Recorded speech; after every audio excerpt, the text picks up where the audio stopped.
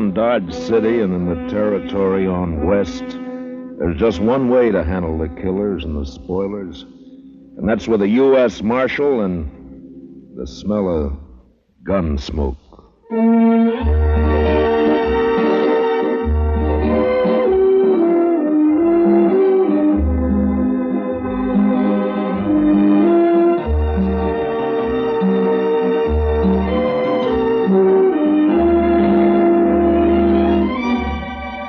Gunsmoke, starring William Conrad. The story of the violence that moved west with young America. The story of a man who moved with it. Matt Dillon, United States Marshal.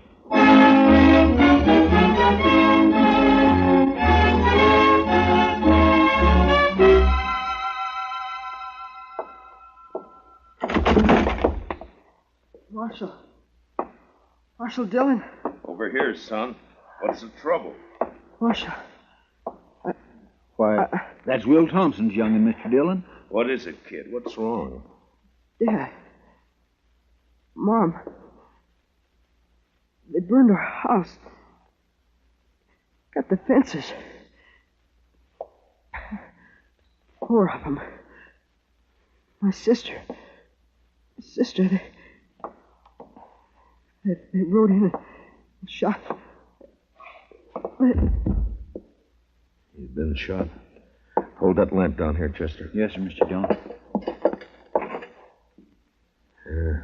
Blood all over the back of his shirt. Will Thompson, he's a homesteader, isn't he? That's right. Came to Dodge City about 3 months ago. Took up a section over on Mulberry Creek. Mr. Dillon, you want me to go get the doctor? No. Boy doesn't need a doctor now.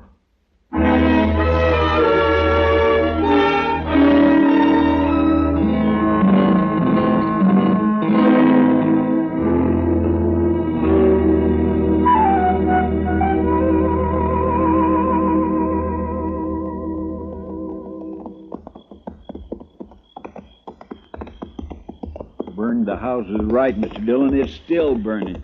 Yeah, what's left of it is. Watch yourself now, Chester. Yes, sir. No sign of life, though. Whoever did it's probably long gone by now. No reason to hang around. Now, let's tie up here and look around on foot. Bring up your carbine, Chester. I got it, Mr. Dillon. Yeah, they even fired the corn crib. Now, why would anybody want it? What's there? What is it? It's a dog. Shot. A dog?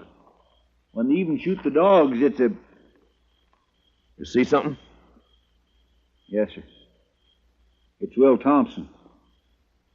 I think it's Will. What do you mean you think it's Will? Scalped. You was Indians, Mr. Dillon. I couldn't have been Indians. Only tribe reported in 20 miles is the Kiowas, and they wouldn't do anything like this. They've been peaceful for years. Yeah, I don't know, but... Come on. Let's find out what happened to the rest of the family. Yeah. Besides Will and the boy who rode into town, there's Ms. Thompson and a daughter. Girl about 17, pretty as a picture. There's something lying over there by that cottonwood. Yeah, I see.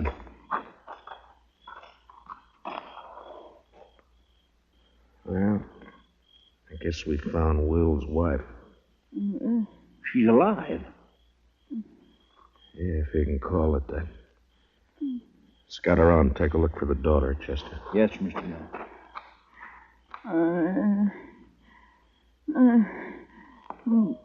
It's all right, Miss Thompson. It's all right. It's all right. Mary. My daughter. They took her and dragged her away. Easy, man. Easy now. I tried to stop them. I held on to one of them. He kicked me loose. And His spur came off. It's here, somewhere. It's on the ground somewhere. On the ground. Yeah, I see it. But my daughter. I took her away. My baby. There now. My baby. There now. It's all right. We'll find her, ma'am. We'll find her and then...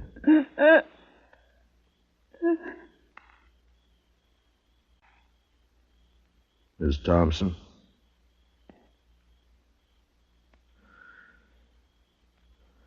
Well, you're better off, ma'am. Mr. Dillon? Yeah. Over here in the Willis. I found her. All right, Chester.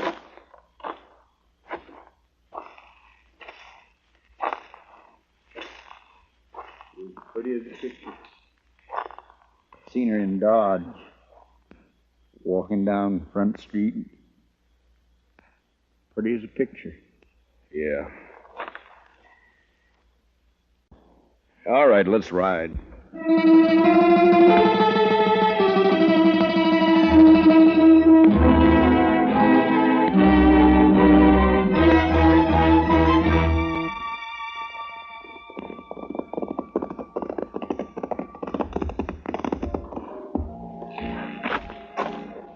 We'll look in the Long Branch first, then if Jalisco Pete's not there, we'll try the other saloons. I bet his boss is here. He's here every night. Yeah, I know. Follow me in, Chester. Just keep him off my back. I'll take care of the rest of it. Yes, sir. Good luck, Mr. Dillon. Yeah, thanks.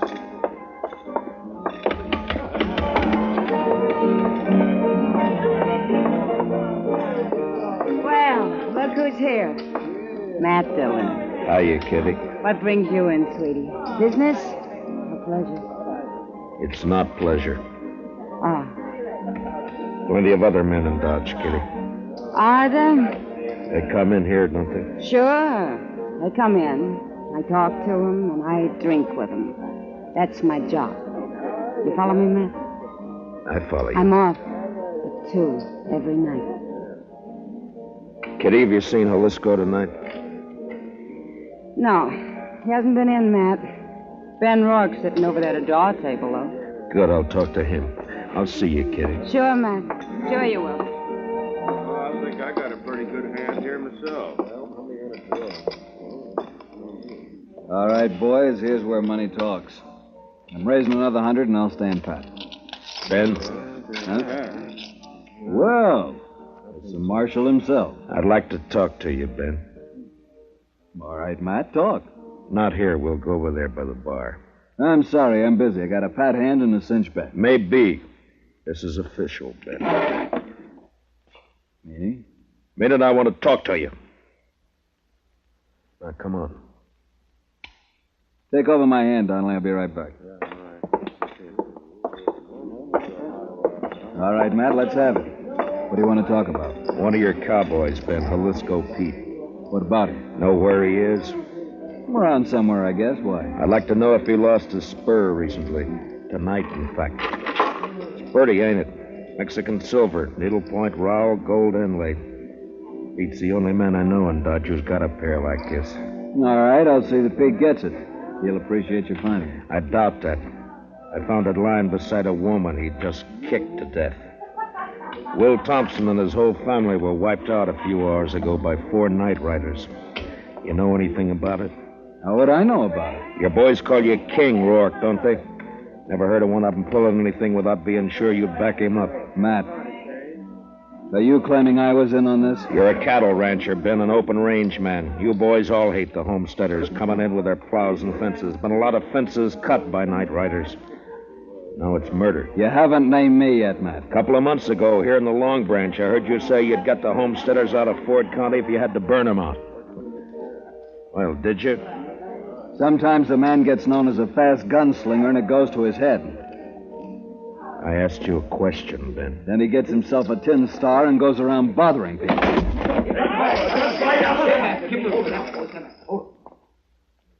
Ben, if you're figuring to draw on me, don't. Why not, Matt? I've seen you in action. You're not fast enough. asked you a question. And maybe I don't feel like... What's going on in here? Nothing. Oh, there you are, Marshal. How are you, Colonel? Marshal, what's this I hear about an Indian uprising? There's been none that I've heard about. Whole family massacre, the way I hear it, sir. Murdered and scalped. Scalped? 2 of them were. So it was Indians. What game are you playing, Matt? Indians don't cut fences, Ben. That's a cattleman's trick. Scalping, too? Could have been an afterthought. It wasn't an Indian who lost that spur. Well, we'll soon find out about it. I'm riding into the Kiowa country with Troop C tonight. I hope you won't do that, Colonel Blake. You know the Kiowas are peaceable enough when you let them alone, but if you push them, they'll fight. True enough, Marshal. We can't let them get away with it. The Indians weren't responsible, Colonel. I got evidence to the contrary. Give me 24 hours and I'll prove it. Well, I certainly don't relish stirring up a tribal war, but... Just 24 hours. Well, all right. Ben, if you know where Jalisco is, you better turn him in. It'll save trouble. When any of my boys need discipline, I take care of it. Not this time. Other people are involved. Homesteaders. Squatting on a measly 320 acres apiece. Ruining the whole country. They got rights, Ben. Who says so? I do.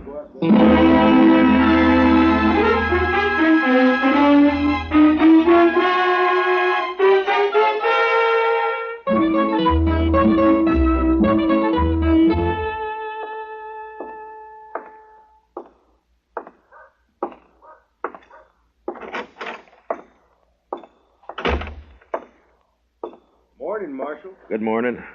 Any luck, Chester? No, sir. I just stopped by the jail here to see if you'd found him. I wish I had. I'll head out again in a few minutes. Oh, this fellow's been waiting for you all morning, Mr. Dillon. Is that so? My name's Ezra Hawkins, Marshal. We ain't met before. I got a homestead up the river. Don't leave me much time to get to town. I see. Well, what can I do for you, Mr. Hawkins? Well, it's about what happened to the Thompson family last night.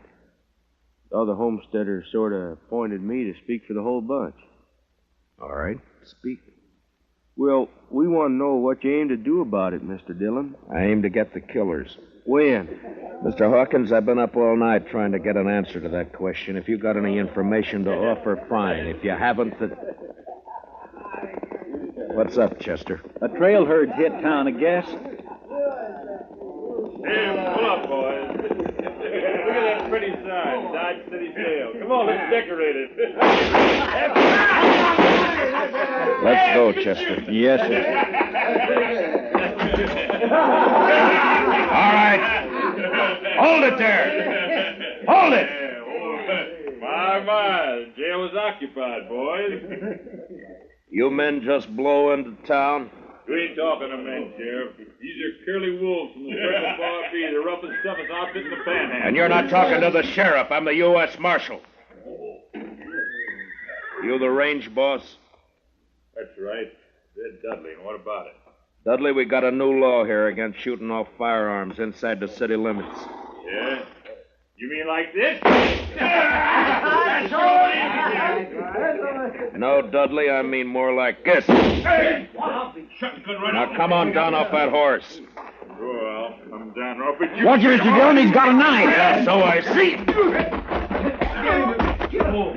Well, nice work, Mr. Dillon. Drag him in and lock him up, Chester. Throw some water on him. Yes, sir. All right, curly wolves. Your boss is jailed and fined $50. You can get him out tomorrow morning. We got the money for that. I'll take him now. I said tomorrow! Now on the move. All of you. Get!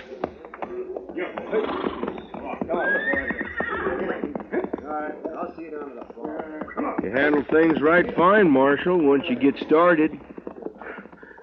Thanks, Hawkins. Only trouble is some of us homesteaders are getting kind of impatient. The cattle ranch has been treating us pretty bad for too long. The boys are all meeting at my place today. I reckon I can hold them back till tonight. You know what I mean, Marshal. Yeah. I saw it happen in Abilene. Dirty and bloody. I'd hate to see it happen here. Sure, I know what you mean. Range war.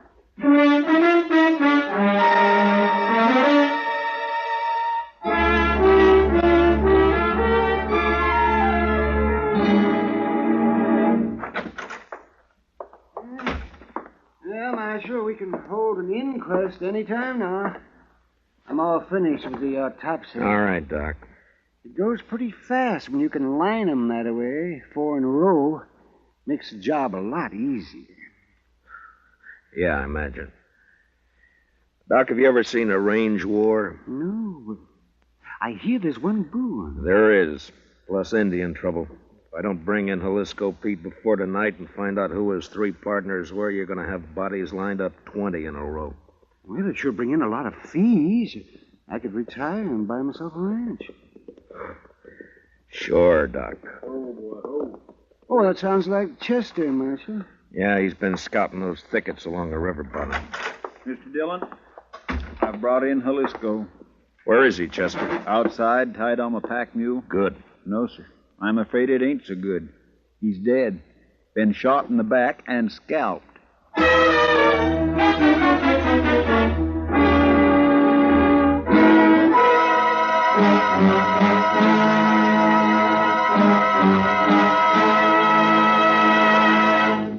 We will return for the second act of Gunsmoke in just a moment, but first, CBS Radio, in cooperation with Time Magazine, makes available to you, free of charge, a valuable convention handbook packed with facts and sidelights about American national political conventions. This convention handbook, containing a convention map and box score of interesting pictures and a complete history of this old American custom, will be yours if you send a postcard with your name and address to Time, CBS, Chicago 90, Illinois. That's Time, CBS, Chicago 90, Illinois. And now, with William Conrad starred as Matt Dillon, here's the second act of Gunsmoke.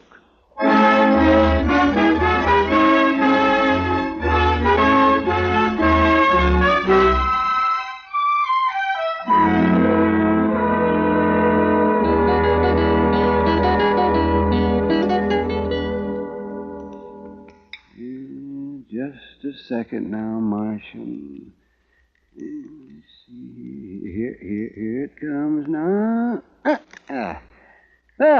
There's the bullet. If it'll do you any good.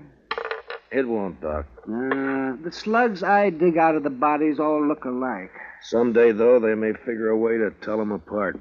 Maybe even tell which gun fired which bullet. Oh, no, not a chance of it, Marshal. Well, I guess that's all I can do for the late lamented. Oh, I see he's only wearing one spur. Yeah, I know. I got the mate to it here. That's what I wanted to talk to him about. It's too bad, Marshal. His talking days are over. Yeah, somebody made sure of that, all right. Then tried to cover the trail by scalping him. Well, I can tell you one thing. It wasn't done by Indians. That's my guess, too. I've seen how Indians do it. Down in the territory, up in the Dakotas, slick and clean. Nothing like this. Why, I could do a better job with my eyes closed. Yeah, I bet you could. Well, I guess I'd better get ready for the rush. Looks like a showdown, Marshal. And I don't see any way that you can stop it. Neither do I.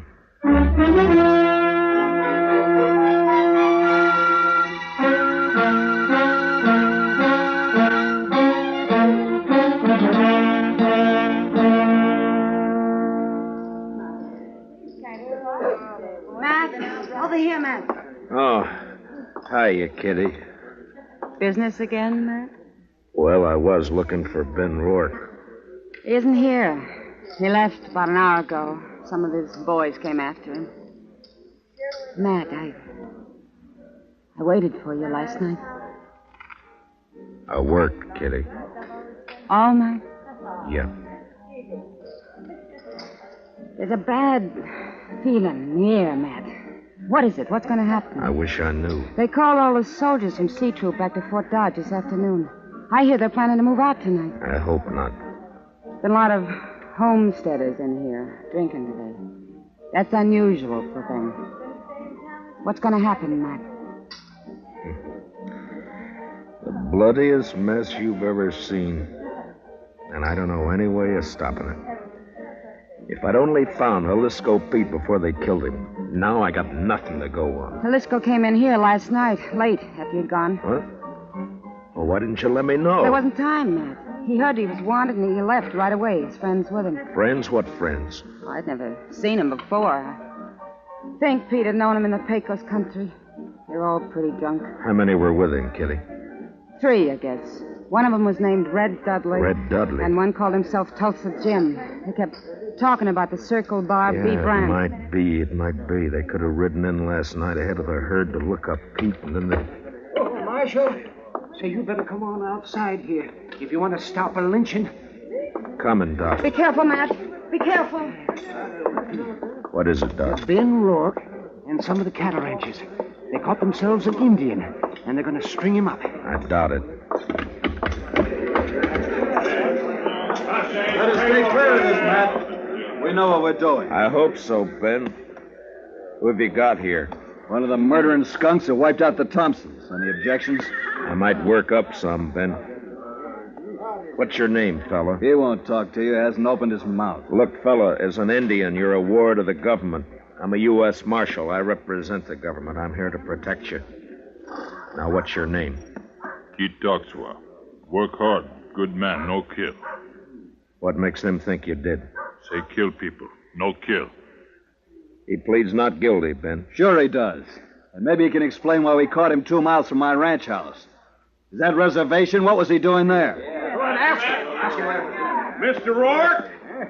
Maybe I can tell you what he was doing. What? Ezra Hawkins. One side, if you don't mind. Let me through here, please. Let him stand. Thank you. We got tired of waiting, Marshal. We come on into town. Maybe that was a mistake, Hawkins. Maybe. You have to play it the way you see it. Look, mister, let's have it. What's this all about? I'm a homesteader, Mr. Rourke. Well, I accept your apology. Weren't no apology. I just wanted you to know who those 100 men across the street were. They all got guns. 100, huh? Well, there's 30 of us, so the odds aren't bad. What's on your mind? This Indian's been working for us, Mr. Rourke. Tracking down fence cutters. Maybe that's why you caught him within 2 miles of your house. Got the nerve to come out and say what you mean, homesteader? You bet I have, fence cutter. All right, hold it. Now, you're covered, Ben, and you too, Hawkins. This play's gone far enough. Not giving a man a chance to draw, Matt? Not this time, Ben. All right, Katuxa, climb off that horse and get over here behind me. Move slow and stay out of the line of fire. You men, if either side makes a move, Ben and Hawkins will be the first to get it. You understand? Doc, take us into your office. Oh, sure, right away, man. Well, Matt, what's the next step? You can't keep us here with our hands in the air forever. I don't intend to. I got one of the murderers locked up in jail. I want you two to come along and listen to his statement, but leave the questions to me, all right? That's just fine with me, Marshal. It's your show, Matt. Good. Come on.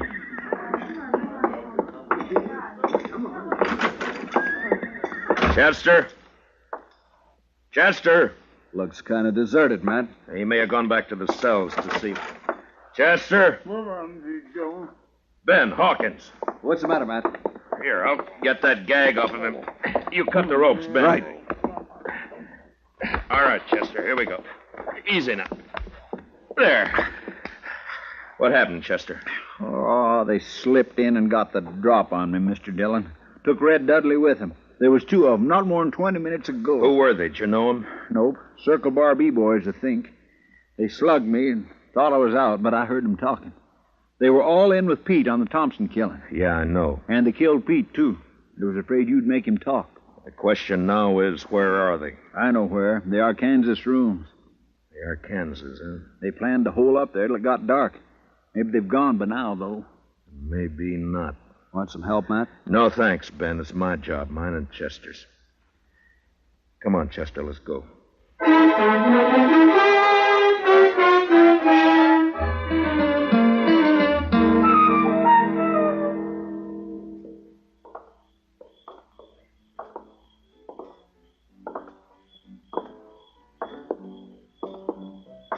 The rooming house is all dark, Mr. Dillon. That doesn't mean a thing. Watch the windows. That's you, Dillon? Drop behind that water trough here. Use your carbine. It's more accurate. Yes, sir. All right, Dudley. Come on out. You're under arrest. Come and get it! Fire at the flashes, Chester. That came from the side window, Mr. Dillon. And 10 to 1, there's somebody behind the other corner. So...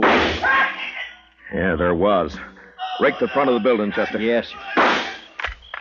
I got one. He's hanging out the window. Yeah, it's 2 down and... Dillon! Hold your fire! I give up!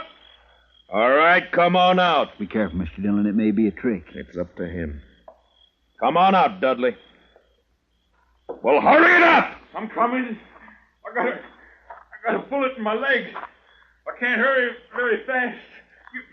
You got me all wrong. Watch it, he's drawing. Wrong, Chester. He started to. See if you can find the doc and get him to help you pack these things over to the jail. Yes, sir. Right away, Mr. Dillon. Matt? Are you all right, Matt? Yeah. Yeah, I'm all right, Ben. Had a clean sweep, huh? Looks that way. Well, bullets are cheaper than rope. I guess so. Ben, you and your boys aren't murderers like Red Dudley, but this business of fence cutting can lead to a range war, too.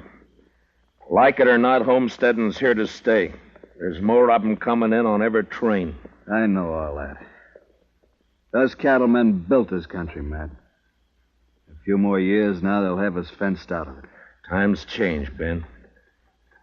There's range still left out west, New Mexico, Arizona. Yes, I know. Some of us have been thinking about it. Matt, they'll fence you out, too, you know. Yeah, I guess they will. Well, when that time comes, I'll move on. If I'm still around. Farms and families. Next thing they'll do is set up courts and bring the law in here.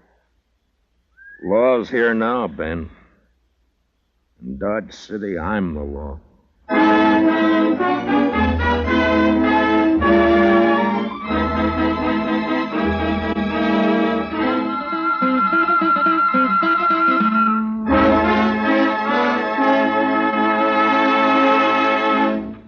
Gunsmoke, under the direction of Norman Macdonnell, stars William Conrad as Matt Dillon, U.S. Marshal. Tonight's story was especially written for Gunsmoke by Les Crutchfield, with music composed and conducted by Rex Corey. Featured in tonight's cast were Harry Bartell, Lou Krugman, and Georgia Ellis, with Jack Crucian, Barney Phillips, Vivi Janis, and Johnny McGovern. Parley Bear is Chester, and Howard McNear is Doc. Join us again next week as Matt Dillon, U.S. Marshal, fights to bring law and order out of the wild violence of the West in Gunsmoke.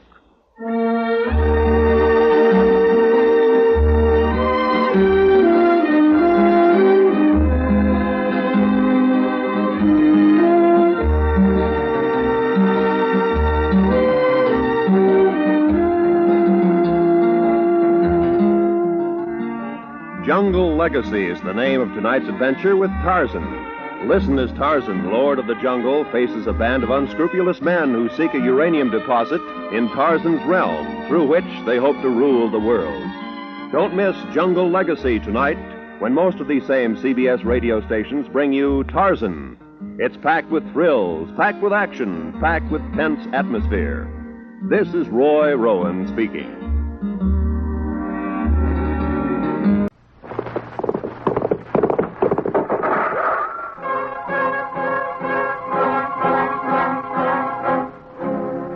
Around Dodge City and in the territory on west, there's just one way to handle the killers and the spoilers, and that's with a U.S. Marshal and the smell of gun smoke.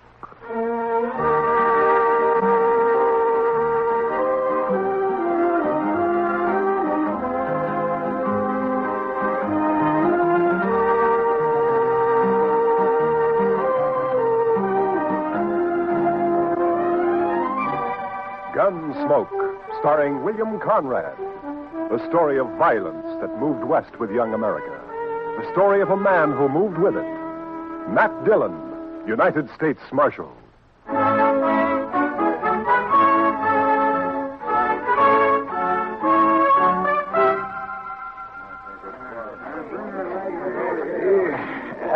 Marshal. Hello, Mr. Biggs. Can I give you a hand? No. This is the last batch here. Hey, wait till the flies get to these buffalo hides in the morning and be enough vultures overhead to keep the place in the shade for a week. Yeah. You'll sure have your hands full by tomorrow night. It looks that way. When these boys turn them hides into cash, they'll bite the corks out of every bottle in town. And some of them look mean enough sober. Yeah. Well, you better bed down and get some sleep, Mr. Biggs. Where are your boys? I don't know. Jeff had some trouble with the dry axle up near Pawnee Rock, and Boaz stopped to help him fix it, but they shouldn't be this long behind me. Well, if I see him, I'll tell him where to find you. You can tell Jeff, but Boaz ain't even going to hear you. Why? What's the matter with him? Oh, he's riding higher than an eagle. You know that white buffalo you've been hearing about? The albino? Mm-hmm. Well, it's just Indian talk. Oh, you think so, huh? Well, if it is, Boaz sure shot himself a mighty scared buffalo. White as borax. That ought to fetch a price. Hey, anybody seen Marshal Dillon? Over here, Chester. You better saddle up, Mr. Dillon. What's the matter, Chester? Indian trouble. 2 men dead and a couple of wagons burned up out there. I found this. A war rattle made out of buffalo toes. Arapaho. Well, they haven't been making any trouble. Well, these did. I was topping a hill when I saw the wagons go up in fire. It was Indians, all right. I saw one ride off. That's funny. I never heard of Arapahoes attacking at night. How far out, Chester? 10 mile, maybe, toward Pawnee Rock. Pawnee Rock? Marshal, my sons was coming from there. Easy, Mr. Biggs. Lots of wagons in the territory. Marshal, I didn't see another wagon between here and Pawnee except the ones we had, but the Indians killed my boys. There's only one way to make sure, Mr. Biggs. Saddle up and ride over to my office. I'll be with you as soon as I can get my horse.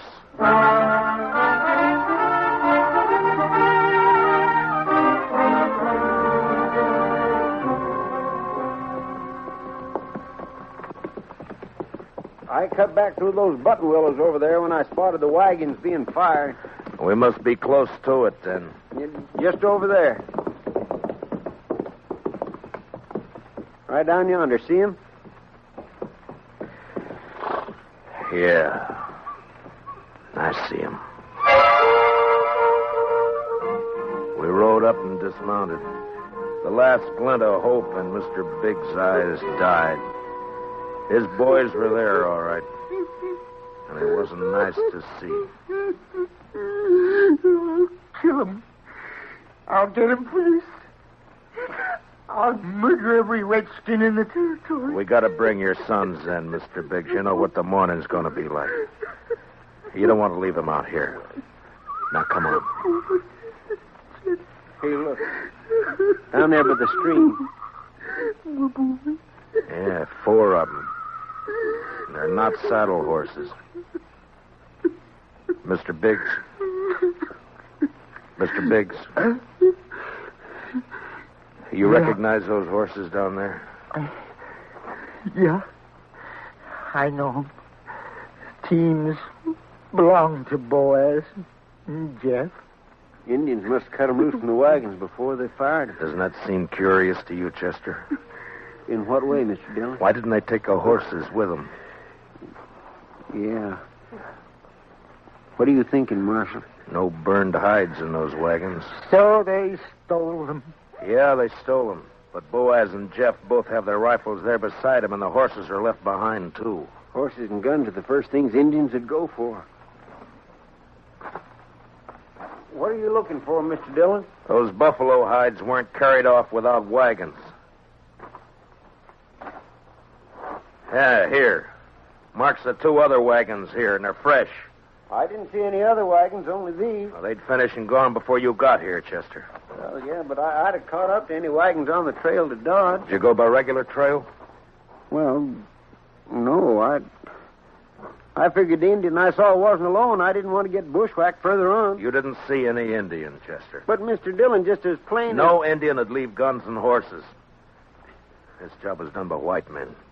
It didn't take anything that could be recognized or identified. You mean somebody's in Dodge by now? With the hides my boys worked and sweated to get? I'm afraid so, Mr. Biggs. There'll be more than 300 buffalo hunters there by morning. It could be any of them. We'll find the right ones. Oh, how? The albino. Whoever killed your sons will have that white buffalo hide.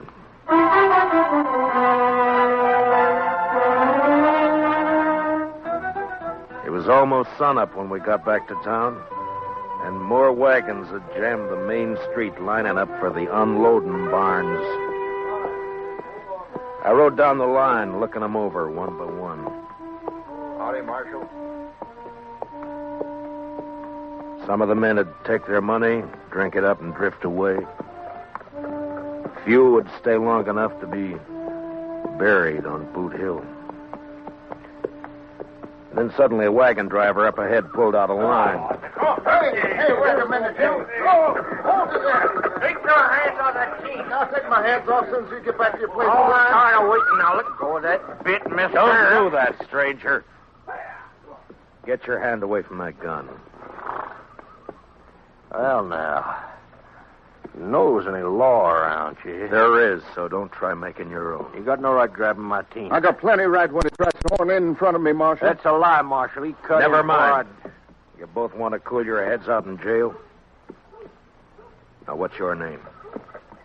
Tennessee's good enough. A lot of people from Tennessee coming into the territory. Most of them are pretty peaceful. That sounds like you're saying I'm not. You move pretty fast for that gun. Man can lose his temper. You lost yours 4 times, according to the notches you've carved into that gun butt, but don't try for number 5, not here.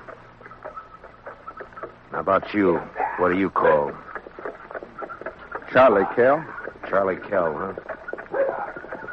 They ever call you Chuck? No, Heard of a Chuck Kell a couple of years back, come from Kentucky. not me. Man I heard about was a gunfighter, so he never wore gloves. See, you don't either. It's pretty rough on the hands. Thanks, Marshal. I'll make sure to take better care of him. Yeah, do that. I'll be around a while, Marshal. Maybe we can have another talk. Anytime. They'd need watching. But what I wanted now was a white buffalo hide. Searching the wagons wouldn't do. There wasn't time, and a search had let the killers know that something in the hides they'd stolen could be identified. The time to find out would be when the buyers checked them. I got Biggs and Chester to cover 2 of the unloading barns, and I covered the 3rd one. And then finally daylight came, and the haggling started. Son, you want to sell those hides? Better learn how to handle your skinning knife a little better. They're as good as any. And full of holes they ain't. Give you $4 a hide for the bunch. You gave that last fellow 8. He looked tougher than you. 6. I'll take 6. 4. Take it or leave it. You think you can rob me, mister? Watch your mouth, boy. Here, none of that. Let me go! Easy, son. Go! Let me have that gun just so you won't be tempted. There, that's better. Give me that. Give it back. You can pick it up at my office whenever you're ready to leave town. Yeah, you look like a city boy to me. Where are you from? St. Louis? None of your business. When something's got you beat, son, there's no shame to admitting it and going home. Sometimes that takes a real man. Don't tell me what to do. Why don't you watch your own job? Why don't you leave me alone, Marshal? I ain't got a white buffalo hide. What'd you say, boy? You heard me. What do you know about a white buffalo hide? What everybody else knows. That you're looking for one. Everybody in town knows it. How? Because the old man whose sons were bushwhacked all liquored up over at the other barn, shooting off his mouth.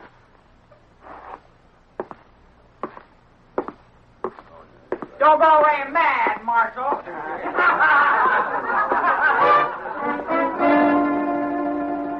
Mr. Biggs wasn't at the barn where I'd left him. I cut through an alley to Front Street and headed for the saloons. I never got to him. Mr. Dillon? Mr. Dillon? What's the matter, Chester? Old man Biggs. Where is he? I'm looking for him. Well, he was over by the barn I was watching, drunk. going through the wagon. Yeah, I know about that. I was trying to get him to go back to his own barn, but all of a sudden, he took off. For where? I don't know, but there was one wagon he was watching in particular. The driver walked away from it with a package of some kind. That white hide? It could have been, I don't know, but Big sure thought so. He lit out after the fellow with blood in his eye. Which way? Down there where the boy's been hitching the empty wagon. Well, let's go. Old boy's drunk enough to make trouble. He's liable to kill somebody. Or get killed.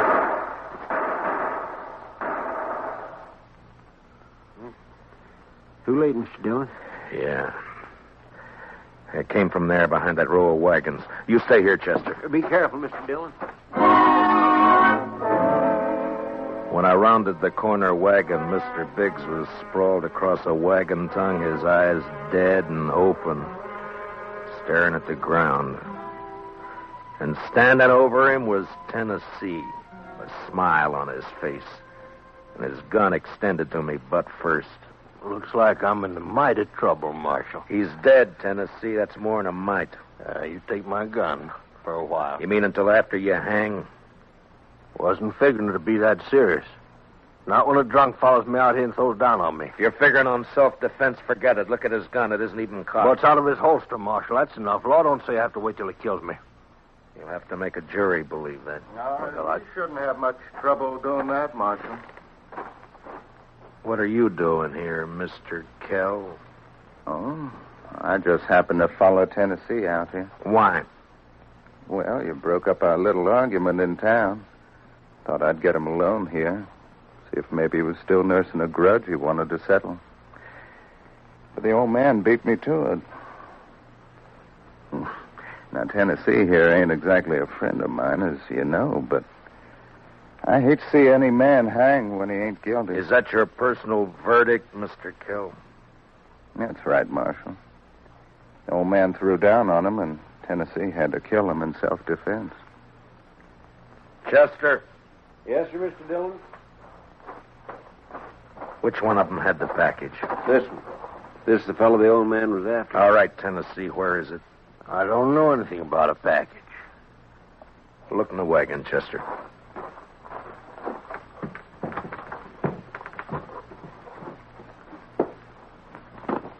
See anything? Nothing here.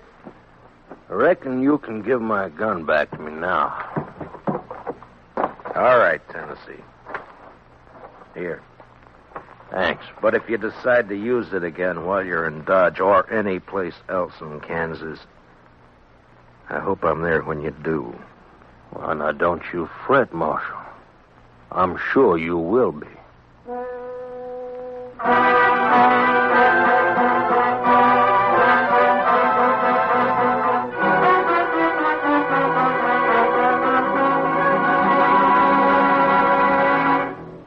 We will return for the second act of Gunsmoke in just a moment. But first, action, excitement, thrills. That's Gangbusters. Gangbusters helps to fight crime by fearlessly naming the criminals. Listen for it later this evening on CBS Radio. Now, the second act of Gunsmoke.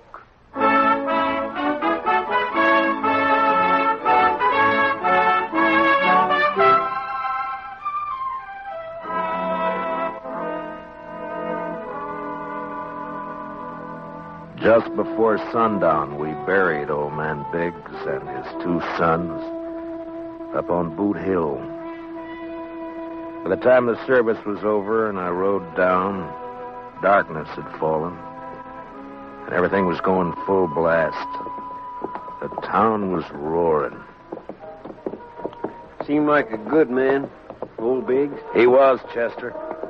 So were his boys. Yeah, but there are too many men like Tennessee and Cal coming in, Mr. Dillon. They won't last, Chester.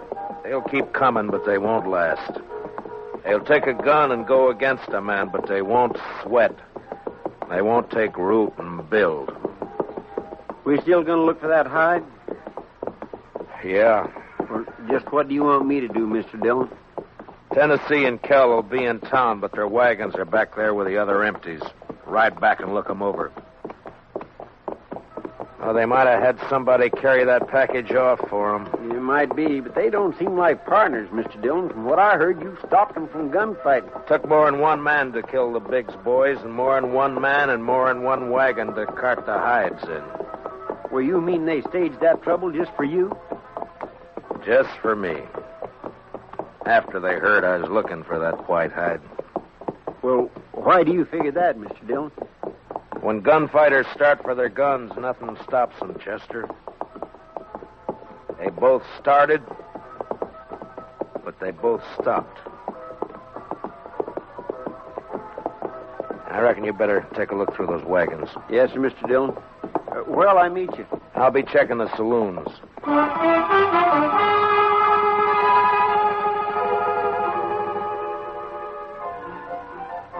One by one, I made the stops. The Long Branch, the Alafraganza, the Texas Trail. And one by one, they got quieter as I went in. As though each place was holding its breath, waiting for something to happen. The last place was a Mexican hangout. A long, dark walk.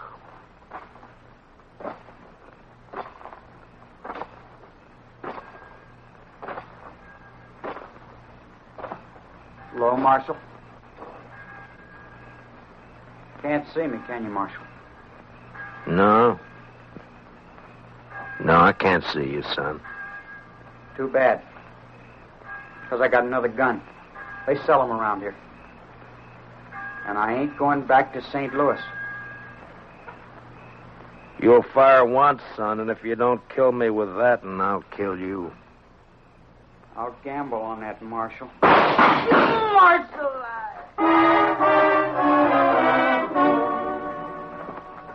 He lurched from the shadows into the street, staggered, and fell. And then he rolled over on his back, and his eyes struggled for a minute like they were trying to remember something. And then he went blank. Well, he was right about one thing. He wasn't going back to St. Louis. Well, what do you know? The marshal's real handy with a gun. Stay out of this, Kel. But I may have something to talk over with you later. Meaning what? If you don't know it, then you got nothing to worry about. I've been hearing a lot about how fast you are with a gun, Dillon. Anything to it? I'm still alive. Yeah. This your hobby, shooting kids? He was old enough to try to kill me. I don't like it, Marshal. That's too bad, Mr. Kell. The Chuck Kell I heard about would have loved it. They said he'd killed 2 kids under 16, one of them his own brother. No, you didn't hear the whole story, Marshal. The Kell you heard about killed a marshal, too.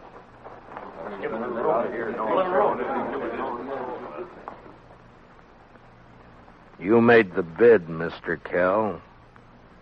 And you got a gun. Use it or I'll take it away from you.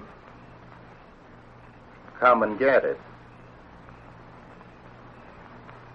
Anytime. Here it is.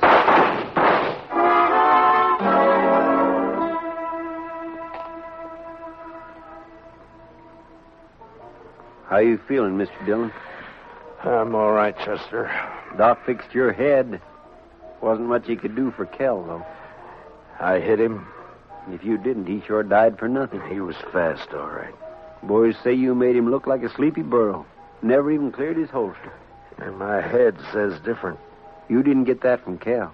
What do you mean? Tennessee was up the street with a rifle. He creased you. Huh? Where is he now? I don't know, Mr. Dillon. He rode out of town before I could stop him. I was the only one who saw him. I was coming up street to find you. All right. Let's get out of here. Did you find anything in the wagons? No, sir. But I found Tennessee's wife. Wife? That's right, Mr. Dillon. In a small wagon next to his. He's a squaw man. His wife's an Indian girl. Well, let's find her.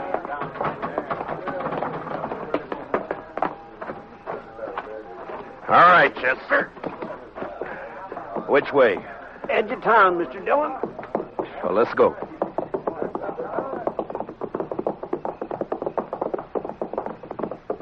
You talked to the wife? Yes, sir. Found out Tennessee and Kell were friends, all right. They left her here night before last and arranged to meet her here today. She said they were driving empty wagons when they left her. Ask her what tribe she belonged to? Didn't have to ask, Mr. Dillon. I could tell by her beads. She's an Arapaho.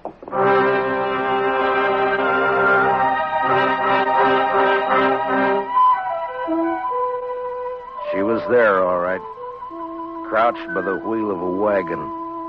Her face was bloody, and she stared into a small campfire, rocking back and forth without a sound. She wasn't beat up when I left her, Mr. Dillon. Where's your husband? He gone. Gone where? He gone. Tell me which way he went, and I'll bring him back to you. No. You lawman. Your husband had a white buffalo hide, didn't he? Tell me. No. Other man killed white buffalo. Then your husband took the hide away from him? He buy. He buy hide. He didn't buy him. He killed 2 men to get him. He killed with Indian paint on his face. He left an Arapaho war rattle. He wants the blame to come to your people. If the white men think the Arapahos are on the warpath, the soldiers will come. No. Arapaho peaceful. Where's the white hide? What'd your husband do with it? He tell me. Bury it. Where? Where's it buried? There. Back there. By tree. Go dig it up, Chester. And then stay with her till I get back. You going after him, Mr. Dillon? As soon as she tells me which way. All right, Mr. Dillon. You're white man. No good. Now tell me which way he went. You let him go. He not come back. I can't let him go. If I do, the soldiers will come after your people. He beat you, and he ran away from you. Now he'll bring death to your tribe unless I get him. Where did he go? He ride to where moon sleep. I rode east.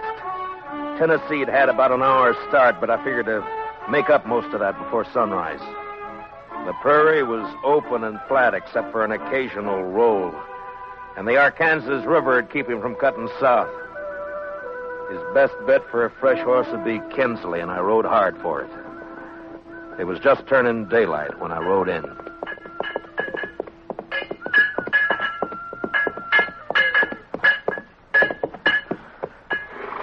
Well, howdy, Marshal. Morning. Good morning. Got a place I can water my horse? Trough right there. Just let him loose. He'll find it. Thank you. Looks like you come a long way. Dodge. Another fella here just a few minutes ago been riding hard, too. He come from up Pawnee way, though. Tall, dark, riding a vinegar roan? Yeah, that's right. You get a fresh horse here? Had to send my boy out the corral to get one for him. He'll be back soon. You mean he's still here in town? Yeah. Asked about breakfast, so I sent him over to the Widow Hilliard's place. Right over there, across the road. Thank you. I'll be back. Say, you after that fella, Marshal?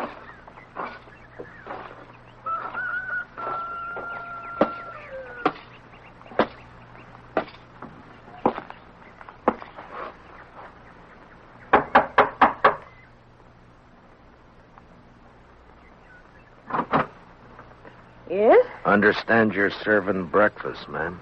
Why, sure thing, Marshal. Dillon!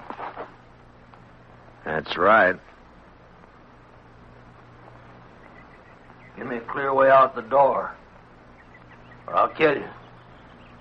Come by me, Tennessee. I'll come shooting. That's all right. But just be sure you get me this time. Why, you...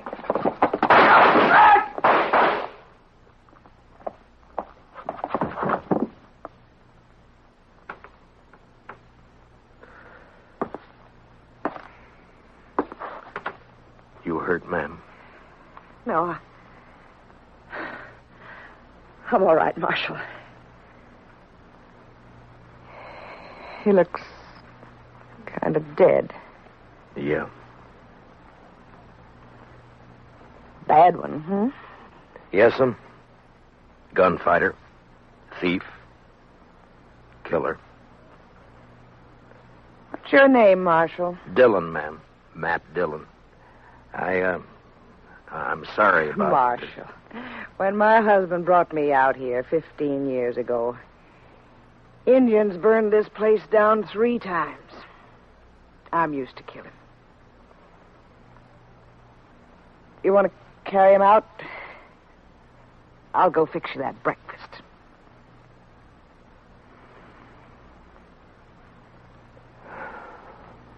Thank you, ma'am. It's a long ride back to Dodge.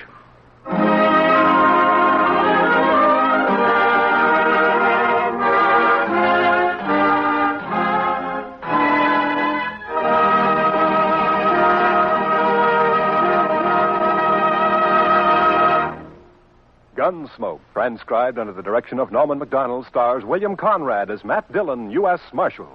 Tonight's story was specially written for Gunsmoke by Joel Murcott, with music composed and conducted by Rex Corey.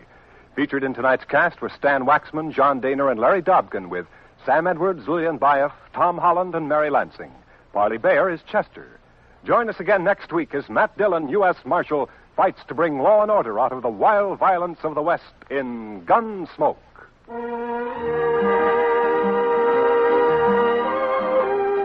Something new in CBS Radio Newsroom coverage, World News with Robert Trout presents as a special weekly feature an interview with a crack CBS Radio News correspondent.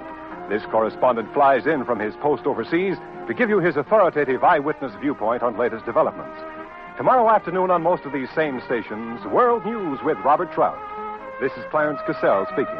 And remember, from now to November, you'll find intensive, impartial campaign coverage on the CBS Radio Network.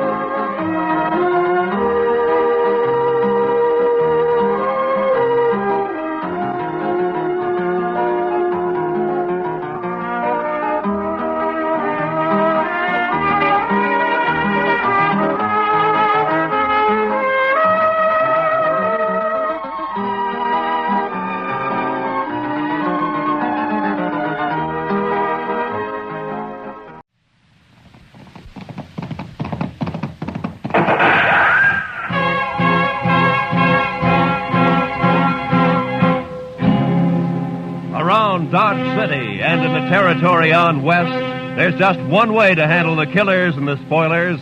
That's with a U.S. Marshal and the smell of Gunsmoke.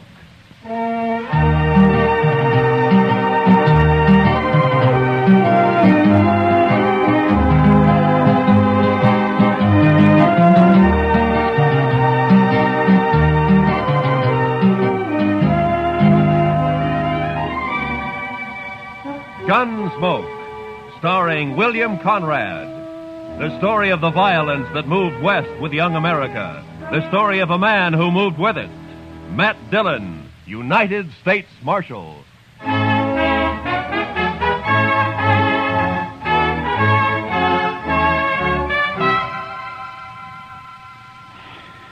Sure is hot today, Mr. Dillon. Yeah. Used to get hotter in Sweetwater, though. Texas? Yes, sir. But I wasn't there very long. No? What'd you do there, Chester? Oh, I was a salesman, Mr. Dillon. Salesman? Well, what'd you sell? Lightning rods. Lightning? Oh, well, now, they're good things to have, Mr. Dillon. Why, I had a line of Well, now, lightning don't rods explain it to me, Chester. Too hot. Well, I'll go get us some beer. Maybe that'll help. I don't think I want any beer, Chester. Well, then, why don't you just go take a siesta, Mr. Dillon? I'll stay here in the office. Why don't you just leave me alone, huh? All right, Mr. Dillon.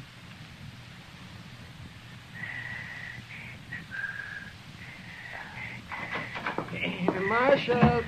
Yeah, what do you want, Doc? A couple of cowboys been feeling their liquor over at the Texas Trail. That's what saloons are for, isn't it? Yeah, they were giving Kitty a bad time. Oh? She got rid of them now. But they're down at the end of Front Street now, making remarks and pestering the town ladies. It just might lead to trouble. Well, I'm not going to walk down there in this heat just to lecture a couple of hard-nosed cowboys. I'll go, Mr. Dillon. Oh, good, Chester. You go, huh? Just tell them to take it easy and leave the ladies alone. Yes, sir, I will, Mr. Dillon.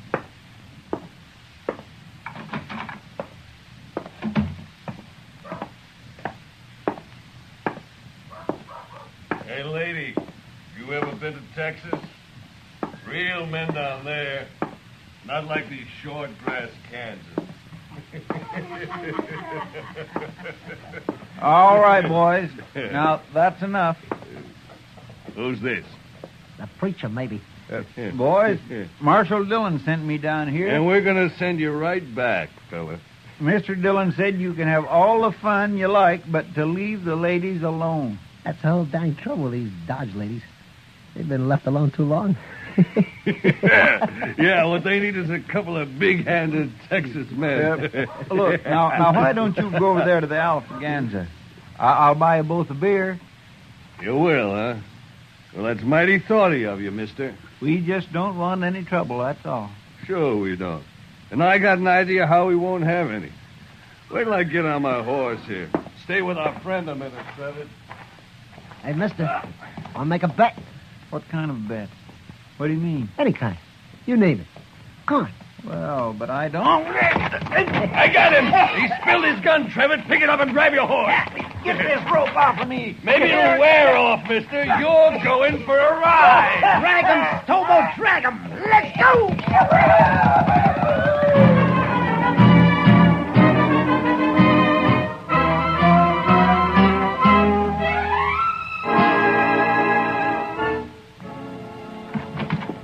I got Chester, Marshal. What?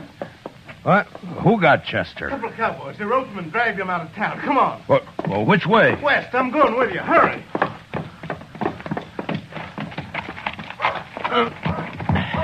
Come on, right.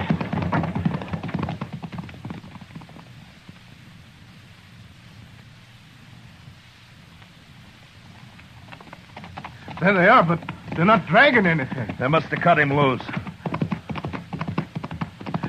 There he is, by that sagebrush there.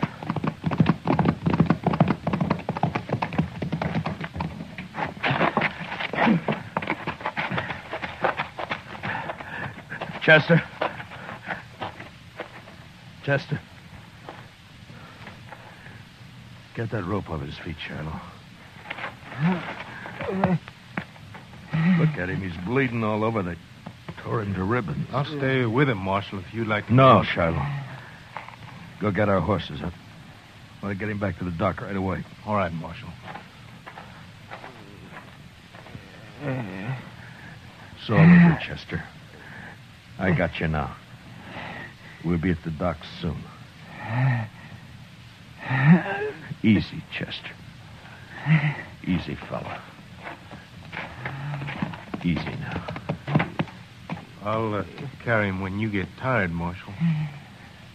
I won't get tired, Shiloh. Not for a long time.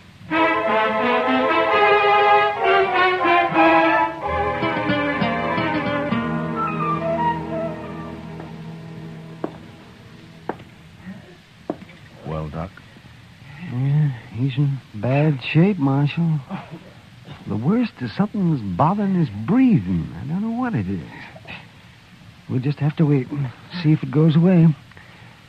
If he lives the next few days, he'll pull through. Oh, Doc. I know. But I'll stay right here with him. Why did I have to send him?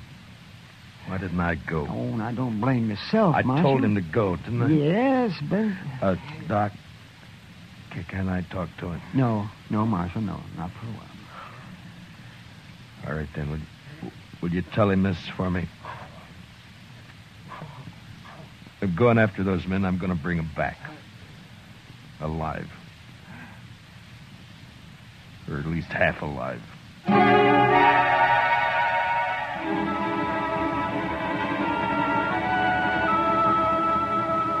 In the street outside, waves of heat move back and forth, making things seem unreal. Like Chester lying up there at docks. That seemed unreal somehow. I walked down to the jail, and I went inside, and I sat there for a while. And then all at once, I got up and unbuckled my guns, and I hung them on a peg behind the desk. And I went over to the Texas Trail. I'm over here, Matt. Sit down. Matt, I heard about Chester. How is he? Doc doesn't know for sure. Oh. They were in here bothering you. Who were they, Kitty? I never saw him before. One was a kind of weasel-faced man named Trevitt. And the other? Big man. Real brute. Named Stobo, I think. I see. What outfit, they say? Would it be the Crow Track? Yeah. The Crow Track's holding a herd up the river. Thank you, Kitty. Wait a minute, Matt. Yeah? It's no business of mine to ask, but where are your guns? It would have been easier for Chester if they'd have shot him and killed him. But I don't see... So I'm not going to shoot them. Chester dies, I'll see him hanged. Otherwise... Otherwise what, Matt? I don't know. But I'm going to bring him back and we'll wait and see. You're taking an awful chance. Maybe. Oh, Matt. Please be careful. Sure. Kitty? Yeah, Matt. Look in on Chester once in a while, will you? Maybe Oh, of course I will. Don't worry about him. Thank you, Kitty. So long. Hey, Marshal. What is it, Shiloh? I'll walk outside with you. Marshal, I want to ride after those cowboys with you. No, Shiloh, I'm going alone. But we could use you here at the jail. Here? I'm going to take 2 prisoners. I don't know when or how, but I need a jailer when they come in. So I'll bring them in with you, and then I'll... No.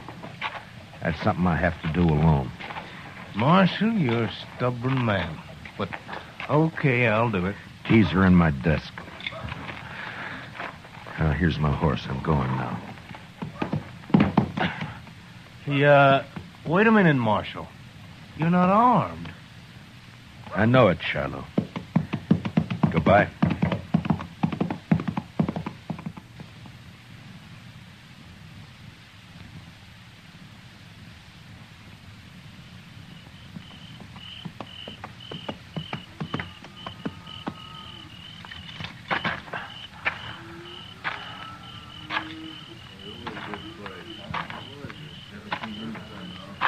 Who's the trail boss here? Where is he? Here I am, and I don't need any rider. Maybe not, but you got 2 riders I need. How's that? Just what do you want, mister? That's the Crow Track outfit, isn't it? That's right. I'm looking for a couple of your men called Stobo and Trevitt. They ain't here, mister. And where are they? They come back this afternoon, picked up the gatherings, and left. Didn't even wait to get paid off. Now, I'm telling you this just because they're no good, and I'm glad they're gone. Which way'd they go? I wouldn't tell you if I knew, mister. I didn't think you would. Who are you, anyway? I'm a U.S. Marshal on the Dodge. That's so? Well, I don't know what you want them for, and I don't care, but How you going to take her, Marshal? Put salt on her tail? You ought to at least take a club if you're going after that Stobo. He's mean, he's big. Besides being a Texan. We've hung Texans up here before, mister.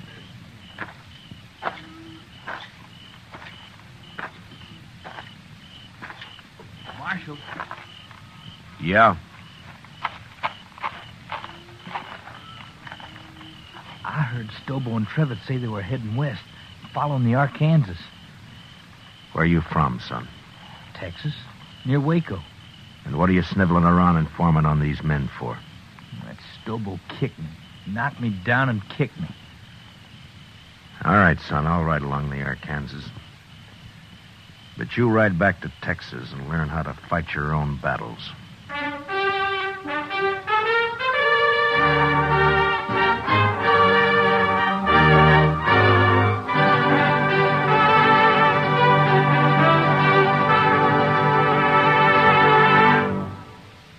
We will return for the second act of Gunsmoke in just a moment. But first, the conventions start next Monday when the Republican Party takes over Chicago.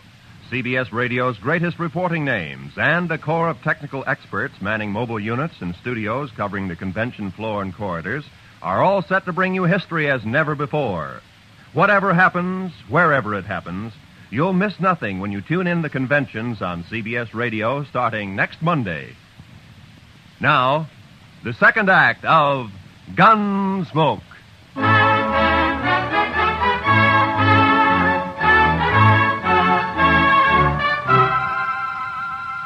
I cut straight down to the Arkansas and followed it west. I rode close to the water where I could use the sound of it for only my cover. After an hour or two, I spotted a hobbled horse alone. Stobo and Trevitt must have separated. I got down and followed the animal's tracks as best I could in the moonlight until I caught the dying coals of a campfire on the bank ahead. To one side, I could make out the huddled figure of a man asleep in his blanket.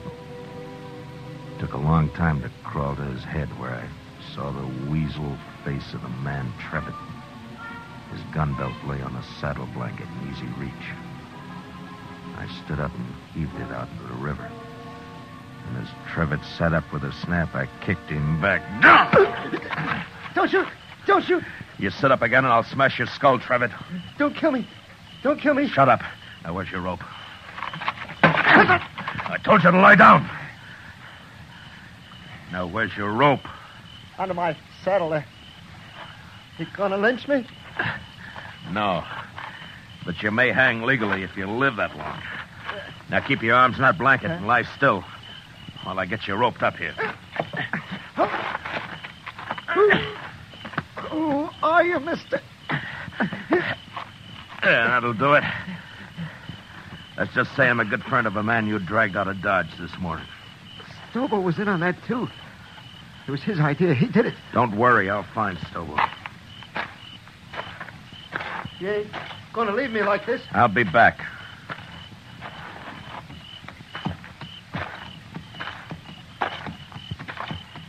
You ain't even carrying a gun. Too bad for you, I'm not. Now, Trevor, I'm going to throw you across my horse and tie you on. He'll take you into Dodge right to the jail. When you get there, tell Shiloh who you are if you can still talk. And he'll give you a nice, clean cell. You're the marshal. I'll be back when I find Stobo. You can't do it, Marshal. I'll die on that, son.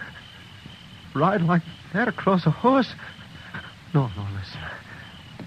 Stobo's about a mile upriver. We had a row and I left him. See, I told you, Marshal. Let me go now. Trevitt, how would you like to go to Dodge behind my horse with a rope around your heels? No, don't, Marshal. Don't kill me. I'll pack you on now.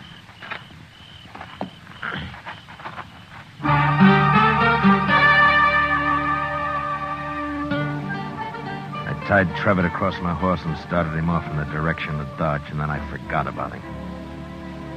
Stobo was next. I rode west on Trevitt's horse. Dawn was just breaking when I saw him, crouched behind a campfire, cooking breakfast. His horse was saddled and stood nearby. I rode straight up, got down, and walked over.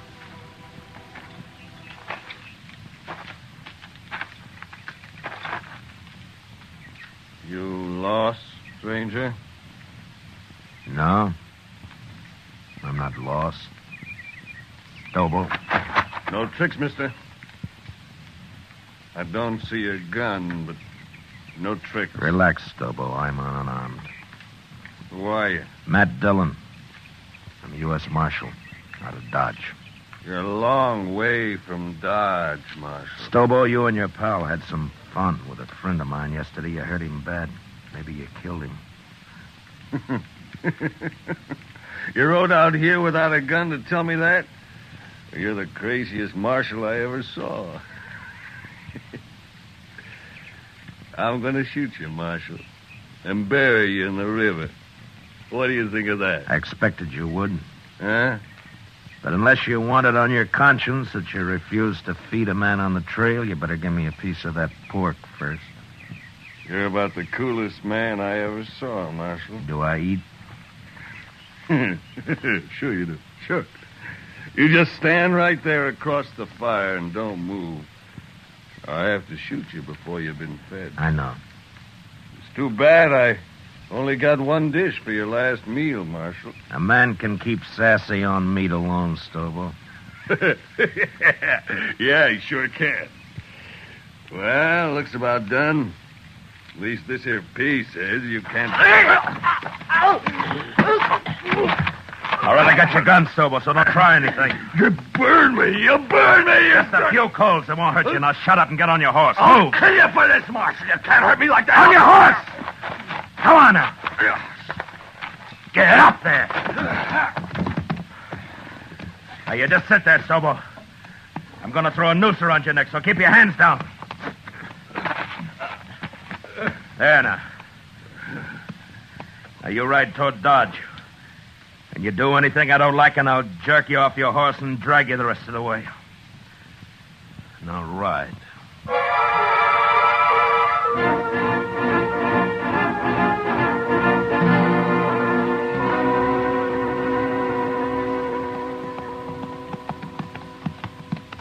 The jail's on the left. You see it? I see it. All right, pull up. Shiloh! Shiloh! Well, hello, Marshal. This other one? Yeah. Trevitt, get here. More dead than alive, but he's here. It was rough, Marshal. Real rough. Yeah. Shiloh, how about Chester? Tell me. Doc ain't sure yet, but he's alive. Lock Stobo up. I'm going over to Doc's. All right, you get down. And walk straight, or I'll shoot you through both knees.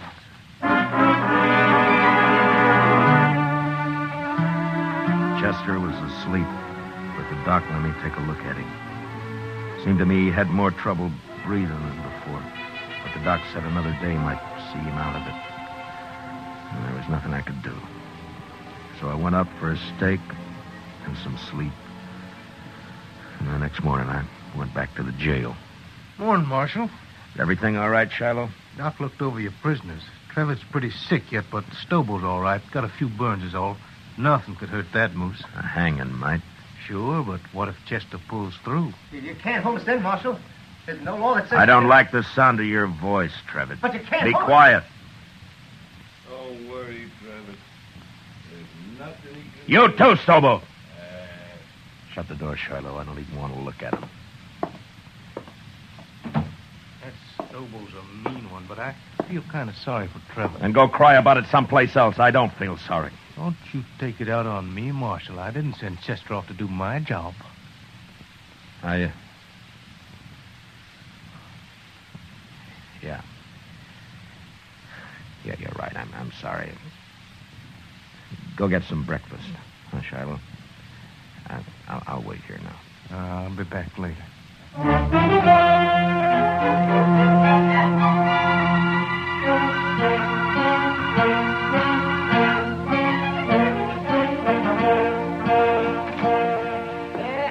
Hello, Marshal. Doc? Well, what is the doc coming? Chester, he's going to be all right. But... You sure? Why, of course, Marshal. His breathing suddenly changed. The pressure's off somewhere. Oh, he's going to be fine. That's good. Of course, he'll be in some pain for a while yet, but... Yeah. All right, Doc, I'll come see him in a little while. I'll tell him for you, Marshal.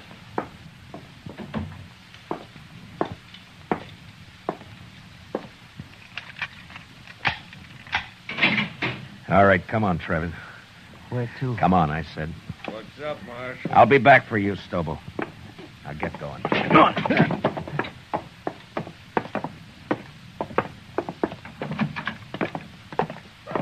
It was Stobo, did it? Not me. You can't do anything to me. Shut up. Trevitt, your horse is down at the National. Go get on it. You turning me loose? Get your horse and ride, and don't ever come back to Dodge, not while I'm alive. Now go on before I change my mind. Yeah, sure, I'll go.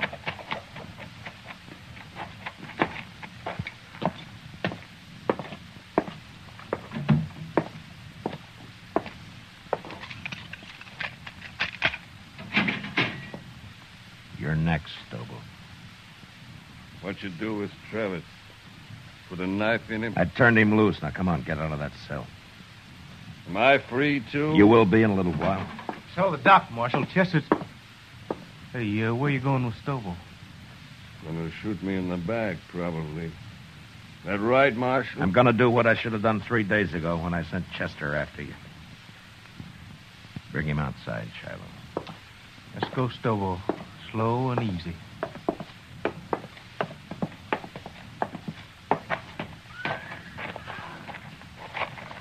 Bring him over here, Shiloh.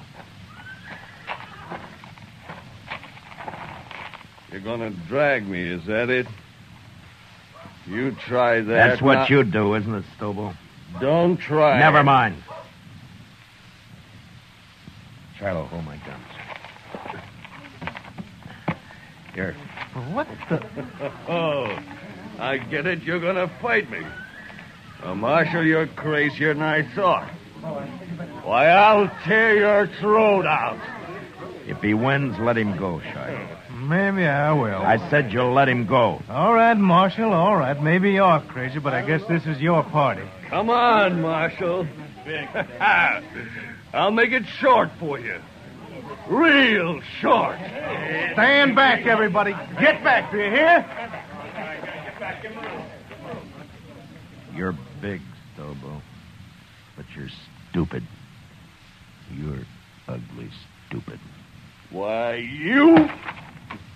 I'll kill you!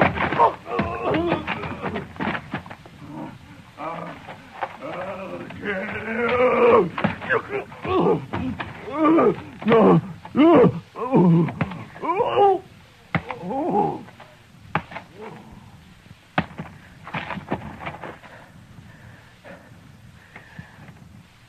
Give me my guns, Shiloh. Here.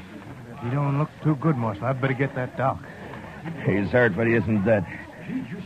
If he can't ride, throw him on a stage, but get him out of here. If I see him again, I'll shoot him.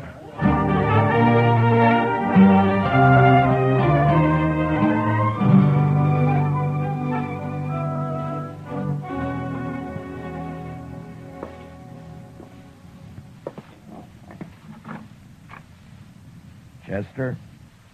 Can I come in? Yes, sir, Mr. Dillon. My, what happened to you? I've been lecturing a couple of hard-nosed cowboys. One in particular. Oh, I see. I'm sorry, Mr. Dillon. Those two sort of got the drop on me. Yeah, it sure did. Mr. Dillon? Yeah? I've been thinking, and... Yeah? What is it, Chester? Well, Mr. Dillon, I'm not much help to you here. Maybe I better just... That's enough, Chester. Well, but I've been thinking Well, that... just stop thinking. Yes, sir, Mr. Now, look, Chester, I'm going to tell you something. I I need you here. You see, you're the only man in Dodge I can really trust. The only one. Yes, sir. Well, you can trust me, Mr. Dillon. Yeah, I know.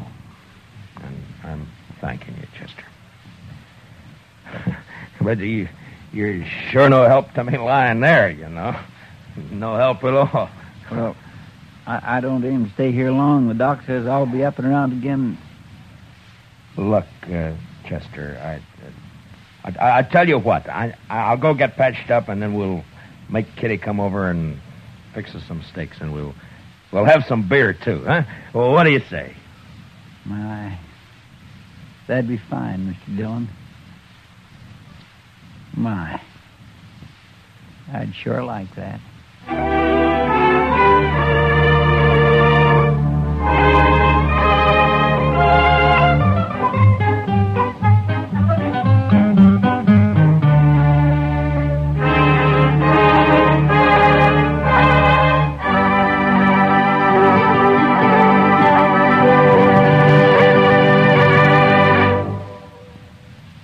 Gunsmoke, transcribed under the direction of Norman Macdonnell, stars William Conrad as Matt Dillon, U.S. Marshal. Tonight's story was especially written for Gunsmoke by John Meston, with music composed and conducted by Rex Corey. Featured in tonight's cast were Paul Dubov, Lou Krugman, and Georgia Ellis, with Don Diamond, Gil Stratton, and Jack Crucian. Parley Bear is Chester, and Howard McNear is Doc. Join us again next week as Matt Dillon, U.S. Marshal, fights to bring law and order out of the wild violence of the West in Gunsmoke.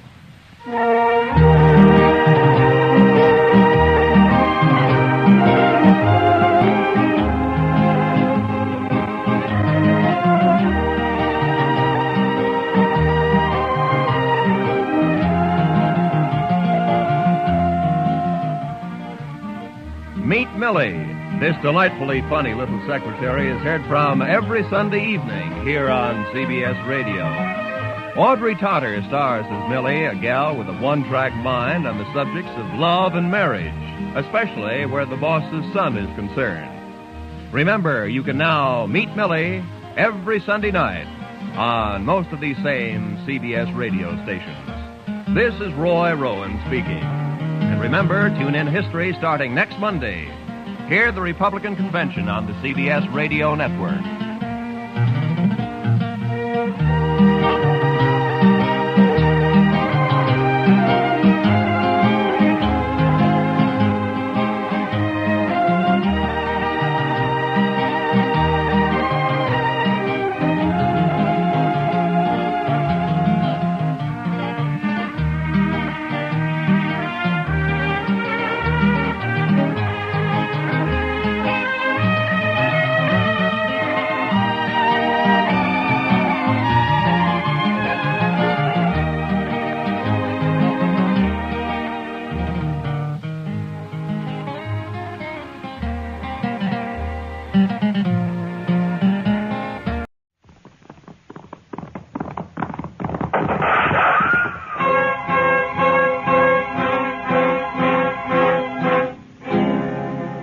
Dodge City and in the territory on West, there's just one way to handle the killers and the spoilers, and that's with the U.S. Marshal and the smell of Gunsmoke.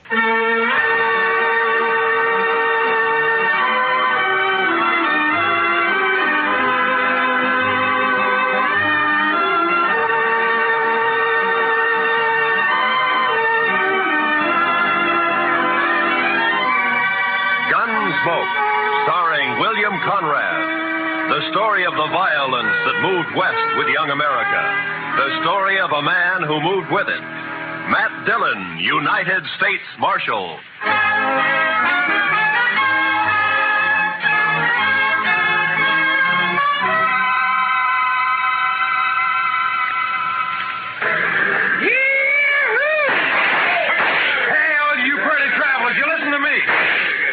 You gotta get welcome to Dodge City proper like.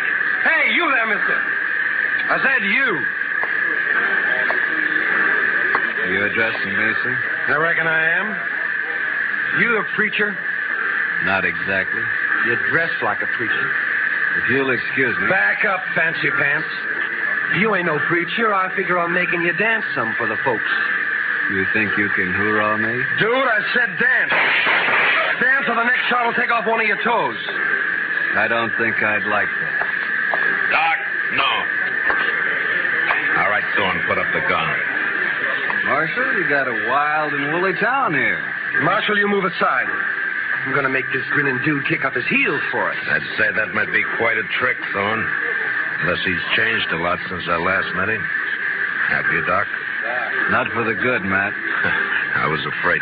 You pasty-faced tenderfoot. I said for you... Shut up, Thorne. He's drunk, Doc. He's dead. You just don't know it yet. I'll take it good if you'd meet me later at my office. All right, Matt. To you. Well, that's sure a lot of talk. Now I'm going to shoot that dude's boot heels. Fire one shot and I'll pistol whip you, Thorne. What's that? You're kind of forgetting who's holding a gun, ain't you? Oh! I wasn't forgetting. Oh, my wrist. You broke my wrist. I doubt it. Now let's go to jail. Oh, you can't put me in jail. I'm Thorne Finley. Move. Oh, you wait till I tell Big Jack about this, and I will, too. Do that. He might be grateful to me for saving your neck.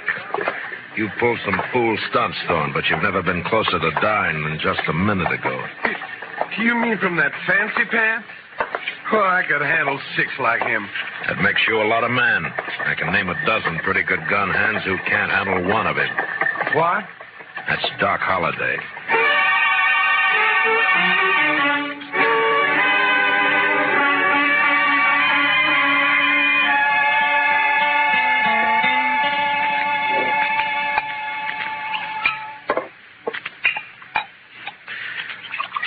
There you are. Salute, Matt. Salute, Doc.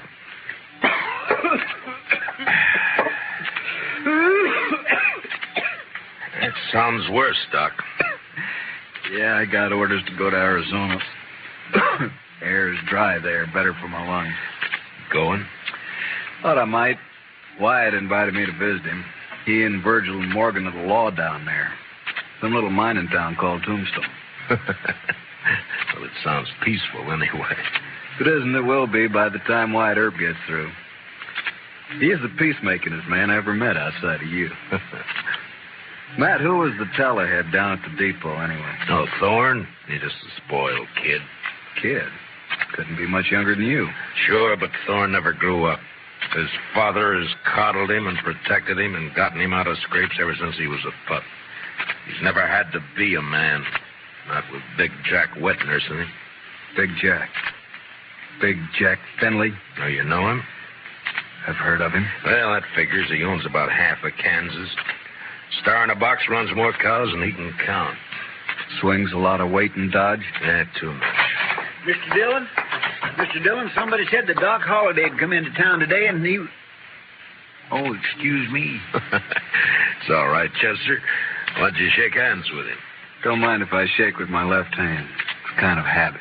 Yeah, I know. Mr. Dillon has the same habit. He would. How about dinner tonight, Matt? Sure. How long will you be in Dodge? Not long. Just till I finish a chore. Oh? That chore have anything to do with Big Jack Finley? Might say so. Gonna kill him.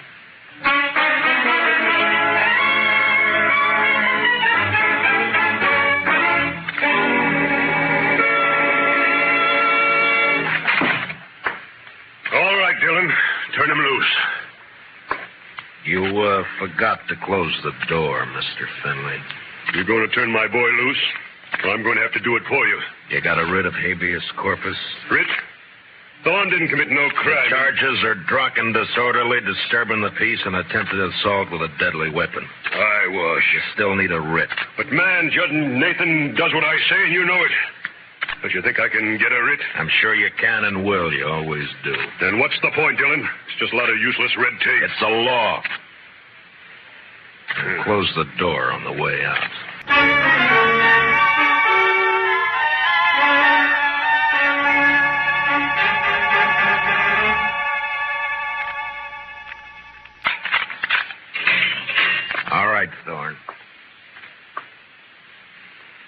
Didn't I tell you Big Jack would get me out?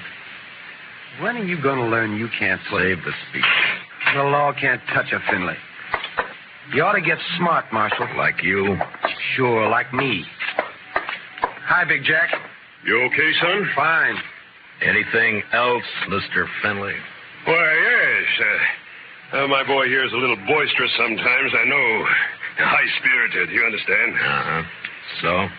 So, I want to put a stop to all this nonsense of yours arresting him every time he kicks up his heels a bit. Now, go on.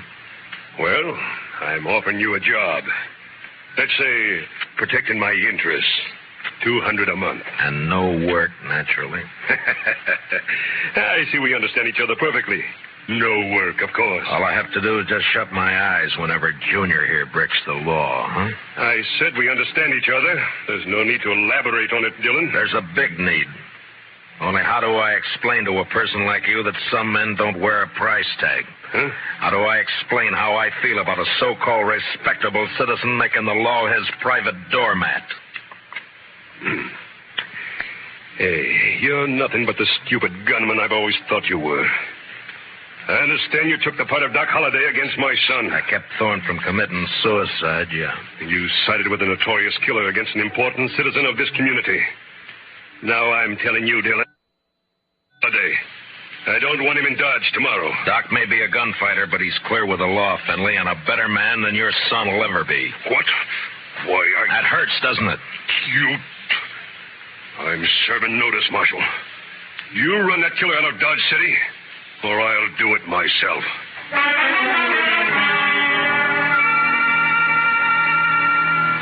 Big Jack Finley, cattleman and self-made king of southern Kansas. No better or worse than most of the men carving empires out of the West. Until love for his son blinded him to the fact that Thorne Finley had gone bad. And from here on, I knew the war was on between Big Jack and me. So Big Jack Finley's going to run me out of town, huh? No, unless I do it first. Oh? I do something naughty, Matt? Well, you threatened a man's life. That...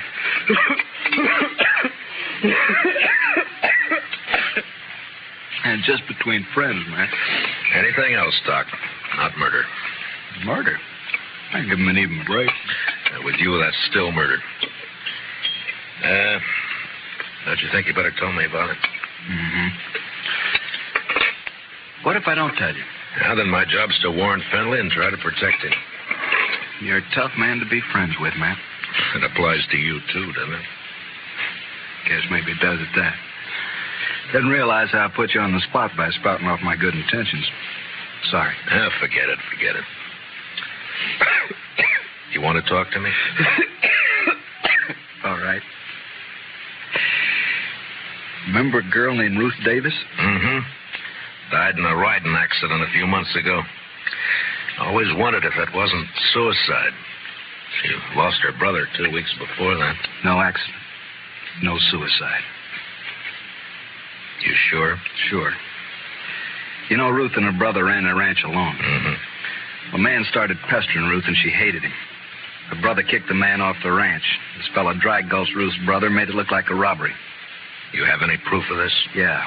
Ruth was afraid to go to the law, so she sent a letter to me. Here, read it yourself. She says the man was Finley and says she expects him to try and shut her up for good. Well, that doesn't mean it's Big Jack. I went to see Ruth's folks. They had her belongings. Among them, I found this. Watch chain. Engraved JF on the clasp. Jack Finley. You see why I've got to kill him, Matt? He forced Ruth's horse over that cliff, sure. But do you still think she died accidental? No. But who's responsible is something for a court to decide. Court? With Finley's money and influence, he wouldn't spend 5 days in jail even if he was convicted, which he wouldn't be. He doesn't own the court. Maybe not, but it's still the most powerful man in the state against a dead girl whose only friend is Doc Holliday. How do you think a judge will decide? Doc, I'm going to ask you a favor. Make it one I can give. I got an idea, but you must let me handle it my way. Give the law a chance. All right, Matt, I can wait. Thank you. I'll keep this letter and chain for a while. All right, but if the law fails, I'll brace Big Jack Finley when he walks out of the courthouse. And you'll be bracing 2 men, Doc. Finley and me.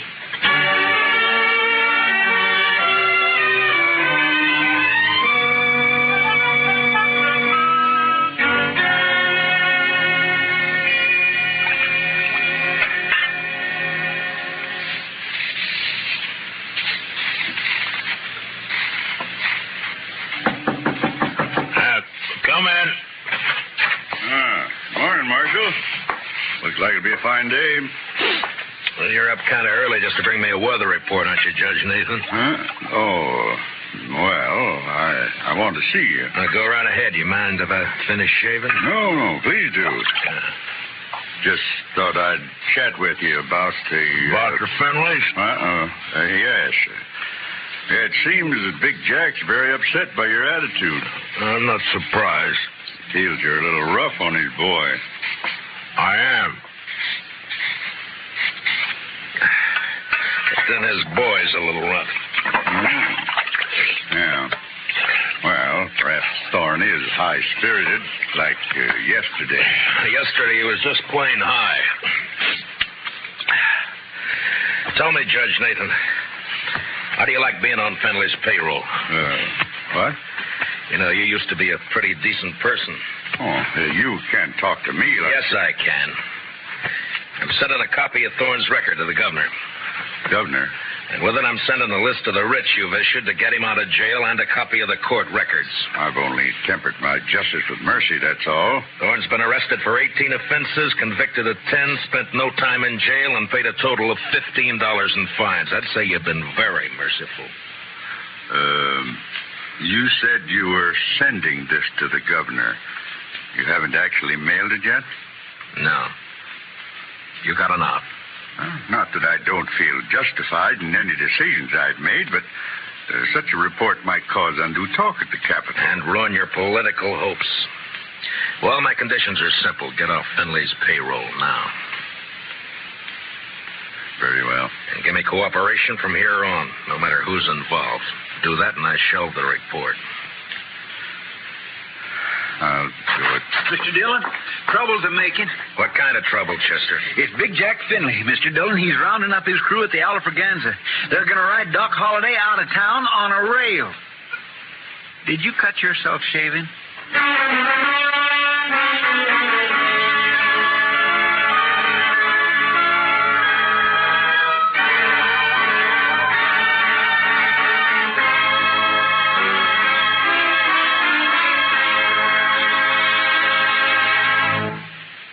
We will return for the second act of Gunsmoke in just a moment. But first, don't forget, starting Monday, CBS Radio's tremendous news staff will start bringing you the complete coverage of the Democratic Convention in Chicago. As you found during the Republican Convention, CBS Radio never misses. So starting Monday, stay with CBS Radio all day and evening for the Democratic Convention. Now, the second act of Gunsmoke.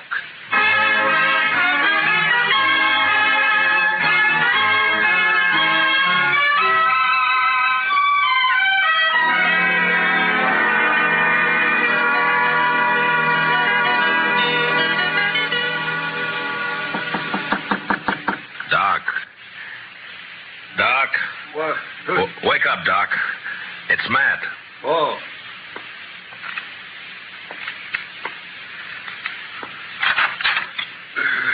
What's up? Trouble. Lots of trouble. Big Jack Finley's organizing a little citizens committee of his own hand-picked men coming to escort you out of town. On a rail? Yeah, that's the general idea. Here, take a shotgun. Yeah, I'll hide it under the covers, modest like. Yeah. I'll wait against the wall here. Good. That'll put him in a crossfire. If it comes to that. There's enough of them, we're in a spot. Yeah, likely we are. You're risking your neck to save me some bruises. One I owe you, friend Matt. It's my job. Still one I owe you. There he is. Wrap him up.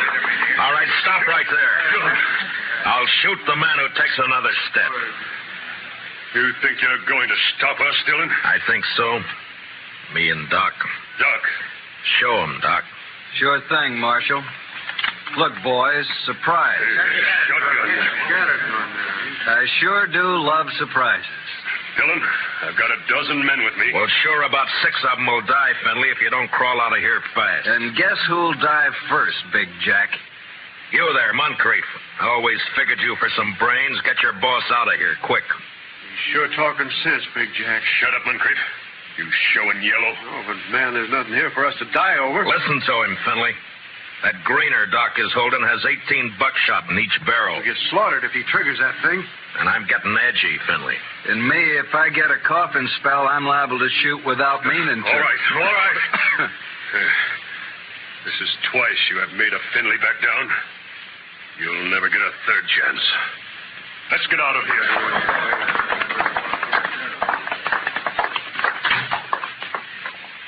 Matt, when you going to arrest him? When I'm ready. Not long. I hope not. Getting impatient to see that man dead.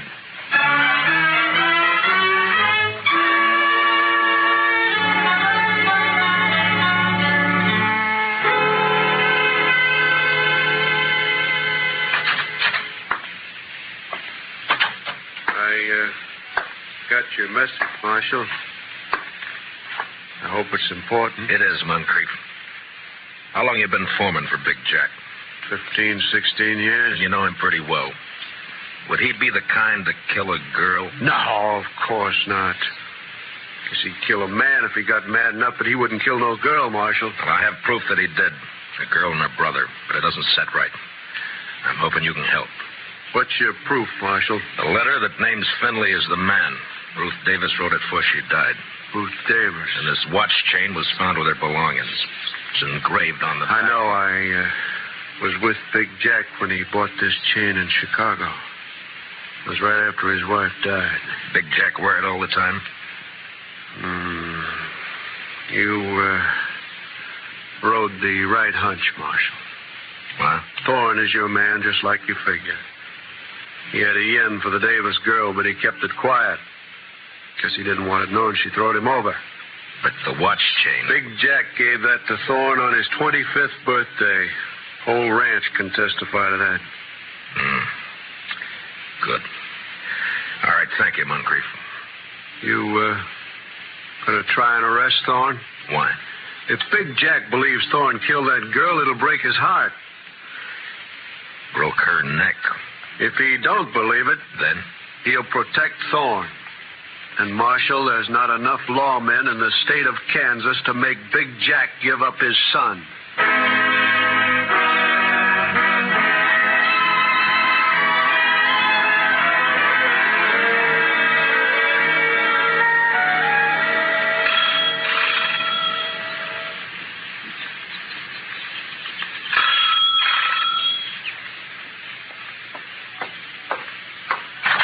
Yeah, what it... Oh, it's you, Marshal. And, John Holliday. Doc, this is Judge Nathan. Holliday? Oh, yes, I've heard of you. I've heard of you, too, Judge. Wonder which has heard the worst. What's that? Why, Judge, I'm here on business. Oh, of course. Come in, won't you? In my study here, so we won't be disturbed. Now, what is it, Marshal? I want you to swear out a warrant for Thorne Finley's arrest. Charge, murder.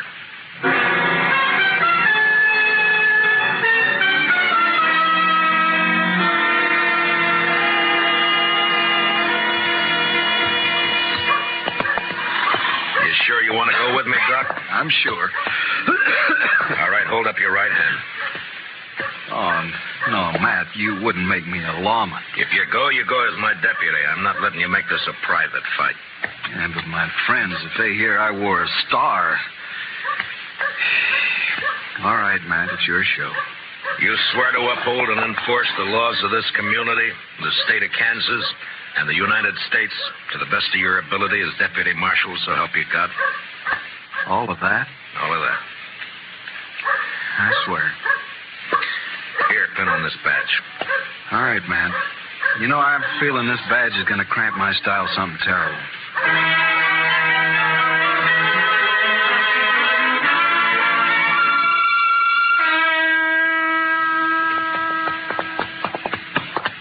Better breathe our horses going up through this pass. We still got a good ride ahead. How far? Oh, about 10 miles. Hmm? What do you think, Matt? Will they fight? Well,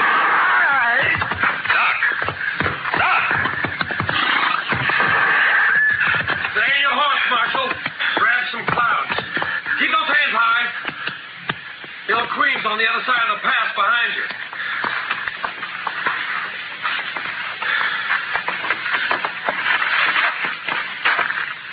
That's being smart, Dillon. Queen will drop you if you touch her gun butt. you're handy at this bushwhacking, aren't you, Thorne? If Doc He's all right. My slug seems to have bounced off his thick skull. Good. Yeah, let's pull your teeth. Better you do it. With your left hand, reach down and across slow. Pull your gun out with your fingertips and toss it away. Nervous? Just cautious. Or maybe this Queen doesn't exist, huh, Thorne? Queen! Queen's one of Dad's men, but I pay him extra to work for me. Any more questions? I guess not. There's my gun. The rifle next.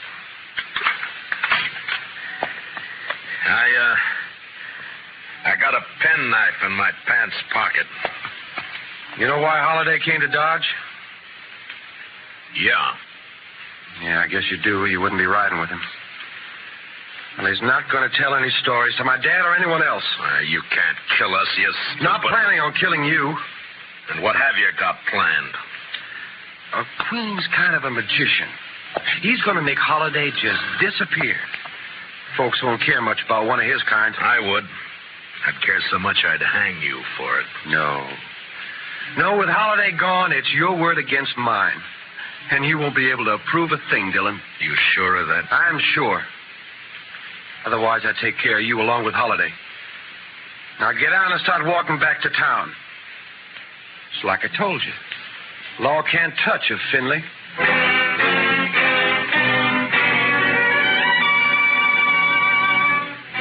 It was no time for heroics, so I walked.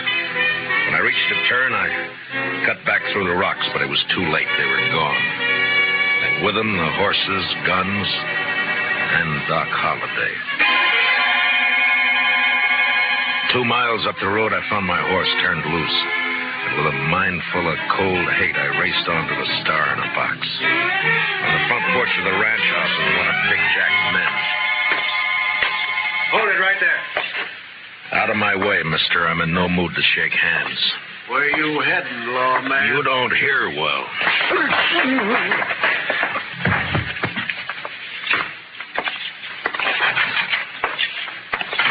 Dillon. Where's Holiday? How should I know? Get off my ranch. And where's that prize son of yours? What? Trot him out. I want him. Do you now? What on earth for? Thorne, put that gun away. Oh, no. This is just in case the marshal loses his temper. I've lost it, Junior. Sure. Dillon, I've had all I'm going to stand from you. You just think you have.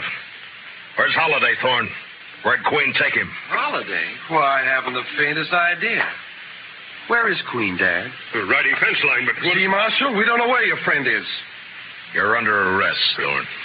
What's that? Ask him to show the warrant. Here. Read it, Finley. What? Oh, no. No, that's not possible. The judge wouldn't issue a warrant without proof. He has proof, Thorne. This is a lie. Thorne couldn't be guilty of murder. No. Take a look at his face. Son. Daddy's trying to frame me. Don't let him get away with this. No, I won't. I won't. Get out, Dillon. Man, open your eyes. This is not going to help you. You heard me. I don't believe you, your warrant, or your proof. I believe my son. So get off this ranch. Get out of the state. You let me see you again, so help me, I'll kill you myself. Forget me. You're bucking the law. You can't. I make my own law. So do I. Doc Holliday. But you're supposed to be dead. Queen was supposed to... He's the one who's dead. I carry a knife in my boot just for men like him. Thorne, God help me. You are guilty. He sure is. And if he knows any prayers, he'd better get 'em over with. No, Doc. He goes back with us as our prisoner. You're wrong, Marshal. I'll take care of my son. Dad. No. You rotten, lying, murderous pup. Please don't, I should have strangled you in the cradle when you were... Finley, look out! I threw myself at Finley. Both of us hit the floor, rolling away from Thorne as he raised his gun to fire. Then in the doorway, the blood-stained, terrible figure of Doc Holliday went into action. His pale hands blurred over his holster. Ruth Thorne!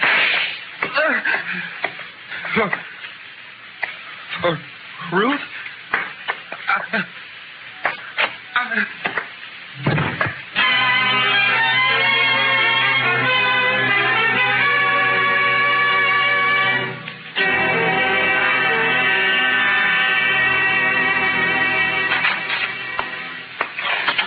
Ready to leave, Mr. Holliday. Thanks, Chester. You sure you want to stay around a while, Doc? Yeah, we're good friends, Matt, but you're a peace officer. I guess I'm not a very peaceful man.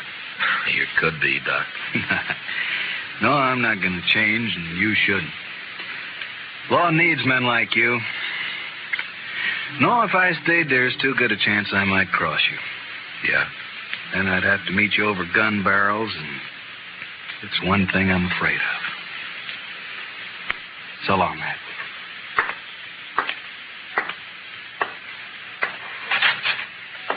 Good luck, Doc. My. I never would have thought Doc Holliday was scared of meeting anyone in a gunfight.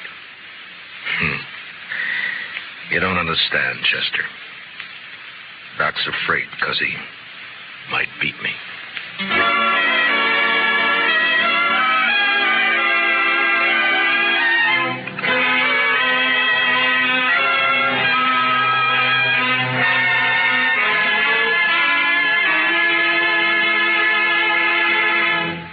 Gunsmoke, under the direction of Norman Macdonnell, stars William Conrad as Matt Dillon, U.S. Marshal.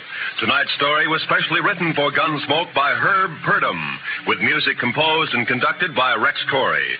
Featured in our cast were Harry Bartell as Doc Holliday, with Lee Millar, Nestor Paiva, Ralph Moody, and Tom Tully. Parley Bear is Chester. Join us again next week as Matt Dillon, U.S. Marshal, fights to bring law and order out of the wild violence of the West in Gunsmoke.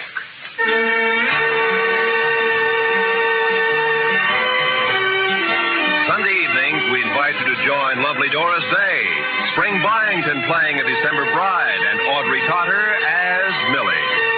They're here on most of these same CBS radio stations. This is Roy Rowan speaking.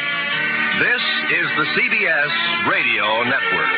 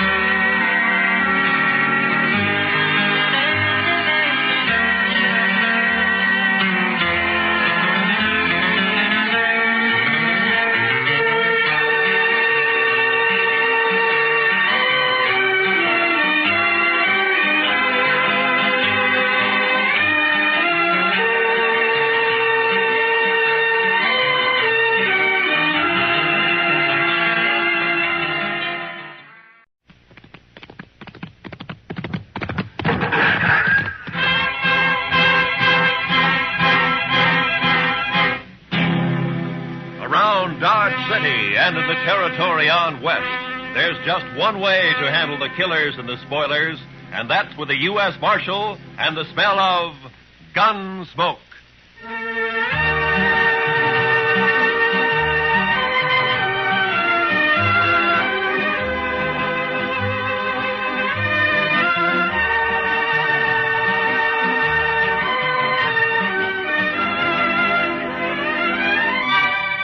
Gunsmoke, starring William Conrad. The story of the violence that moved west with young America. The story of a man who moved with it. Matt Dillon, United States Marshal.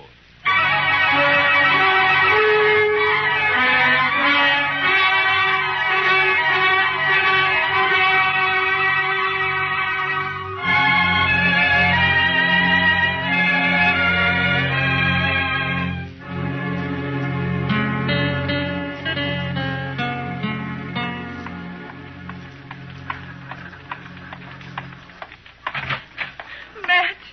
Oh, Matt. Jeannie, what's the matter? Good morning, Miss Wells. Good morning, Chester. Matt, I've got to talk to you. Sure. Chester? You folks will have to excuse me. I can't be puttering around the office all day. I'll be in the back if you want me. Yeah? Matt, he's here in Dodge City. I just saw him. He came in on the morning train. You mean Ed Beaudry? Yes. It's been 4 years, Matt. I'd begun to hope he'd forget. Hope he wouldn't find us. From what you've told me, Beaudry doesn't sound like a man who ever forgets. He's come here looking for Bert. To kill him, he swore he would. Matt, what are we going to do? I don't know. What's Bert think about it? He doesn't know yet. He's busy at the blacksmith shop. Matt, you've got to help us. You're the only real friend we have out here. It might make it easier if I weren't, Jeannie. I'm supposed to maintain law and order in Dodge. That's my job. Doesn't leave much leeway to mix in on personal quarrels. Well, there's no quarrel. It's just that Ed Beaudry's a hot-tempered fool. Bert never did anything to him. He married you, didn't he? A woman has a right to change her mind, Matt. Maybe Beaudry doesn't think so.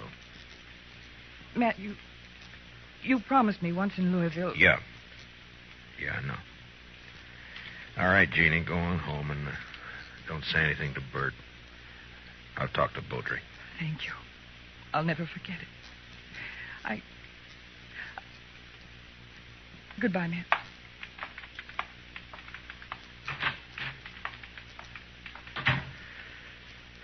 Chester. Yes, sir. I'll be right there, Mr. Dillon. Did Miss Wells leave? Yeah. Fine couple, the Wellses. Did you know them before they came out west? Not Bert. I knew Mrs. Wells. I guess we better drop over to the Texas Trail, Chester. There's a fella in town planning to do some killing.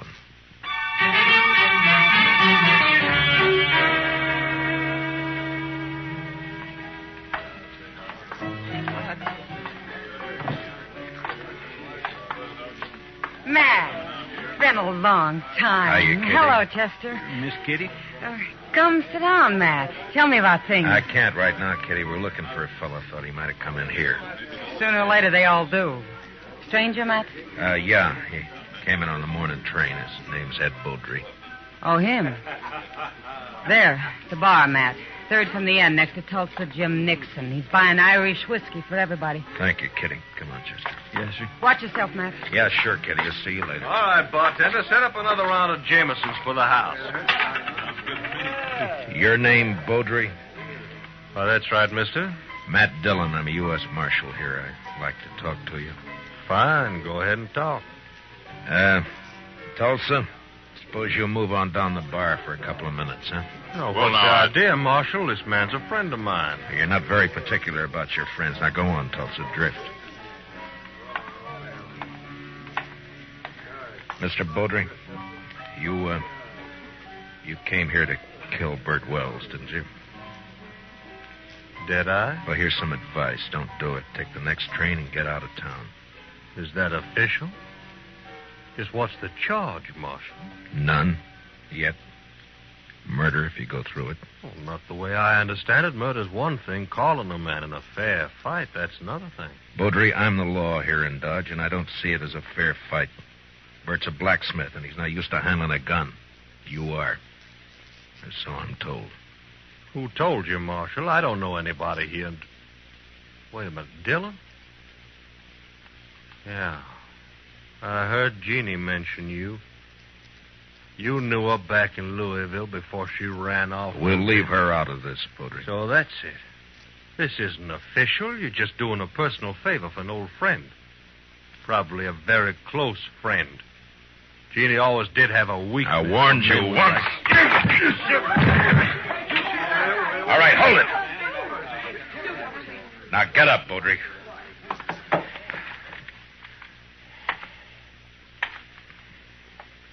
That was a mistake, Dillon.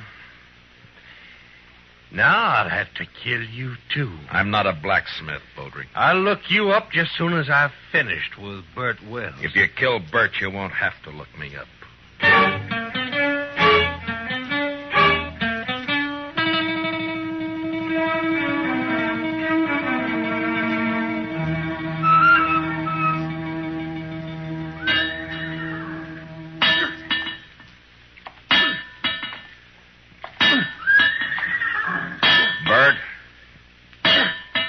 Bert. Huh? Oh, Matt. I didn't see you come in. I wanted to talk to you, Bert. About what, Matt? Ed Beaudry's in town. Beaudry? Well, it was bound to happen sometime. Has he been bothering Jeannie? No, she just happened to see him get off the train this morning. She came and told me. She shouldn't have done it, Matt. It's not your problem. Maybe it is, Bert. I'm the law in Dodge, and the law doesn't like the idea of personal grudges ended up in a killing. What do you aim to do? Yeah, prevent it if I can. Well, I wish you luck.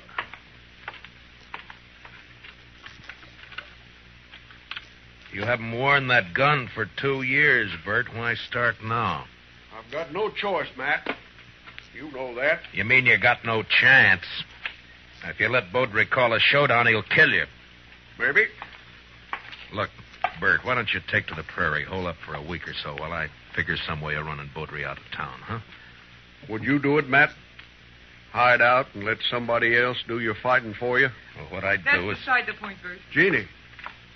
There's a law against killing. And it's Matt's job to enforce it. If you went away, there wouldn't be any fight. Wouldn't be much honor either, Jeannie. Man can't run and still call himself a man. He can run from a mad dog. And that's what Ed Beaudry is. He never had any claim on me. It appears he thought he did. Matt, you know where Beaudry's stand? I talked to him in the Texas Trail. He probably took one of the rooms upstairs. Like to walk over there with me? Well, if that's the way you want it. No, Bert, you... I'll get my hat. Be right with you. Matt, you've got to stop it. Yeah? How? I don't know. But there must be something you can do. Yeah, there is. The way it's shaping up, I can probably arrest the survivor.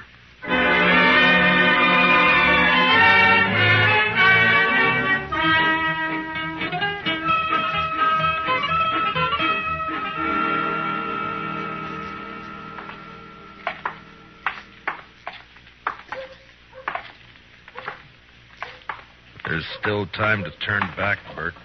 Afraid not, Matt. I should have had it out with Beaudry back there in Kentucky 5 years ago. Jeannie wanted to run away and avoid trouble, and she was so beautiful it was hard to argue with her. Yeah, I know.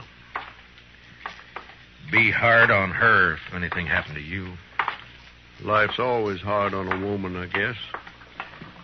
Worse out here on the prairie. Look out for her, Matt, in case I... Well, I mean, if anything... Mr. Dillon? Huh? Oh, what is it, Chester? Beaudry left the saloon a little while ago. Went over to the livery stable to hire a horse. Oh? I think he's riding out to your place, Mr. Wells. He's been doing a lot of talking. Jeannie will be there alone, Matt. I better get back home. It won't be necessary. Here comes Beaudry now. I won't draw unless he does, Matt. Heads up, Chester. Yes, sir.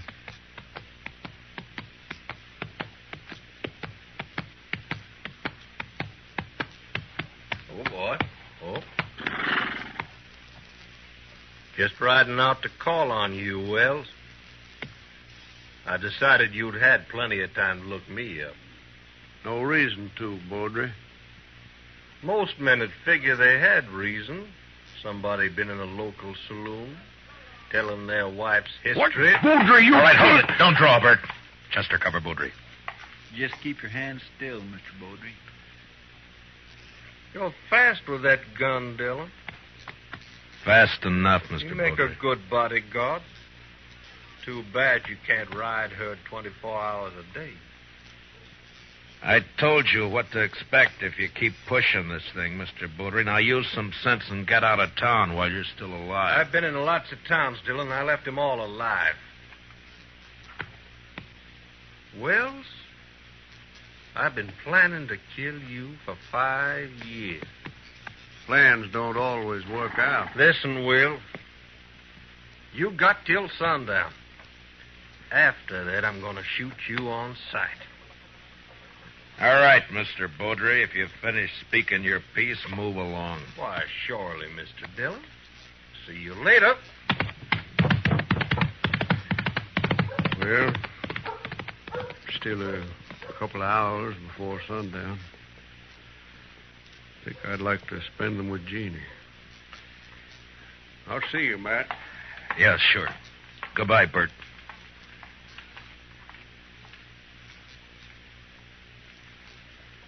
I declare I just can't see any way of stopping it, Mr. Dillon. I can't either. I'd sure hate to be in Bert Wells' shoes. I'd hate worse to be in Beaudry's. He'll never submit to arrest. Chester, I'm going to have to kill him.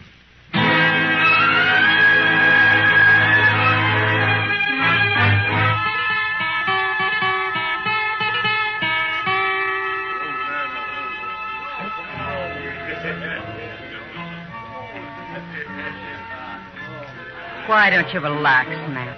You're nervous as a cat. Yeah, and I'll stay nervous, Kitty, until I find out what's happened to those two. Beaudry slipped out the back way just at dusk. Piano player saw him. Yeah. Well, Bert pulled the same trick. I had a couple of boys watching the blacksmith shop, but he managed to give them the slip. There's nothing you can do now, Matt. Well, Another killing. And you in the middle again. Why, Matt? Why do you do it?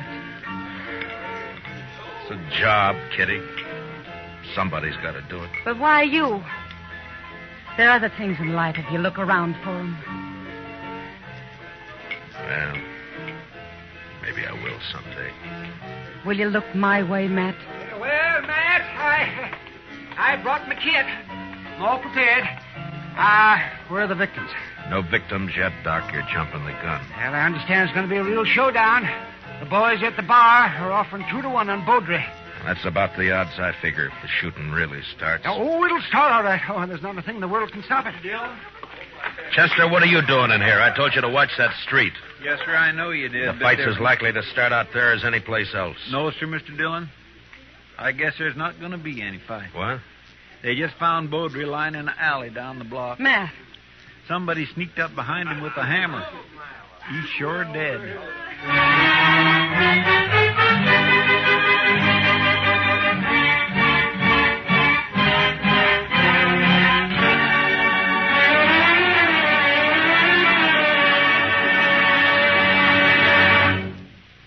We'll return for the second act of Gunsmoke in just a moment. But first, what is the connection between the statue in the square and a pair of thugs who are definitely not on the square with the law?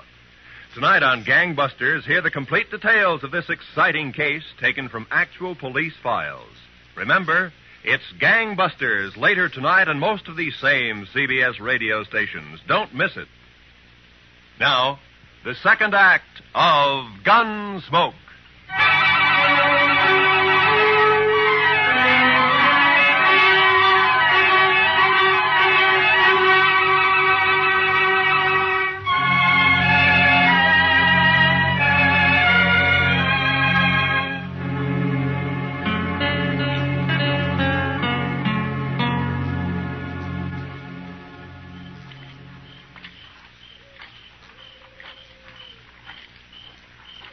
No light showing around the house, Mr. Dillon. No. Nor the shop either. He might have skipped out. Well, what about his wife, though? I don't know, Chester. I can't figure any of this. It's not like Bert to pull a sneaking trick like that. Hold it. Don't move. He's there by the tree, Chester. Yes, sir. Bert? Who is it? Who's there? Matt. Chester's with me. You better put away the gun. All right, Matt. I thought it was somebody else. Who, Bert? Well, you know who. Beaudry, of course. Guess I better take your gun. Official, Matt? Official. Well, I got no quarrel with the law. Here. Thank you. Now, why did you do it? What do you mean? If it had been a gunfight, the law couldn't have touched you. The circumstances are all in your favor. But this way they'll call it murder, and they'll be right, because that's what it was. Matt, what are you talking about? It's no use. You left the hammer lying right beside his body. It's got your sharp brand carved in the handle of it. Whose body you talking about? You mean Beaudry? Yeah, sure, Beaudry. Matt, you're making a mistake. I went looking for Beaudry, yes, but I didn't find him. Then I come back here. I was afraid to leave Jeannie there in the house alone. I didn't do it, Matt. You're wrong. It's not up to me, Bert. It's the court's job. All I can do is take you in. The evidence is too strong, and I got no choice. No choice? I didn't have a choice either. We must have had a choice somewhere back down the line. When? Where was it we could have stopped and turned back? I'm a marshal, not a philosopher. Now, let's go. What about Jeannie? I got to tell her. Chester will take care of it. Be better if you do it, Matt. You're a friend. That'd make it easy. I'd rather not if you don't mind. Now, come on, let's go.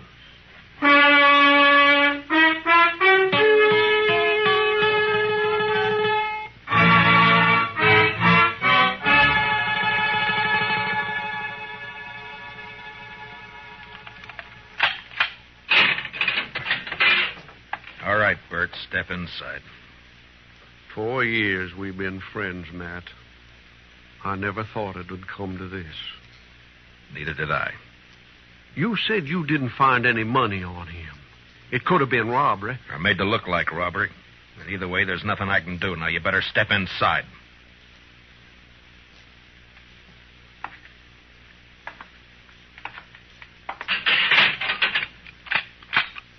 I'll bring you some blankets and tobacco. If you want anything else, let me know.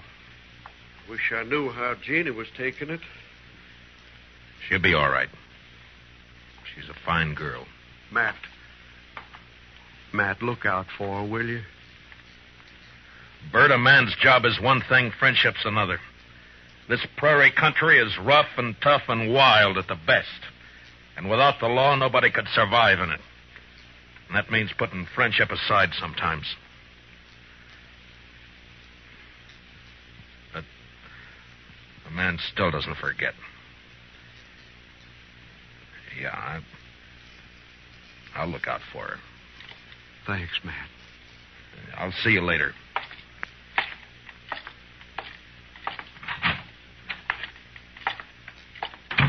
Well, you get your prisoner tucked in safely, Matt? What about Beaudry? He's dead. Absolutely dead. Like I never saw anybody any deader. Blacksmith hammer makes a mighty fine weapon. Yeah, at least for sneaking up behind. I can't figure Bert doing that. It's not like him. Sometimes a man changes under pressure, Doc. Yeah, I can't figure it either. What would you say his chances are? Bad. Straws all point one way. Yes, maybe somebody's been messing with the straw stack. Who? That's a good question, man. Well, the court will ask it. Yeah, if he ever gets there. What do you mean? I just come from Texas Trail a while ago, and some of the boys are kind of riled up. They're talking real loose. No law against talking. Doubt if they aim to leave it at talking, Matt. They figure the evidence is a little on the weak side. A court might turn Bert loose. So they're saying it's up to them. Yeah, they're just mad because they lost their source of free drink. Well, maybe so, but you better keep your eyes open, Matt. Yeah, I know that pack, Doc. They hunt in the dark and pull down stragglers, and mostly they just talk. So don't worry. Bert's in jail, and that's where he's going to stay.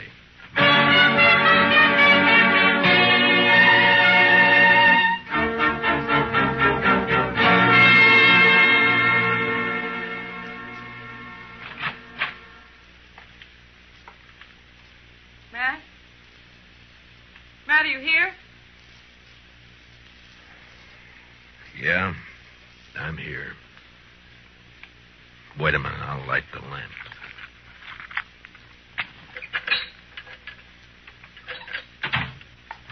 What were you doing sitting here in the dark? Yeah, just thinking, wondering. You shouldn't have come here, Jeannie. Matt, I want to see Bert. No visitors after dark. It's a jail rule. Rules don't have to be enforced. Mine do. Bert's a prisoner, same as any other prisoner. He's charged with murder. He didn't do it, Matt. It's not for me to say. But you know he didn't. You know Bert. You know he wouldn't do a thing like that. Sneak up behind a man's back in the dark. I'm not the court, Jeannie. I know. And they'll believe he did it. Yeah, the night train's coming in. Hope it's not bringing in trouble. The morning train did.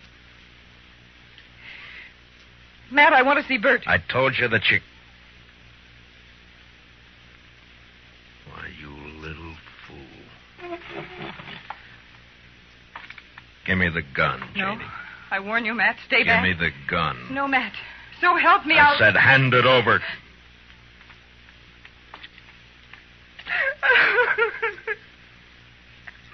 You knew I wouldn't shoot. Yeah. Now, what did you hope to gain by I that? don't know. Get Bert out. Maybe I don't know. None of this is his fault. Something's got to be done. Matt, you've got to help me. Easy. Mr. Dillon? Yeah, what is it, Chester? I just come from the Texas Trail. I think there's going to be some trouble. Trouble? The bunch that hangs out around there are doing a lot of drinking and talking up the idea of coming over here to the jail. Oh, no. Well, maybe we ought to go over there and do some talking ourselves. Jeannie, I think the best thing for you to do is to go back home and stay there till morning. Now, don't worry about this. Nothing's going to happen. Oh, but, Matt, you can't handle that crowd alone. I've been handling things alone for a long time. All right, Chester.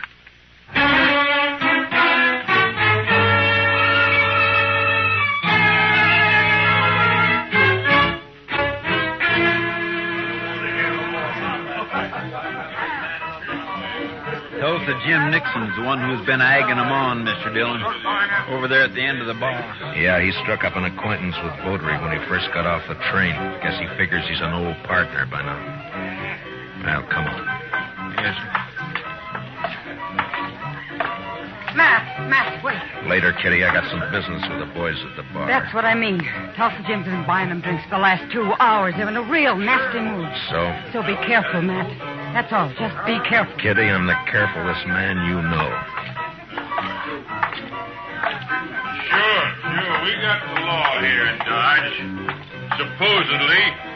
But what kind of a law is it that lets a man sneak up behind somebody in the dark and murder him in cold blood? I don't know, Tulsa. Suppose you tell me. Dillon. Now, don't let me interrupt you. You were doing fine. Well, this is quite an audience you got. All the panhandlers, bums, and barflies in Dodge. It's quite a collection. Well, calling names won't change the facts, Dillon. What facts? A friend of yours, Bert Wells, that sneaking cowardly murderer. That's for the court to decide, Tulsa. The court? They'll turn him loose. They work hand in glove with you. Dillon, we're not going to stand for it. All right, shut up! So you're not going to stand for it, huh? Well, just what are you planning to do? You'll find out in due time, Dillon. Oh, I tend to set him up again all around. Yeah, you've turned into quite a free spender, Tulsa. I never knew you to... A double eagle gold piece. You mind if I take a look at it? It's good. Don't worry about that. Yeah, I'm sure it is. Where'd you get it? That's my business, Dillon. So you're the one who killed Beaudry. That's a lie. I thought robbing him was just a cover-up, but it wasn't. There aren't many double eagles around Dodge. Beaudry had a lot of them. Now you. Why would you get a pocket full of gold pieces, Tulsa? Wells killed Beaudry. The blacksmith hammer was lying right beside him. Yes, where you left it. What does she mean? Tulsa Jim came into my husband's shop late this afternoon. His horse had thrown a shoe. He had plenty of chance to steal that hammer. She's lying. Where did you get the gold, Tulsa?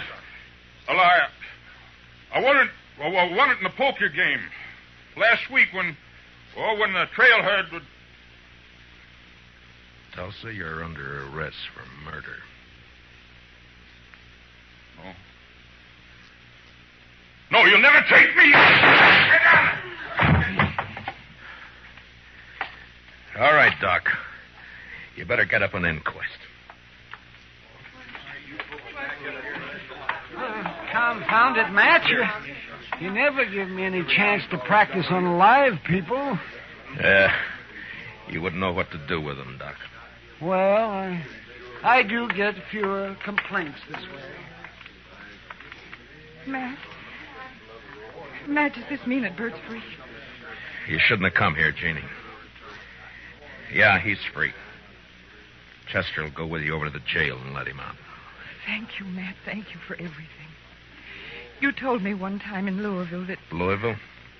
That was a long time ago and a long way off. So, goodbye, Jeannie. Goodbye, Matt.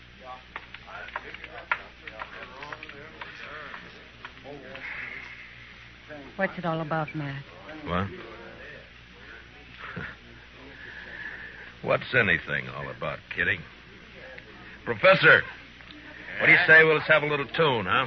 Why, sure thing, Mr. Dillon. What'd you like to hear? Oh, how about that one of Foster's? Jeannie. Jeannie with the light brown hair. You bet. You knew her before, didn't you, Matt? Yeah, I met her in Louisville one summer. Saw her quite a lot for a couple of months. And then I drifted out west. A man misses out on things by drifting. I told her then if she ever needed help to call on me. Well, she called, and you helped her. Yeah, I guess.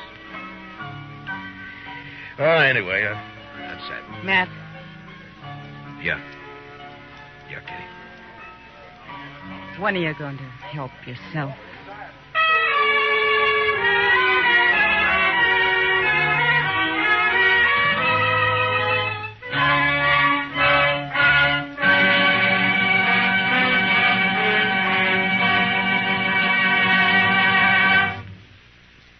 Gunsmoke, under the direction of Norman Macdonnell, stars William Conrad as Matt Dillon, U.S. Marshal.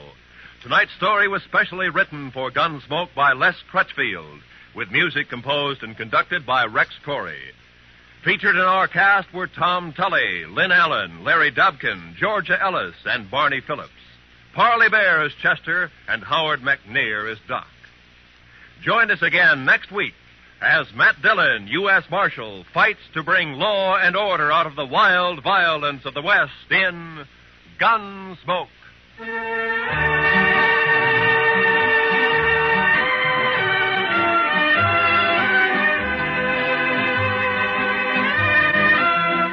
What are the tunes most people like best? For the answer to that question, listen to Robert Hugh Lewis's Waxworks later tonight over most of these same CBS radio stations.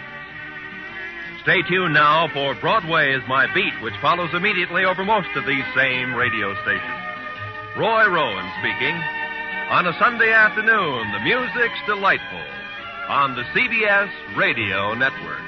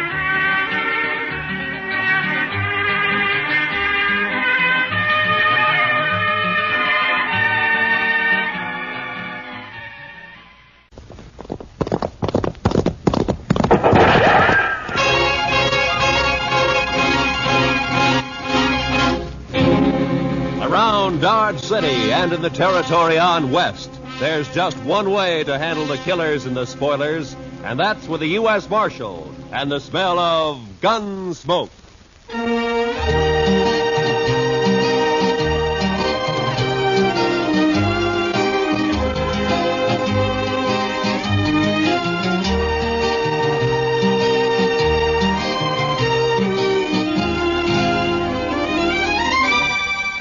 Gunsmoke, starring William Conrad. The story of the violence that moved west with young America. The story of a man who moved with it. Matt Dillon, United States Marshal.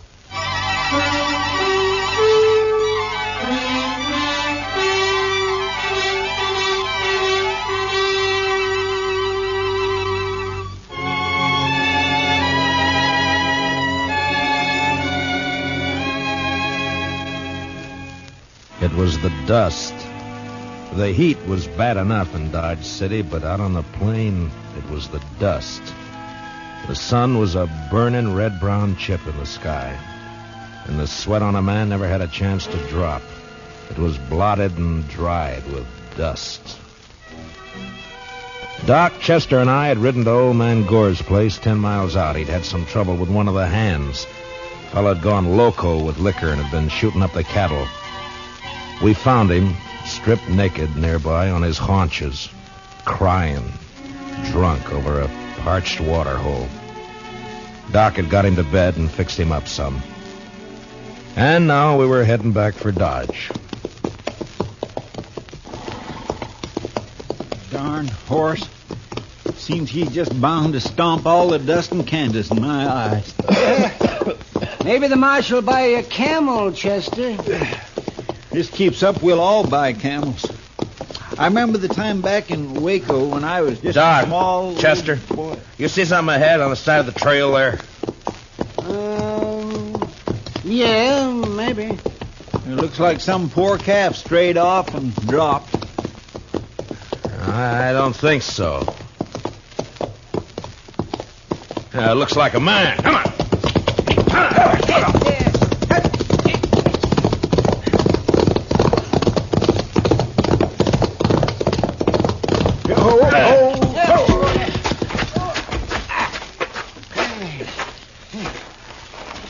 Chester, get the water bag. Yes, sir. Yeah, let me have a look, Marshal. Yeah. Let's see. Heat. Is he all right? Well, depends on how long he's been lying here. Here you are, Mr. Dillon. Open up his shirt, Marshal. Chester, get some of that water on his wrists. All right. It looks like an Easterner, huh? Sure not dressed for this country. Oh, no, that's better. That's better. Try to get a few drops in him. All right. No, not too much, Chester. Not in his nose, Chester, his mouth. Well, my gracious, I'm sorry, Mr. Dillon, but he moved his head. It's not so easy to... Hey, look, he's awake. You're all right, mister. Just take it easy for a bit now.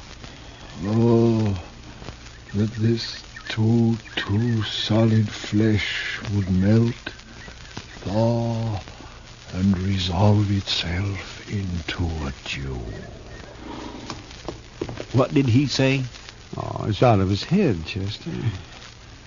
For this relief, much thanks. Forget it. Chester, get around the other side and shade him from the sun. Yes, sir. The sun. I begin to be weary of the sun. I don't blame you. What happened? My wagon shed a wheel, I fear, along the high road. I know not where I am. You're about 4 miles out of Dodge City. Kansas. Kansas. I would give all my fame for a pot of ale and safety.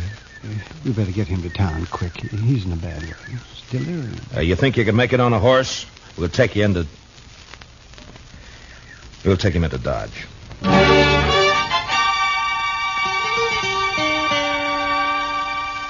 And he passed out again. We tied him across Doc's horse. Doc and I doubled up, and Chester rode behind. The stranger was a tall, skinny man with a face like a friendly mule. Big hands and thin wrists stretched out from his sleeves. He had no papers on him, nothing. And until he woke up, we wouldn't even know his name. Doc settled him down in the back of his place, and he was still asleep when Chester and I rode out to where we figured he'd left his wagon. Wasn't hard to see when we found it. What color wagon would you call that, Mr. Dillon? Puce, Chester. Puce. I guess so. Seems to be some writing on the side there. Yeah. Oh, Irving Henry, Thespian's supreme disciple of the immortal bard. I should have known he was a religious man. He's an actor, Chester, the immortal bard. Shakespeare, William Shakespeare, wrote plays, poems. Hi. But You think he let the horses go, Mr. Dillon? I was wondering that. Seems to me he'd have ridden for help instead of trying to walk. Horses couldn't have got out of the harness themselves. Let's take a look at the wheel. I wish we could wait till the sun goes down. It's going to be awful hot work, Mr. Dillon.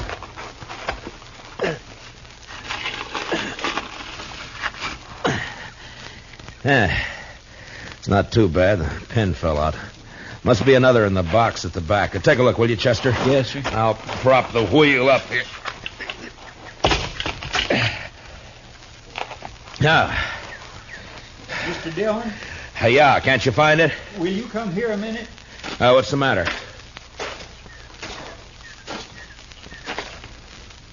Take a look in there. It took a second or two to get used to the darkness inside the wagon. And then I saw the hand sticking out from behind the trunk.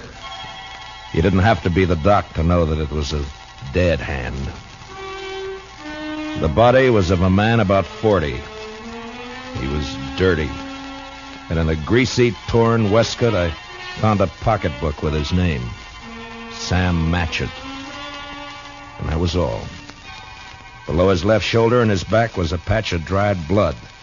And in the middle, a bullet hole.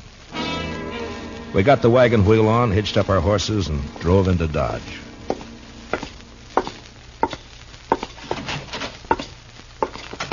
Doc? Oh, that's you, Marshal. Yeah. Yeah, be right out. All right. Get that fella's wagon fixed up? Yeah, I brought it in. Is he awake?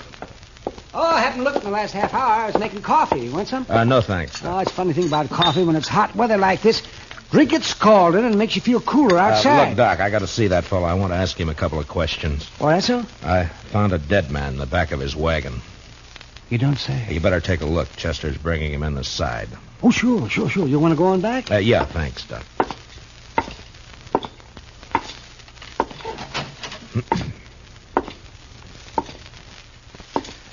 Mr. Henry? Mr. Henry, wake up. Yes, what? Oh. Your name, Irving Henry? Oh, Irving Henry. What is this place? Now, you got to listen to me for a minute. We found your wagon. Ah? Did you let the horses go before you sat on your own? Of course. I could not let them remain to die. Well, how come you didn't take one to ride? I have a loathing of horses. I cannot bear one under my body. There is a carafe of water beside the bed. Would you be good enough, Mr. Dillon, Matt Dillon. I'm the marshal here in Dodge City. Here you are. Oh, my thanks. Now, what were you doing with a dead man in your wagon, Mr. Henry? A dead man? A dead man shot in the back, lying in your wagon. This is very midsummer madness. I won't argue about that, but I'll thank you to answer my question. But it is impossible. It isn't true. I say it is. You lie in your throat if you say that I'm any other than an honest man. Look, mister, I didn't say you weren't honest. You're an actor. And you got a fine way of saying things, but murder's murder. I don't care how you say it. Now, I'm asking questions, and I want straight answers. Your pardon, sir. What you tell me, in truth, if it were played upon a stage, I would condemn it as an improbable fiction. I swear to you, I know nothing of a body. Did you come through Hayes City? Yes. Do you know a man there called Sam Matchett? No. You had no trouble in Hayes City? No. What are you doing in these parts, Mr. Henry? I am touring the provinces. An actor eating the bitter bread of banishment. And my talents are not taken for their worth in the East. And therefore, I bring the immortal bard to the hinterlands. And now, sir, that the interview is ended, pray give me leave to depart. I'm sorry, I can't do that. You'll have to stay until we get this thing cleared Mr. up. Dillon, Doc would like to see you. All right, Chester. Stay here with Mr. Henry, will you? Well, sure, Mr. Dillon, sure. How you feeling by now, Mr. Henry? Would you like some more water? These evil bellows live in brass. Doc? Right here, Marshal. Yeah. Fill me cup, the father's boy. What'd you find? Well, there's one thing. This man didn't die right away. I mean, not right when he was shot. Is that so? No. More likely bled to death. Inside. You think he might have been able to climb up in the wagon after he was shot? He might. There's another thing. Yeah? You see the way he's dressed? Now, you take a look at that. What the... Help! Come on, Doc. Chester. What's the matter with him? Chester. He took my gun when I was pouring him some water, Mr. Dillon. He must have gone through the window, Marshal. I tried to get it back. It went off. Take care of Chester, Doc. I'm going after him.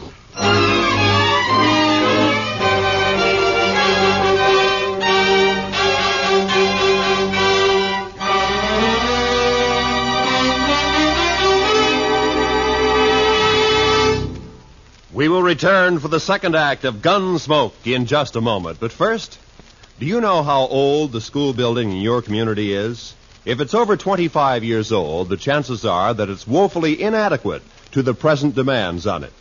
Certainly thousands of schools all over America are unable to meet the needs of a greatly increased enrollment. And all our school children will suffer unless all of us work actively to improve conditions. Join with the groups in your community working for better school conditions. Remember, better schools build a stronger America. Now, the second act of Gunsmoke.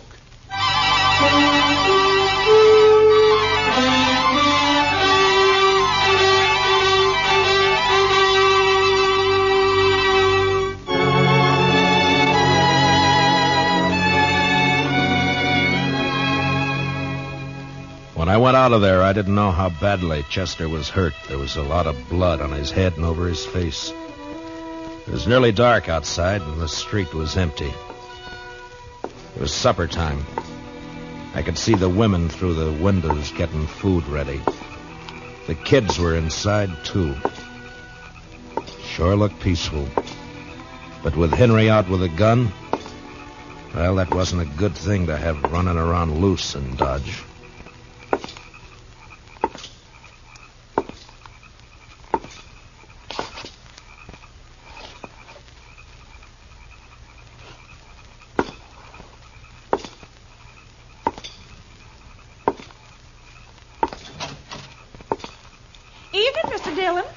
Did you see a man run down the street, Miss Fletcher?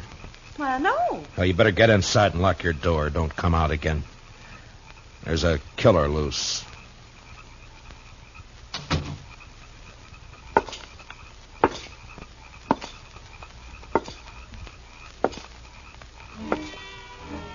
I walked the length of the street, listening, waiting. And when I got to the end, there was nothing. He hadn't taken a horse, I'd have heard that. And in a way, I was sorry, because if he'd tried to hide and dodge, there'd be no way to get out of shooting that wouldn't get women and kids hurt. A breeze came up and swirls of dust flew around, and then settled as the air became still and hot again. I went back to Doc's place.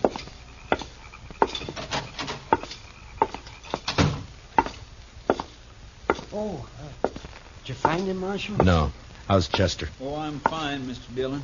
Just creased my head, more mess than hurt. Oh, good, Chester. Look, you want to go home or you want to work? I want to work. All right, go down to the office, get yourself another gun, and round up some men, many as you can. As long as Henry stays in town, we're in trouble. Now, keep your eyes open. Meet me back here. Yes, sir, Mr. Dillon. Take my gun with you, and if you see him, watch out. All right, now get going. Yes, sir. Now, Doc, I'm going to have to make you a deputy, too. Well, maybe instead of digging out bullets, I'll be putting some in. It's not funny, Doc. Now, come on. right, we'll start here. I'll take this side, you take the other. Get the men to go through their houses and tell them to look for their horses. Tell them what's happening. By 10 o'clock that night, as far as we could tell, Henry hadn't left town. There were plenty of places for him to hide, though. We had 50 men out searching. Chester and I were working along back of the express office. There were a couple of houses there we hadn't covered. You wouldn't think a man like that'd be a killer, now would you, Mr. Dillon? I never saw a man yet couldn't be, Chester. Depends on your reasons for killing, I guess. Now, let's take a look behind these boxes. Huh?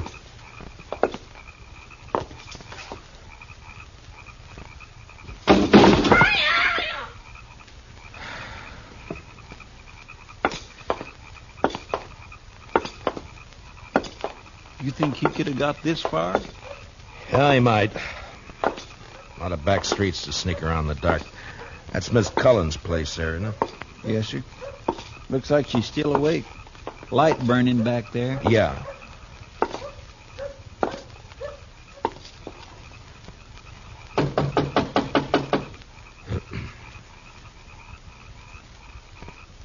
Seem a bit cooler to you tonight, Mr. Dillon? Yeah, a bit.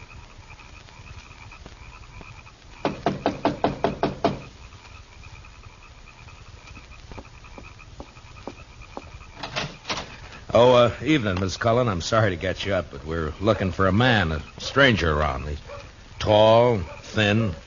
You seen anyone about tonight? No. No, I haven't.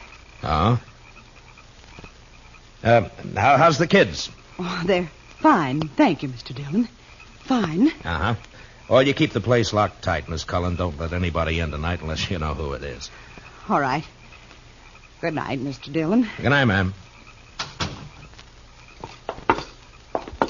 Well, now that's strange. She didn't even say hello to me, and I know her better than you do, Mr. Dillon. Chester, round up the others. Get them over here. I don't know why she... He's in there with her. I think he's got the kids in the sleeping room. Oh. Sent her out to get rid of us. Now, I'm going to try and get in. Don't do anything when you come back. Just put the men around the house. Yes, sir.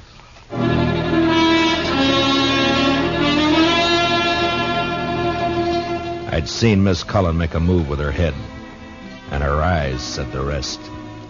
When I told her to lock up, I shook my head, and I hoped she understood. I wanted that front door to stay open.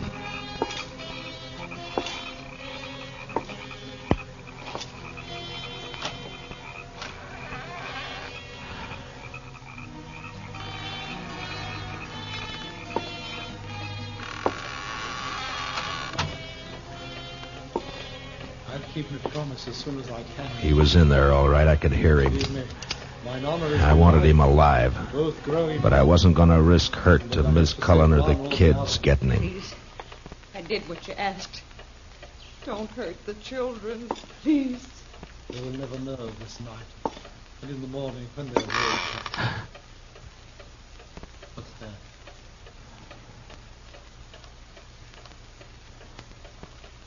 You said you locked the door after you. No, don't. Don't. I shall keep the pistol turned to the girl's head, ma'am. Someone is here. They try to take me.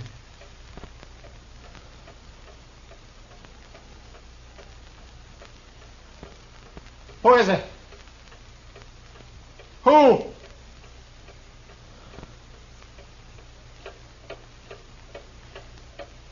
Mr. Dillon, go away. Please. He'll kill us. You lied. You lied. Oh, tiger's heart wrapped in a woman's hide. Listen to me, Marshal Dillon. Throw your pistol in here, and then come in with your hands before you. I have no stomach for child killing, but I will not hesitate to do so.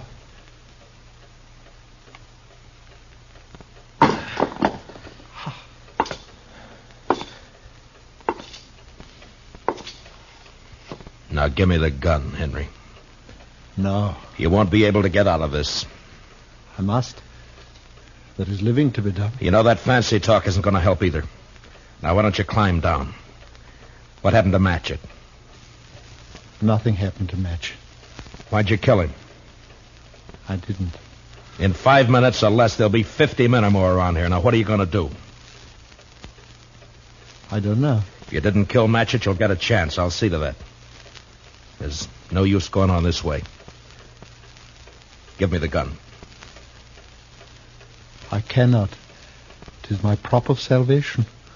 No gun is salvation to anybody. Put it down. You must tell the men to go away, Marshal Dillon. I'll have to take one of these children with me for my protection. No! Shed a tear for me, madam. I have the greater need. You do a lot of talking, mister. I'd like to see you turn the gun away from that kid's head. That'd take more than talk, wouldn't it, though? I have no skill with such a weapon. Why should I match with you? I want to live. You're going about it the wrong way. The smallest worm will turn, being trod upon. Meaning? You gave me no choice when you brought me here. Would have been better to have left me lying in the dust. You don't understand. You don't know. Well, why don't you tell me? What good would it do? It depends.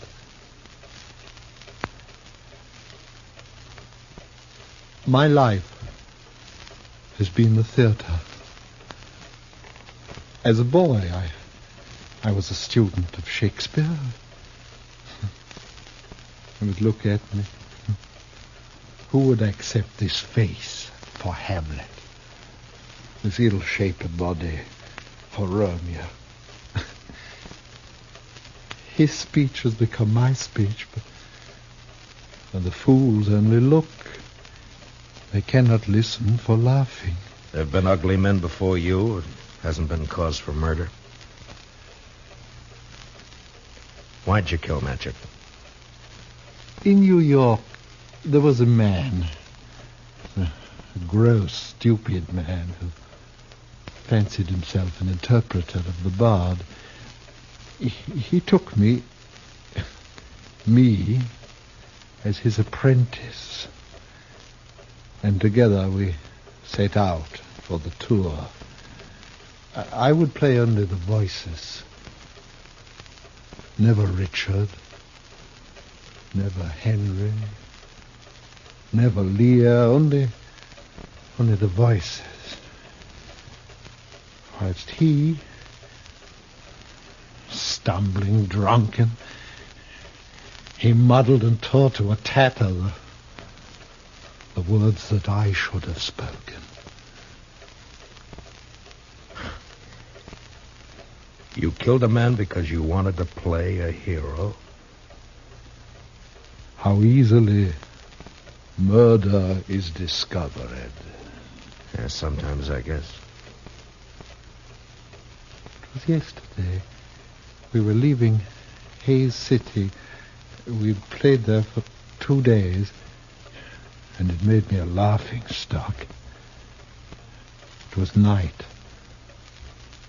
and he became drunk and threatened to leave me in the next town.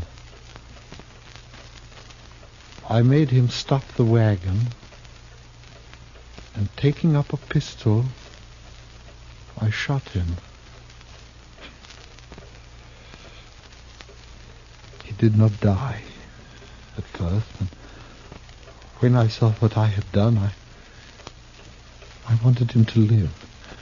And I put him into the wagon, and I drove on, hoping to find a doctor. Then, as the night passed,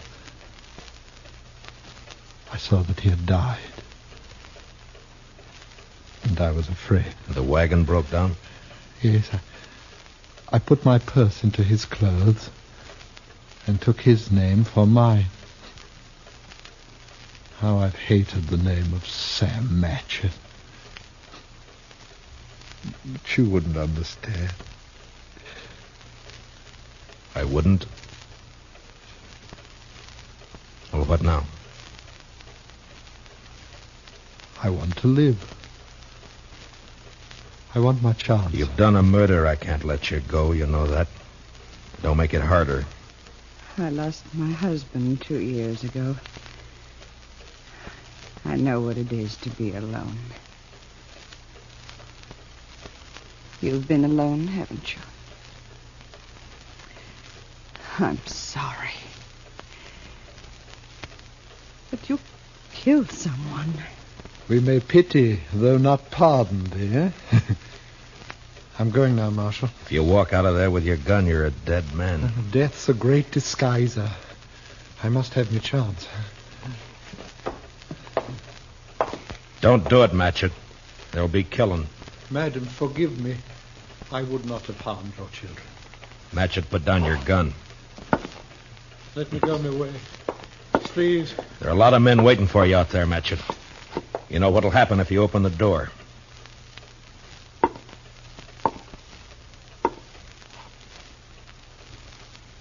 Don't do it, Matchett.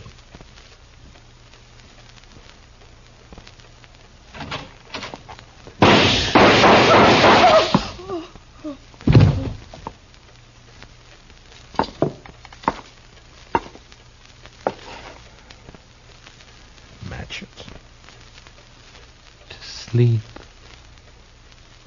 perchance to dream. Aye, there's the rub.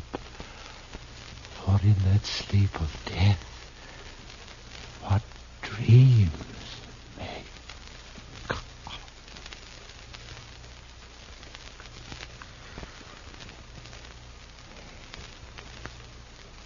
Matchett.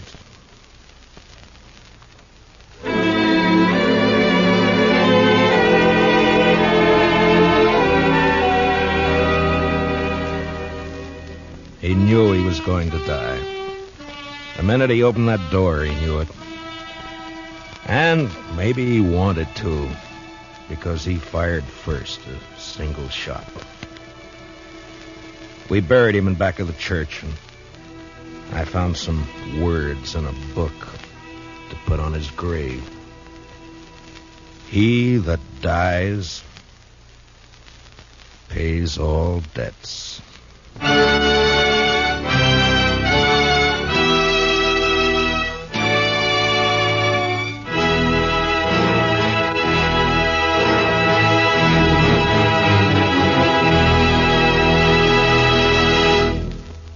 Gunsmoke, under the direction of Norman Macdonnell, stars William Conrad as Matt Dillon, U.S. Marshal. Tonight's story was specially written for Gunsmoke by Anthony Ellis, with music composed and conducted by Rex Corey.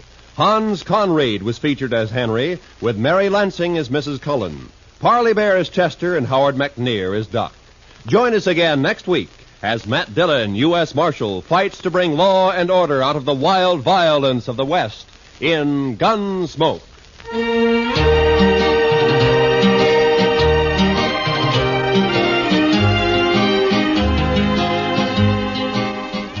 Roy Rowan speaking. Remember, Gangbusters going to action Saturday nights on the CBS Radio Network.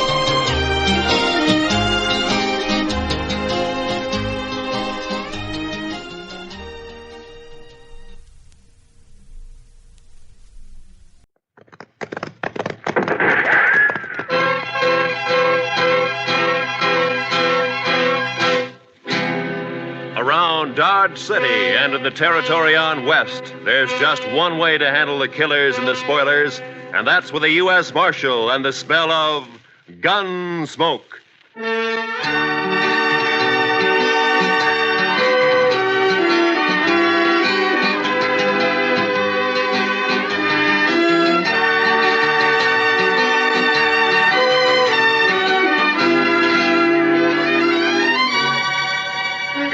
Gunsmoke, starring William Conrad. The story of the violence that moved west with young America. The story of a man who moved with it. Matt Dillon, United States Marshal.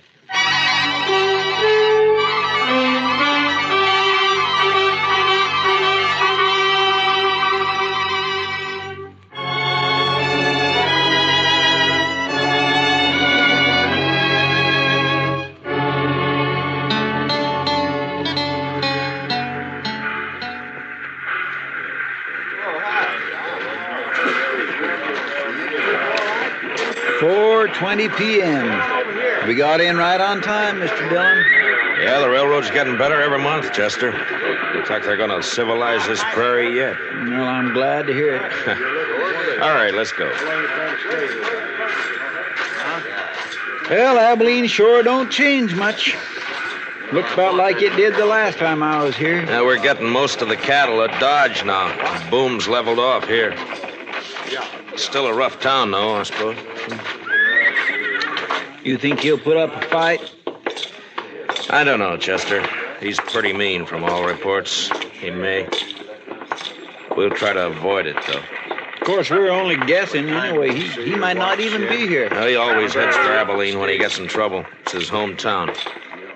He'll be here. And one good thing, it's Bill Hickok's town, too. At least we'll have the local sheriff on our side for once. Yeah. I suppose that's some help. Some help? Well, I'd rather have Wild Bill along than anybody I know. I suppose. Chester, what's the matter with you? You're acting like a man at his own funeral. Mr. Dillon, I've had an uneasy feeling ever since we left Dodge. Kind of a hunch, you might say. It's nonsense. They're going to pick up a killer and take him back for trial. That's all. Maybe. And maybe not. Look, Chester, any man who lives by a gun knows down inside that he's going to die by one someday. But if he's got any sense, he keeps from thinking about it. Of course, he can't help getting a hunch now and then. I had plenty of them myself. Mostly wrong. Come on, Chester, let's walk down to the Last Chance and I'll buy you a drink. As a matter of fact, I'll buy us both a drink.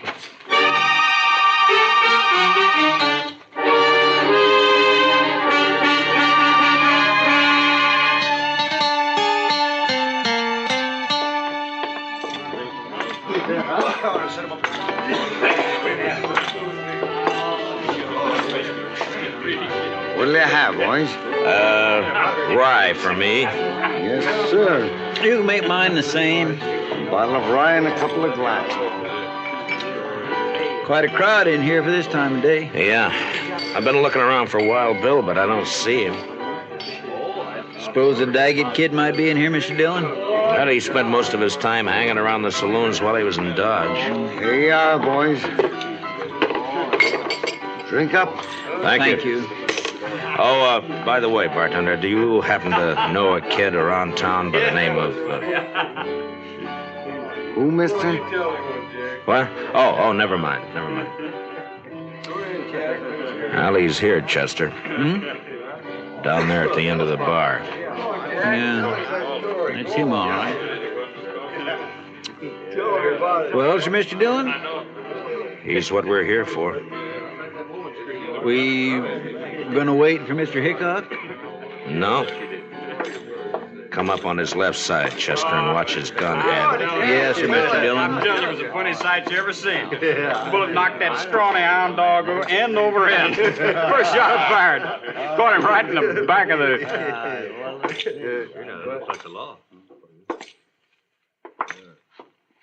You're Jack Daggett, aren't you? That's right, mister. What about it? My name's Dillon, U.S. Marshal from Dodge. You're under arrest. You're kind of out of your territory, aren't you? Marshal's territory's anywhere. I'll take that gun of yours now. You will, huh? All right. Drop it. Drop the gun. Let go of my wrist. The gun. Drop nothing. You heard the marshal. Oh! That was easy, Mr. Dillon. A lot easier than what I thought it'd be. All right, Chester, put the cuffs on him. Yes.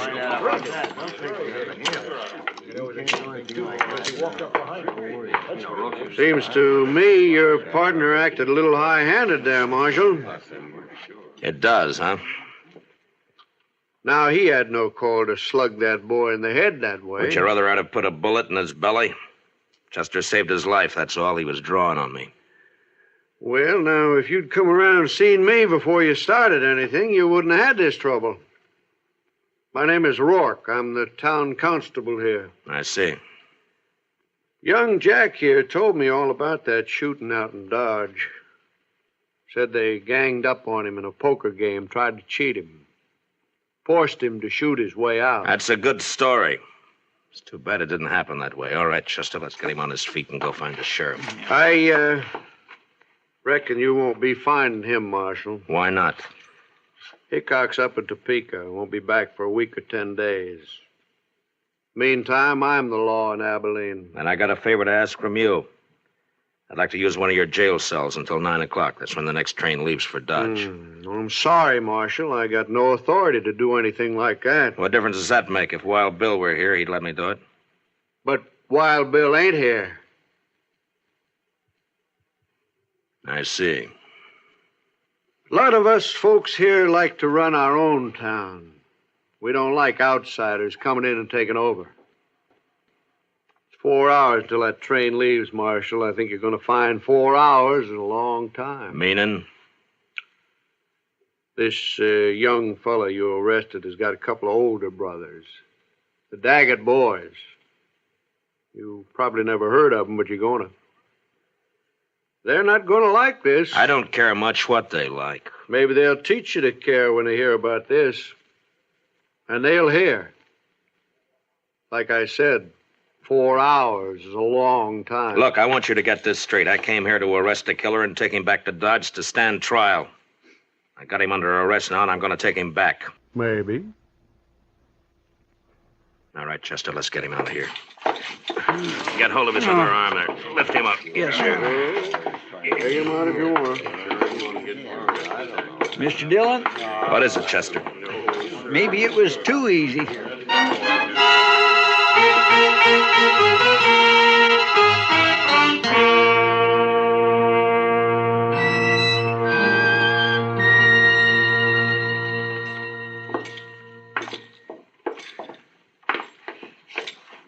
Yes, gentlemen. What can I do for you? We'd like to get a room, please. Well, I have a very nice one right at the head of the stairs. If you'd care to look at it. That won't be necessary. We'll only need it for about 4 hours until the train leaves for Dodge. Mm-hmm. Well, if you'll just sign the register here. Thank you. My, your friend seems to have suffered quite an injury. Yes, sir. He bumped his head. Oh, really? Well, it's certainly a bad cut just to have had. Boy, that's one of the Daggett boys. Young Jack Daggett. Yeah, that's right. I got him under arrest for murder. Now, where's the room? You arrested Jack Daggett?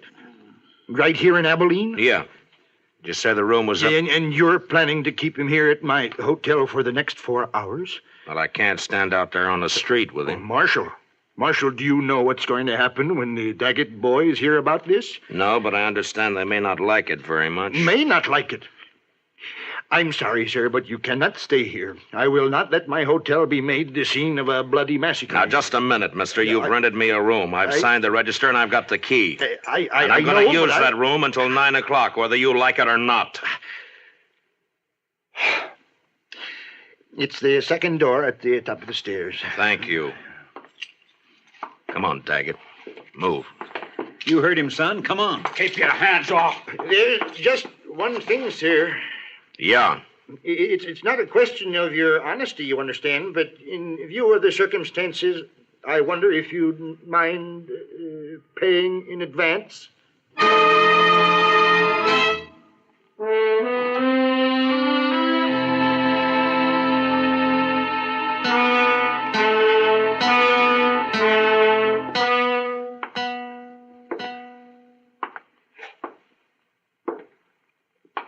What time is it, Chester? It's 6:23, Mr. Dillon. I thought it was later than that. Yes, sir, I know. He goes pretty slow when you're waiting for something like this. I swear I wished it was 9 o'clock. I wished we were leaving on that train right now. You're not leaving on no train. Not alive. You got a one-track mind, Daggett. So have my brothers, Dillon. What they think about all the time is hands off the Daggets. That goes for you or anybody else. Reckon we ought to stuff a pillow in his mouth, Mr. Dillon? Might not be a bad idea. You won't think it's funny when they come around. But maybe they won't come around. Maybe they decided. Cover the door from the other side, Chester. Yes, sir.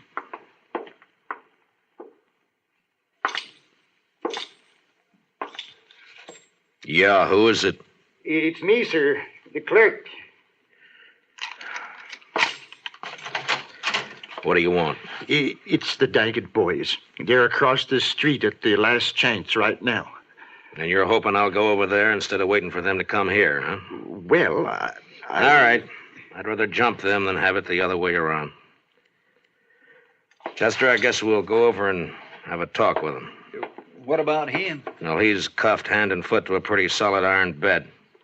I don't think he's going anywhere. Bet on it. You ready, Chester? I'm ready whenever you are, Mr. Dillon. All right, let's go.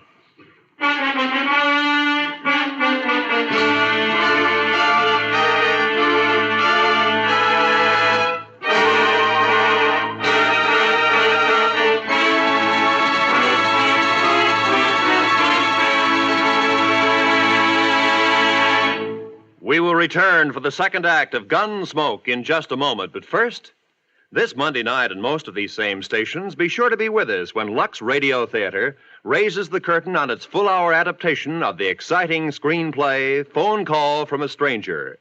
Shelley Winters and Gary Merrill recreate their original screen roles in this dramatic thriller about the experiences of a lone survivor of an airplane crash in bringing the tragic news to families of the victims. Remember, it's on Lux Radio Theater this Monday night on CBS Radio. Now for the second act of Gunsmoke.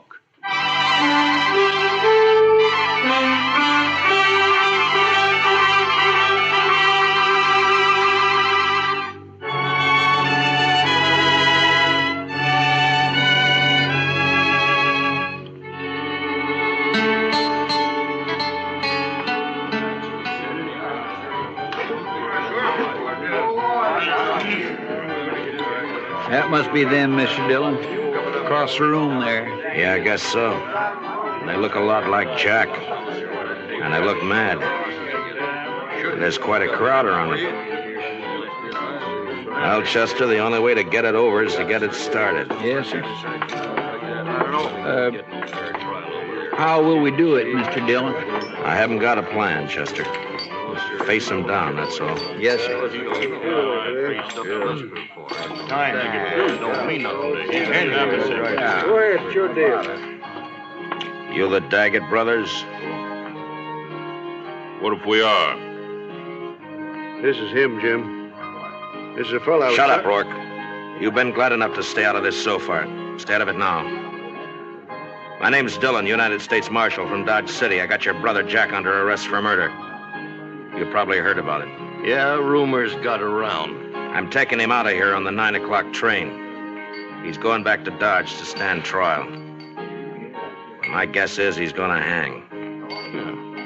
Now, the point is, what are you going to do about it? Why didn't you wait? We'd have looked you up. You didn't answer my question. Still 2 hours and a half till 9 o'clock. I reckon we got plenty of time yet. We'll wait. Why wait? What's the matter with now? We'd rather wait. Maybe you're trying to pick up some helpers among this bunch of hangers-on, huh? Well, look at them.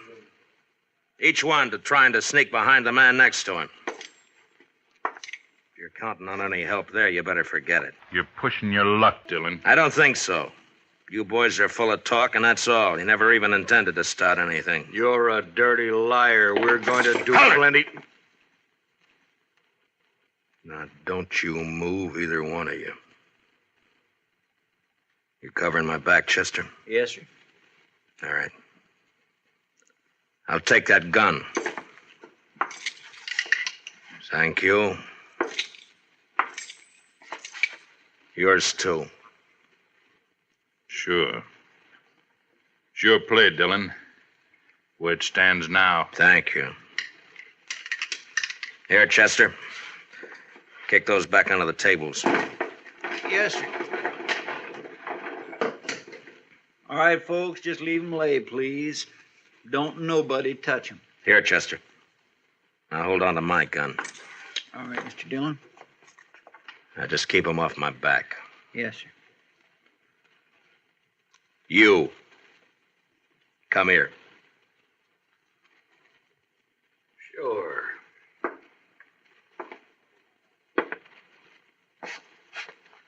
You called me a liar, didn't you? Yeah. Boy, you cheap tin horn. You... Oh, I get it!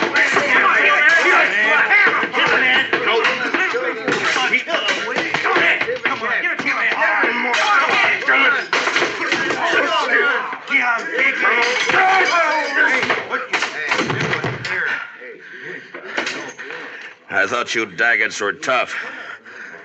Hey, watch this. Watch. All right, you. You're next. I'll wait, Marshal.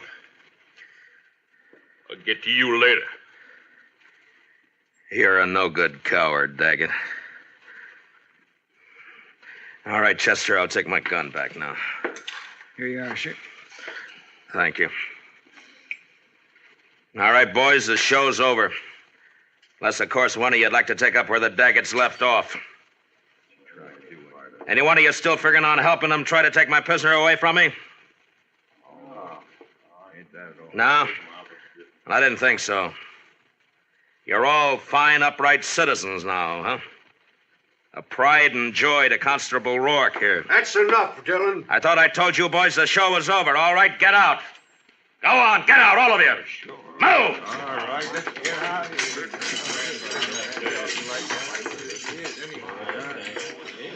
here. Marshal, I'd say you overreached yourself there. Stepped past the limits of your authority. How I enforce the law's my own business. I do things my own way. The way it'll get you killed someday. Maybe. I have to live in this town, Dillon. You don't know these Daggett brothers. If you cross them, you're through. I've seen it happen. Come on, Chester, let's go. All right, Mr. Dillon.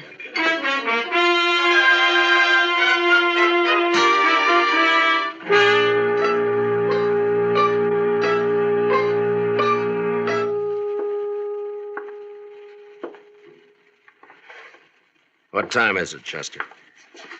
It's 7:45, Mr. Dillon. Yeah, the time's dragging. Yes, sir. It's still an hour and 15 minutes till that train leaves. What difference does it make? You're not going to be on it. Neither one of you are. The way I'm figuring, Jack, we'll all three be on it. You wait and see. You'll never get to that train. My brothers will take care of you. They don't seem to be in any hurry about it. You wait. I sure do wish I hadn't had such an uneasy hunch about this trip. Forget it, Chester. They'll stop you. You just wait.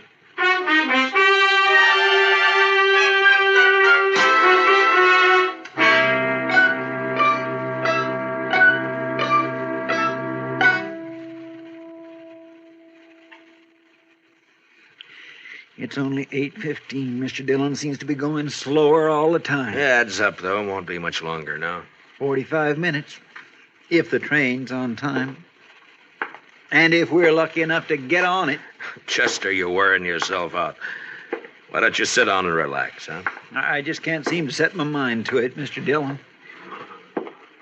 No Daggett will ever leave this town wearing handcuffs as long as the other two are alive. Well, I'd think that's up to them, Jack. Sure. And they'll take care of it, too. I swear and declare, Mr. Dillon, I almost wish they would try something and get it over with. The waiting's always the worst part, Chester. You find out what the worst part is. I could slug him, Mr. Dillon. No, let him talk. Let him talk, Chester. He's only got a few more weeks to do it in. They'll never hang me. I'll never even stand trial. You wait and see.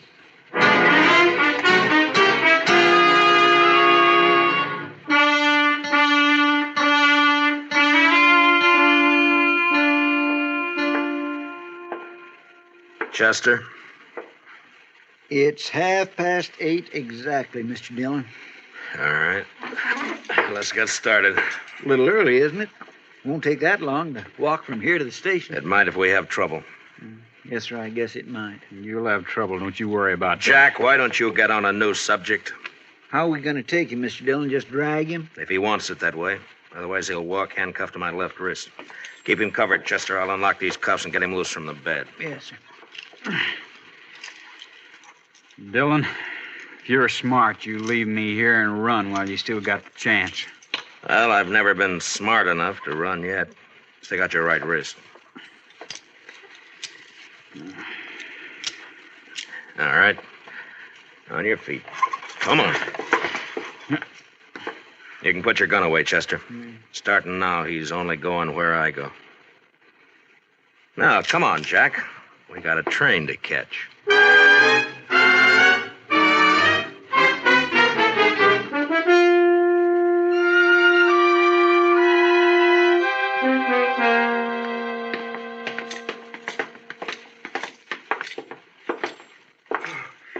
Thank heaven, gentlemen, you're leaving. Yeah, we're leaving. And I want to thank you for your wonderful hospitality. I'll be glad to recommend your hotel to anybody who plans to stop over in Abilene. Oh, I hardly know what to say, Marshal. You simply don't understand. You don't know these Daggett brothers. No offense personally, Jack. I have to live in this town, and I... Come on, Jack. Now, you boys must run quite a bluff. You got everybody in town jumping sideways. You'd be smart if you did, Dillon. Good luck, gentlemen. Best of luck to all of you. All of us. Well, that's hedging his bet. Look there, Mr. Dillon. Not a soul on the street. Quiet as a graveyard. Yeah. They're going to make a play, Chester, somewhere between here and the depot. We can count on that. Yes, sir, I kind of figured they would. Especially after getting beat up over there at the saloon. Well, they would have anyway. And jumping them like that did one good thing. It scared the pack off. At least we only have to worry about the Daggets, not a mob. You'll think it's a mob Shut by up. the time... Now, from here on, you keep your mouth shut. If you don't, so help me, I'll slug you and drag you to the depot. All right, now let's go.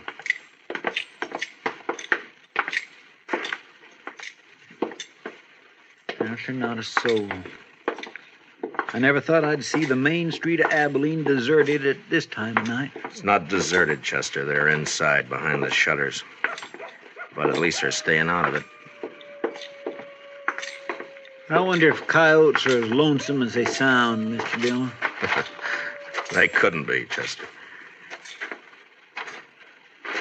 Watch that left side up ahead of us, sir. It's pretty dark along there. Yes, sir. They might jump us from behind. I don't think so. Too many people watching. They gotta keep up their reputation. I hope you're right. Chester, there at the corner of the bank, somebody moved. Across the street, too. In the shadow. Take the one in the shadow, Chester. Yes, sir. There's one down, Chester. The other one's still there in the shadows. Get him if you can. Jack here's ruining my aim. I'll ruin more. Good for you, Mr. Dillon. You ought to have slugged him sooner. I didn't slug him, Chester. He caught a bullet that was meant for me. Shot by one of his own brothers. Here, let me unlock those handcuffs, Mr. Dillon. No time. Here, I'll get him up on my shoulder and All right, let's move in and keep firing. Yes, sir.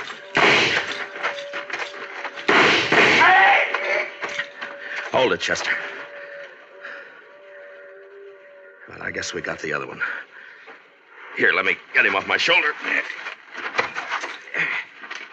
Get these handcuffs off.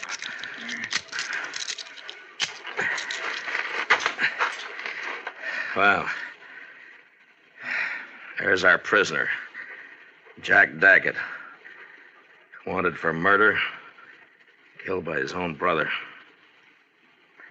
Let's take a look at the others.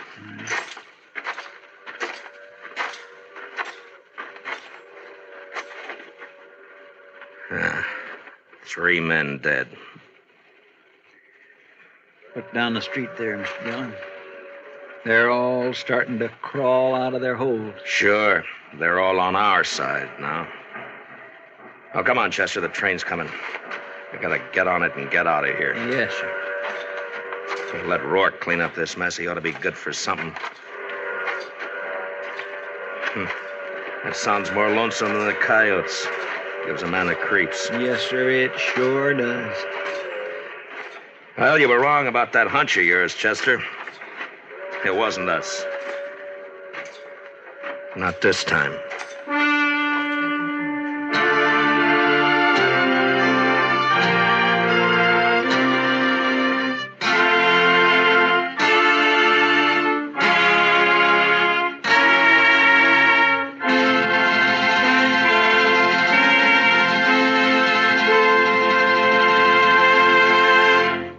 Gunsmoke, under the direction of Norman Macdonnell, stars William Conrad as Matt Dillon, U.S. Marshal.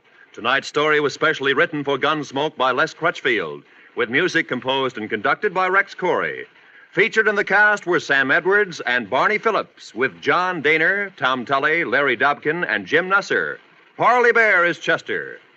Gunsmoke is heard by our troops overseas through the facilities of the Armed Forces Radio Service. Join us again next week as Matt Dillon, U.S. Marshal, fights to bring law and order out of the wild violence of the West in Gunsmoke.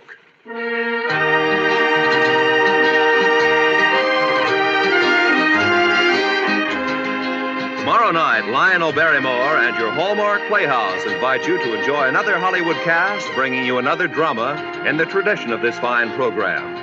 Every week, your Hallmark Playhouse features Lionel Barrymore as host. Frequently, Mr. Barrymore stars as well. Historic dramas, stories about the human side of patriots, presidents, pioneers, and adaptations from literature. Enjoy them on Hallmark Playhouse over most of these same stations, presented by CBS Radio. This is Roy Rowan speaking. And remember, for thrilling dramas of escape, listen Sunday nights to the CBS Radio Network.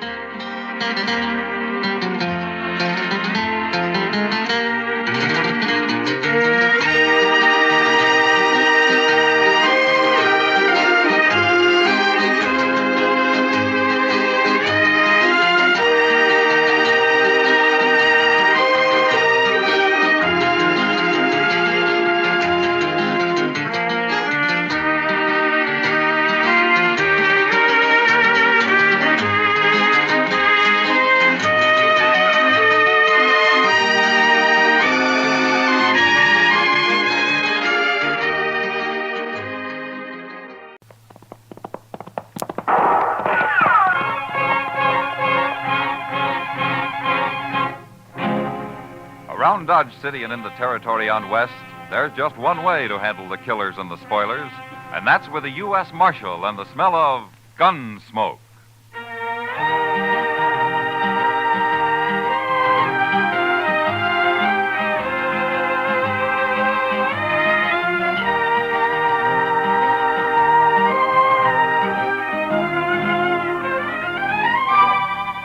Gunsmoke, starring William Conrad.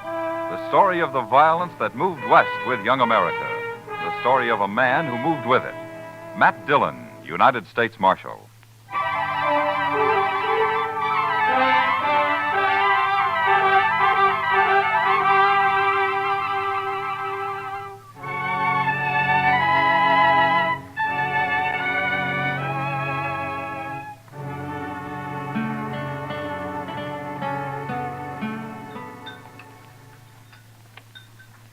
cigar, Miss Kitty?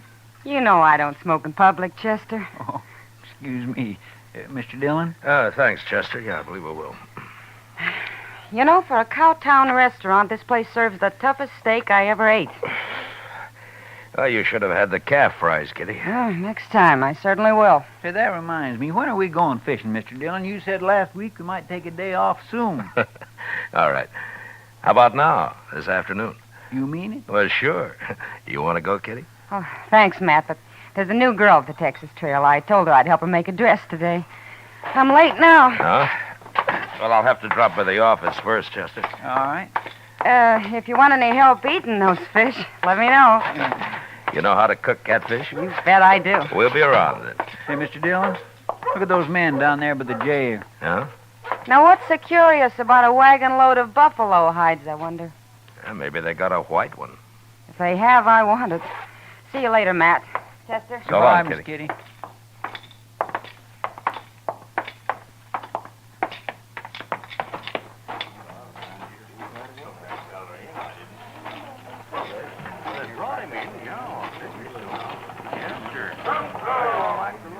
This your wagon, mister? No, Gatliff's. I skinned for him. Oh, what are you doing here? What's the crowd for? Just curious. The other skinner got hurt, and we brought him into the dock. Oh? What happens? He hurt bad? Bad enough. Gatliff didn't see any sense in bringing him into town at all. Me and the cook, we made him, though. Oh? Here's Gatliff now. Chester, go up to Doc's. Maybe you can help, huh? All right, sir. How is he?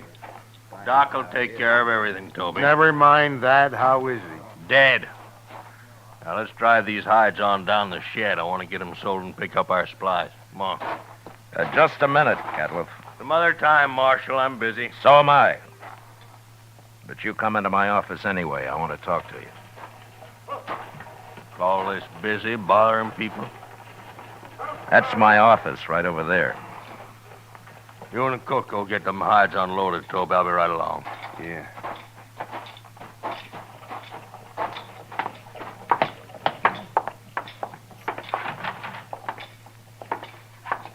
Now, what do you want, Marshal? You new around here, Gatliff? Any law in it? It depends. What happened to your Skinner? Billy? He hurt himself, that's all. He's dead, isn't he? Yeah, he's dead. Look, Gatliff, anything you don't want to tell me, I can ask Doc about. There's nothing to tell, Marshal. He got hurt and he died, that's all. When did he get hurt? Last night. And why didn't you bring him in last night? Why, them other fellas, the cook and Toby, they figured he was done for anyway and didn't want to bother, I guess. Is that so? You're the boss, aren't you? Sure I am.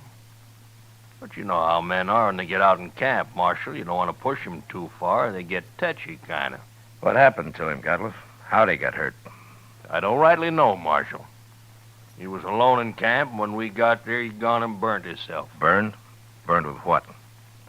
Hot lead, Marshal. Spilt it all over him. Oh, you mean lead for bullets, huh? That's it. Cooking up lead in a fry pan.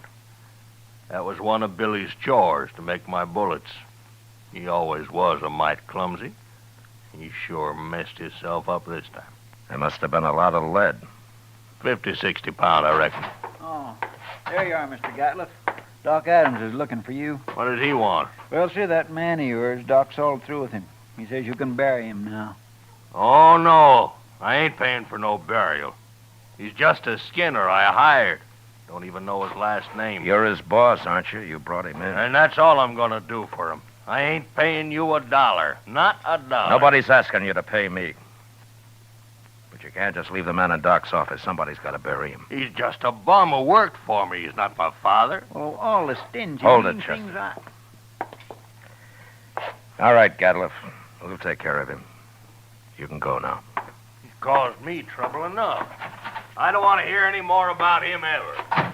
Well, that's about the most unfeeling man I ever did come across. What about that Skinner, Chester? Tell me. Oh, I swear it was terrible, Mr. Dillon. He was burned all over his head and his face and across his chest. Doc said he don't know how that fellow lived as long as he did. Could he talk? Doc told me he couldn't say a word. Well, how do you suppose it happened? Why, hot lead. Had a whole pan full of it, from what I hear. Yeah. 50 or 60 pounds of it. That much? Well, I can believe it. I can't. What man's going to pick up 60 pounds of molten lead and spill it in his own face? That's the most stupid story I ever heard. Well, say now, I hadn't thought of that. Mr. Dillon, you're right. Of course, there's another way it could have happened. What's that? Somebody could have pushed his face down into it. Oh, my goodness. Who? I don't know. Gatliff, or maybe Toby. You know where Toby went? Well, no, I don't. But him and the cook probably went over to the Alfraganza to drink up their wages. All right. Go do something about burying that man, Chester, will you? I'll be back later. All right, sir. I'll tend to it.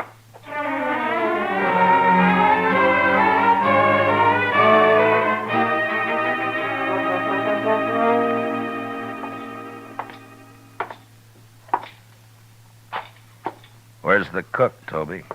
Oh, hello, Marshal. Cook, he went to get him some boots while he still had the money. Come on over to a table. I'll buy you a drink. You will? Well, I mean, sure, Marshal, sure. Sam, set out a bottle of rye and another glass, will you? Yes, sir.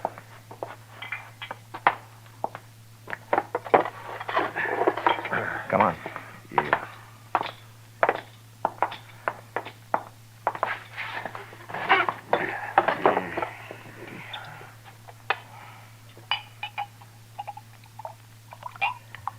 Here you are. Thank you. Well, here's to your friend, Billy. He's no friend of mine, but he died a bad death. I'll drink to him.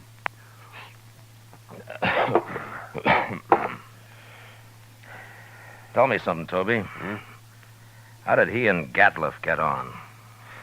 You see Gatliff's eyes, Marshal? Yeah, I did. He's got powder specks shot into them. They look like turkey eggs. Yeah? You don't get on with a man like that. Yeah. Well, why do you work for him, then? Marshal, I get 25 cents a hide, and I can skin over 20 buffalo a day. But I've worked for hunters who couldn't kill enough to keep up with me. Gatliff's a good hunter, and that's the only reason at all I work for him. Now, if he's such a good hunter, how come I've never seen him in Dodge before? And the man's greedy, Marshal. He's downright wicked about money. He figures he can save time and make more money by selling his hides to buyer's agents on the prairie. Yeah. He gets less out there, but he can kill and sell more that way. That Gatliff never stops killing buffalo. He came in with a load of hides today. Just 'cause we made him come in with Billy. And another thing, we've been out 4 months, Marshal. He must owe Billy $800. Oh? Yeah, most hunters would have split that with the crew, but not Gatliff. He like to took my head off when I mentioned Hey, it. want another drink? Oh, yeah, sure. Tell me about the accident, huh? Well, Billy was melting lead in a fry pan, and the way I figured he must have tripped somehow, fallen smack into it, and when we rode in, we found him rolling around on the ground. That's all I know. When who rode in? Me and the cook. The cook skins on days Billy's making bullets. Now, where was Gatliff? Oh, he went in just ahead of us. How long ahead of you? Not long, maybe about 20 minutes. Then he found Billy first, is that it? Yeah, so he did. Hey, I hadn't thought of that before, Marshal. So that's why you've been asking so many questions. Well, I wasn't sure, Toby, but I expect you're telling the truth. The cook backed up your story. Sure, I'm telling the truth. That's what happened, all right. Yeah, Gatliff killed him. He murdered him. Any idea why he would? Well, sure I do. There's only one thing Gatliff wants, and that's money. He killed Billy just so you wouldn't have to pay him his wages due. Yeah, maybe.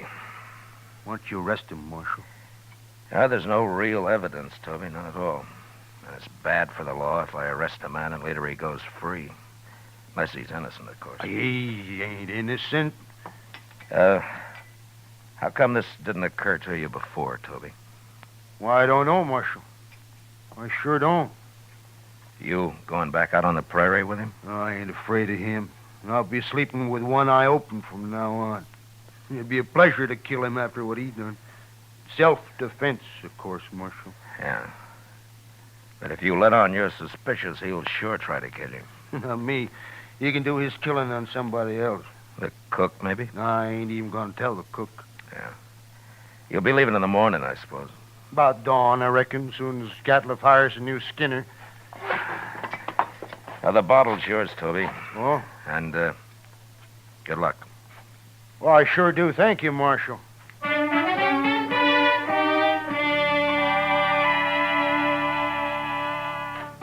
Later in the day, Chester and a couple of other men buried Billy out on the hill. As Toby said, he died a bad death, and it was made worse by the men who'd done it to him, going scot-free. But I figured anybody as greedy as Gatliff would someday overplay his hand, and I hoped I'd be there when he did. The next morning, Chester told me he'd heard that they'd left Dodge.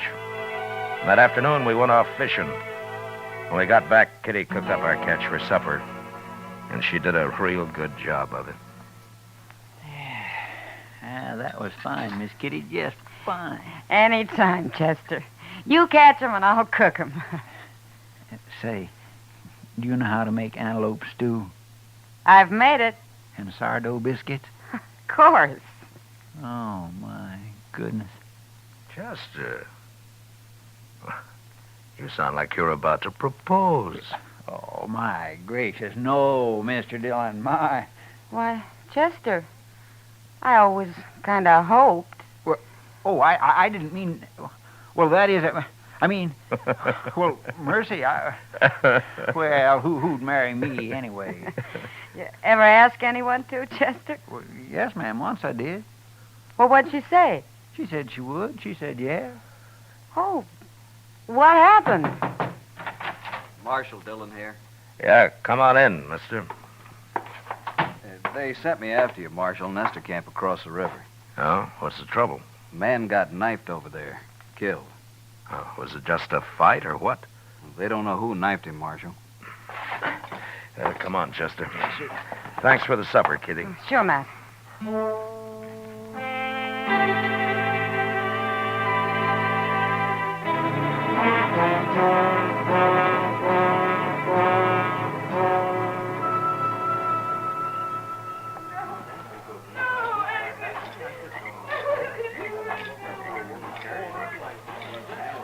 He was knifed in the back, Mr. Dillon. Yeah, but nobody saw it happen. No, sir. Looks like somebody got clean away with murder.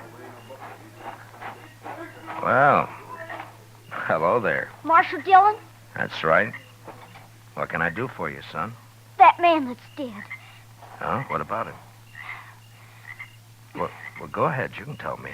I saw him get stabbed, Marshal. You did?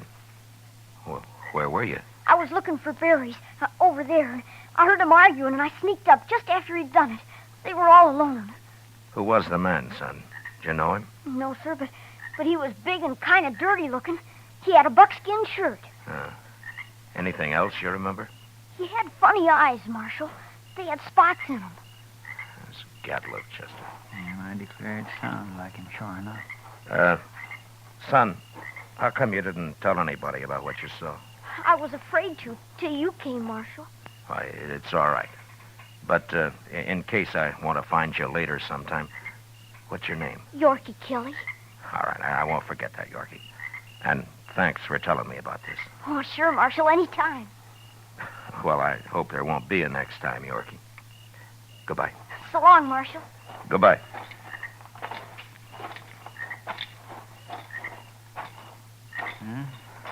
Guess it was Gatliff, all right. Yeah. Seems like a dangerous sort of man to be running loose. No, I got him now, Chester. As soon as I find him. I hope so, Mr. Dillon. I certainly do hope so.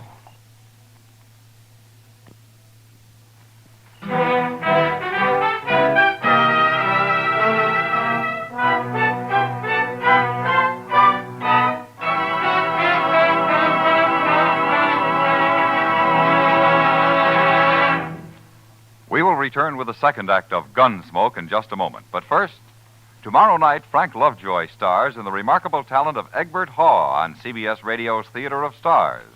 Also tomorrow night, hear Lionel Barrymore on your Hall of Fame Playhouse.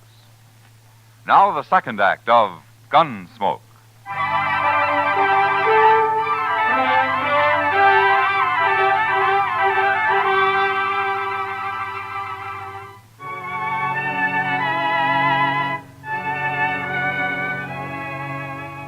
Since Gadliff would figure nobody had seen him, it wasn't likely that he'd run. And anyway, there wasn't much sense in trying to track him down in the dark. So Chester and I didn't start out until the next morning. Ordinarily, a man would ride into the prairie and disappear. But with Gadliff, it was a little different. At least we knew he'd be somewhere around Buffalo. It was late afternoon before we reached good hunting grounds, and almost dark when we spotted the first hunter's camp. We just gonna ride right up to him, Mr. Dillon? Now, this isn't Gadliff. He had mules. This man's got horses. Yeah, that's right. Keep your eyes open just the same, Chester. Oh, yes, sir.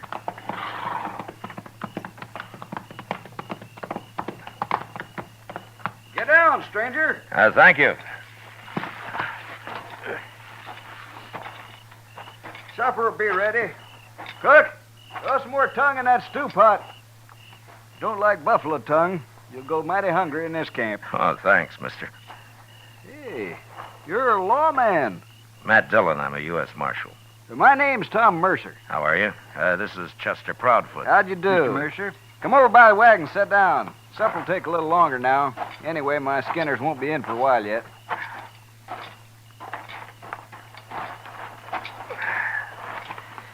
Well, how you doing, Mr. Mercer? Oh, fair, Marshal, fair. Had a stand of about 100 today. Killed every one of them but a couple of old bulls. Oh? That's why the boys are out so late. Have you been here long? About a month. Move on in a couple of weeks. I don't know, Marshal. I think this whole southern herd's going to be clean wiped out for long. Next year, I'm going to Dakota. Too many hunters, maybe, huh? That's just it. That's it, exactly. Have you seen any in the last day or two, Mr. Mercer? Just who you looking for, Marshal? Man named Gadliff. Big man. Speckled eyes. What's he done? You know him? No, I don't. Nobody's come near us in over a week. You're not much help. Except for that stew the cook's making. Oh, you like that. We're having dried apples, too. Oh? I mighty near could eat a buffalo raw, the entire beast. You must be part Indian. Well, no, sir. I've seen one of them eat a whole liver raw. Got propped up against a tree and ate every bit of it and then went sound asleep right there in the sun. He was sure some sight. Where'd you ever get that close to an Indian? Oh, Indians ain't always bad. Take last fall, about 20 of them rode right down into our camp. We thought we was done for, sure, but you know what happened? They were looking for meat, that's all. We let them take what they wanted, they rode away. Just as peaceful like as a man could ask. They're going to get real hungry when the herd's gone. That's so, Marshal. That is surely so. That's what makes them mad. Don't you think that's reason enough? Fella told me a couple of weeks ago he run into a bunch west of here. He was looking for scalps, all right, but good buffalo man with his old Sharps 50 can pick off Indians at 1,500 yards. They're no match for him at all. Not unless they stalk him. Oh, they've done that, sure. Hey, here come my skinners. Let's go get outside some of that stew. Good. All of it. Don't you ever feed this man, Marshal? Only when he works, Mr. Mercer. Oh, now, Mr. Dillon.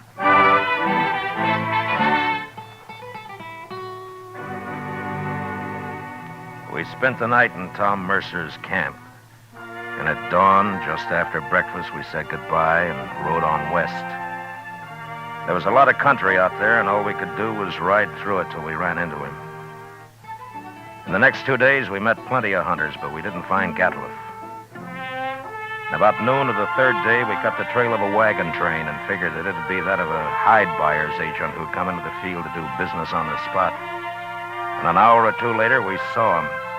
A long string of ox-drawn wagons piled high with buffalo hides. And there was a man on horseback leading the train. We rode up to him.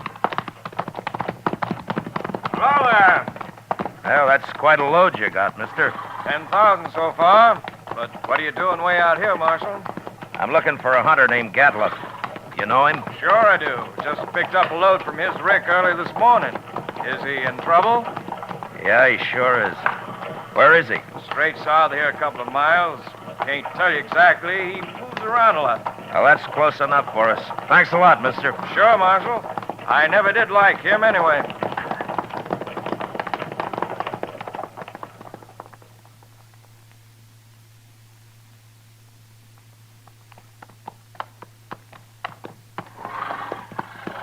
There's an empty rick over yonder. That must be it. Yeah. But he's moved his camp. Not far if it was just this morning. Chester, what's that out there? Where? Hey, that looks like a man. Come on. Hey!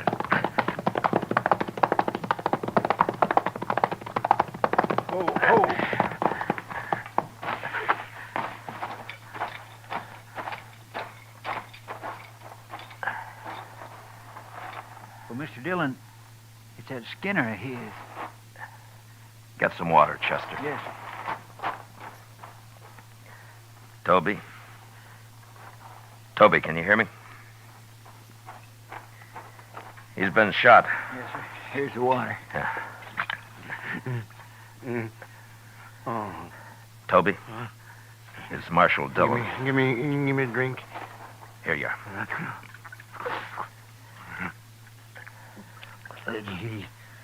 He shot me, Marshal. Oh, what happened? Where's the rest of the crew? They run off. He took his wagon and the horses. He went kind of crazy when he found out. That's why he shot me. You know where he is now? No, I don't know, Marshal. He shot me, and then he said he was going hunting. He's going loco. Going loco. Now, take it easy, Toby. Take it easy. You'll be all right. I could hear him shooting at Sharps a long time. And then he stopped. Well, where was he? Which way? Off. Behind me there. I could hear him. Chester, you stay with him. I'm going after Gatliff. All right, sir.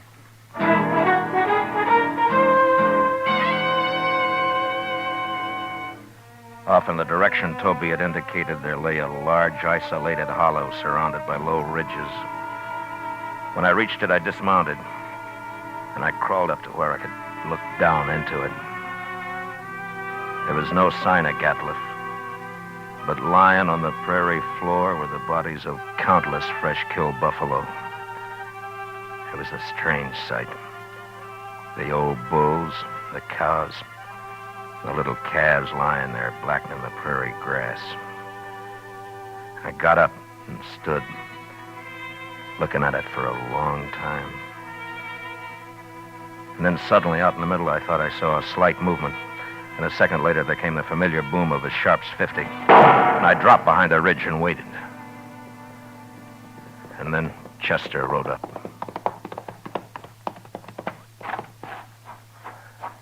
Have you found him, Mr. Dillon? Yeah. I thought I'd better come along. You see... Toby's dead, is that it? Yes, sir. All right. Gatliff's down there in the middle of the hollow. But we can't get anywhere near him as long as he's got that Sharps rifle. He's killed a small herd of buffalo in there, and now he's lying out in the center of them. Well, that's the darndest thing I ever heard of, Mr. Dillon. He must have gone crazy, just like Toby said. Yeah. What's he shooting at now?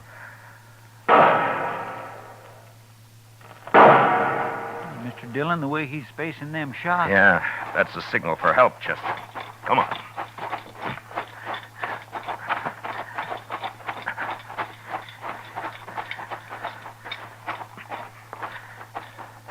Say, maybe this is a trap. Be ready to take cover behind one of these animals. It might be.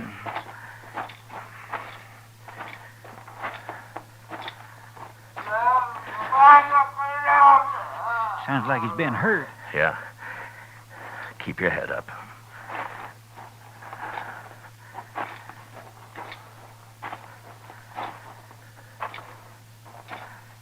There he is, behind that big bull. Yeah, I see him. Well, Mr. Dillon, he's all... There have been horses in here. Indians. My goodness. Come on.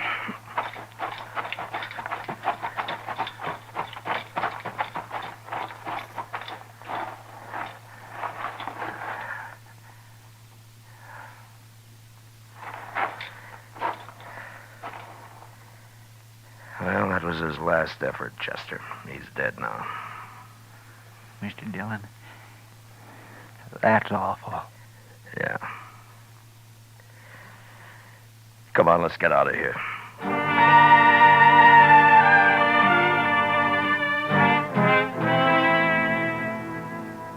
I don't know how the Indians caught Gatliff. He'd gone a little mad, and maybe that made it easy for him. But they finally got themselves a buffalo hunter. And into their unbelievably savage torture of him had gone all the hatred and desperation of a race being slowly starved and driven from their homeland. And then they'd put him there surrounded by his own bloody slaughter. And they'd gone off with a gesture of contempt, leaving his rifle and his ammunition by his side. And having seen what they did to him, I'll never know how he managed to fire even one of those shots. For all of his evil, Gatliff had died harder than any man I'd ever seen. Chester and I rode back to Dodge, and it was never mentioned between us again.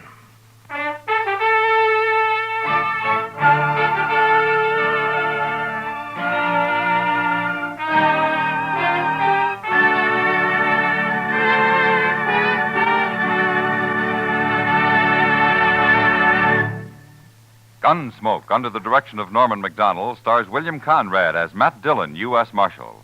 Tonight's story was especially written for Gunsmoke by John Meston, with music composed and conducted by Rex Corey. Featured in the cast were Lawrence Dobkin, John Daner, Harry Bartell, Richard Beals, and William Euler. Parley Bear is Chester, and Georgia Ellis is Kitty. Gunsmoke is heard by our troops overseas through the facilities of the Armed Forces Radio Service. Join us again next week as Matt Dillon, U.S. Marshal, fights to bring law and order out of the wild violence of the West in Gunsmoke.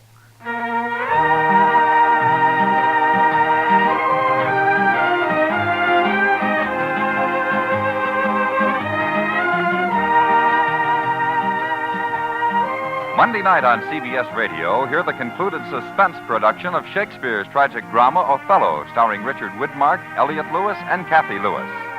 Also Monday night, don't miss the Lux Radio Theater's charming excursion into fantasy, The Bishop's Wife, starring Cary Grant and Phyllis Baxter.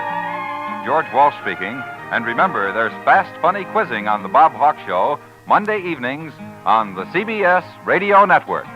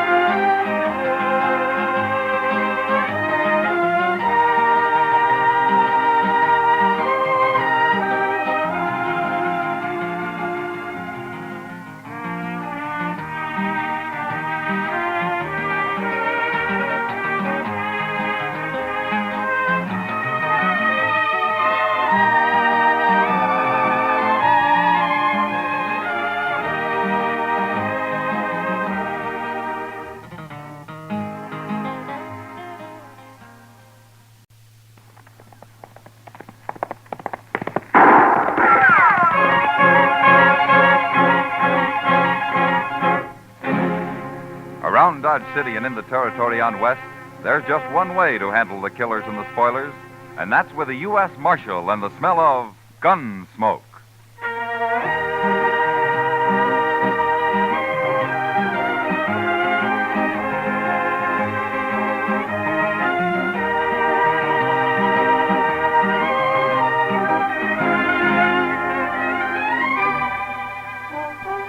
Gunsmoke, starring William Conrad. The story of the violence that moved west with young America. The story of a man who moved with it. Matt Dillon, United States Marshal.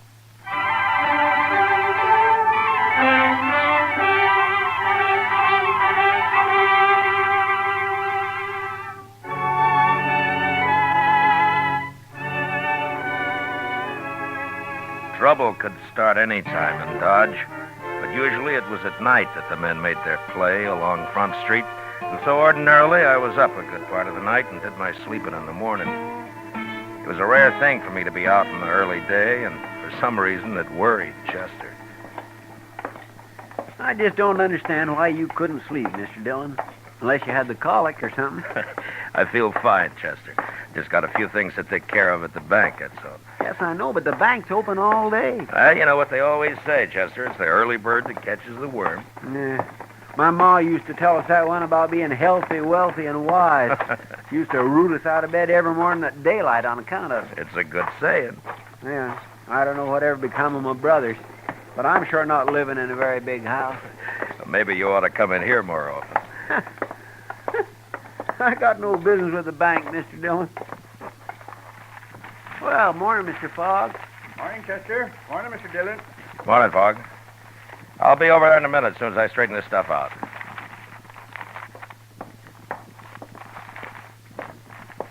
Good morning, Marshal. Good morning, Mr. Pap. You taking money out, Marshal, or putting it in? Neither, Mr. Pap. This is government business. Oh, I see. Who are those men, Marshal? What? I say, who are those men? I never saw him before. That one in the middle holding the envelope, he seems pretty excited about something. Certainly, sir. What can I do for you? I want a loan of money immediately. Well, we'll do what we can, sir. First of all, how much do you want? $20,000. 20. Mr. Pat. Yes? Yeah, excuse me, Marshal. Gentlemen, this is our president. You'll have to talk with him. I heard you say $20,000, gentlemen. That's a lot of money. What do you have for collateral? My collateral, sir, is right here in this envelope. You may look at it, but don't reveal it to these other gentlemen. These playing cards. Don't name them. I'm afraid I don't understand. Well, I've been in a poker game at the Texas Trail all night long. Right now, there's about $40,000 in that pot. There are some good hands out. I've put every cent I have into it already. Now, they've given me just 20 minutes to come up with more money. Well, I certainly wish you luck, sir, but I never heard of You've seen my hand in that envelope. You can lend me the money on that. But surely, sir, you don't expect the bank to enter a gambling game. Now, these gentlemen are also in the game. They came along to see that those cards aren't changed. The other men are watching the table at the Texas Trail. It's all fair and square, I assure you. Well, gentlemen, I'll gladly pay you 10% interest, sir. You've only got 5 minutes left, Hook. Come along, gentlemen. We'll step in the back office. Well, now that's about the craziest thing I ever did here. He must have a pretty good hand, Chester. I know, sir, but you don't think Mr. Pap's going to let him have $20,000 on it? It certainly looks that way. Yeah, there we are. I'll take care of this and we'll get out of here. This is government stuff, Fogg. You know what to do with it. Certainly, Mr. Dillon. Now, let me see.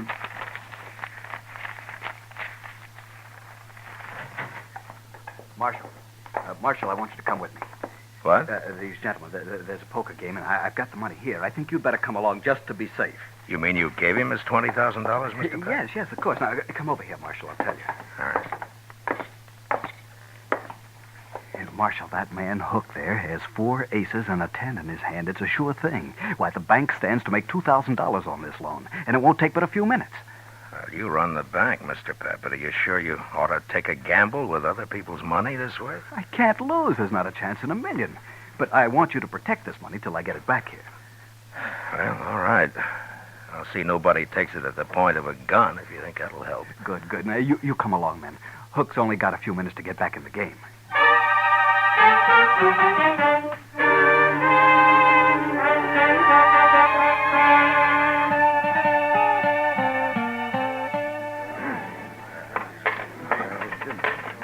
All right, there's my money, Mr. Shaneways.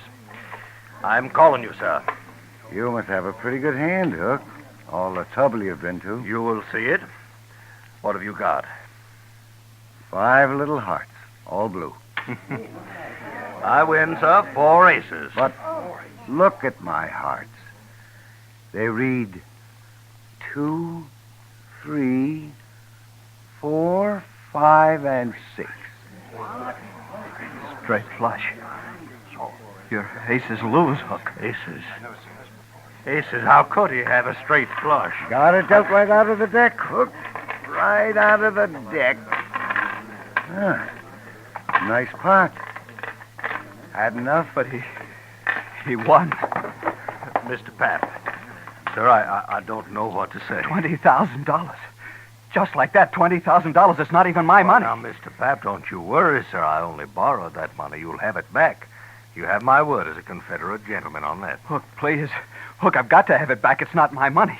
I have to put it back in the bank. I'll be ruined if people find out You about only this. loaned the money, sir. I lost it. Now, I'll send for it today, sir. I'll wire my agents. They'll have it on the next Santa Fe that leaves St. Louis. No, Hook.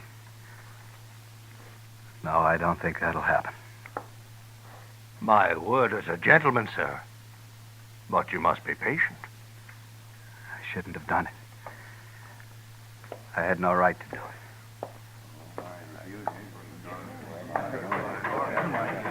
Chester. Yes, sir. Go tell Doc I want to see him. Yes, Mr. Dillon. All right. Everybody. Now listen to me. All of you. Now, I don't want a word said about this to anyone. The bank's important to Dodge, and this could ruin it. Do you understand? We'd have no reason to spread. All right, then see to it. Or there'll be trouble for all of you. Well, certainly, Marshal. No reason to spread. You all understand.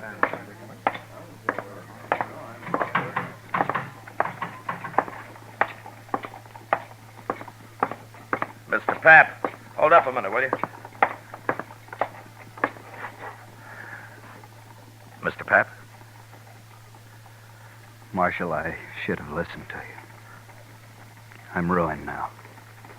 Now, look, Mr. Pap. Maybe Hook's got money, I don't know, but if not, we'll figure something out. People will give you time. No. No, they won't. As soon as they hear about this, there won't be any bank. They won't trust it anymore. But they have to. It's the only bank there is. What'll Joanne think? My kids. I can't face it, Marshal. I just can't face it. Now, look, you just go back to the bank and tell the cashier to keep his mouth shut about this. You just got to give it time. Sure, Marshal. I'll go. I'll go.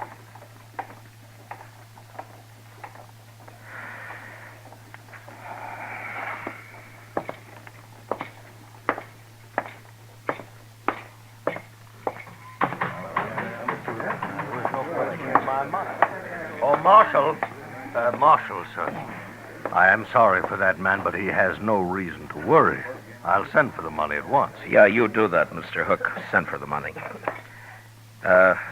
Gentlemen, what are your names? My name's Shaneways, Marshal. Now, I'm sorry for that banker, but it's nothing to do with me. I won this money fair, and I'm keeping it. Sure, Mr. Shaneways, of course you are. Who are you, mister? Warden. And I agree with Shaneways. Gambling money's fair money. Nobody is arguing that, Mr. Varden. But remember, gentlemen, what I said. Don't talk about this. Oh, well, hey, Matt. Chester said you wanted me. What's happened? Didn't hear any shooting. Everything's all right, Doc. Oh, well, that's it. Oh, you look familiar. Don't you? I haven't had the pleasure, sir. Oh, well, maybe not. No, I guess not. My mistake. Never mind, Doc. Come on. Yeah. Chester said he'd wait at the office, Matt. Look, Doc, I want you to go over to the bank. Mr. Pap is pretty upset. See what you can do for him, huh? Give him a bromide or something. Sure, Matt. What's wrong with him, anyway? He just lost $20,000 in a poker game. He lost 20... And he wasn't playing. He lent the money on the strength of what looked like a good hand. That man Hook came into the bank for it with the other two. Oh. He brought his cards along and raised the loan that way, huh? What? How did you know? Oh, I heard of it once, Matt. It was down in New Orleans. Oh, that was years ago. Well, what happened? Well, the same thing. Fella got the money and he lost it. That's all. You mean it was fixed between him and the others? Oh, sure, it was fixed all right. Well, how did they find out? Well, the fellow that borrowed the money got drunk and he talked and they put him in jail, but the others got away clean. Look, Doc, that gray-haired man you thought you recognized, his name's Hook.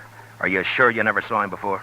Oh, a lot of people look familiar at first glance, man. You know how did you... Look, in New Orleans, you didn't know the men who pulled the trick on the bank, did you? Well, people said that they'd come down on the riverboat. I was doctor in the Tennessee Belle then, but I never met them, not to my knowledge, anyway. You recall hearing their names? Well, that was a long time ago, Matt. Look, Doc, those three back there may have just pulled the same thing now. Hook looked familiar to you. Maybe he remembers you, too. Well, he just said he'd never met me, Doc, Matt. he could be lying. Oh, well, sure, but I can't place him. I probably never saw him before. Well, go see what you can do for Pap. He's in pretty bad shape. Well, sure, Matt. Gamblers were always drifting in and out of Dodge. Some of them were crooked, and some, it had been said, were honest. Ordinarily, it didn't matter much one way or the other. Most men could take care of themselves. But now the bank was involved, and the citizens of Dodge had their faith in that bank, as well as their money. I gave it a lot of thought the next hour or so, and finally I had an idea that seemed like a start anyway. I explained it to Chester, and together we went back to the Texas Trail. Shaneways and Varden were idly cutting cars, and Hook was at the bar talking to Kitty. Hello, Matt. Kitty? Chester? Hi, Miss Kitty. Do you know Mr. Hook? This is Marshal Dillon. We met earlier. Why, yes, indeed. This morning? I must have smelled trouble, Kitty. I got up early. You're always smelling trouble, Matt. Yeah. Leave your beer, Hook, and come with me. What for? Just do it. Whatever you say, Marshal. Miss Kitty, I'll be back. Yeah, sure.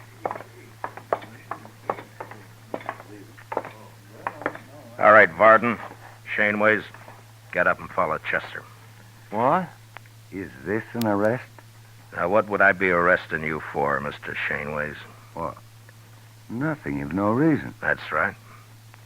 All right, come on, let's go.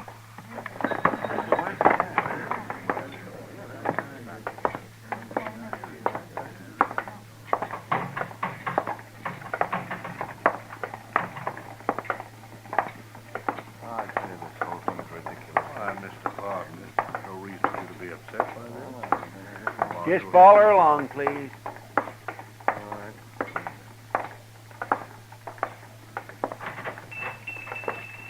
What is the idea of bringing us in here, Marshal? Well, good morning, gentlemen. What can I... Oh, hello, Marshal. Chester. Hello, Lum. Lum, these men want their pictures taken. Oh, no, not me. I don't. I've got plenty of pictures. Can you do it right away, Lum? No, certainly can, Marshal. And, gentlemen, you'll be the very first to stand before a new drop. The ancient temples of Greece. It'll lend you dignity and power. What's the idea of this, Marshal? Lum's just going to take your pictures, that's all. Oh, Lum, front and side views both, huh? Oh, certainly, Marshal, certainly. And then, gentlemen, if you leave Dodge, any of you, it'll make it a lot easier for the law to find you and bring you back. Wherever you go. This is outrageous. I won't stand for it. Pardon. Wait a minute. I agree the Marshal is being a little high-handed, but after all, he must protect himself in his job. But since we've done nothing wrong, we have nothing to fear. Sure. Hook's right, Wolf Varden. I'll go first. Are you ready, Lum? No, right this way, sir. Chester, you stay here and wait for the pictures. Bring them over when they're finished. Yes, sir, Mr. Dillon.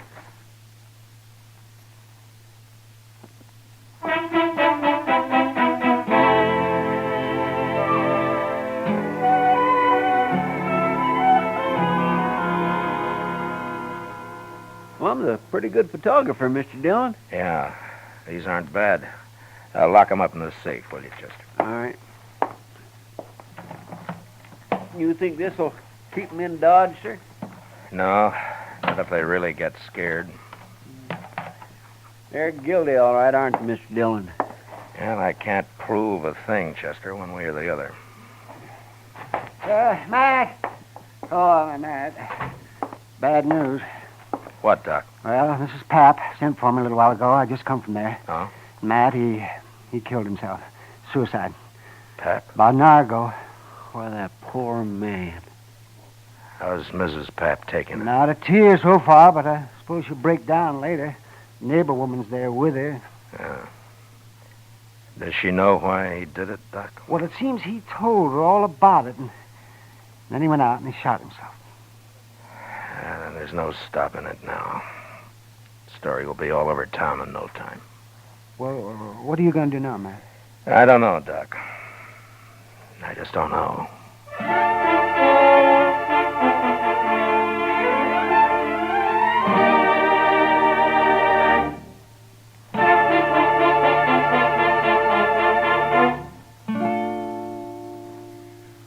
return with the second act of Gunsmoke in just a moment. But first, today's opportunity knocks twice for qualified women. For the younger woman, the career of nursing offers opportunity unlimited. Ask how you can enroll as a student nurse at any hospital at the nurse's registry desk. And for the older woman, there are many thousands of openings in practical nursing. Graduate nurses or practical nurses will find expanding career opportunities for years to come. Act immediately. Serve humanity and provide for your own secure future. Now the second act of Gunsmoke.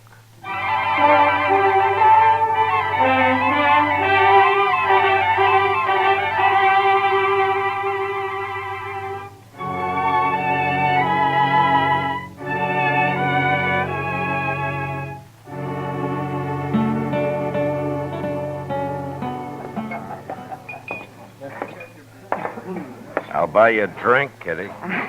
Gosh, I'd like it, Matt, but I just said I'd join Hook over at his table. Well, I'd like to talk to him, too. I'll just sit with you for a few minutes. That's fine with me. I don't know about him, though. Oh, I don't think he'll object. I just have time for a smoke, Mr. Hook. I didn't think you'd mind. Why, no, of course not. You're quite welcome, Marshal. May I buy you a drink? No, thank you. Marshal, I want you to know I sent for that money today, just as I promised. Oh? You're a little late. Late? Mr. Papp shot himself. He did? You mean Mr. Papp, the banker? Yeah. But why, Matt? He would always seem so quiet like. Maybe Mr. Hook will explain it, Kitty. Well, now, Marshal, you can't hold me responsible in any way at all. I didn't say I could, Hook. But you seem kind of nervous about it. Well, naturally, I'm upset. After all, that man did me a great favor. Yeah, sure. But I don't think the people in Dodge are going to like it much when they find out. Tell me something, Mr. Hook. When were you in New Orleans last? New Orleans? Mm-hmm. Well, why do you ask that, Marshal? Just curious. Well, sir, I've never been in New Orleans. Does that answer your question? Yeah, it's good enough. For now. Goodbye, Kitty. I'll drop by later. Sure, Matt. And, Mr. Hook, it still goes about not leaving town. I like it here, Marshal. Yeah. Yeah, you should.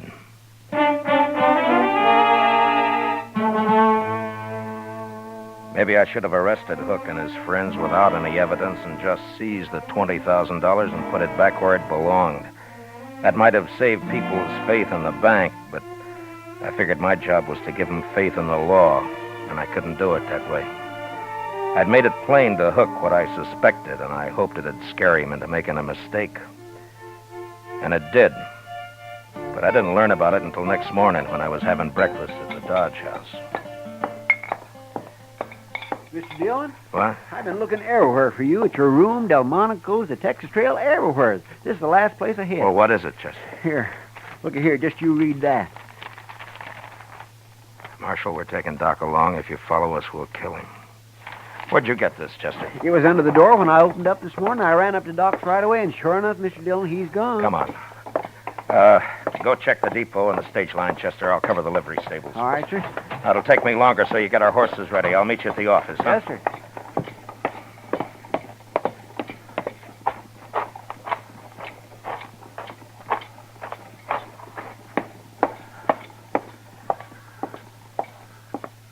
Well, it's the Marshal. You're out early today. Not early enough, Andy. Yeah? What can I do for you? I want to know if you rented out any horses last night. Well, sure, a few. Why? Did you rent 4 to anybody, 4 in a bunch? Why, yes, I sure did. Be back today, so they said. Who said? Well, strangers to me. Paid me in advance, though. The greenhorn. What time was this, Andy? Oh, it was late. Yeah, it was way after midnight it was. Something wrong? Yeah. Tell me, Andy, what'd they look like? Well, one was an old fellow, gray hair. Didn't give me his name, though. I don't think I got much of a look at the other one. You have any idea which trail they took out of town? Why, no, I don't. One of them said something about St. Louis. But that's not much help, is it? That might be. Well, thanks, Andy. Oh, one thing, Marshal. Yeah. If you're riding after them, those horses, they got are just crowbaits. I didn't figure they could handle anything better. There was nothing to do but take a chance and ride east. Luck was with us, though, and within an hour we cut their trail. 4 horses leave a pretty fair track, and we followed it, riding hard.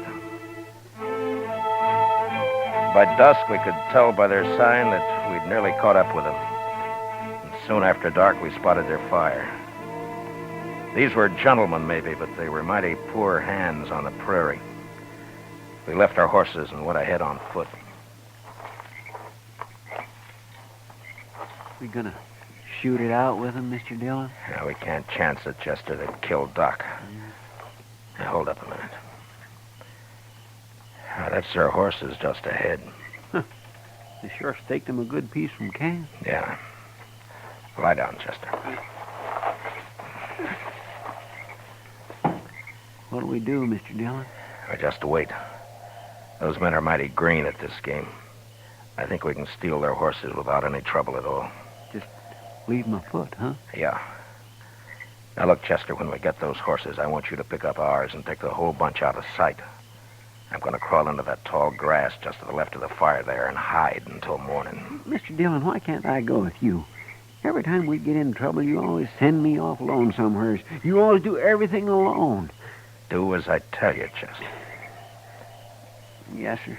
You just wait till you hear gunfire, and then ride in fast and bring all the horses.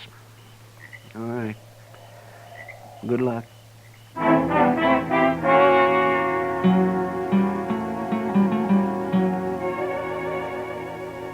By dawn next morning, I was half burrowed into the ground and covered by blue-stem grass, not more than 30 feet from their camp.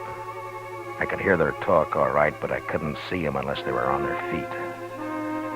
Shaneways had already gone out after the horses. Pretty soon he was back. With their ropes, that's what every last one of them. What do we do now?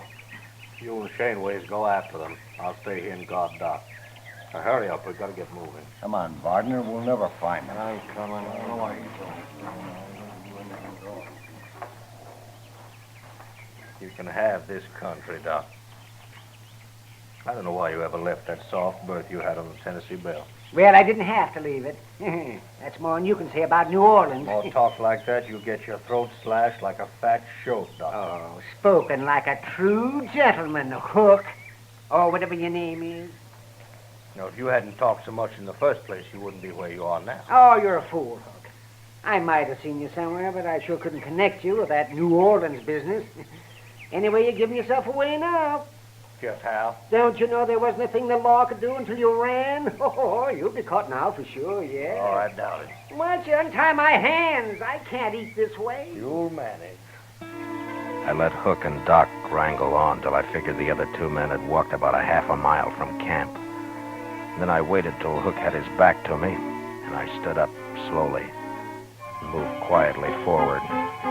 Doc saw me and almost spoiled the game, but he caught himself in time and then started another argument with Hook.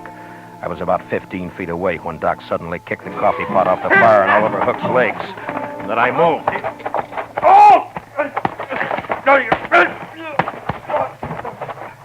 Hit him again, Matt. He can stand it. No, that's enough. All right, get up, Hook. Oh, Marshal, easy now. Don't shoot. Get Doc untied and be quick about it. Yes, get me untied and be quick about it. There. Yes. Oh, that feels better. Oh, Hook, if I weren't a professional man, I'd punch you right in the eye. Never mind, Doc. Here, put his gun in your belt. I'm just mad enough. I'd like to have an excuse to use this. Matt, what are you doing? You'll see. Matt! Why, you'll have them back here in no time. I got a surprise for Hook, but he's not going to like it much. Huh? Oh, Where they got the money, Doc? He in that saddlebag, right over there. The All right, get it, will you, quick? Hurry up. Them two didn't get very far away. All right, Doc, if you got the money, get up on the horse.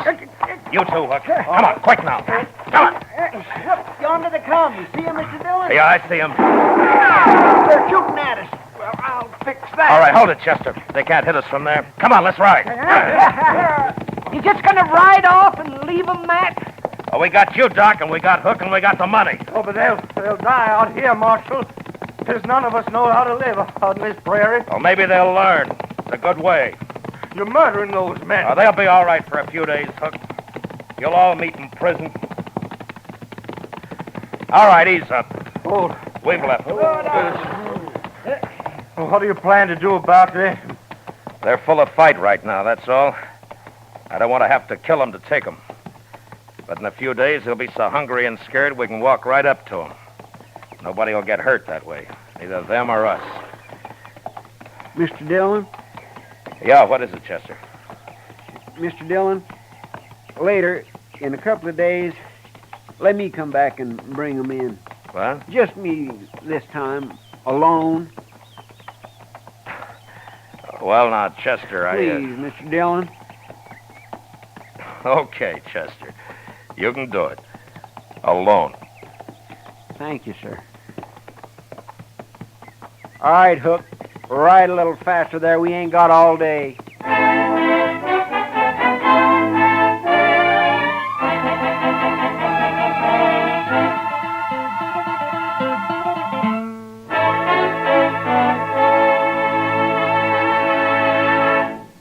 Gunsmoke, under the direction of Norman Macdonnell, stars William Conrad as Matt Dillon, U.S. Marshal. Tonight's story was especially written for Gunsmoke by John Meston, with music composed and conducted by Rex Corey. Featured in the cast were Lawrence Dobkin, Harry Bartell, Ralph Moody, James Nusser, Joe Cranston, Paul Dubov, and Peter Leeds. Parley Bear is Chester, Howard McNear is Doc, and Georgia Ellis is Kitty. Gunsmoke is heard by our troops overseas through the facilities of the Armed Forces Radio Service. Join us again next week as Matt Dillon, U.S. Marshal, fights to bring law and order out of the wild violence of the West in Gunsmoke.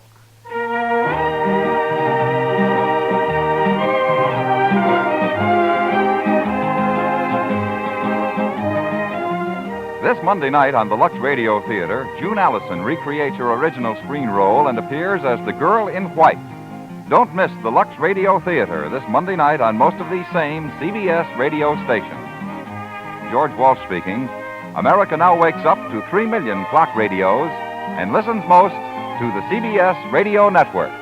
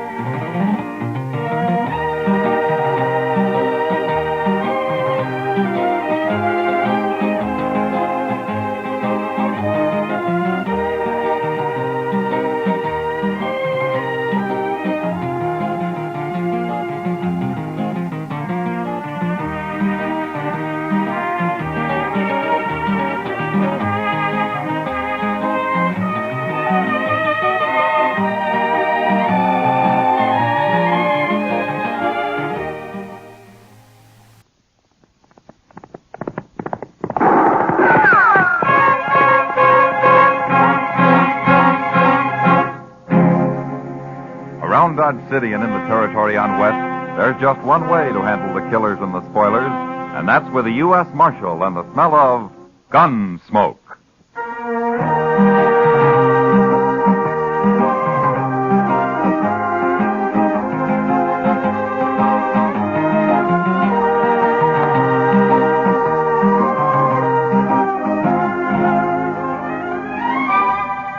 Gunsmoke, starring William Conrad. The story of the violence that moved west with young America.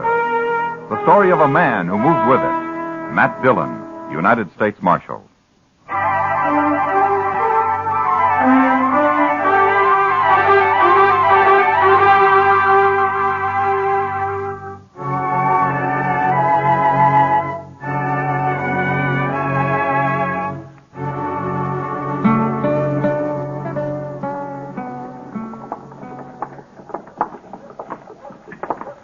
Long time since I've been in Dodge, Pa. Yeah, it's just as well you stay out of Dodge, Will. Man's a whole lot better off on a ranch than in a town. He's a whole lot lonelier, too. Then get married. Place needs a woman anyway. I got my eye on the Sutter girl, Pa. But she won't be old enough for another 2-3 years. You'll settle down, Will. It's your brother Prince worries me. He ain't as steady as you. Prince headstrong, that's all. Yeah. Now, you go get the wagon and load it up at the store. Our stuff's all ready. I've got a little business here in the lawyer's office, and I'll join you. Okay, Pa. But keep your eyes open with that Rab. I hear he's a sharper. I can handle him. You go along now. Sure, Pa.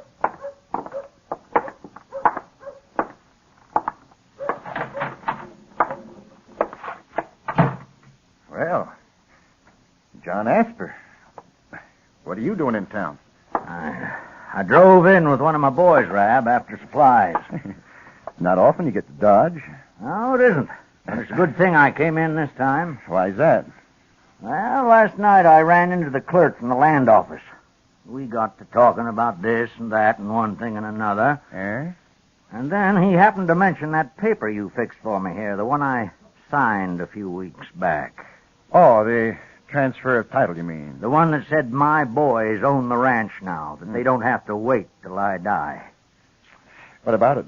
You wrote it out legal, and I signed it. That's right, Asper. And you said I'd have to wait a while before I could give it to the boys. I did. Well, now, Rab, the clerk told me I didn't have to wait any time at all. The clerk is wrong, Asper. I'm a lawyer. I know the law. Maybe so, Rab. But anyways, the clerk can read. And he told me that paper I signed says that my boys don't own the ranch at all. It says you do. All right, the deed is in my name, Asper, but I don't aim to do anything about it for the moment, so don't you get all upset. You cheated me, didn't you? I should have known better than to trust you, Rab. Everything's perfectly legal, Asper. Sure. Only you own my ranch. Well, I told you could go on living there for a while. What if I went to court about it, Rab? Oh, it'd take forever, and it'd cost you a lot of money, and you couldn't win anyway. That's just about what I figured. So you might as well just forget about it, Asper. I wanted the boys to own that ranch right now so they'd take a bigger interest working it. And it seems their old pa went and fuddled everything. You got outsmarted, that's all. Yeah, I sure did. Well, Rab, I brought this here gun along, and I'm going to kill you with it. What? Put that gun away, Asper. You can't do that. Last man I killed was in the spring of '69. Made up my mind then I wouldn't be killing any more men. And I sure hate to do it. But I gotta. Now, look here, Asper. Yeah, just ain't any other way, Rab. Like you say, it's all legal, and there's nothing I can do about it. So, I've got to kill you and get it over with. You're crazy. You'll hang for this. Sure I will. But I'm old, and it won't matter much. And it just might learn you a lesson. No. Asper, I'll give you a few seconds to pray, Rab, but that's all. No, wait, Asper. Listen to me. You can have the deed back. I'll fix it up right now. I don't want your ranch. Oh, that wouldn't be much use, Rab. You just go tell Marshal Dillon I forced you to sign it back, and then they wouldn't re-record it. No, I won't. I swear I won't. And then I just have to find you and shoot you all the same. It's just easier I do it now. No. Here. Here's the deed. I'll fix it right now, and you can go file it yourself. Now, you see, look, I'll do it now. You know I can't read. Then we'll take it over together and record it. Oh, no, the clerk can read it for you. Well, all right, Rab. Go ahead, fix it. Yes. There. Now, are you satisfied? As soon as we get it recorded, maybe I will be. Come on, then. We'll do it right now. You're a pretty smart lawyer, Rab. I think this is about the last job I'll ask you to do for me. And if you didn't do this right, I'll kill you sure. Now, let's go find out.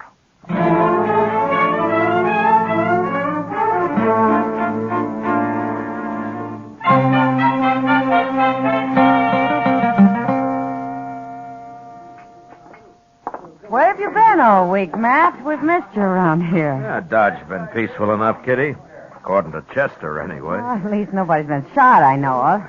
They've come close to it a time or two, though. Well, arguing doesn't fill any graves. Yeah, maybe someday men will learn that. I doubt it. Huh? You don't think very high of men, do you? Not very. After what I've seen of them. Well, maybe the trouble is you've never seen them when they were working. They aren't so bad, man. That's what they're always telling me. Matt, I'd like to go to St. Louis or somewhere for a while. I need a change. No? Why don't you go? Oh, I don't know. Wouldn't really be any good. Alone. Mr. Dillon? Oh, yeah, Chester. Oh, hello, Miss Kitty. How are you, Chester? Say, I just come from Doc's, Mr. Dillon. You better get over there right away. Rab's been shot. What? Rab, the lawyer? Yes, sir, right in his office. Doc isn't sure how long he'll be conscious. Well, who shot him? I don't know, sir. Some men heard the shot, and they found him there all alone. Whoever it was had got out the back way. I'll see you later, Kitty. Sure, Matt. Come on, Chester.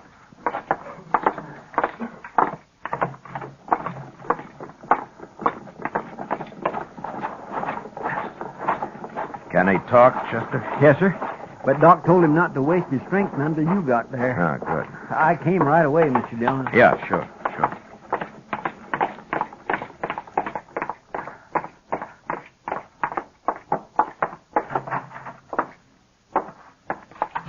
Now, Doc, how is he?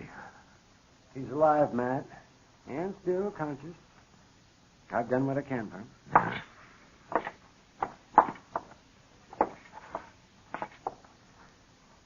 The marshal's here, Rab. You feel like talking now? Hello, Marshal. Hello, Rab. Who shot you? Asper. Oh, John Asper shot me. John Asper? What? Did you have a fight with him? He shot me in the back, Marshal. I never even saw him. Well, how do you know who it was if you didn't see him? I was sitting in my office, and he shot me through the window in the back. But how do you know it was Asper? A couple of days ago, he threatened to shoot me. That's why. Oh? He said he'd kill me. Well, why did he threaten you? Well, it was about his ranch, Marshal. I made a little mistake and got the title transfer mixed up. But I fixed that. You can ask the clerk at the land office. Everything was made okay. Asper was right there with me. When was all this? 4 days ago, Marshal. The man's crazy. That's why he shot me. He's gone crazy. No, that's enough. That's enough now, Rab. You better not talk anymore now. Doc, what do you think? How does he look? He might pull through, Matt, but he cannot get excited. Yeah, okay. We'll go. Let me know how he is, will you? Oh, sure, Matt, sure. I'd like to talk to him again when he's able. His story doesn't make much sense so far.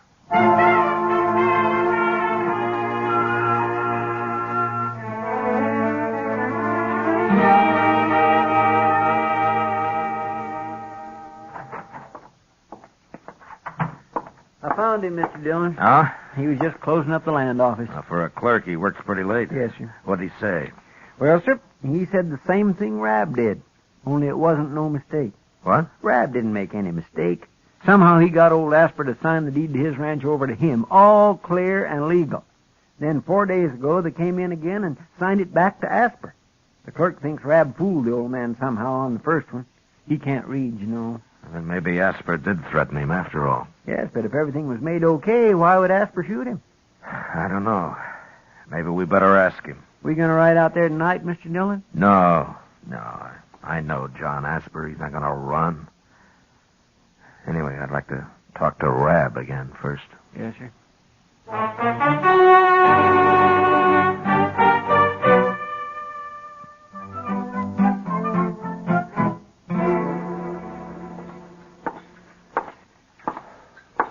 How are the eggs this morning, Chester? They've gone up, both in price and age. How's Rab, Mr. Dillon? Yeah, he's still alive. Couldn't talk very long, though. Did you find out anything? Oh, same story. Oh, say, I nearly forgot. Old man Asper was in here a few minutes ago. Huh? Well, where is he now? He said he'd be right back. I told him you'd like to see him. Yeah, I would. Thanks, Chester. Oh, that's all right, sir. Oh, I ordered some eggs for you, too. Oh, good. And coffee. Here's Asper now. Morning, Marshal. Hello, Asper. You, wanted to see me? Yeah, I did. Won't you sit down? All right. But I can't stay long. I just rode in from Coldwater, and I want to get on out the ranch before noon. No? Then you weren't in Dodge last night? No, I'd had to ride mighty fast to be in Dodge last night, Marshal. Seeing as how I didn't leave Coldwater till after supper. Maybe I should have waited till morning, but I figured it'd be easier on my horse to travel at night in this hot weather. Yeah. Who did you see in Coldwater, Asper? Shanghai Pierce himself. Made a deal with him for some cows, too, when he comes up with his next herd. Won't be for 2-3 months, though. I see. Asper, tell me something. Did you threaten to shoot that lawyer, Rab? How'd you know about that, Marshal? What, did you? Yes, I did. Why? Well, somebody shot him last night. They kill him? No, he's still alive. You got any idea who might have done it? Yeah, I might have. But you didn't. No, but I would have. He's a crook, Marshal. I thought I was signing the ranch over to my boys, and he put his name in instead. He changed his mind about it, though, once I got him treed. Do your boys know about this? Nary a word. No, now they didn't do it, Marshal. Isn't your younger son, Prent, isn't he the wild one? Well, Prent's a mite wild, you could say. His mother didn't live long enough to have a hand raising him, that's why. But he didn't know about Rab, Marshal. He knew nothing at all. Might have found out somehow. Well, I sure don't know how. I never told him. And he ain't even been to town since this started. Neither of the boys been here? Will, he come in with me the other day, but he didn't talk to Rab. Ah, I see. Now, look, Marshal, I don't want any suspicions about them boys. Now, you just ride out with me and we'll clear this up once and for all. I told Rab I'd kill him, and I would have. And then I'd come down and told you all about it, and you could have got me hung. I expected that.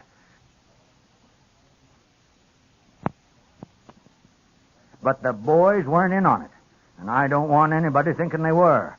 Now, you come talk to them. All right, Asper. All right. I'll ride out with you. Sure you will. And I'll tell you about Rab. If he pulls through this time, somebody'll just shoot him again. That man's no good at all, Marshal.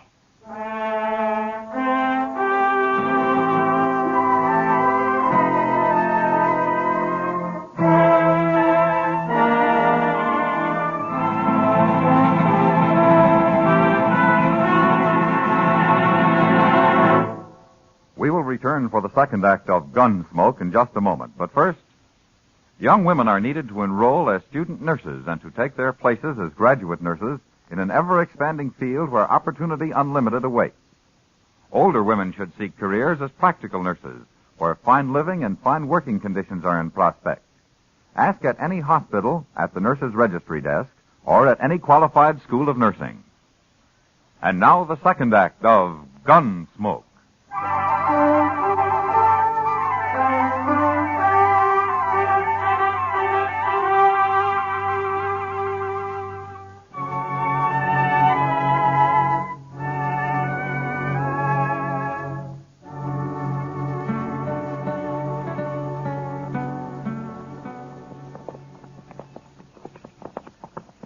You've done a lot of work on this place since I was here, Asper. It's coming, Marshal. It's coming. I don't blame you for not wanting to be cheated out of it. Well, life's always uncertain, full of boils, Marshal. Never did have it easy on this ranch. Yeah. Well, I don't see the boys around. Maybe they're in the house. Come on, we'll have a look. All right.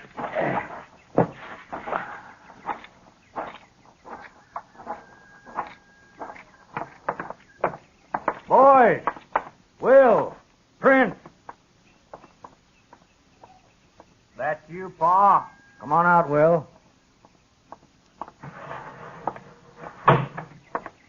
We got company. Hello, Will. Marshal? Where's Print? I want both of you here. He'll be around later, maybe. Well, go get him, Will. I got some coffee on the stove. Would you sit down for a cup, Marshal? Will. Yes, Pa. You know where Print is? No. When did you see him last? Yesterday. Morning. All right, we'll find him later. Will, Rab got shot last night, and the marshal here is looking for the man who shot him. Did you do it? No, I didn't shoot him. You're telling the truth. I ain't been off the ranch. That's the truth. Satisfied, Marshal? Yeah, I'm satisfied. But what about Print? Think Print might have done it, Will? Ask him. You know more than you're telling me, don't you? Yeah. Well, I'll be. Now, what do you know about me and Rab? Tell me now, Will. I know what I heard. I was curious, so I went around back and listened at the window while you and Rab was talking. I heard you say you went and fuddled everything, and then I left. I told Print about it, too. And why didn't you listen some more since you were snooping around? I was going to shoot him all right, but he fixed everything up. This is your ranch now, yours and Print's. You understand? That's so? But now it looks like Print got hot-headed and rode to town. Doesn't it, Marshal? That could be. Anyway, I think we better find him. I'll find him. No son of mine's going to go around shooting people. You just said you were going to shoot that lawyer yourself, Pa. Sure I was. It would have been the first time I've killed, but that's different. You boys wasn't raised that way, and you ain't going to start now, do you? Now, wait a minute, Asper. Wait a minute. We don't know that Print did it. I know dang well he did now. But if he shows up, I'd like to talk to him, but I'm not going to go on a hunt for him unless Rab dies. You can find me in Dodge. I'll bring him in if he comes back, Marshal. All right. Well, so long, Will. Bye, Marshal.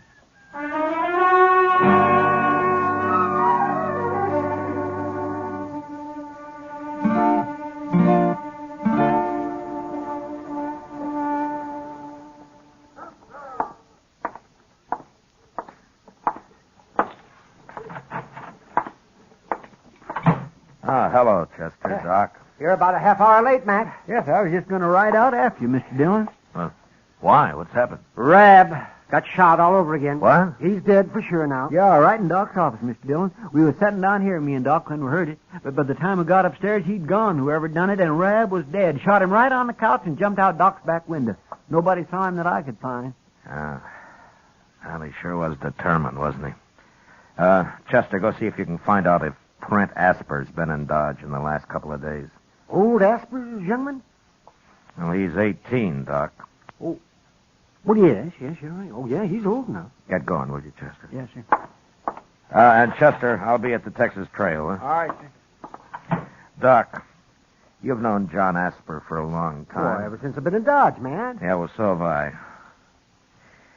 I just hope for his sake Print didn't do this. Oh, yes, Matt. Asper's a crusty old buzzard, but he's straight as they come. Yeah, sure is. Well, I'll see you later, Doc. Yeah, sure, Matt.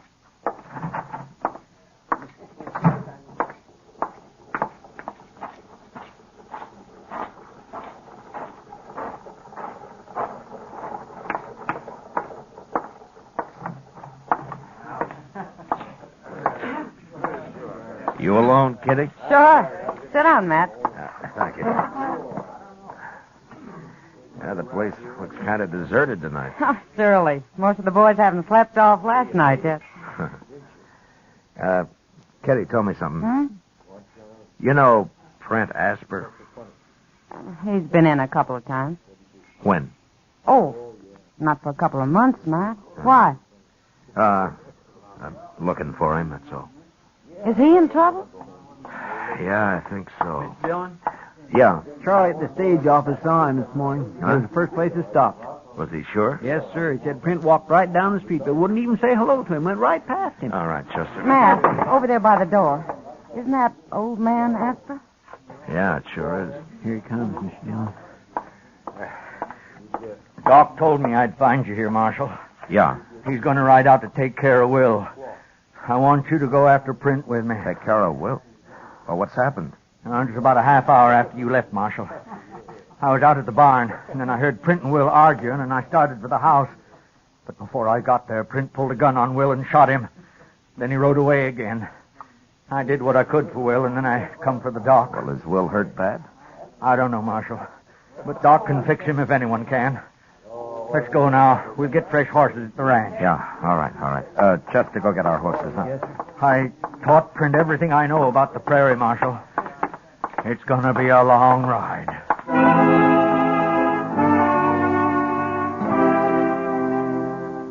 Asper was right. It was, sure enough, a long ride. We cut Print's trail just beyond the ranch and followed it west for 2 days. The old man tracked like an Indian. To determine how fresh the trail was, he'd spend a long time at certain places just looking at grass blades or scrutinizing the fine little marks made on bare ground by insects or calculating on the age of a doodlebug hole. He was slow, but as certain as death, and we never lost the trail once. On the 4th day, he announced that the tracks were just a few hours old, and we rode faster. About noon, we stopped behind a small hummock and walked forward to where we could see a cabin 100 or so yards off, surrounded by high brown prairie grass. He's in there, Marshal. Are you sure? Yes. He's decided to make his stand from there. It's a good spot. It sure is. He's got a clear field all the way around. Well, let's surround him and wait it out. Oh, no, that's too slow. And I'm in a hurry to get back to Will. He's still alive. Well, I'll put a couple of shots in there. Maybe he's ready to give up. I doubt it. But go ahead.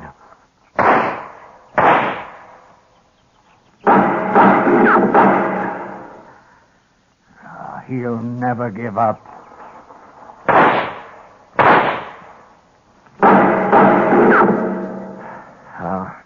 All right. Let's spread out and rush him, then. No, Marshal. That'll just mean more bloodshed. He'd get one of us sure. I got a better idea. Oh? We'll burn him out. What? Look at that grass. It's as dry as tinder. All we have to do is fire it and take him when he comes out. He'll come out shooting. I know. I'll be waiting. Look, Asper, Chester and I will stay here and starve him out, huh? Oh, why don't you ride on back? No, I don't figure it that way, Marshal. Thank you just the same. All right. Oh, the cabin's downwind. We can fire it from right here. Okay. You and I'll move out a little, Chester. And, let go any time. Yes, sir. Look, Asper. I'll do the shooting, huh? I can knock him down without killing him. He'd only hang. We'll all shoot, Marshal. Okay. I bunched up a handful of brown grass and lit it, and the wind did the rest, and carried the flame springing higher and higher toward the cabin. It started down from Chester, too, and from where the old man lay. It was 4 or 5 feet high when it reached the cabin, which caught fire at once and was soon burning fast. No man could live in there for long. And after a minute or two, Prent ran out the door and came toward us past the flame. Throw down your gun, Prent. You're caught fair.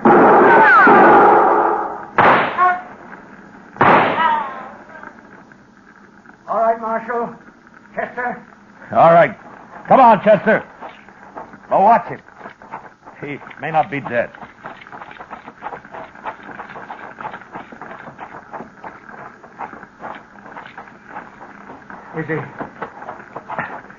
Is he dead, Marshal? Yeah. I'm sorry, Asper, but I was afraid he'd kill one of us if I didn't get him first. I saw your shot, Marshal. You hit him in the shoulder. On purpose, I figure. I killed him. I had to. Now let's get him buried. I want to get back to Will.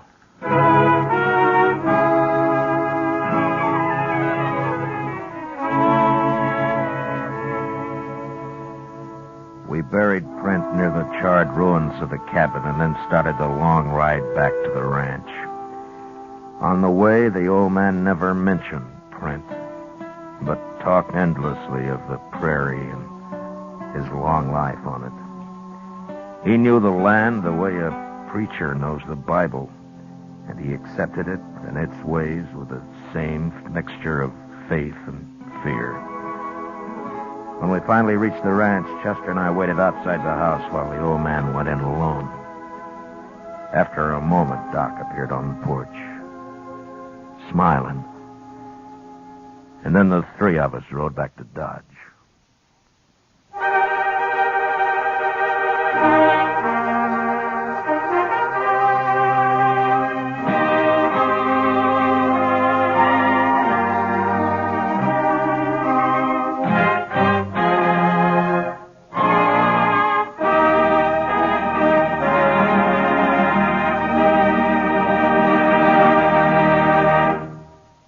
Gunsmoke, under the direction of Norman Macdonnell, stars William Conrad as Matt Dillon, U.S. Marshal.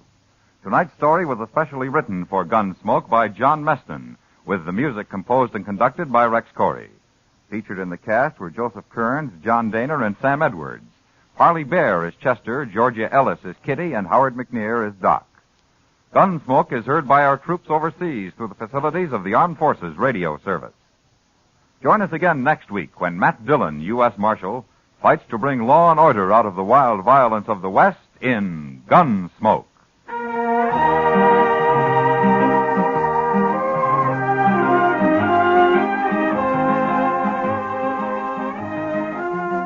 Next Monday night, The Lure of the Wilderness will be your Lux Radio Theater feature attraction, starring Gene Peters and Jeffrey Hunter in their original screen role.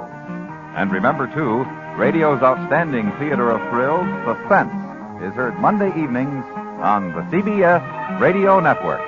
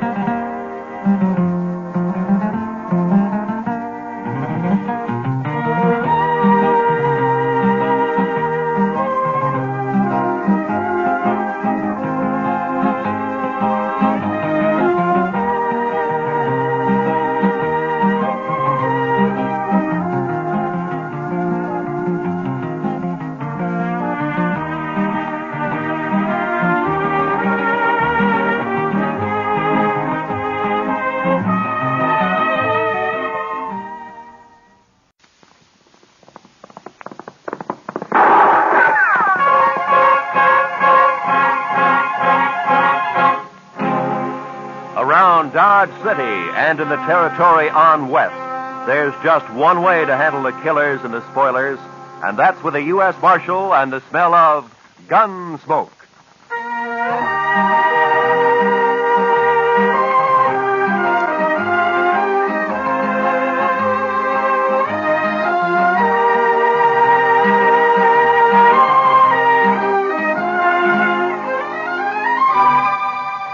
Gunsmoke, starring William Conrad. The story of the violence that moved west with young America. The story of a man who moved with it. Matt Dillon, United States Marshal.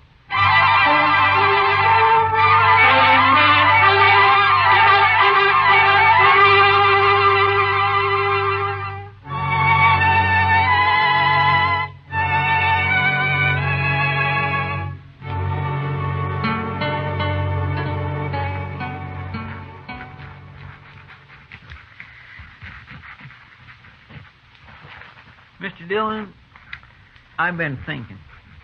Yeah? We ought to renovate this place. What? Renovate it?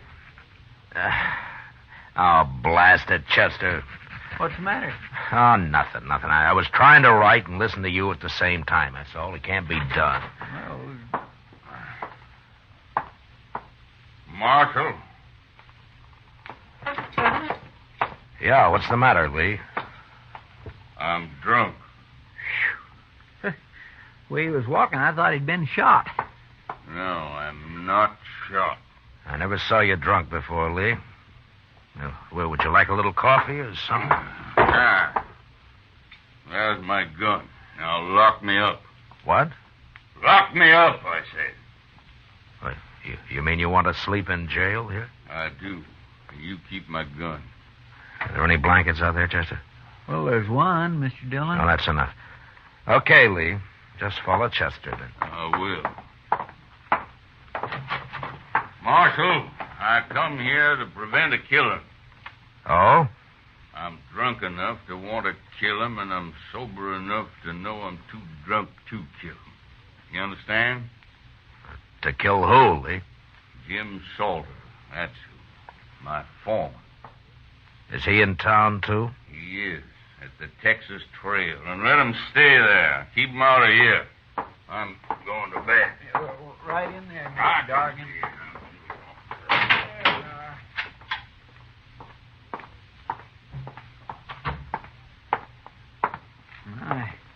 I never saw Mr. Dargan like that before, Mr. Dillon. No. I wonder what he was fighting with Salter about. Maybe Salter started it. Maybe he's drunk, too.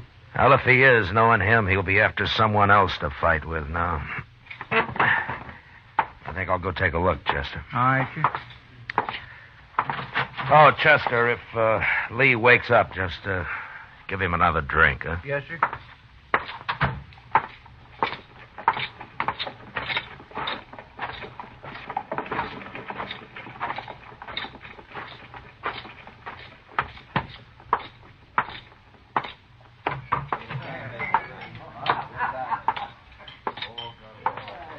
Well, how come you're alone, Kitty? Being alone isn't so bad, Matt, sometimes. Oh? Buy you a drink? No, thanks. I don't see Jim Salter anywhere. I wouldn't complain about that. Well, then he was here, huh? Sitting right where you are. And he'll be back any minute. How drunk is he, Kitty? Well, he isn't very drunk. It might be an improvement. It'd break his heart to hear you talk like that. If he has one. Here he comes now. Let's ask him. You look sober enough.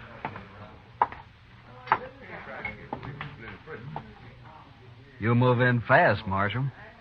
Sit down, Salter. Sit down. Seeing as how it's my table, I will. I ran into Lee Dorgan. He was pretty mad about something. That so? Yeah. But it's all right as long as you're not looking for trouble. Me, Marshal? I never look for trouble. Neither does Lee. Now, you know those Southerners, Marshal. They're always getting insulted about something. You've been foreman on Lee's ranch for over a year now, Salter. This the first time he's wanted to kill you? Is that what he said? That's what I heard him say. Oh, yeah. Well, Marshal, Lee's had a little bad luck with his cattle, that's all. When he's had a drink or two, he needs someone to blame it on. You know how it is with these greenhorns. No. How is it? If it weren't for me, he wouldn't have as many cows as he's got. Now he's lost a few strays, he's all upset. Well, as long as it doesn't end in gunplay. Oh, me and Lee get along fine when he's sober. Yeah. You have to leave, Matt? I'm afraid so, Kitty. Then I'm going to bed. Hey, wait a minute. You can't do that. Who says I can't, mister? Good night, Matt. Good night, Kitty. Well, I'll be.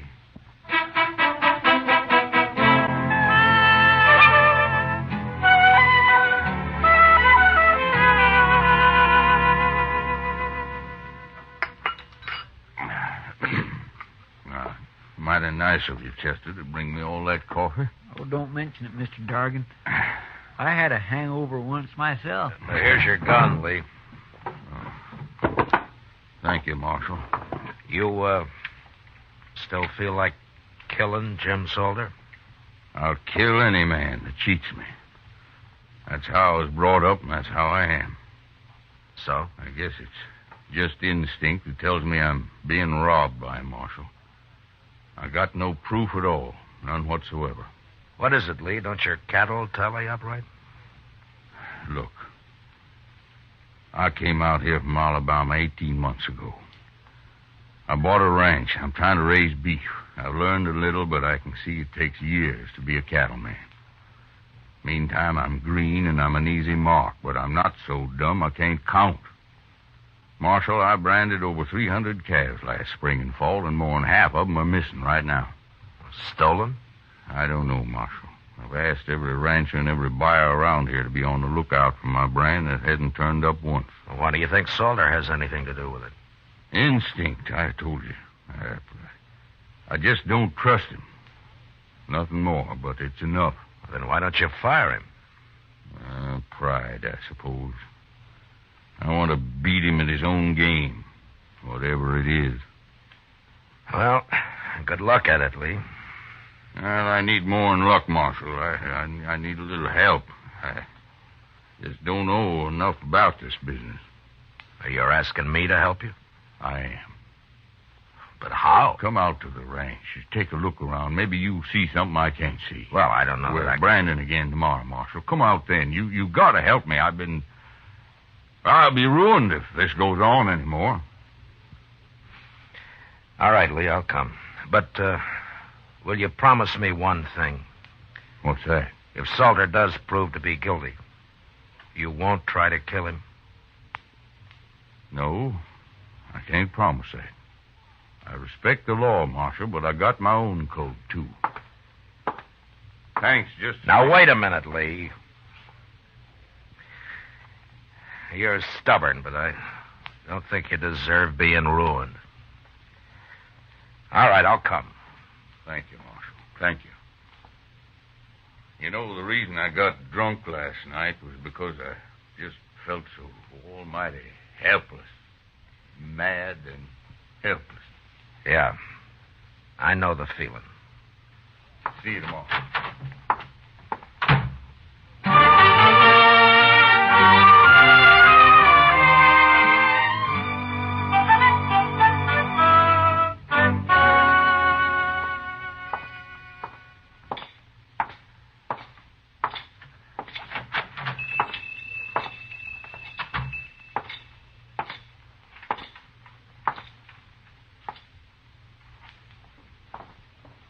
Good morning, Marshal Dillon. Good morning, Mr. Peters. And what can I do for you this morning? Well, I'm interested in some brands that you got registered here.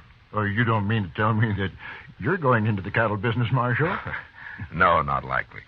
I just want to see what new brands have been registered in the past, 12 or 13 months. Well, certainly, Marshal. 1865, 67, 68, 68. Yeah. Here it is.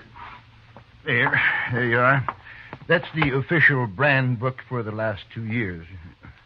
Oh, thank you. You can start anywhere you like in it. Well, maybe you remember, Mr. Peters. Mm-hmm. Has Jim Salter got a brand registered? Salter? Yeah, Jim Salter. The fellow who works for Lee Dargan? That's right. Yeah. Last summer. July, I believe. Look there. July? Mm-hmm. Yeah, July. Yeah. Here it is. Salter, James Salter, July 14th. Bar S. That's it. Bar S, yes, indeed. How's he doing? Fine, Mr. Peters, fine. Thanks for the help. Oh, anytime, Marshal, anytime at all. That's what I'm paid for. Goodbye. Goodbye, Marshal.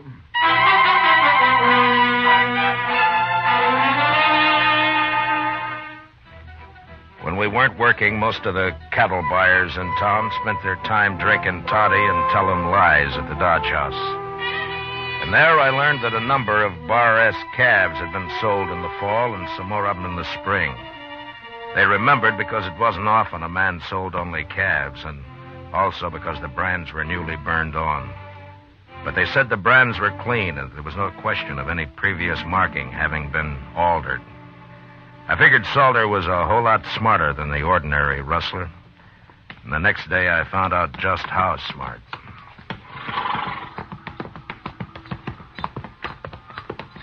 They sure got their branding fire set far enough apart, Mr. Dillon. Yeah, they have.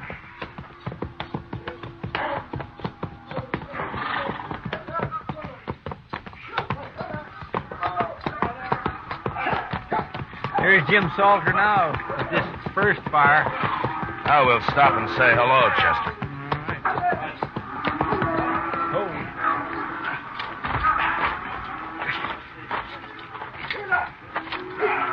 All right, let him go, boys. That's interesting. What is? I'll tell you later.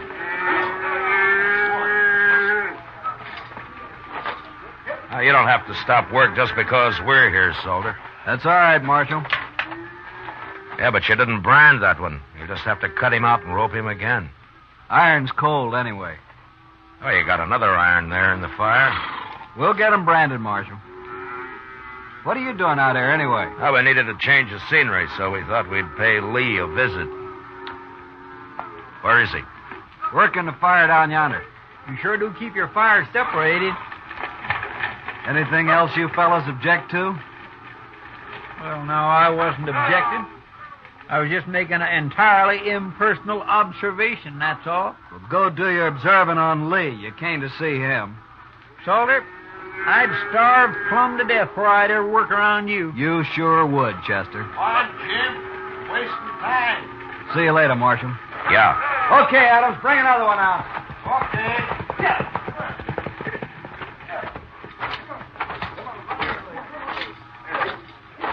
He's smart, that Salter. To me, he's just mean and downright graceless. At least that, too, Chester. Oh?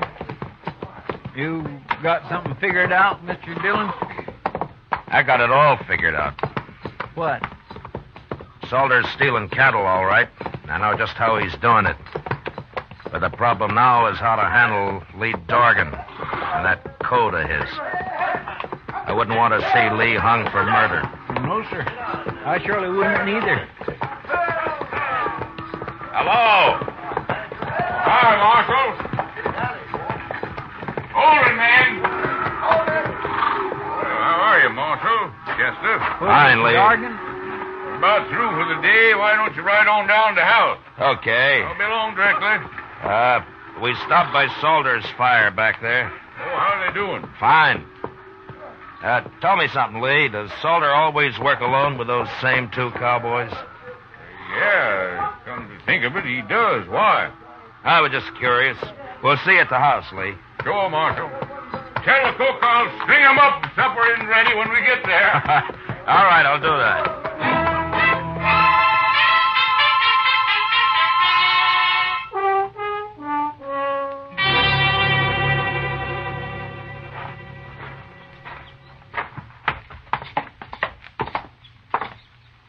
Well, not a bad house Mr. Dorgan's got here, Mr. Dillon. That's fine. Let's sit on the porch here, Chester. They'll be along soon. Yes, sir.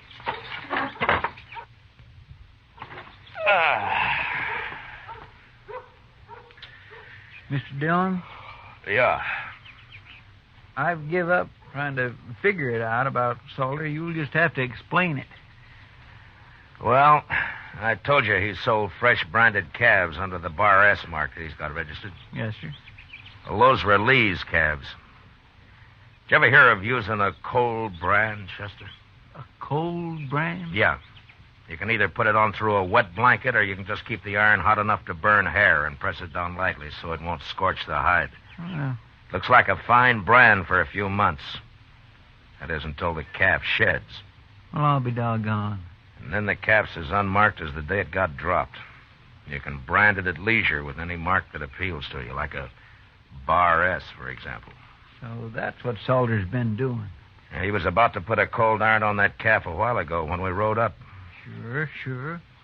He works at a distance from Dorgan because the other cowboys had noticed right away what he's up to. Poor Lee. He's sure right about being green at this business. Well, he's going to learn now, Mr. Dillon. No, Chester, I can't tell him. Well, why not? Lee meant it when he said he'd kill Salter if he had any proof. And if he did that, he'd be worse off than he is now. Well, then why don't you just arrest that man? Yeah, the judge would let him off, I'm afraid. Cold brand can be laid to carelessness. Of course, we could wait a couple of months and catch him doing his Bar S branding. That's risky, too, though. Well, what are you going to do, Mr. Dillon? I don't know, Chester. but I'll have to figure something out by morning.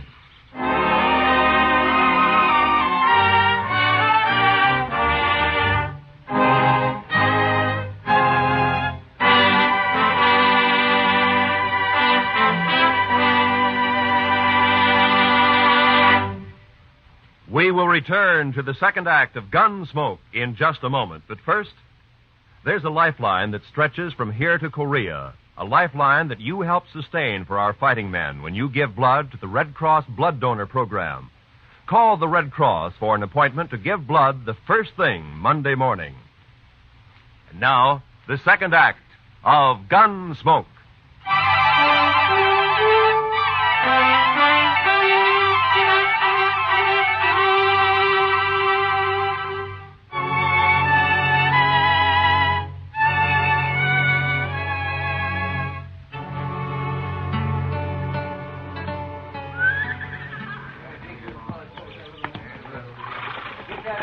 I don't understand it, Marshal. It just doesn't make any sense to me, but I asked for help, so all right, I'll do as you say. Then call Salter over here and tell him. Okay, Marshal. Salter? Salter! Yeah? Come over here. What do you want, Lee? We're already late this morning. I'm going to make a change in our branding setup, Salter. What? I've decided it'll be faster from now on. We all work from one fire instead of two. What for? You and Adams and Smith will work alongside the rest of us, that's all.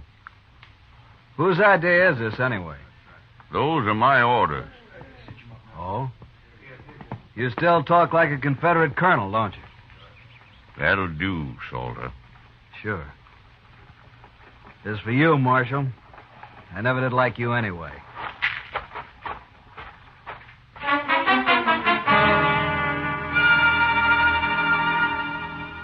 It must have been pretty hard on Salter that day, having to put a permanent brand on Lee Dorgan's calves with a good hot iron. But he had no choice, and he did it. About noon, Chester and I said goodbye and rode back to Dodge. I figured that'd be the end of Lee's trouble. But 2 nights later, while Doc and I were taking our ease at the Alfraganza, I found out I was wrong. Yeah, it's like that ignorant cowboy got a letter from his sweet girlfriend in St. Louis, Matt. Well, all right, Doc, what did the letter say? Oh, well, she mentioned that she'd found a nice room with running water. Yeah. Running water. And so this uncivilized son of the prairie wrote her back to get rid of that Indian at once, or our engagement is off. He thought that, you understand that now, don't you, Matt? For that, the next drink's on you, Doc. Sure, Matt, sure. And will you get it as the bartender for a couple of good cigars? I will, as soon as I finish. Oh, see, that was a fun. I thought you left Lee Dorgan out at his ranch. What? Just came in the door. Must be looking for you. He's coming this way, man. Yeah. What's that under his arm? Oh, looks like a blanket.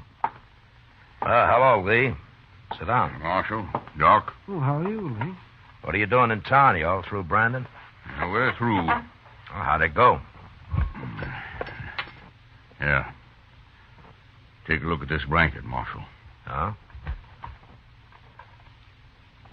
It's all marked up, isn't it? It sure is. And it's burned with my brand all over.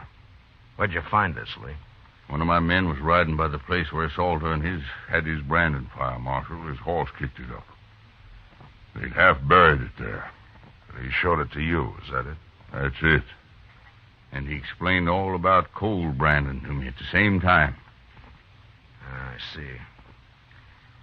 Where's Salter now, Lee? And he got wind I was on to him and left, Marshal. I think he's in Dodge with those two who worked with him, Adams and Smith. And, you're looking for him? And I'm looking for him. But I'm telling you so you can look, too. That blanket's enough evidence even for the law, I figure. Along with the witnesses that'd convict him. But, I'll find him, Lee. Better hurry, Marshal. I might find him first. Lee, you'll stand trial if you kill him. I'm not worried about that. So long, Marshal.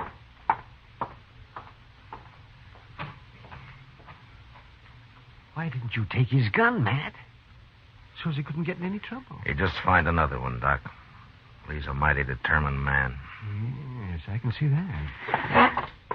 I'll take that drink another time, Doc. I got work to do. Sure, Matt. Oh, do me a favor. Will you drop this blanket off at the office for me? Oh, you bet you're laughing. Well, good luck. Yeah, thanks.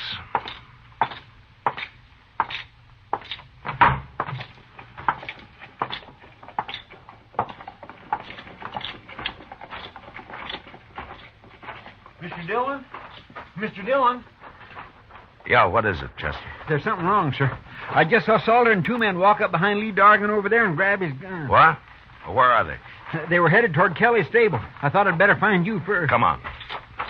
What are they doing in Dodge, anyway? Lee's on to him, Chester. He knows the whole story now. And they know he knows it. Well, then somebody's going to get killed, sure. Yeah, it looks that way. All right. Stay behind me, Chester. That's the only door to the stable. They'll have to come out there, sir. Yeah, I know.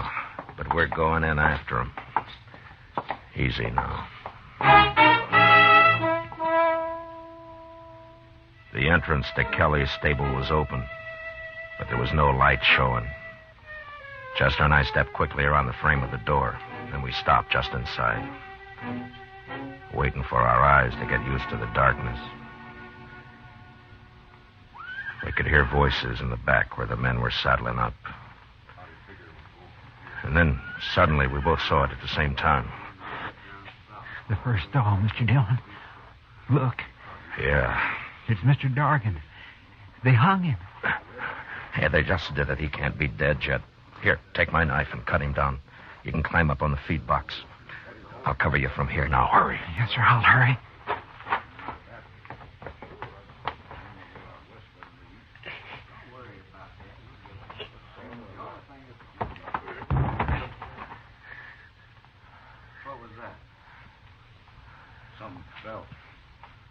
Maybe Dargan got loose somehow.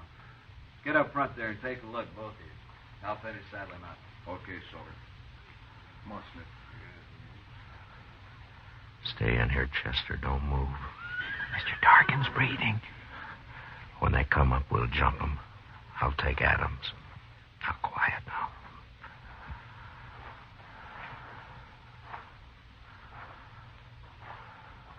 I don't see him.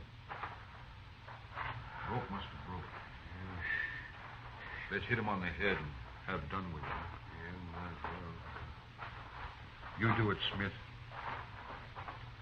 I'll wait here. Yeah, okay. I'll see it.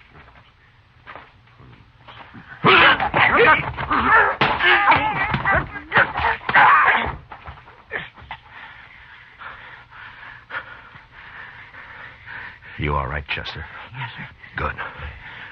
Now keep low. What's going on up there? Adams? Smith? Mr. Dargan's coming to now. He's breathing easier. Keep him quiet. Hold him down if he tries to get up. Salter will be along in a minute. Yes, sir. What are you two doing? Answer me, blast you! Who's in there? Throw down your gun, Salter. Who's that? It's Matt Dillon. Now do as I say.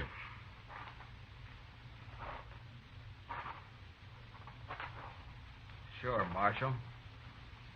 Here it is.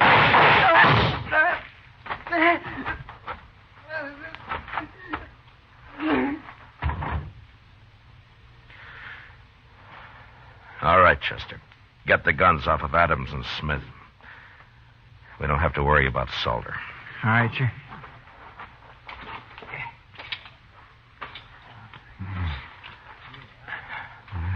Lee? Lee, how are you? Oh, it's good to breathe again, Marshal. I was about gone. Well, you're all right. We got him. And Salter's dead. You won't have any trouble now. No. But it's not easy, the way you people educate a man out here. Well, if it was easy, Lee, anyone could manage. Well, thanks, Marshal. Yeah. Sure.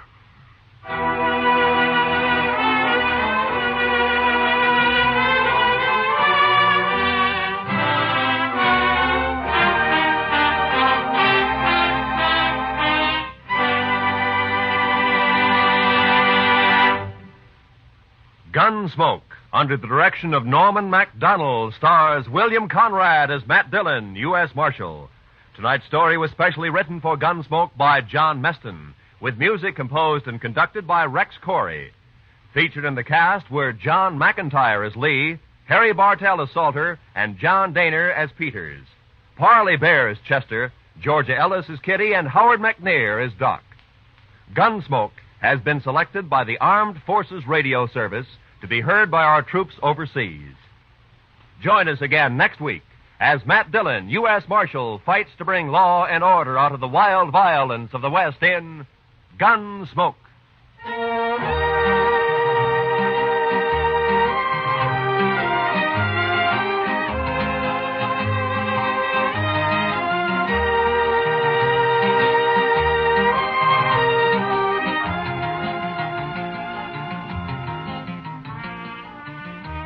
A flirtation that leads to a killing interests Mr. and Mrs. North this coming Tuesday night on CBS Radio. Don't miss Kiss of Death when Pam and Jerry North go into action against a murderer. Also, Tuesday night on most of these same CBS radio stations, John Lund, as yours truly, Johnny Dollar, brings us his latest adventure in probing fraudulent insurance claims. Mr. and Mrs. North and yours truly, Johnny Dollar. They're both thrilling Tuesday nighters at the Star's Address. This is Roy Rowan speaking, and this is the CBS Radio Network.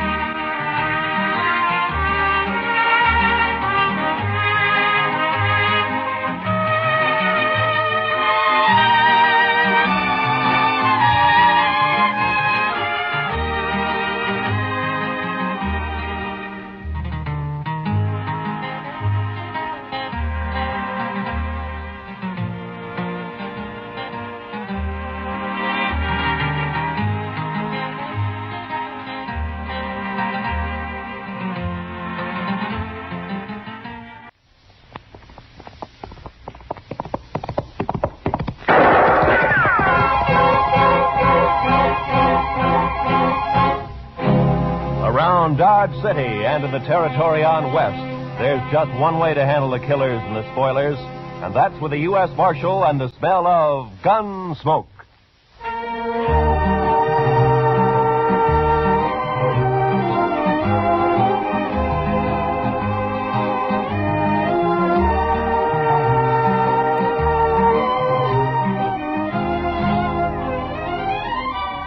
Gunsmoke, starring William Conrad.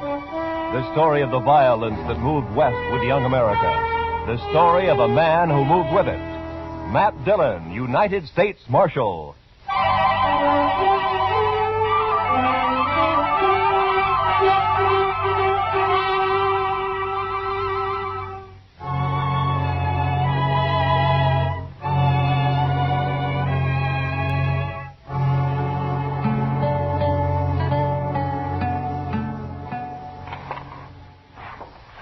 You going out soon, Mr. Dillon? It's a little early yet, Chester. Things seem quiet enough. Well, why do you ask?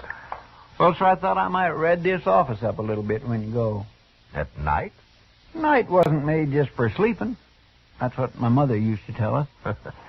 Chester, I'll bet you $1 to a dime it was your father that said that. It was my father who... Well, of course. Did I say my mother? Oh, I sure never meant that. My goodness, no. She didn't believe in doing anything after dark except to read the Bible out loud. Well, that did you no harm. And anyway, you've more than made up for it since. Oh, now, Mr. Dillon, I'm not such a wild one as all that. I don't know, Chester. Every now and then you get a look in your eye that spells trouble for a pretty girl somewhere. That's pure talk. You're just pure talk. Hey, what's that? I don't know, but it's close by. Come on.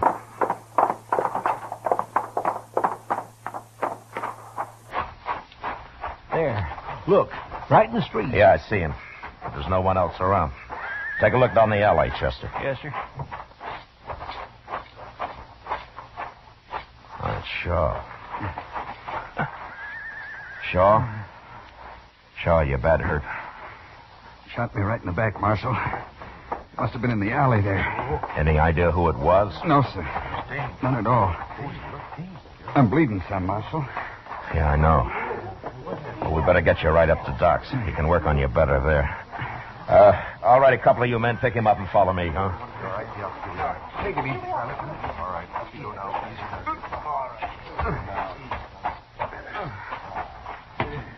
Not too fast. You all right?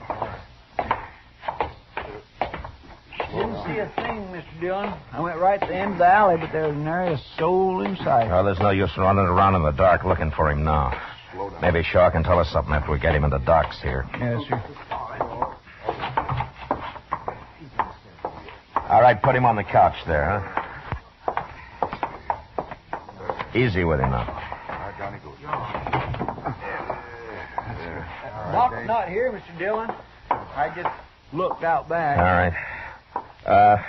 You men, will you spread out and see if you can find Doc? Try the Alfraganza first. Yeah, sure.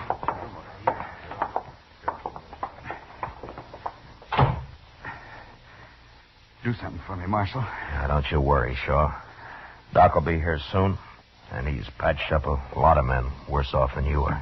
Is there anything I can do, Mr. Dillon? Yeah, here's his coat. Put it on the chair over there, huh? All right, sir. Shaw, do you mind if we talk while we're waiting for Doc? If you're wanting to know who did it, Marshal, I haven't an enemy in the world to know. Yeah, I know.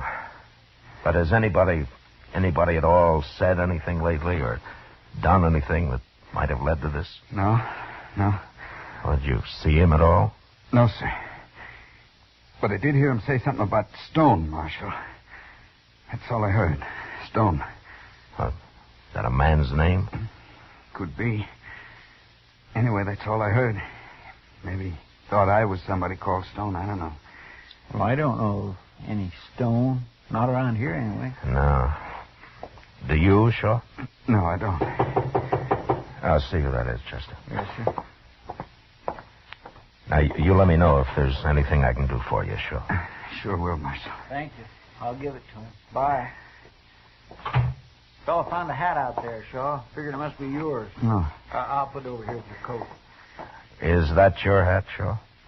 Yeah, it's mine, all right. Hey, they found him, Mr. Dillon. He's coming across the street right now. Doc! Hey, Doc! No, he can't hear you, Chester. The window's closed. Oh. Yeah. Come on, let's get out of here. The doc will be right here, Shaw. So long, Shaw. So long.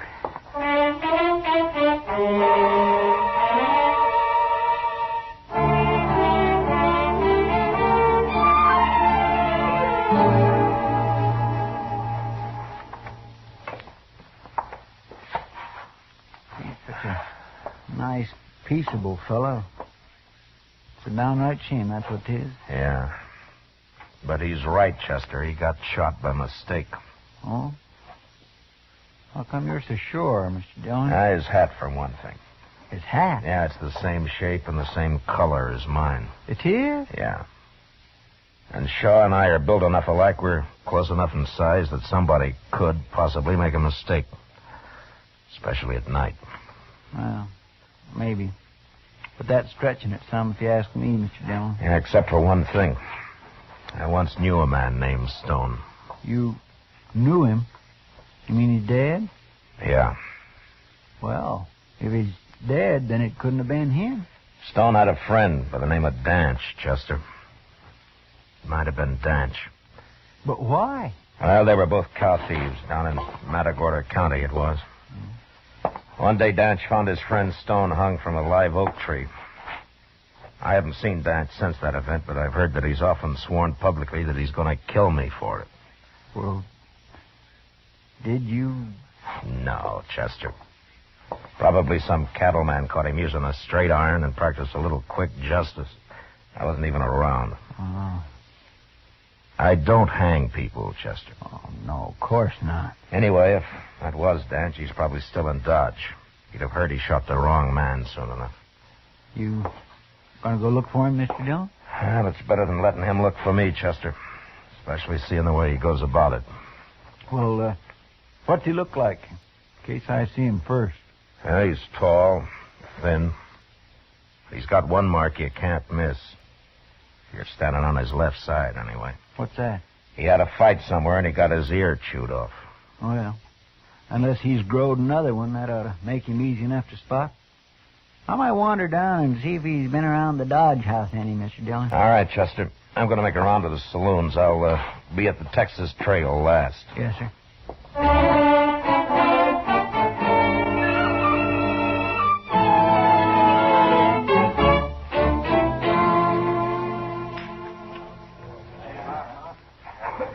You sure you don't want a drink, Matt? No, not tonight, Kitty. You must be expecting trouble. Yeah, maybe. Kitty, tell me something. Have you heard the name Danch around here lately? Danch? Yeah. No, I haven't. What's he look like, Matt? Well, he's a tall man. He's missing an ear. Oh, yeah. I saw a fellow like that a couple of nights ago. He was in here real late. Was that so? Yeah. You haven't seen him since? No, but I could ask the other girls. Hi, Mr. Dillon. Hello, Miss Kitty. Hello, Chester. Mr. Dillon, you know that cheap rooming house out the edge of town, the one they call the Prairie Dog Hole? Yeah, what about it, Chester? Well, sir, I went to every other place, and then I tried it just on a chance. Sure enough, he was there. You mean you saw him? Oh, no, sir, he's gone. They said he rode in after dark last night, and he left before dawn. He hasn't been back since, and he took his horse with him. Oh. Yours. No. I'll put it over here with your coat. Is that your hat, Shaw? Yeah, it's mine now. I think I'll keep sniffing the air just the same.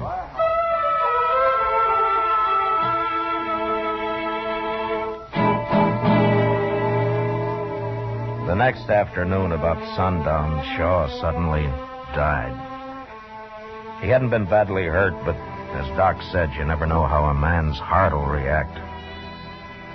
Anyway, Shaw, the man without an enemy in the world, was dead. Murdered. And in place of me. That night, I was walking down Front Street thinking about it and wondering why it is that the innocent so often get hurt. And all at once, I had a feeling that I was being followed. I walked on until I reached an alley and then turned into it casually. Once out of sight, I ran halfway down it and ducked behind a rain barrel. Waited. A few seconds later, I knew I'd been right.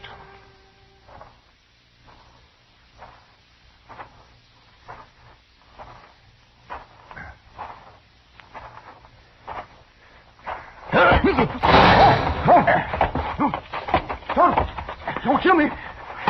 Don't kill me, Marshal. Well, that depends on you, mister. All right. Now, come on, get up. Yeah. You got my gun. I'm unarmed. It went off when you jumped me, that's all. Shut up. And turn around.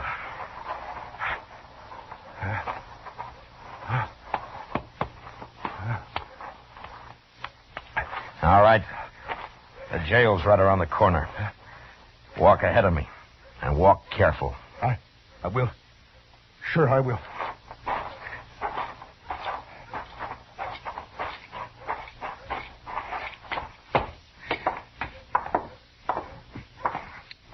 All right, that's it. Now open the door and go right on in. Sure, Marshal.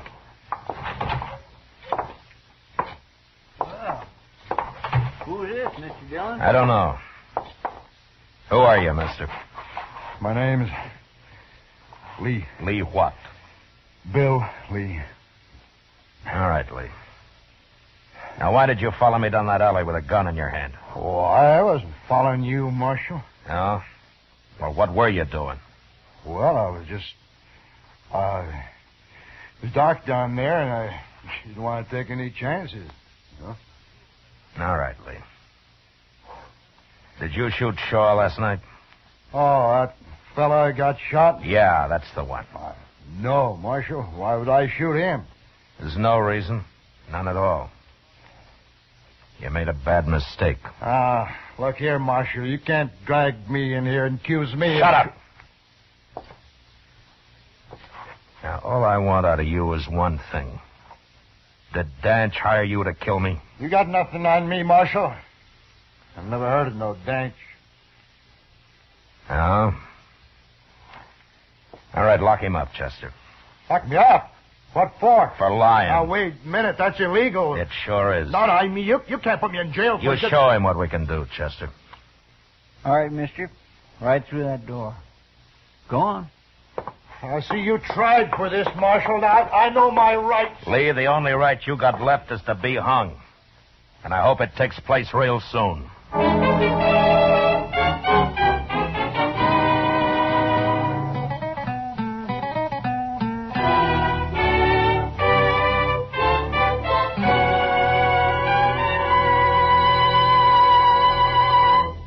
We will return to the second act of Gunsmoke in just a moment. But first, a reminder to all vacation-bound Americans. Blood donations fall off in the summertime. Blood is vital to the saving of American lives. Give a pint of blood. Ask anyone who has. It's simple, painless. Make an appointment with your local Red Cross chapter.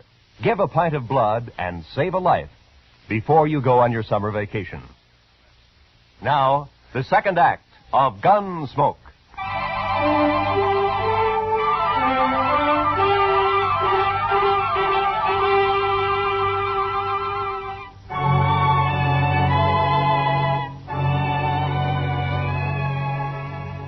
There were a lot of men on the frontier who were bad, and some of them were worse than others. But I always felt the rottenest kind was a man like Lee, whose guns could be bought. Every morning, Chester brought him out of his cell, and I questioned him. But he admitted nothing, day after day. Now, we kept him in jail anyway, and I hoped Danch would hear of it and come into town to do the job himself. But it isn't a good feeling to walk down the street and know that any minute you might get shot in the back. And finally, I got tired of it. I wanted to know where Danch was. Go ahead, Lee. Here he is, Mr. Dillon. You're wasting your time, Marshal. For the last time, Lee. You gonna tell me where Danch is? I've told you 100 times. I don't know Danch. Where'd he make his deal with you? I don't know nothing about no deal. I'm an innocent man, Marshal, and as soon as I get out of here, I'm going to write the government about you. Well, when you do, tell him how you messed up killing me. I'll tell him nothing. I mean, I'll fix you, Marshal. Yeah, sure. Tell me something, Lee. How does it feel to kill a man for money? Don't look at me, Marshal. Nobody's paid me nothing. Yeah, but what about you? You get paid for shooting people. You get paid regular for it. Lee, I'm going to hit you right on the head and drag you back to your cell. Sure. I'm not armed. And I won't be armed Now, either. wait a minute, Chester. Wait a minute. Just let him be. But that kind of talk just makes me boil. Yeah, I know. But I got a better idea of what to do with him. What? Now, we're not getting anywhere this way. Lee just isn't going to tell us anything. He's got his mind made up. I don't know anything, I told you.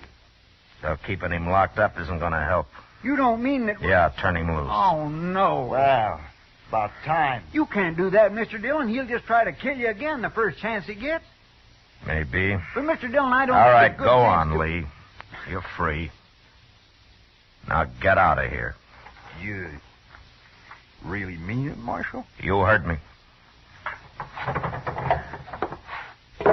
There's your gun. Take it. Don't pick it up by the butt.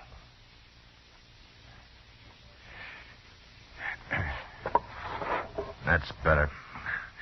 I wouldn't try nothing, Marshal. You'd die if you did. You're not fast enough to kill me face to face. No. I wouldn't try. Well, bye, Marshal, Chester. I'm leaving. I'm taking the next Santa Fe to Abilene. So long. Oh, Lee, Yeah?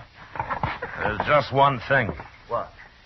You said I get paid for shooting people. Oh, now, Marshal, I didn't mean nothing. No, in a way, you're right. Sometimes I have to, and there's no other way out. I understand. But I won't get paid for shooting you. What? No. I figure killing you will be part pleasure and part self-defense. What are you talking about, Marshal? Just that. Why would you want to shoot me? I don't like men of your kind. But, Marshal, you can't. I can't let you get any farther than that boardwalk. I'd be a fool if I did. Now, go on, Lee. Go on out the door. And I'm coming right after you. No. I'd feel a lot safer with you dead. Go on now. I'm staying right here. All right, then I'll kill you right here. You're armed? No. I'll give you my gun. Don't touch it. Don't kill me, Marshal. Don't kill me. I'll tell you anything you want. It's too late. Oh, no, Marshal. You'll probably lie anyway. No, I won't. Listen to me. Dance is down the Santa Fe Trail about 75 miles across Cimarron, a place called Wagon Bed Springs. He is, huh? Yeah, he's waiting there for me. He's waiting to pay me when When you kill me. Is that right?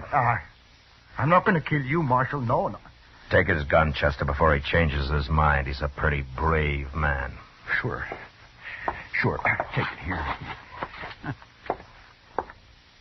There. I told you. Now, let me go now, huh? You know, Danch isn't going to like your having killed the wrong man and me still walking around in good health, Lee. I hadn't thought of that. No? And the law wouldn't like it if I turned a murderer loose. So lock him up, Chester. You know the way, Lee.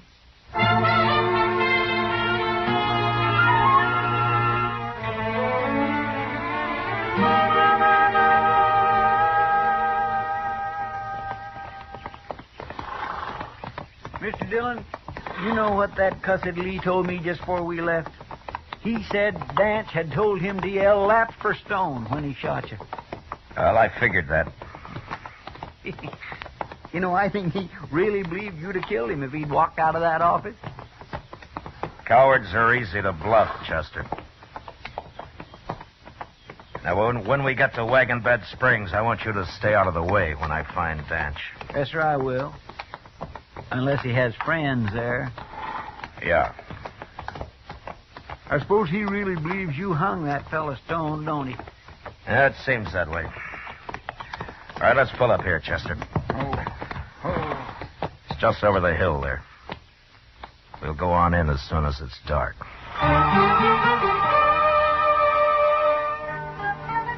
Wagon Bed Springs boasted a hotel with half a dozen rooms, a restaurant, and 2 saloons, all built of adobe.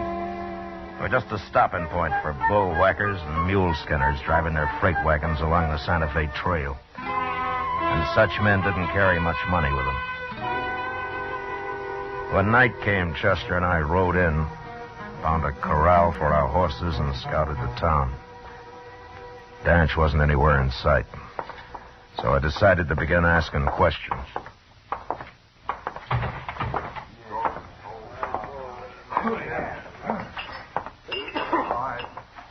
Beer or whiskey, men? Beer. Same for me.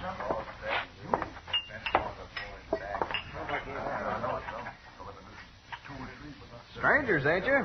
Yeah, we're supposed to meet a friend here. Well, look around, mister. I have. I can't find him. Yeah. If he's in Wagon Bed Springs, you can find him. There you are. Thank you. This ain't a big town like Dodge and them places. Wished it was. You know, I'd like to see Dodge sometime. Well, that's where my friend may have gone. Maybe you saw him when he passed through here as a tall man, one ear. Oh? Calls himself Danch. Oh, sure. I know him. Yeah, he was here quite a while. But he left. just yesterday. He's gone to Texas, mister, not Dodge. Oh, is that so? He tell you that? That's what he said when he left. All right. Thanks. Sure. Staying here long? Not long. Here's for the beer. We'll be back as soon as we eat. Good.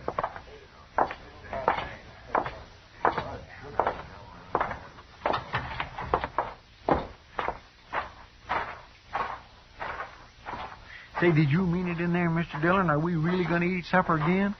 Chester, that barkeep said he'd never seen Dodge. Well, he was there last fall. I remember his face. Well, now, what's he trying And if he was in Dodge, he knows who I am. Danch is here somewhere, and that barkeep's going to get word to him mighty fast. Here, let's cross the street. Where are we going? I will follow him when he goes to tell Danch I'm here. He'll leave as soon as he thinks we're in the restaurant. All right, he won't see us here. Can I go with you, Mr. Dillon? If you stay out of the way. I will, sir. I'd figured it right. And in a few minutes, the barkeep came out into the street and walked down toward the edge of town. We followed some distance behind until he reached a small adobe hut. And there he knocked and then disappeared inside. The hut had no windows we could see, but I sent Chester around back to make sure. He returned in a moment, and I told him to wait while I went up to the door.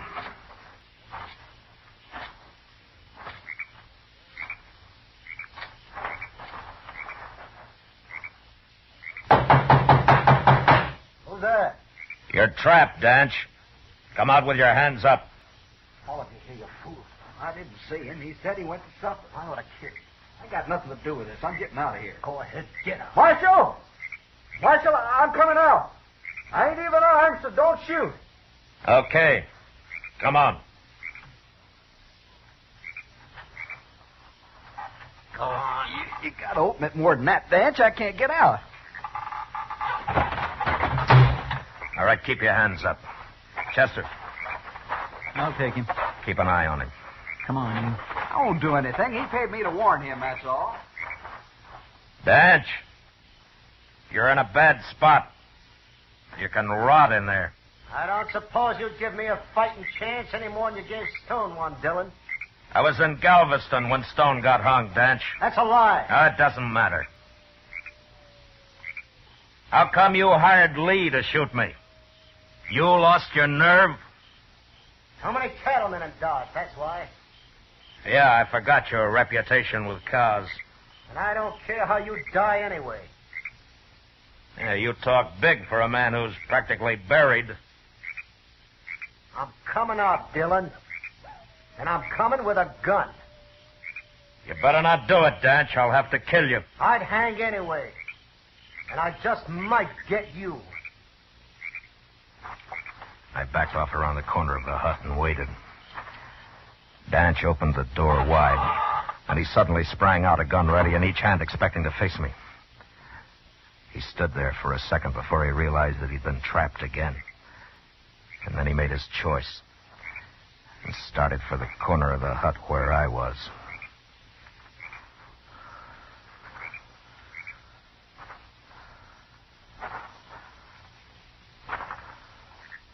All right, drop him, Danch.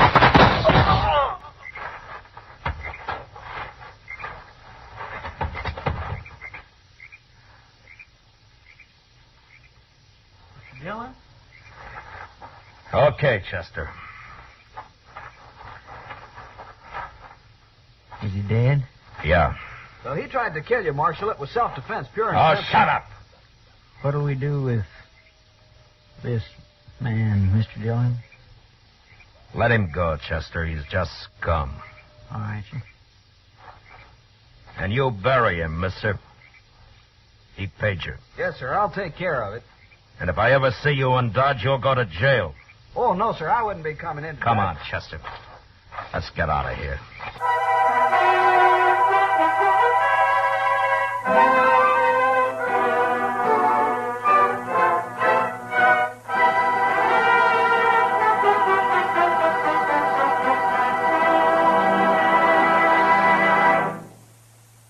Gunsmoke, under the direction of Norman Macdonnell, stars William Conrad as Matt Dillon, U.S. Marshal. Tonight's story was specially written for Gunsmoke by John Meston, with music composed and conducted by Rex Corey. Featured in the cast were John Daner, Vic Perrin, Harry Bartell, and Lou Krugman. Harley Bear is Chester, and Georgia Ellis is Kitty. Gunsmoke has been selected by the Armed Forces Radio Service to be heard by our troops overseas. Join us again next week as Matt Dillon, U.S. Marshal, fights to bring law and order out of the wild violence of the West in Gunsmoke.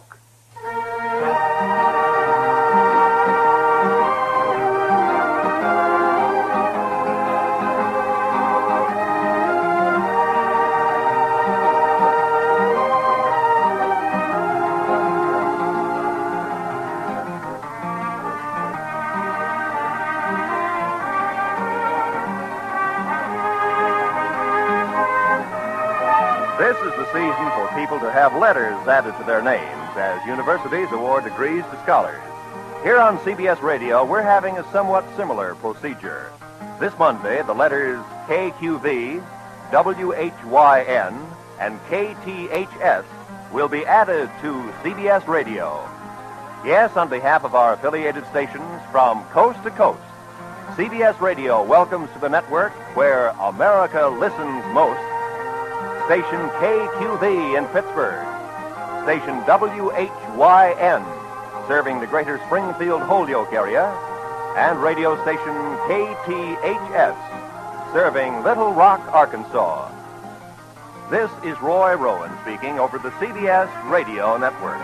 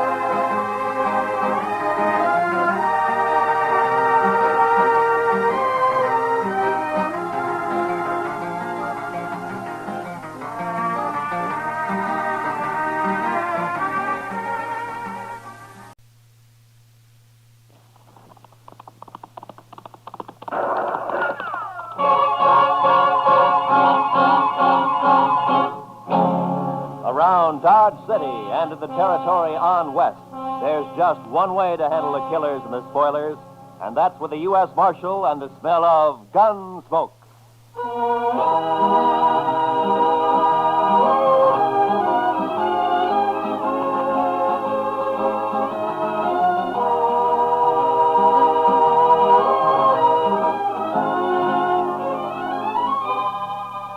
Gunsmoke, starring William Conrad, the transcribed story of the violence that moved west with young America.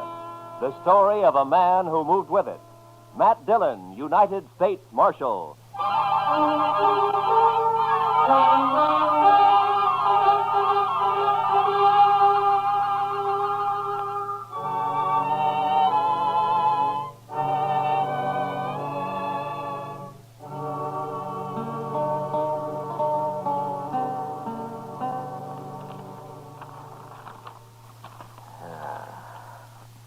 Is this everything, Chester? Well, there might be more later when they finish sorting the mail. Hey, where's that telegram? Oh, what telegram? I thought I put it right on top. Let me take a look. Oh, yes. Here it is. Might be important. Oh, we'll soon see. Well, it's from Bill Hickok. Up in Abilene? Yeah. What's he say, Mr. Dillon? Teeters and Gridler headed for Dodge. Keep them there, but don't arrest them until I get there with murder witness. Or I'll write Washington all I know about you. Signed Hickok. Oh, then Mr. Hickok's coming here, huh? Now, that's what he says. Well, how'll you recognize those two men, Mr. Dillon? I expect I'll recognize him all right. Oh, you know them. Yeah, we've met. Teeters and Gridler are gunmen, Chester. The kind who kill as easy as most men shake hands. Just about as often. Too bad you can't just put 'em in jail. Yeah. Well, we'll start meeting the trains. There's one in at noon, sir. Good. Then we'll meet it.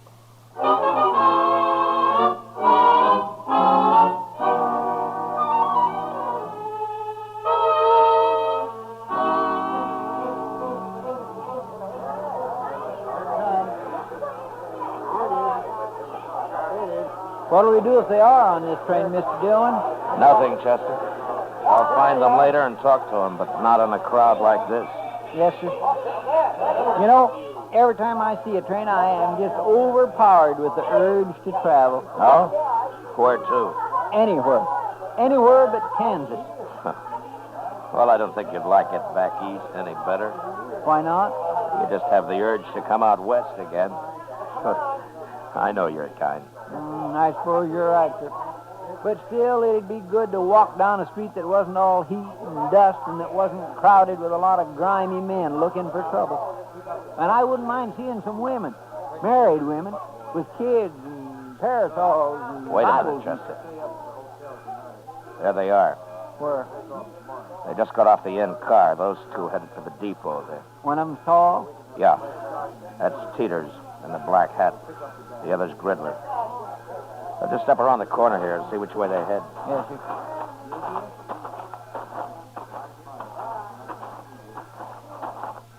There they are. Yeah. Looks like they're going to the Dodge House. Now, let's follow them.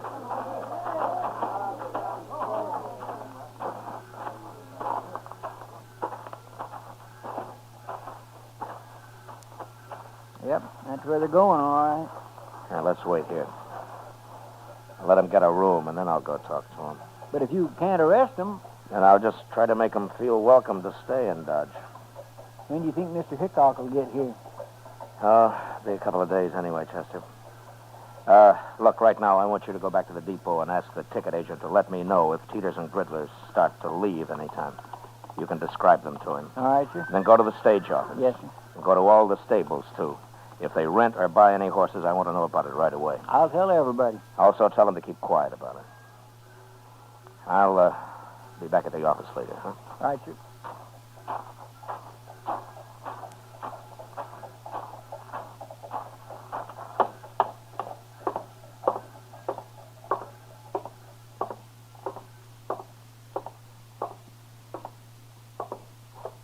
What can I do for you, Marshal? Two men came in here just a minute ago. One of them was tall, black hat. Well?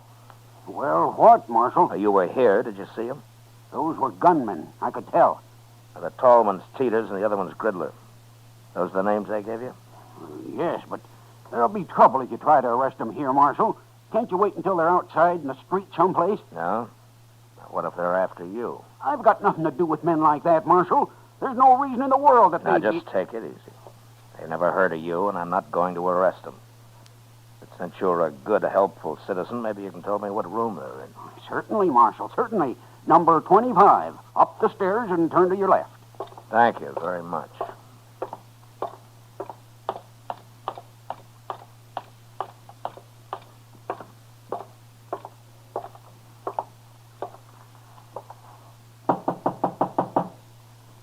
Who is it? Who is it, I said? I'll open it, Gridler.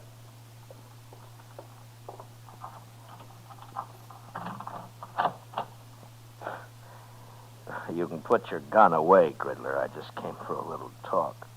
And make your talk, Marshal. No, I ain't polite, Gridler. Let him in. You watch him better inside, anyway.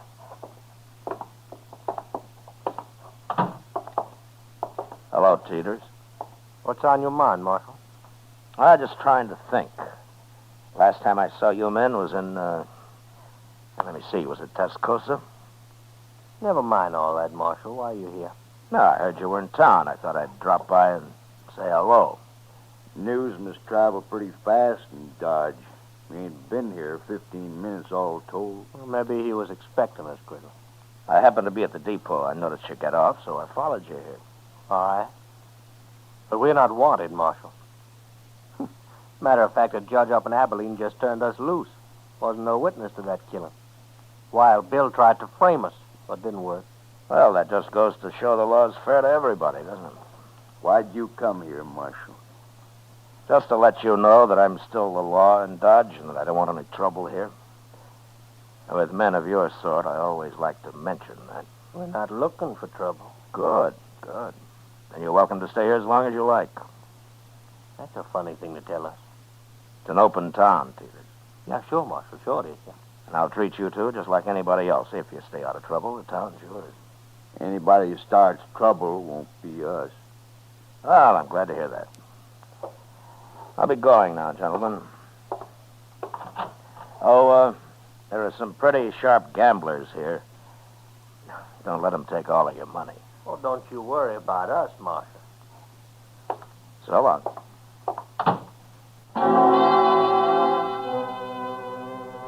There was no way of figuring how long Teeters and Gridler might stay in Dodge.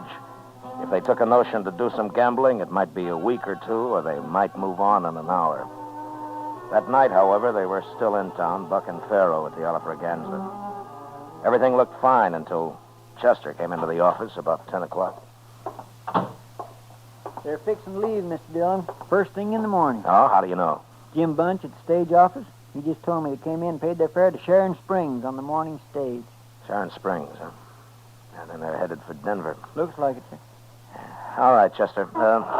Go tell Jim that I'm going to be on that stage tomorrow, too. If he likes, I'll ride shotgun for him. One of the boys can have a little time off. I'll tell him, sir.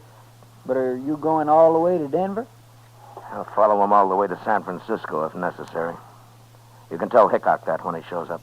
Too bad he won't be here before they leave. And it'll be another day before he can get here. But that won't be too far behind us. Stage leaves at 8, right? Yes, sir. I'll be there to see you off, Mr. Dillon. Fine. We'll meet at the Dodge House for breakfast if you like. All right, sir.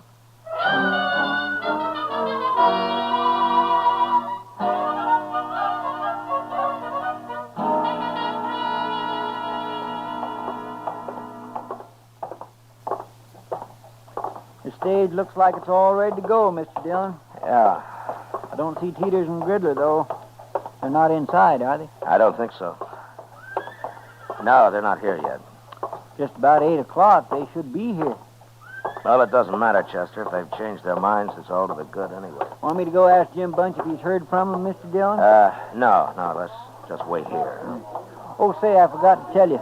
Jim said the regular shotgun messenger has to go up to Sharon Springs anyway, but to thank you just the same. No, good. Chester. Yes, sir? Look up at the other end of the plaza there. Coming this way. Oh, I declare. It's Sam. Yeah. Now what are they up to, I wonder? Well, they can't be taking the stage if they're horseback. No. Looks to me like they're fixed for a long ride, too. Sure does, Mr. Dillon.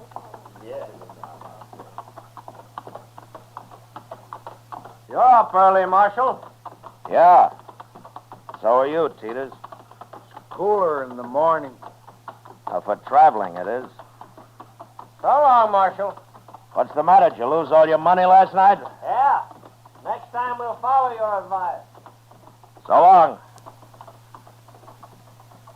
Will we go after him?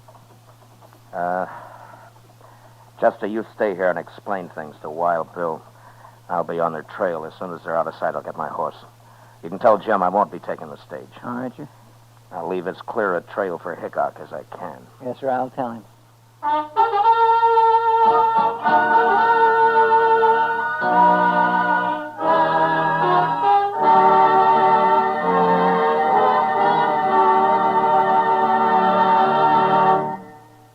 We will return to the second act of Gunsmoke in just a moment. But first, young women are needed to enroll as student nurses and to take their places as graduate nurses in an ever-expanding field where opportunity unlimited awaits. Older women should seek careers as practical nurses where fine living and fine working conditions are in prospect. Ask at any hospital at the nurses' registry desk or at any qualified school of nursing. And now, the second act of Gunsmoke.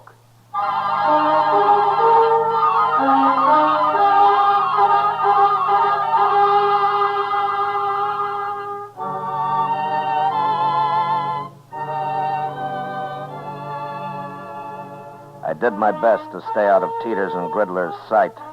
But if they had suspicions of being followed and were watching their back trail, they'd have known I was there, all right. The land was flat, and we frequently crossed great patches of powder-dried dirt that smoked the air with dust under the horses' feet. After an hour, they began to swing slowly north.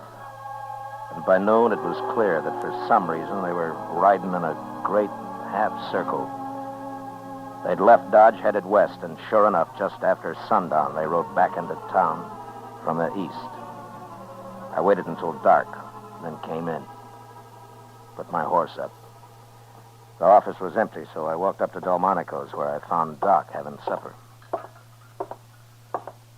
Oh, Matt. Oh, sit down. Oh, thank you, Doc. Oh, you look hungry enough to even eat this food. It's been a long time since breakfast, Doc. Well, a man ought to eat 3 meals regular, Matt. You'll get run down if you don't. Yeah, sure, Doc. Only sometimes you have to eat when you can. Oh, that's all. Did you have a hard day, Matt? Yeah, I've been riding, Doc. Riding around in circles. Oh, is that what the government pays you for? Oh, I'd like to have your job. Yeah. I wouldn't be too sure of that, Doc. It isn't always this easy. Yeah, I know, Matt. Chester told me. What happened? You lose them? No, I didn't lose them. As a matter of fact, they're coming in here right now. Huh? What do you mean they're coming in? Those two? Yeah. They're pretty hard-looking fellas. They are. Evening, Marshal. Oh, hello, Teeters. Gridler. Marshal. This is Dr. Adams, gentlemen. How are you? Hi, Doc. Yeah, how are you? Well, what's on your mind? You are, Marshal. What? That was you trailing us all day, wasn't it? Yes, it was. Why? I didn't want you to get lost. That's a lie. Then let's say that I didn't want you to get into any trouble. You going to tell us what it's all about, Marshal? Well, you're not exactly the most reputable citizens in Kansas, and I just wanted to have an eye on you, that's all. You sure do. Because like I told you, you keep out of trouble, and you're welcome to stay here. Just remember one thing, Marshal. There's two of us. And next time you follow us, you might not come back. Well, taking chances like that's part of my job, Mr. Teeters. That's a poor job, then. Yeah, sometimes I think so, too. Come on, Teeters, let's get out of here. Yeah. Well, they're not very polite, are they? No, but they're smart.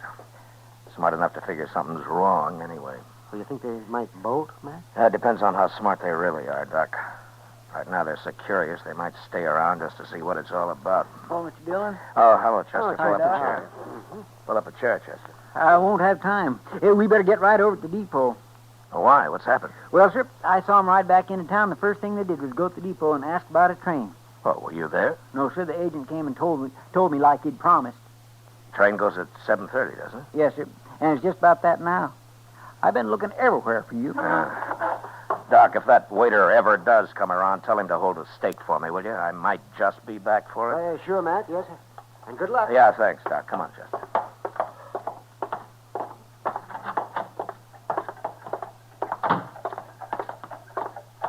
Are you going to go on the train with him, Mr. Dillon? No. Hickok's sure to be here in the morning, Chester. If I can keep him off this train tonight, I doubt they'll try anything else till tomorrow. Yeah, but you can't arrest him. Yeah, I know. Well, then, I'll just face him off it, Chester. So keep your head up. Yes, sir.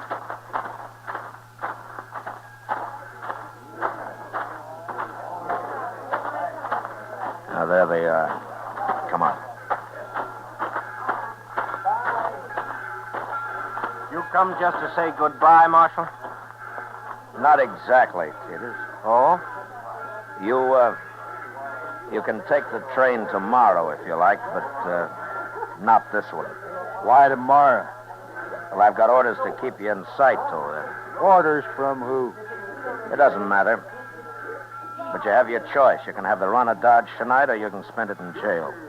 You know, you talk pretty loose for just one man, Marshal. Your friend there doesn't look like a gunman. Well, now, you can't always tell by looks, mister. I can't. You said you didn't want trouble, Marshal, but you sure starting it. There won't be any trouble. You do what I tell you. And if we don't? I'll kill the first one of you that moves for that train. You can die that way, Marshal. Maybe. But you won't both get on that train. Gridler. You know me. You know I'll do it. We can still make it, Gridler. No. It's not worth it. We can go tomorrow. All right. Marshal, tomorrow it'll be different. Yeah, sure. Tomorrow it'll be different.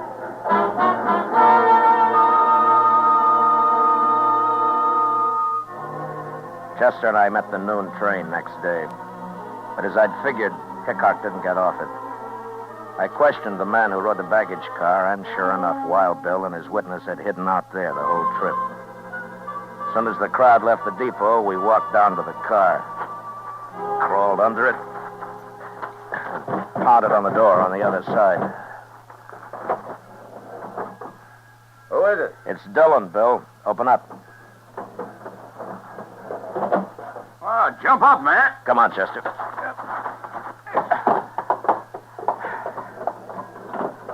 Oh, Matt, how are you? Oh, fine, Bill, fine. Oh, this is Chester Proudfoot. How do you do, Mr. Hickok? Chester. Sam, come over here. This is my witness, Sam Trimble. Howdy. Mr. Trimble. Are you still here, Matt? Yeah, but we better move fast. Matt, that judge up at Abilene's crazy, but he's still the judge. And he says Trimble here has to identify Teeters and Gridler before I arrest him this time. But, Bill, they can't be tried twice for the same crime. I know that, Matt, but I'm after them for a second murder they did. I'd suggest we just go kill them, but I've been waiting a long time to see these two hung, and by glory, I'm going to do it. Yeah, you will if you're lucky. Tell me, Mr. Trimble, do these men know you on sight? Well, I'll tell you how it was, Marshal. I was in the stable where I worked, over in Abilene, that is, and a fella come in for his horse, and I went to get it for him. I heard some shooting, and then two men ran right past me. I got a good look at them, all right. They just killed that fella, too. You mean you don't know Teeters and Gridler? I never heard of them, Matt. There's no pictures of them I know of, but he can identify them when he sees them. Yeah, sure, but what about them? Will they recognize you, Mr. Trimble? Gosh, I don't know, Marshal. I hope not. They'd kill me on sight, wouldn't they? I hadn't thought of that. Well, you just do what we tell you to, and you'll come to no harm, Trimble. Dillon and I are a fair match for those two. If they start any trouble, we'll be on them so fast they'll die on their feet. Taking a terrible chance. I hadn't thought of that. Easy, Trimble, easy. An hour from now, we'll have them in jail with their teeth pulled. I sure hope so, but how are you going to do it? Just go find them, that's all. As soon as we get them locked up, I'll buy you the biggest steak you ever ate, Trimble. Come on, let's go.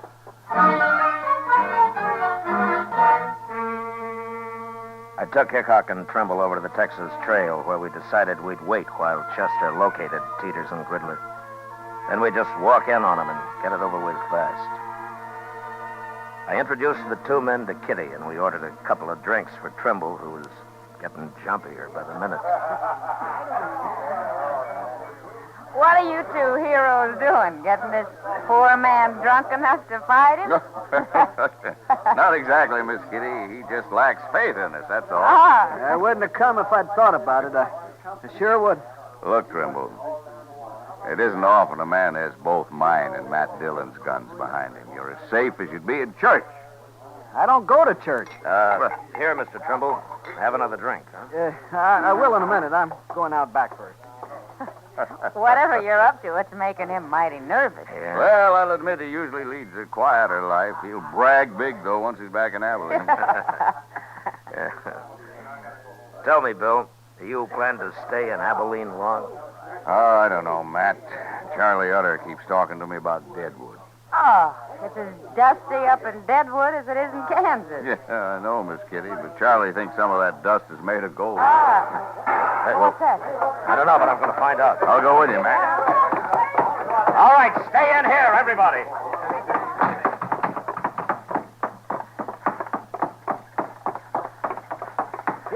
from Riddler. I was just crossing the street and saw him run out of the alley there. All right, come on.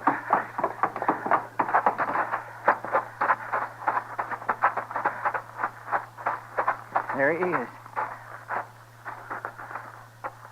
Yeah, it's Trimble. What happened, Trimble? They shot me. I was going to run away. And he got scared and ran right into him. Yeah, we shouldn't have let him alone at all. They said they saw me with you, Mr. Hickok. They said that's all they needed to know. And they shot me. Chester, go get the doctor. Hurry. Yes, sir. Tell me, Trimble.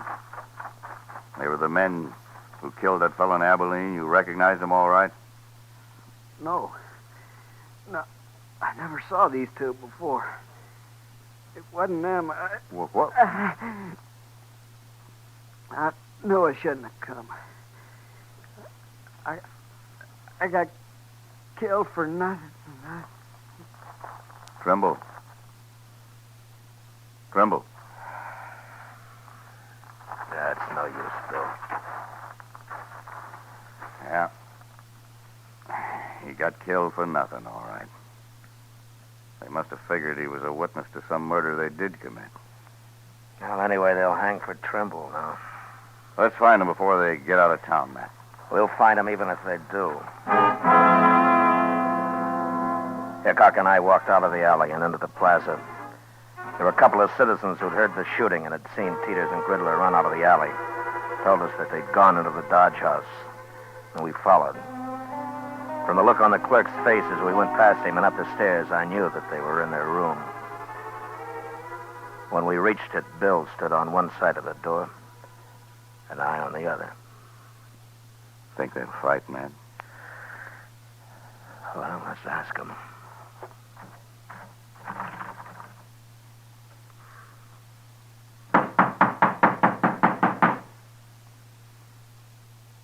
I told you they'd follow us, Teeters.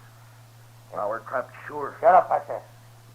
And it got us to the street otherwise. Open the door. Throw your guns out. There's no use trying to fight. There's no use in hanging neither, Marshal. You can just take us the best way you can. No. Our chance hanging. We got off once. Till you get away from that door. I've listened to you enough. I ain't facing Dillon and Hickok both now. Hold your hands clear of that door. Peters, you shouldn't have...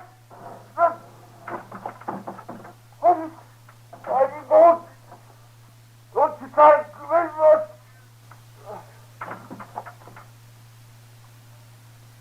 Wait, Matt. Could be a trick. No, I don't think so, Bill. Look. On the floor there. Yeah, he's been hit all right.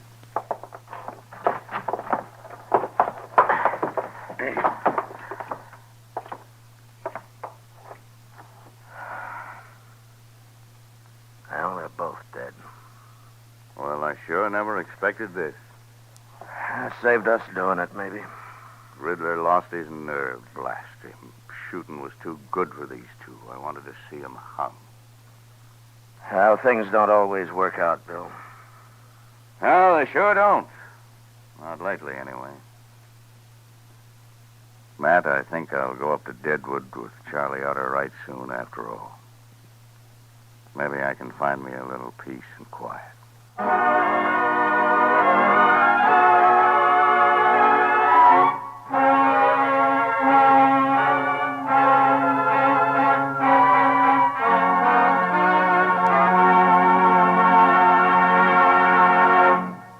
Gunsmoke, transcribed under the direction of Norman Macdonnell, stars William Conrad as Matt Dillon, U.S. Marshal. Tonight's story was specially written for Gunsmoke by John Meston, with music composed and conducted by Rex Corey. Featured in the cast were John McIntyre, Lawrence Dabkin, John Daner, Joe Duvall, and Harry Bartell. Parley Bear is Chester, Georgia Ellis is Kitty, and Howard McNear is Doc. Gunsmoke is heard by our troops overseas through the facilities of the Armed Forces Radio Service. Join us again next week as Matt Dillon, U.S. Marshal, fights to bring law and order out of the wild violence of the West in Gunsmoke.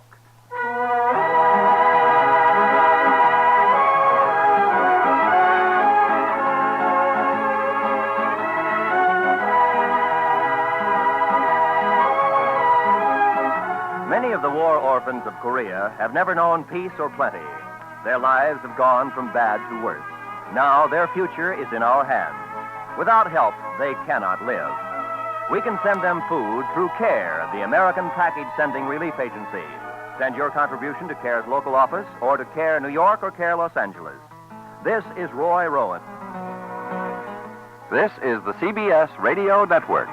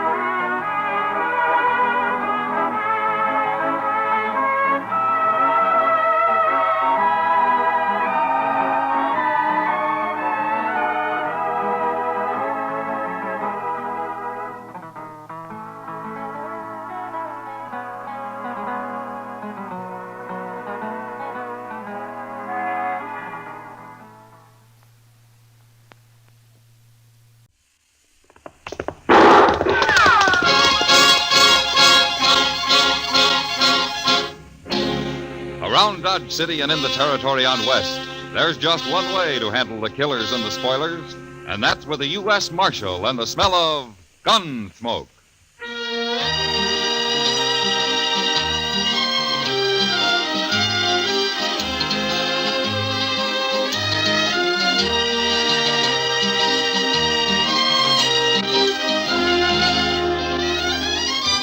Gunsmoke, starring William Conrad.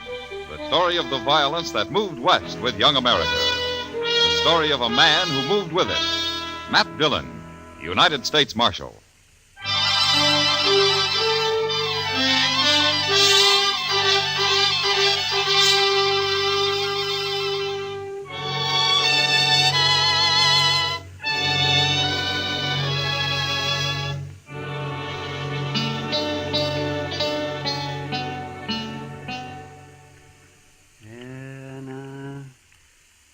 Hold tight now, Matt.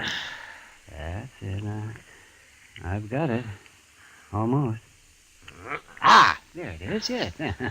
Well, a little piece of lead, just as we thought.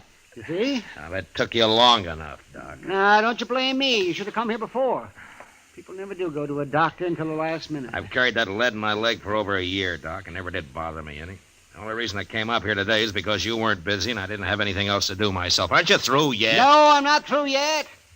I'm looking for my needle. I've got to take a couple of stitches in it first.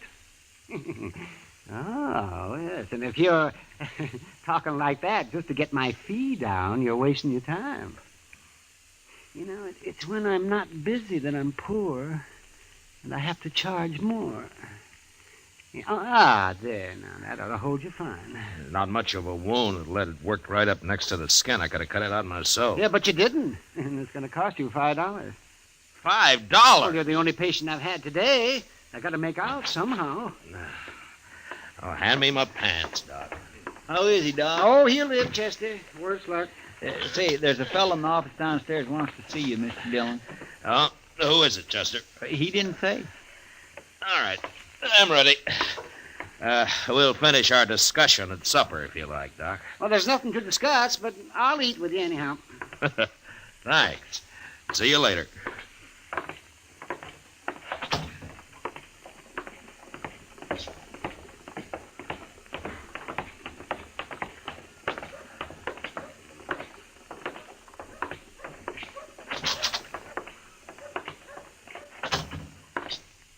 Are you Marshal Dillon?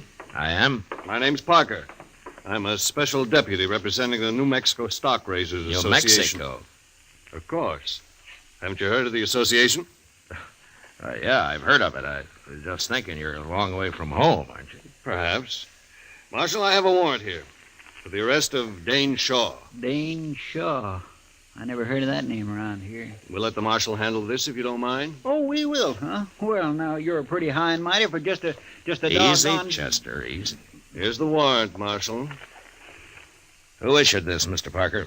We had Judge Blent of Santa Fe issue it. You had him issue it? Well, no. What I mean is we, read it. Read it. Yeah. It's got the judge's name on it and its seal. That looks okay to me. What makes you think this Dane Shaw's in Dodge? I didn't say I thought he was in Dodge. You're the one looking for help, mister, not me. It's a warrant, and you're a marshal. And we think Dane Shaw may be in or near Tascosa. Tascosa? That's a long ride from here, Mr. Parker. Isn't there someone closer than I am? No, I was told to deliver the warrant here. I see. Oh, what's this Shaw wanted for, anyway? Rustling, murder, banditry. All of that? He once rode with Billy the Kid. Does that explain it?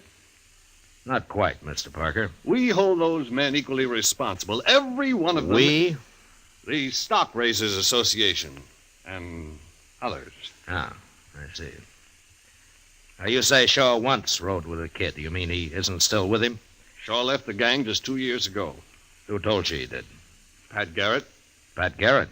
Well, if he said so, it's probably true. We've got to put a stop to that gang, Marshal. New Mexico's like an armed camp till we do. But Shaw isn't with the kid anymore. He's of the same breed, and he'll be back, maybe with his own gang.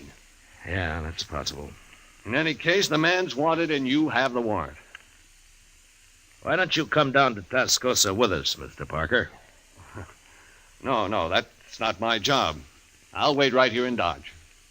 Yeah, I thought so. Any idea what Dane Shaw looks like? 6 feet, black hair, about 180 pounds. That's not much help. Anything else? They say he has a knife scar across his ribs on the left side. Well, that's something. Where's he from? Who knows where any of those men come from? They all lie, anyway. Why, they say Billy the Kid claims to have been born in New York. Well, maybe he was. Oh, nonsense. How do you know? Well, I was born in New York, for one thing. And you couldn't both have come from the same town. I'd hate to think so, Marshal. All right, Mr. Parker, you keep nice and cozy here in Dodge, and we'll ride down to Tascosa for you. Now, Marshal, I don't think that's quite called for. Chester, go get our horses. Yes, sir, Mr. Dillon.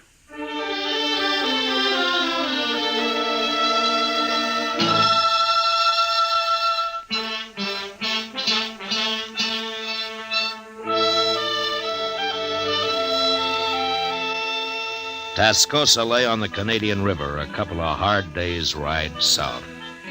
Until recently, it had been a Comanchero trading point.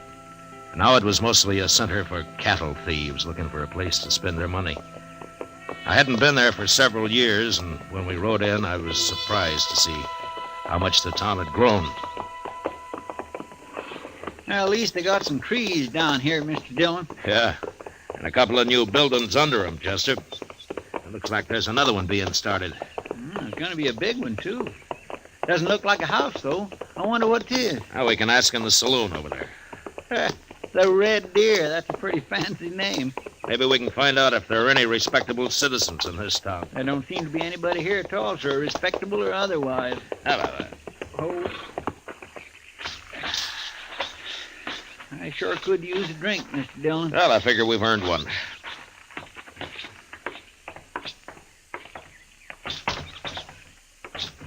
Gentlemen, what'll it be? Beer. Oh, Mr. Dillon.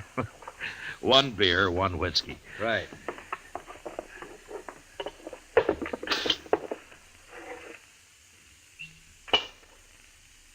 There now. That's the best looking thing I've seen yet in this town. Here's how. Tascosa's changed some. You been there before? Yeah, some time ago. What's the new building they're putting up? Oh, that's going to be a schoolhouse. A schoolhouse? In Tascosa?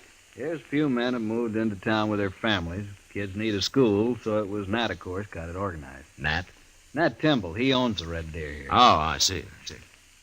He must be sort of the leading citizen here, then, huh? In most ways, I suppose he is. Mm-hmm. I'd like to talk to him. Where is he? Out back, building the fence. Door's right there. Oh, thanks.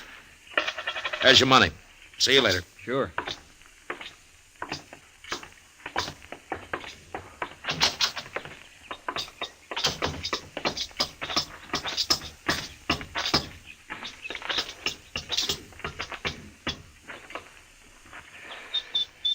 Hello. Mr. Temple? Nat Timble. I'm Matt Dillon, and this is Chester Proudfoot. I'm glad to know you. Barkeep told us that we'd find you out here. That's Mike Postle. He's a good boy. I gathered from him that you were the right fellow to come to, Mr. Timble. What can I do for you? Well, I'm looking for a man. You are? Why? I'm a U.S. Marshal, Dodge City. We don't get the law down here often, Marshal. No. Man I'm looking for is Dane Shaw. Do you know him? Nobody by that name around here? Oh, I expect he's changed his name. And how are you going to tell him from anybody else? He's 6 foot tall, black hair, weighs 180 pounds. Could be most anybody, that build. He's got a scar across his ribs. It isn't often you see a man without a shirt, Marshal. What you want it for? He used to ride with Billy the Kid. He quit, but they think he might be planning to return to New Mexico with a different bunch, one of his own, maybe. Then it'd be better to stop him now, if that's true. I agree. That's why I'm here. Well, wish I could help you, Marshal. What are you going to do? I don't know. Stay around for a day or so, I guess. Maybe I'll hear something. Fine. You know, it'd be too bad since that fella quit the Kid if he went back to the same old outlaw life. Sure. But he probably will. Men don't often change. Some do if they get the chance. Take Mike Postle in there, the barkeep. Oh? What about him? Mike used to carry a gun for Harry Gunter. Gunter calls himself a rancher down here, but he spreads a mighty big loop. You mean he's really a cattle rustler? Everybody knows it, but nobody's proved it yet. And one reason was because of Mike. He sort of kept everybody off Gunter. How? Mike Postle's pretty fast with a gun. I see. How come he's tending bar for you, Temple? Well, I'll tell you. He have decided himself to stop working for Gunter, and one night he was telling me about it, and I helped him decide the rest of the way. Ah. And then you gave him a job, huh? That's right, Marshal. He'll make out fine if Gunter lets him alone. Well, that was decent of you, Temple. I hope it works. But being a lawman, I suppose you don't think it will. Well, a lawman isn't all bone, Mr. Temple. Lawman could arrest Mike Postle right now for what he's done. You can't arrest everybody. But anyway, if I were handling it, I'd go after the head man, Gunter. They don't seem to think you're way over in New Mexico. Well, I hear Pat Garrett's after Billy right now, and he'll get him with any luck at all. Pat's a good manhunter. Maybe. But they also want this fella Dane Shaw. Yeah, there's a warrant for him signed in Santa Fe. Yeah. If Pat does stop Billy, there's no point in letting Shaw come back with a new gang. If that's what he aims to do. Well, he might have it in mind. Well, Marshal, that's your problem. Right now, come on inside and have a drink on the house. Oh, thanks, Mr. Temple. It'll be a pleasure. And then I'll tell you where you can get something to eat that won't poison you. Say now, I think I'm going to like Tascosa after all. Sure you are.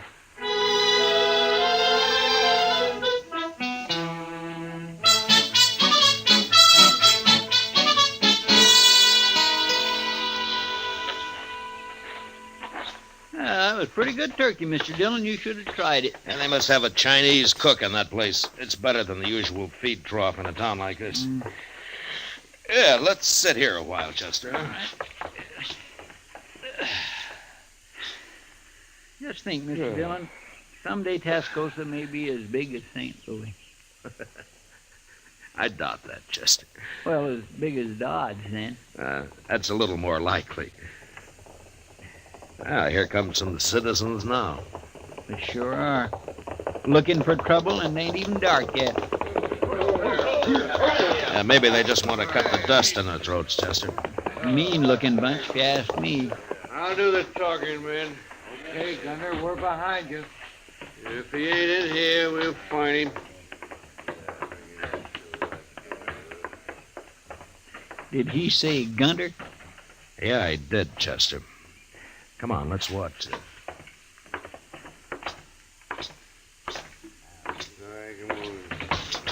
I didn't expect object? Over here, Chester. Yes, sir. You come here for a drink, gentlemen? No, Postle, we didn't come here for no drink. And state your business, Gunter. You're the first man ever walked out on me, Postle. I don't like it, and I don't aim to tolerate it. That all? There's two reasons you're coming back. I'm not interested in your reasons, Gunter. One is I need your gun. I'm through selling my gun. And the other is you know too much about my business. Your business is your affair, Gunter. You know I don't talk. Maybe. But you're still coming back. That's so? Which one of you's gonna bring me back? You're pretty handy with that six-shooter of yours, Postle. Ain't any one of us fool enough to go against you. That's about what I figured. But you can't shoot the whole bunch of us. I'll sure try hard. And you'll die trying. I'm telling you, Postle, be back in camp a day after tomorrow. We ride in after you. Wait a minute, Gunter. What do you want, Timber? You've caused enough trouble already. I ain't through yet. Gunter, if you come back here, you'll have to face me. No, Timble, no. Shut up, Mike. Now just remember that, Gunter. I'll be here, too. And you'll both die. Come on, men.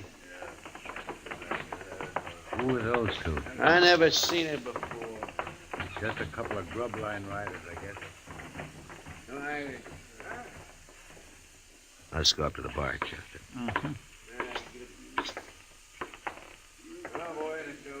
Now you've seen him, Marshal. That's Harry Gunter. Well, Gunter's not my business, but I wish you luck with him.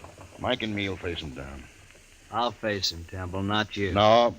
I helped get you in this. By heaven, I'll see you through it. It's not your fight, I tell you. It's my fight. I believe any man who wants to make a change deserves all the backing anyone can give him. I'll see you get it. You'll just be killed for nothing. Besides, you're a married man. Being married has nothing to do with it. Maybe we'll both be killed, but that's better than giving in to a man like Gunter. Mike, I never told you going straight was easy. You should have been a preacher, Temple. I'm going to get my supper now. I'll be back in a minute. I'd make a fine preacher, I would. But if business don't pick up some here, maybe I'll have to give it a try. Well, the town's growing, Temple. Business ought to be good. Well, it's growing, Marshal, a little at a time. When I first came here, there wasn't more than a couple of adobe huts, the whole place. When was that, Temple? Oh, when you first came here. 1 year and 9 months exactly, Marshal. Now, if you'll excuse me, I got work to do. Let's get some air, Chester. All right.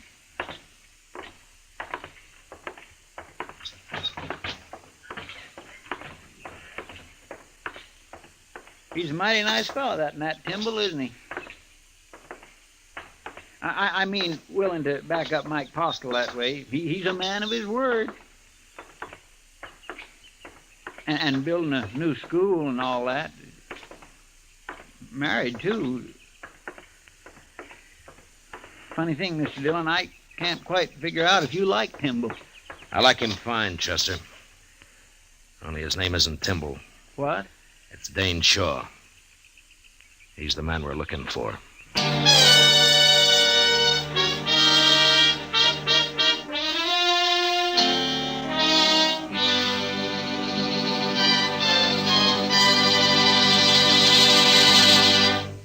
We will return for the second act of Gunsmoke in just a moment. But first, tomorrow night on most of these same stations, CBS Radio presents Dick Powell in the role of Richard Diamond, private detective. Remember, Richard Diamond, private detective, calls on you via CBS Radio tomorrow night. Now the second act of Gunsmoke.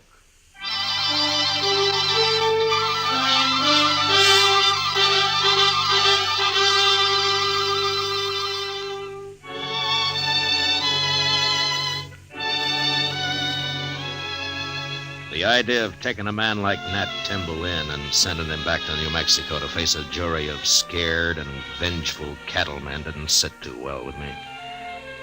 Anyway, I decided I had to wait it out at least until Harry Gunter made his play. 2 days, Gunter had said. And the night before the final day, Timble asked Chester and me to a little dance they were having to celebrate the start of the new schoolhouse. And there we met Ms. Trimble. A fine-looking woman with a strong face and steady blue eyes.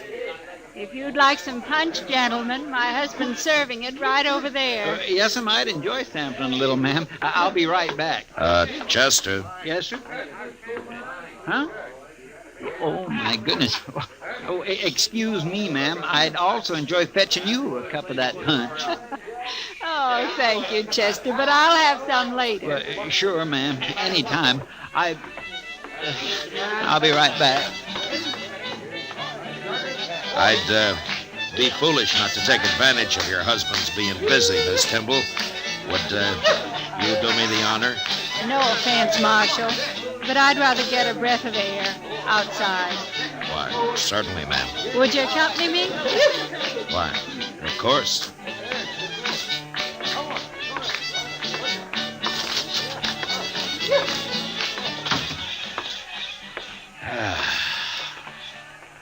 Nice evening.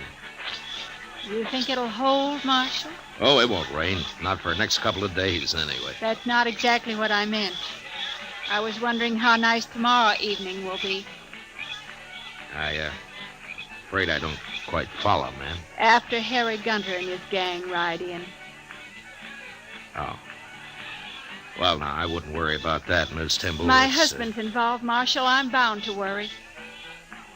Of course. It's not that I don't want him to back Mike Postle and fight alongside him. He's got to do that. But I don't want him killed. He's the finest man that ever lived, Marshal. Yeah, sure, Miss Timble. He believes that a man's got a right to change, and he's willing to die for that. I know. Tell me, do you think he's right, Marshal Dillon? In spite of what the law might say, do you think he's right? I think he's right, ma'am. I had a feeling you would. But maybe things will work out all right tomorrow. Maybe everything will be fine. I hope so, Marshal. Anyway, I'll bring our son up to know his father for the rare kind of man he is. Oh? I didn't know you had a son. We haven't yet. What? I haven't even told Nat. But we're going to have one, Marshal. Oh, I see. Shall we go in now? And I'll be your partner for the next dance, if you like. What? I'd be proud, Miss Timble. Real proud.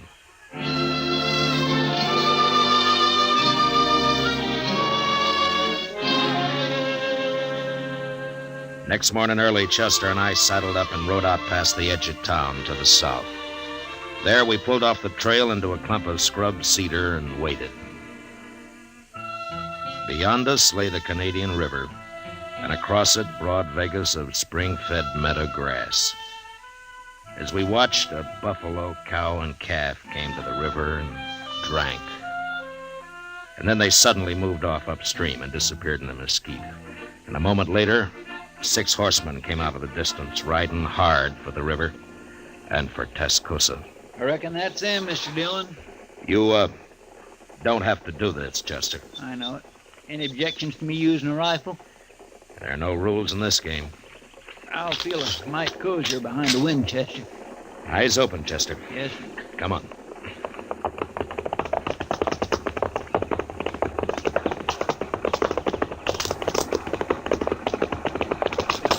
All right, hold it, Gunner. Oh! Who are you? I'm a U.S. Marshal. My name's Matt Dillon. Them's the fellows we thought was bums, Gunner, the other day at the Red Deer. Yeah. Get off the trail, Marshal. You got no business with us. Turn around and ride back where you came from, Gunner. Mike Postle's staying in Tascosa. Postle, eh? So you're in on this, too? I've dealt myself in, Gunner. Now do as I say. And keep away from Tascosa from now on, or I'll get a posse and come after the bunch of you. We don't need any lawmen down here, Marshal. Who's that? It's Timble and Mike, Mr. Dillon. How did they know we were out here? Looks like we won't have to go into Tascosa, Marshal. We can settle this right here. You were missing this morning, Marshal. I kind of figured we'd find you hereabouts. You and Timble both ought to stay out of this. This is my trouble. It's a little late for that now, Postle. Well, the odds are down, Gunner. They Sure are. I ain't facing all them. Come on, Gunter. We'll catch Postle later when there ain't such a crowd. Here we are. Not me. I'm going. Shut up. Timble, you're responsible for this. I'm proud of it, Gunter. Get him and Postle, men. Get Stop them it, Gunter!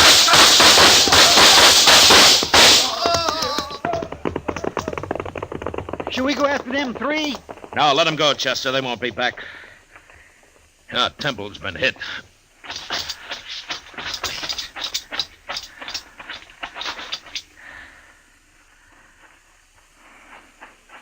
How is he, Marshal? He got hit bad.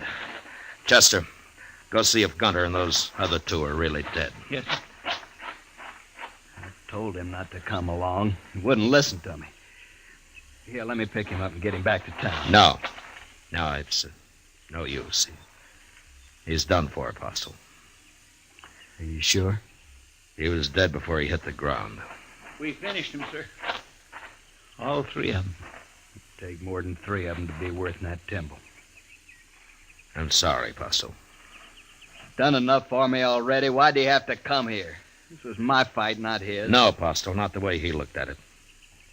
You see, Timble himself went straight a couple of years back. He did? Yeah. I came down here carrying a warrant for his arrest. You ain't gonna be able to take him in now, are you, Marshal? No, I'm not. You know, I'm kind of mixed up about you. Coming down here to arrest him and then meeting Gunter and them out here today. I'm not important, Apostle. Just you remember what kind of man Timble was. I ain't likely to forget. I'll swear to that, Marshal. Good. Look, you and Chester stay here. I'll send a wagon out from town.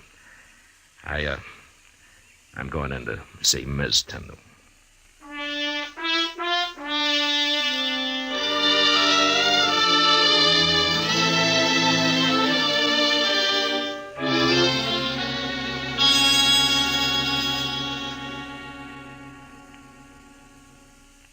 You'll be going back to Dodge now, Marshal.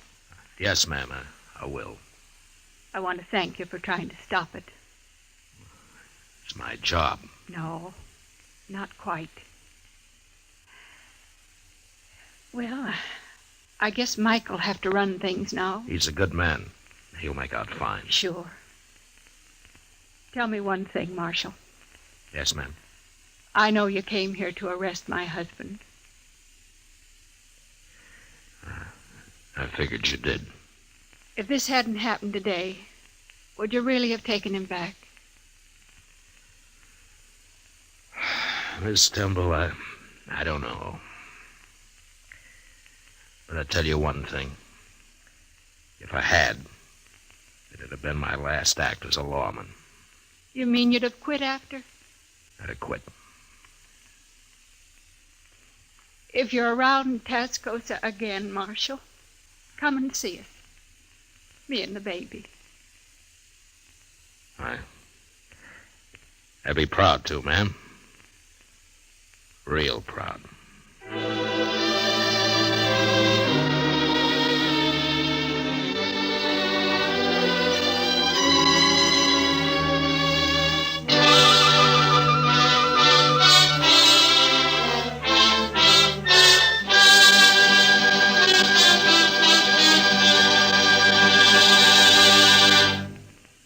Gunsmoke, under the direction of Norman Macdonnell, stars William Conrad as Matt Dillon, U.S. Marshal. Tonight's story was specially written for Gunsmoke by John Meston, with music composed and conducted by Rex Corey. Featured in the cast were John Daner and Tom Tully, with Harry Bartell, Paul Dubov, Helen Klebe, and James Nusser. Harley Bear is Chester, Howard McNear is Doc. Gunsmoke has been selected by the Armed Forces Radio Service to be heard by our troops overseas. Join us again next week as Matt Dillon, U.S. Marshal, fights to bring law and order out of the wild violence of the West in Gunsmoke.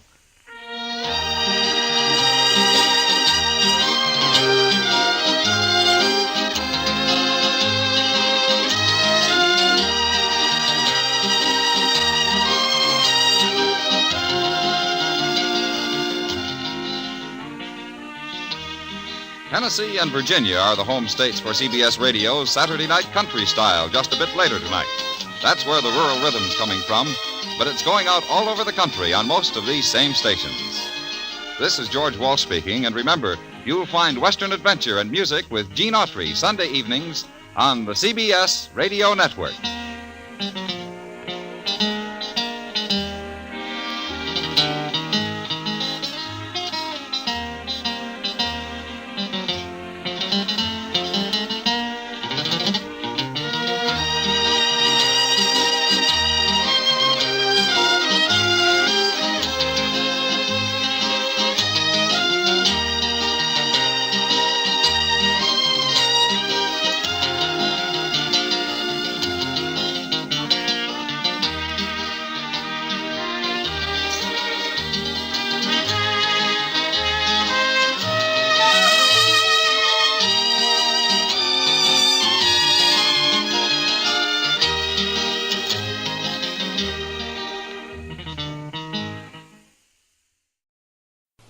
Now, Sugar Crinkles, the sugar rice treat that's just right sweet, is proud to present Gunsmoke.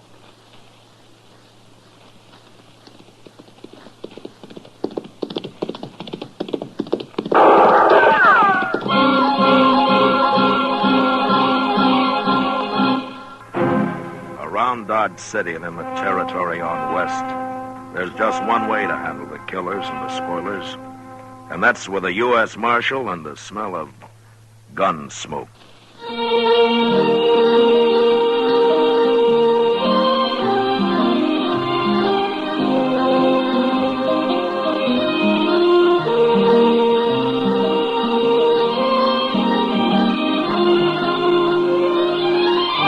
Gunsmoke, the story of the violence that moved west with young America. The story of a man who moved with it.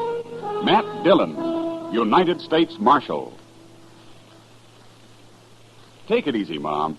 You know your young folks are going to eat when you give them sugar crinkles for breakfast.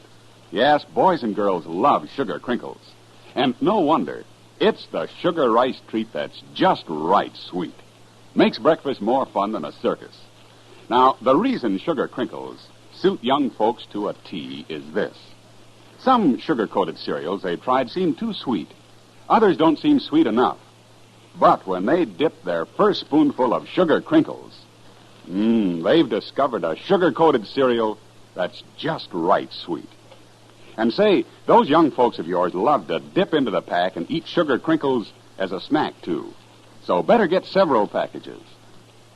And now, Gunsmoke, starring William Conrad.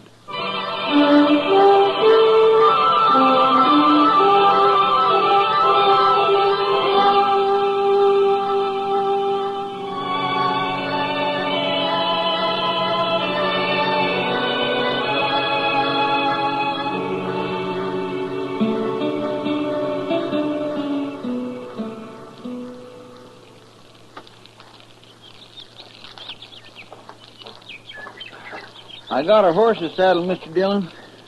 I'm so hungry I could eat a whole hog. Well, all the hog you got this morning's cooking on that stick right there, Chester. Is it done? That depends on how hungry you are. It's done.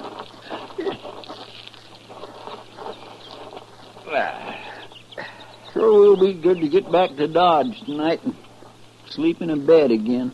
Well, civilization's made you soft, Chester. Maybe so, but I get mighty tired of using my back for a mattress and my belly for a covering. Obviously, Chester, you were born for greater things than rooting around on the prairie and living in the rain. It hasn't been raining, Mr. Dillon. No, it hasn't. But it will, Chester. Sooner or later, it'll rain. Yes, sir. Wish we'd brought some more bacon. Say, don't old man Granby live around here? Maybe we could borrow a little from him. Well, according to what I've always heard, old Granby wouldn't loan anybody anything. You really think he's a rich miser, like they say? Oh, I don't know, Chester. Sometimes a man's entirely different from his reputation. I only met Granby once or twice. He seemed like a nice enough old fellow, though. Well, I wouldn't want to live out here all alone with nothing but a few horses for company. Oh, he's used to it. Well, even if he does have a lot of money hid away, there's no place to spend it out here. Granby's pretty old for the pleasures Dodge has to offer, Chester. Well, I hope I am never that old. At the rate you're burning yourself out, Chester, you never will be, so don't worry about it. Oh, now, Mr. Dillon, I live mighty quiet for a young fella who's free and still full of blood. Sure. Hey, look over there. Huh? There's that string of dust laying right on the ground there. Yeah, I've been watching it, Chester. It's not on the ground, though. There's a dry wash runs along there. Somebody's driving stock down it. Maybe it's old man Granby. That may be. Let's go say hello, huh? All right, sure.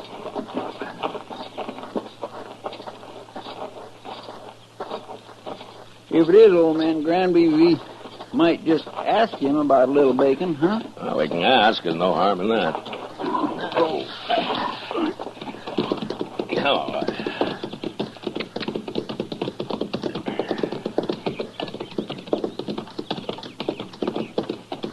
Now, that's horses down there, Chester. Yes, sir. I can see their heads now.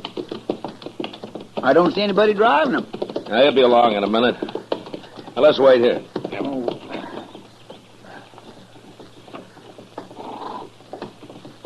There he comes. Yeah. Hello! He stopped. That's not old Granby. Let's ride down and say hello anyway.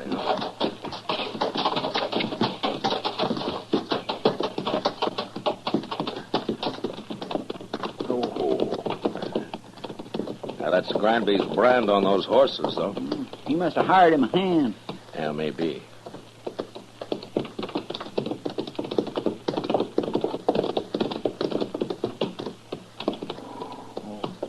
Hello?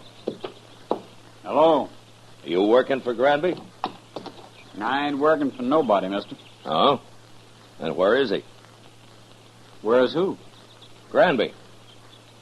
I don't know no Granby. Well, those are his horses you're driving.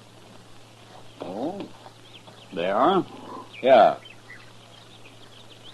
I ain't driving them. What do you mean? They got ahead of me in the wash here, that's all. I see. You a cowboy? Yeah, sure. I'm a cowboy. Well, you don't look like one. You don't ride like one, either. You're asking the questions, mister. No decent cowboy would run another man's horses down a dry wash just because he didn't want to get up on the bank and ride around them. I told you, they got in front of me is all. How come you're not carrying a gun? Does a man have to carry a gun? No. I'll bet you're the only man within 1,000 miles of here who isn't carrying one. Maybe I got a better conscience than the rest of you. Maybe. Look, mister, you've run those horses about 5 miles off of old Granby's place. You want to give us a hand, we'll run them back. I'm in a hurry. It won't take long. The old man might be a couple of days finding them if we don't. You worry about him. I got to get into Dodge. We'll ride in with you. Afterwards. I ain't going to do it. Look a lot better if you did.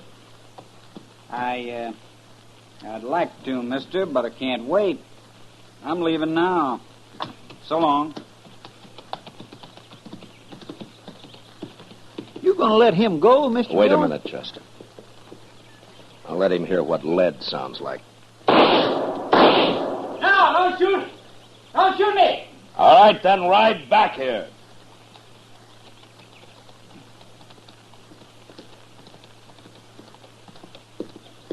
Don't kill me, mister.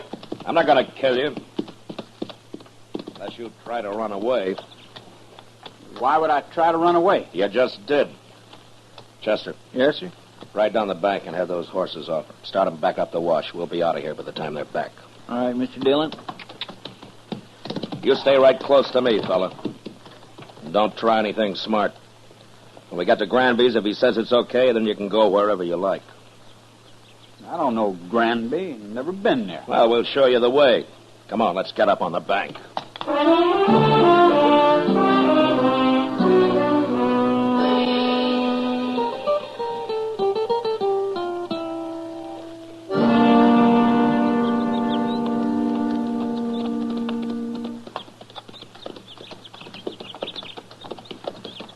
Old man Granby can find his horses all right now, Mr. Dillon. Yeah. But I want this cowboy here to meet him. We'll see if he's in the house. I'll wait for you. Get off that horse, fella. Go on. That's better.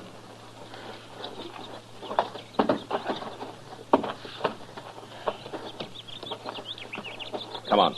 We'll take a look.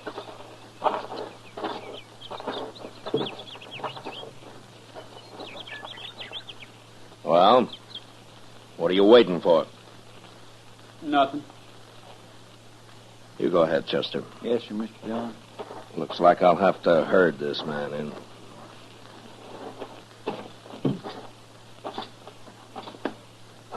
You've been kind of balky ever since we ran into you, mister. I don't like being dragged around. I never did. I just want you to meet old Granby. He'll be grateful for you, helping run his horses back here. I know what you think, mister. You think I was stealing them horses. Well, I never heard of the old man. I was never near this place. Yeah, so you told me. But you're here now. I ain't afraid of you or nobody. Then let's go into the house. Come on.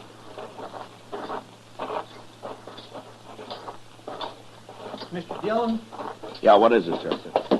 Old man Granby, he's in there. Oh, what's wrong? Right in the room there, Mr. Dillon. He's hanging there. What? Somebody's gone and hung him right in his own house. I don't want to see him anymore. You go take a look. Pull your gun and hold it on this man, Chester. If he makes a move, shoot him. Yes. Now, you just stand there real quiet like. I ain't gonna do nothing. You sure ain't. Just because I happen to be in the country don't mean I killed nobody. Mr. Dillon will decide about that. Who is this Mr. Dillon, anyway? He's a United States Marshal, that's who. A marshal? Looks like you run into the wrong people, fella. I'll hold your gun, Chester. Search it. All right, here. Get around. All right.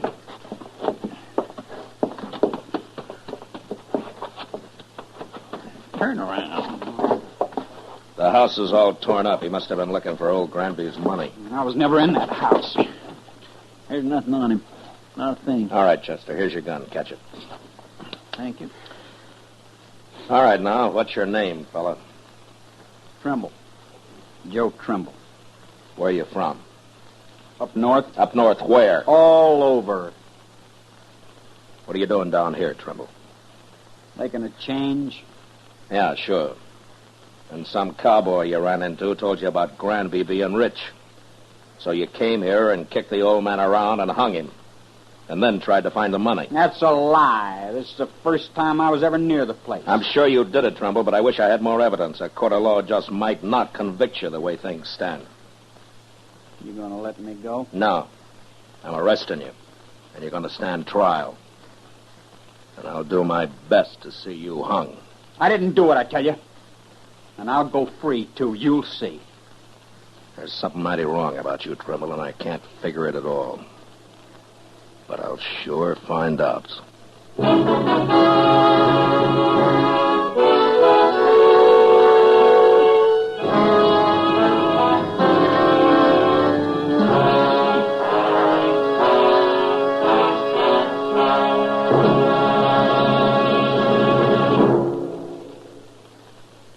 Mother, it does your heart good, I know, when your young folks eat all of their breakfast cereal. That's why I'm so happy to tell you about new Sugar Crinkles. Sugar Crinkles, you know, is the sugar rice treat that's just right sweet. Crisp golden nuggets of sugar-coated rice. They make breakfast more fun than a circus. Why, young folks love Sugar Crinkles so much, they disappear like magic. Now, you've had experience with sugar-coated cereals that seem too sweet to you, and others that just don't seem sweet enough to the youngsters. Well, what a wonderful surprise Sugar Crinkles will be to your whole family. For new Sugar Crinkles really are just right sweet. Remember, Sugar Crinkles make great snacks, too. And there's even more good news about Sugar Crinkles.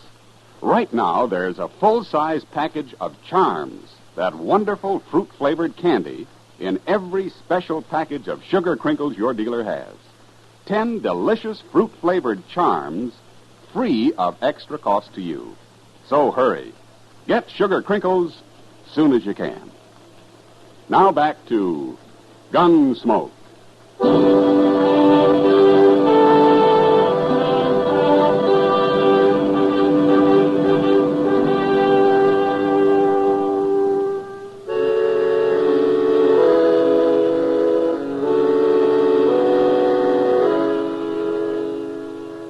We let Joe Trimble dig a grave up behind the house.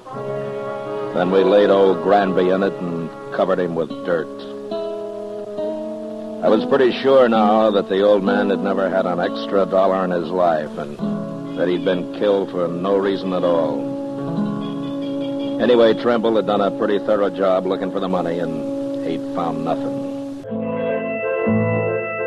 On the ride into Dodge, I tried to figure out just what he was. But he didn't seem to fit anywhere. He wasn't a cowboy or a hunter or a gambler or even just a drifter.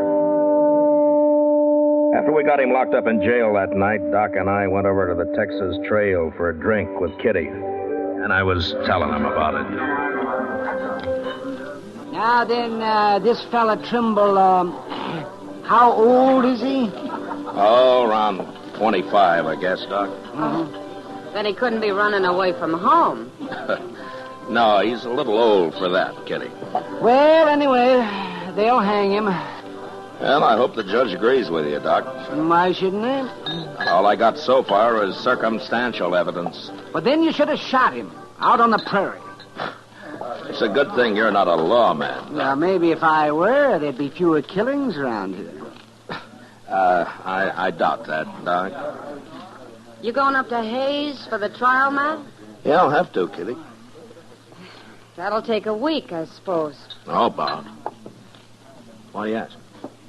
Nothing, only you've just been away for 10 days. Well, I have to earn a living, Kitty. You could make more money gambling right here in Dodge. Oh, now, Kitty, don't start that.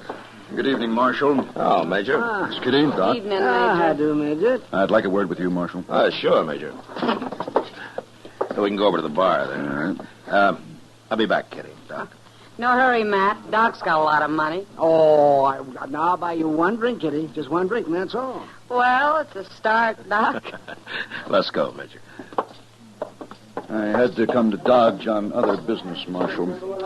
But I wanted to pass the word to you that we're looking for a man. Oh? The Army?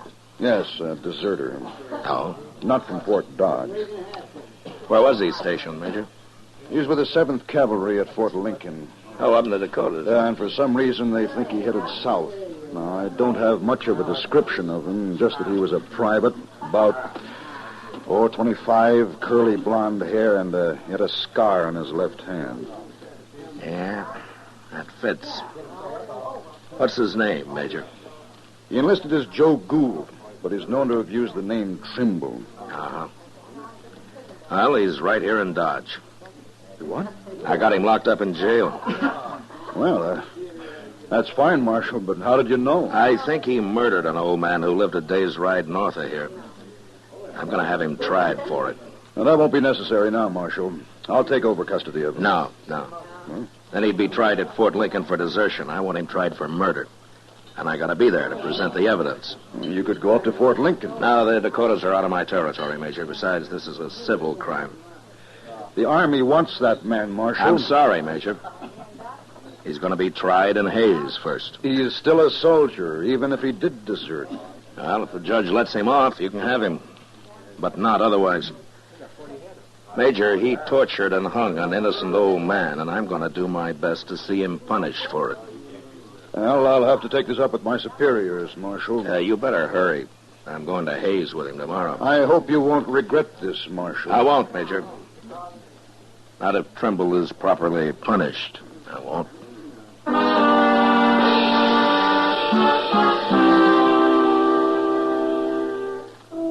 I didn't wait till morning, but started out for Hayes with Joe Trimble that night. The trial lasted a week. And in spite of all the arguments I made, a judge finally decided that there wasn't enough real evidence to convict him. I even tried to make Trimble confess, but he was too smart for that. So there was nothing to do but bring him back, turn him over to the Army. I sent word to Fort Dodge, and the next morning the major himself appeared to take him into custody. Well, Marshal, it looks as though you didn't have much of a civil case after all. He killed old Granby. I know he did, Major. But after all, the law's the law. Yes, and in the Army, orders are orders. I'm just sorry your judge didn't convict him after all. Oh, is that so? Chester. Yes, sir? Bring Trimble out, huh? All right, sir.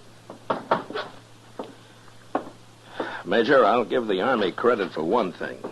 What's that? Trimble and I rode back some 80 miles yesterday, and when we got here, he wanted to sit up and play cards with Chester. There may be some bad men in the cavalry, Marshal, but they're all tough. Here he is, Mr. Dillon. Well, he's yours, Major. Private Trimble, sir. You're under military arrest, Private. Not privileged to salute. Besides, you enlisted as Private Gould, not Trimble. Yes, sir. Report to the guard outside. Yes, sir. Just a minute, Trimble. You, know that you're mighty lucky, don't you? You should have died for what you've done. I told you I'd go free, Marshal. It'll catch up with you someday, Trimble. It always does somehow. That's all I wanted to say. Yes, sir.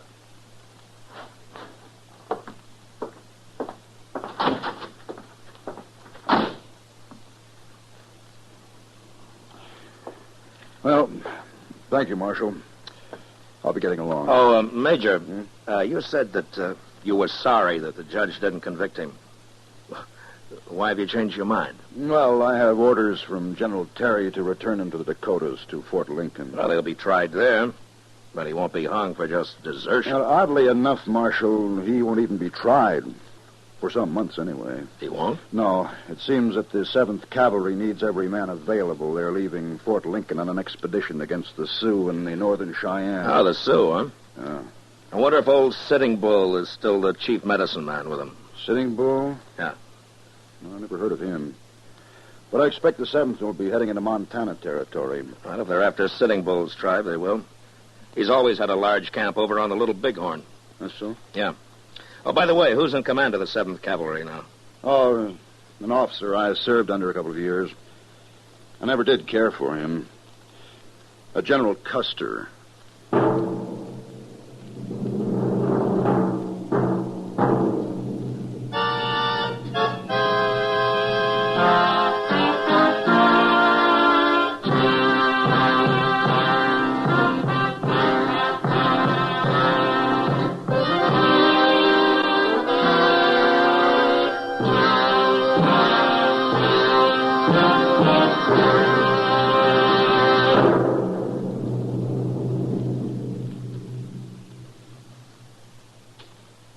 In just a moment, we'll tell you about next week's adventure on Gunsmoke. You know, what you are tomorrow depends on what you eat today. So, Mother, be sure the big and little Indians at your house always eat a good breakfast. And tell me, what could be better for breakfast than Post Toasties? Post Toasties, you know, are the heap good cornflakes. The best thing that's happened to corn since the Indians discovered it. But all of the talking in the world couldn't tell you how downright delicious Post Toasties are. You have to taste those crackling, crisp flakes. Yes, you have to taste that sweet kernel corn flavor toasted. Then you'll know how perfectly wonderful breakfast can be. Put Post Toasties on your shopping list right now, Mother. Just watch how your whole tribe goes for them. Remember, Post Toasties are the heap good cornflakes.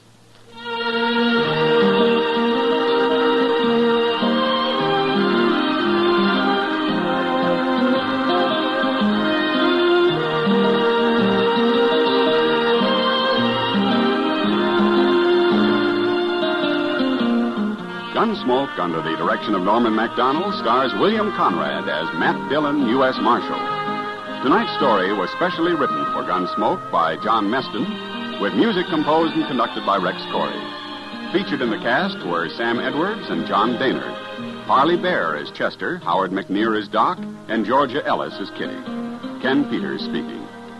Join us again next week as Matt Dillon, U.S. Marshal, fights to bring law and order out of the wild violence of the West in Gunsmoke.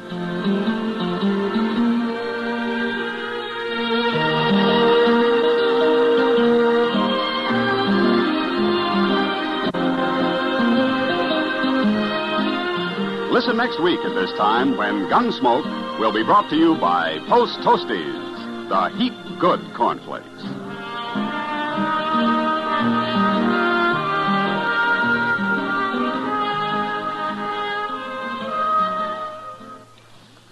Now, Post Toasties, the heap good cornflakes, is proud to present Gunsmoke.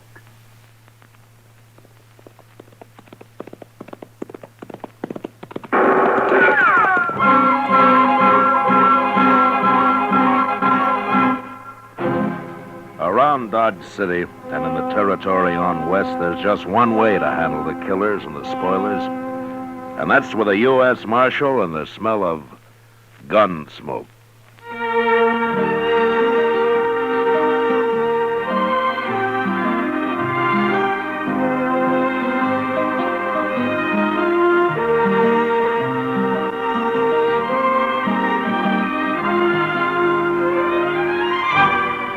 Gunsmoke, the story of the violence that moved west with young America. The story of a man who moved with it. Matt Dillon, United States Marshal.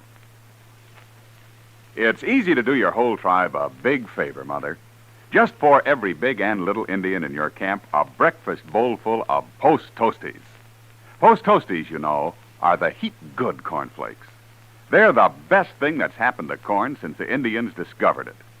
Fresh as fresh can be. Say, Post Toasties are crackling crisp.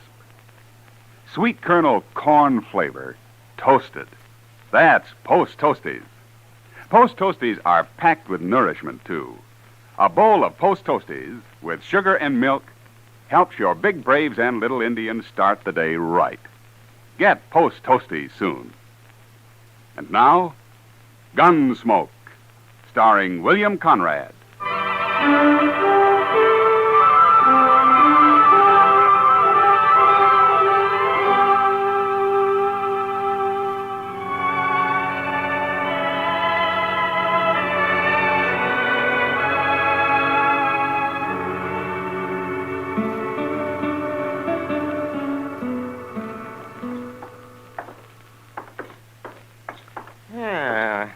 Nice day, Matt. The wind's gone down anyway. It sure was blowing last night. Where were you, Doc? Out at the Caldwell place. Mrs. Caldwell's expecting. Still? There was a false alarm last night. Oh, you ought to get some sleep while you can, Doc. Yes, I know. That's right where I'm headed. Doc Adams. Oh, hello, Roof. I've been looking for you, Doc. Matt, this is Roof Tucker, Sheely Tucker's son. Oh, hello, Roof. We ain't met before, Marshal. No. How's Sheely these days? He's just like ever. But it's Ma I come to get Doc for. Well, what's the matter, Roof? She swallowed a nail, Doc, and it's hurting her bad. Swallowed a nail, did she? How'd she do that? I told her not to, but she was fixing the chicken house anyway, and she had some nails in her mouth. Oh, you say it's hurting her? It's her stomach. She's got a terrible pain in her stomach. Oh, that's bad. I'll ride out with you right away, Roof. As soon as I get my tools, may have to operate. You know Pa, Doc. You know how he is. Oh, yes, I forgot about him. Sheely doesn't like doctors, does he? He hates them. But he ain't there now. He's been out on the prairie the last couple of days. Oh? When'll he be back? I don't know for sure. But Ma said to get you anyway. She doesn't want to die. Sheely'd cause trouble if he found me there, wouldn't he? He sure would. He'd beat you half to death. Well, maybe I better ride out with you, Doc, just in case Sheely comes home while you're there. Good idea, Matt. I think you better. Yeah, Roof, go over to the Olafraganza and tell Chester I want him to go with us, will you? Sure, Marshal.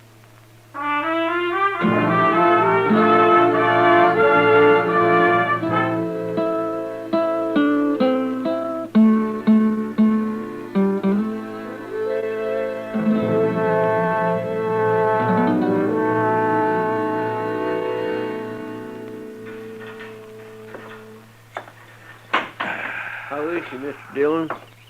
I don't know, Chester. Doc's still working on her. Well, there's no sign of Sheila anyway. Well, that's some help. What's the matter with a man like that, Mr. Dillon? Hating doctors the way he does? I don't know, Chester. Probably there weren't any doctors around when he was young. And what was good enough for his father is good enough for him. Some fool notion like that, maybe. Sheila always was a mean old cuss, except for his horses. He's always treated horses like they're human. Did you ever notice that? Sheila isn't really a bad man, Chester. He's just ignorant and prejudiced because of his ignorance. If he'd have been here, he'd let Miss Tucker die rather than have Doc operate on her. Yeah, probably. Well, that's bad. To me it is. Maybe if Doc saved him someday, he might get over his ideas. Oh, Sheila's never had a sick day in his life I know of. Oh, Doc, you all through? Huh? Oh, yes, I'm all through, Matt. How is she, Doc? Yeah. She's dead. Dead? I guess her heart couldn't take it. I don't know. I had to operate, though. She'd have died sure if I hadn't. Oh, it isn't your fault, Doc. You did all you could. I know, but I always feel maybe if I'd have done it better, things like this wouldn't happen. You're not to blame, Doc. You, want me to tell Roof? Yeah, I've already told him. He's in there with her. Oh, how'd he take it? Yeah, he didn't say a word, Matt. Well, we better be getting back to Dodge, I guess. Yeah, you must be plumb wore out, Doc. Yeah, I am. Doc. Hey? Yes, Roof. And you too, Marshal. You're going to have to help me. Oh, we'll help you, Roof. What is it? It's about Pa. I don't know what to tell him when he comes back. Hey, that's right. I kind of keep forgetting about him. Just tell him the truth, Roof. Doc tried to save your mother, but he wasn't able to. Nobody could have. You don't know Pa very well, I guess. He just won't stand for it. Well, there's nothing he can do about it now. It's all over. Not for him, it won't be. What do you mean, Roof? Well, when Pa says a thing, he means it. And he said none of us was ever to go near a doctor. Roof, do you agree with your Pa's thinking? No. And neither did Ma. But we didn't dare cross him when he was around anyway. I'm afraid of him, Marshal. You'll have to stay here and tell him. Yeah, well, I can't stay. I have to get over to the Caldwell place. That baby's due any time now. But you can't go. All right, Roof, all right. I'll stay here till he comes back. Chester, you better ride into town in case anybody's looking for me, huh? All right, you, Mr. Dillon. Yeah, it's a funny thing how a doctor can lose one life and maybe bring another into the world all on the very same day. Well, come on, Chester. We can ride partway together.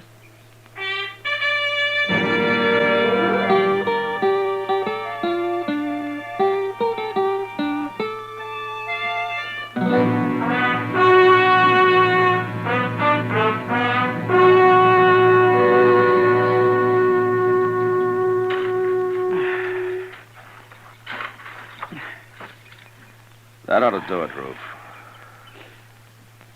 I want her buried good, Marshal. How about a cross? You want to put up a cross? I'll let Pa decide that. Oh, my gosh, Marshal. Here he comes now. Yeah, Looks like he's been riding pretty hard. Pa always rides hard, but he takes mighty good care of his horses all the same. He's never hurt one yet. I know. Hurry, boy, or. Oh, there, Marshal. How are you, Sheely? What are you doing out here? What's this? Sheely, your wife died. Ruth and I just finished burying her. She died? Just a few hours ago. We didn't know when you were going to get back, so we went ahead and buried her. What'd she die of? She was holding some nails in her mouth, and she swallowed one of them. Oh. Ruth, take this horse into the barn and dry him off. Sure, Pa. Rub him good now. I will, Pa. Don't let him near no water yet. I won't. What are you doing out here, Marshal? I came out with Doc. With who? Doc Adams. He did everything he could to save her life, Sheely. He cut on her, didn't he? He tried to get the nail out, if that's what you mean. She'd have died from it if he hadn't. Cutting on her, that's what killed her. Look, Sheila, your wife was dying, and Doc tried to save her. That's how it happened, no matter what you think. I got no use for doctors. They're all croakers. That's what my old man called them, croakers. I kind of figured that's where all this came from. Sheila, have you ever thought that your old man might have been wrong? Not about them, he wasn't. Hey, how'd Doc get here anyway? Who told him to come? Your wife wanted him. After all the times I've told her to stay away from doctors? I guess she didn't want to die, Sheila. She wanted a chance to live. Yeah, sure. And he come out here and killed her. Poor defenseless woman. Doc Adams will pay for this, Marshal. I'm telling you right now. You lay a hand on Doc, and I'll run you out of the country, Sheila. Maybe it won't be a hand I'll use, Marshal. Try anything like that, and you'll hang for it. I'll find you no matter where you go. He killed my wife with his bungling butchery. He's a murderer. There isn't a man in Kansas who'd believe that. Doc's a pretty valuable citizen around here, Sheila. Not to me, ain't. It's an eye for an eye, Marshal, like it says in the good book. You even try it, and I'll throw you in jail. I don't try nothing. Then you'll hang. Will I, Marshal?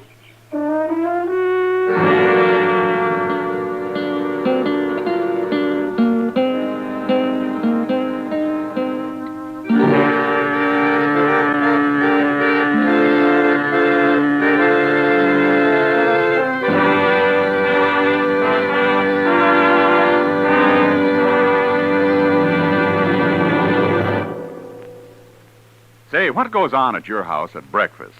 Well, you can take it from me.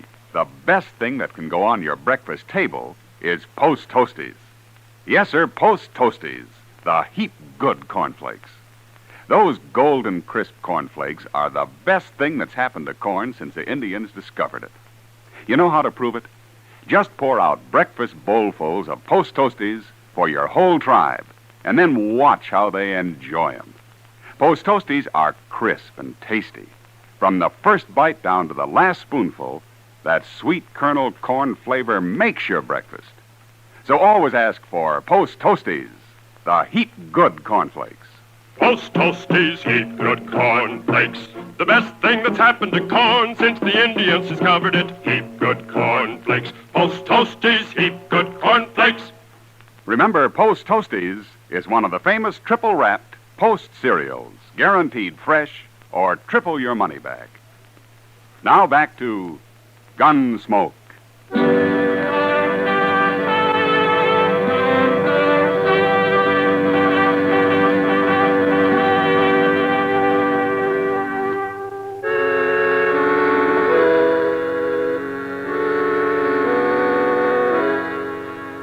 I left Sheely Tucker standing by his wife's grave, and I rode back to Dodge.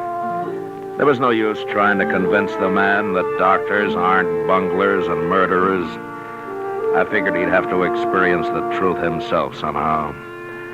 And there wasn't much chance of that, the way things stood. But what really worried me was his threat to get Doc. Ordinarily, Sheely was peaceable enough, but there was no telling what he might do now. Doc stayed at the Caldwell place that night and the next day, too. I thought he'd be safe there, and I didn't worry about him till the next evening. Kitty and I were having supper at the Dodge House. Matt, for a town that lives on the cattle trade, you'd think we'd be able to eat decent steaks. You should have had the prairie chicken, Kitty. It didn't have to walk all the way from Texas. That steak I had got carried. It was too old to walk. I've never eaten prairie chicken, Matt. What's it taste like? Oh, a little chicken, a lot of prairie. If I didn't know you better, I'd say you've been drinking. If I know you, you'll order steak next time anyway. I don't give up easy, Matt. Yeah, I know. Remember it, then. Sure. You don't know much about women, do you, Matt? Well, I'm learning. Yeah. But at the pace you've set, I'll be in my grave before you're out of first grade. Well, it took me 10 years to learn how to handle a 6-gun. Well, that's the nicest compliment I've had all day. Drink your coffee. I gotta get out of here. Yes, sir, Mr. Dillon. Oh, here's Doc. Hello, Matt. Kitty. How's Mrs. Caldwell, Doc? Yeah, gave birth to a 12-pound boy this afternoon. Ah, that's fine. Yes. That's not what I came to talk about, Matt. Somebody tried to shoot me on the way back from the Caldwell place. What? Who was it, Doc? Yeah, I didn't see him, and since I didn't have a gun, I rode straight ahead. Fast. Where did this happen? Yeah, about a mile the other side of the grove. I should have come out and ridden back with you, Doc. You should have, huh? Well, then, you know something about this? Yeah. Sheely Tucker, huh? He came back after you and Chester had left, Doc. He made some threats. Yes, I might have known it. But I'm not going to be a target for Sheely every time I go on a call in the country. I'm going out and see him, Matt. We'll have this out face to face. I don't think you can change his mind, Doc, but I'll go with you. And if he admits shooting at you this afternoon, I'll bring him back to jail. Maybe I'll bring him back anyway. Well, I should hope so. People around here'd be in an awful fix without Doc. Well, then there's me too, Kitty. Oh, sure, Doc. I was thinking of you. We'll ride out in the morning, Doc. Yeah, good.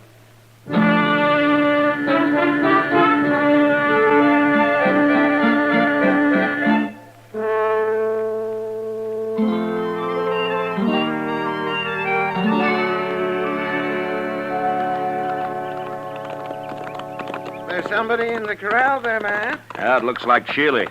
Tis. Him and Ruth both. Hello. Well, let's leave them here. They'll stand.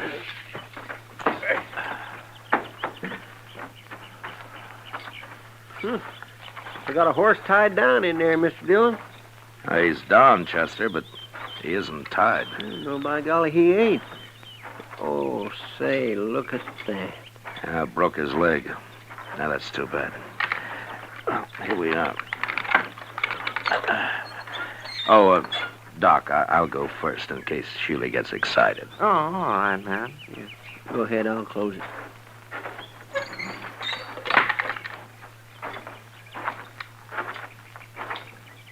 Hello, Sheely. Ruth. Hello. You bring that croaker out here to kill my horse for me, Marshal? Now, Sheely... Wait a minute, Doc. I'm sorry about your horse, Sheely. What happened? That bay's the finest animal I ever owned. I was just topping him off when he fell and busted his leg. I'll blame it. Gee, that's too bad. It sure is. Ruth, go on up to the house and fetch me my rifle. Okay, Pa. Terrible thing to lose a horse like this. Sheely, if you like, I'll do the shooting. Oh, thanks. I'll kill him myself. It's my job. You know, it's a funny thing. We always shoot a horse if it breaks a leg, but we wouldn't think of shooting a man when he does. You croakers got other ways of getting rid of people.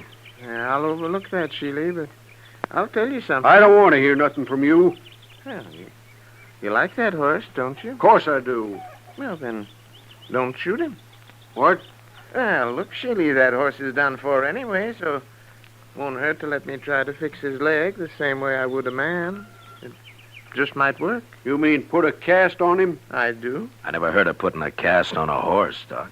Yeah, neither have I. It's crazy. I don't like it. It's up to you, Sheely.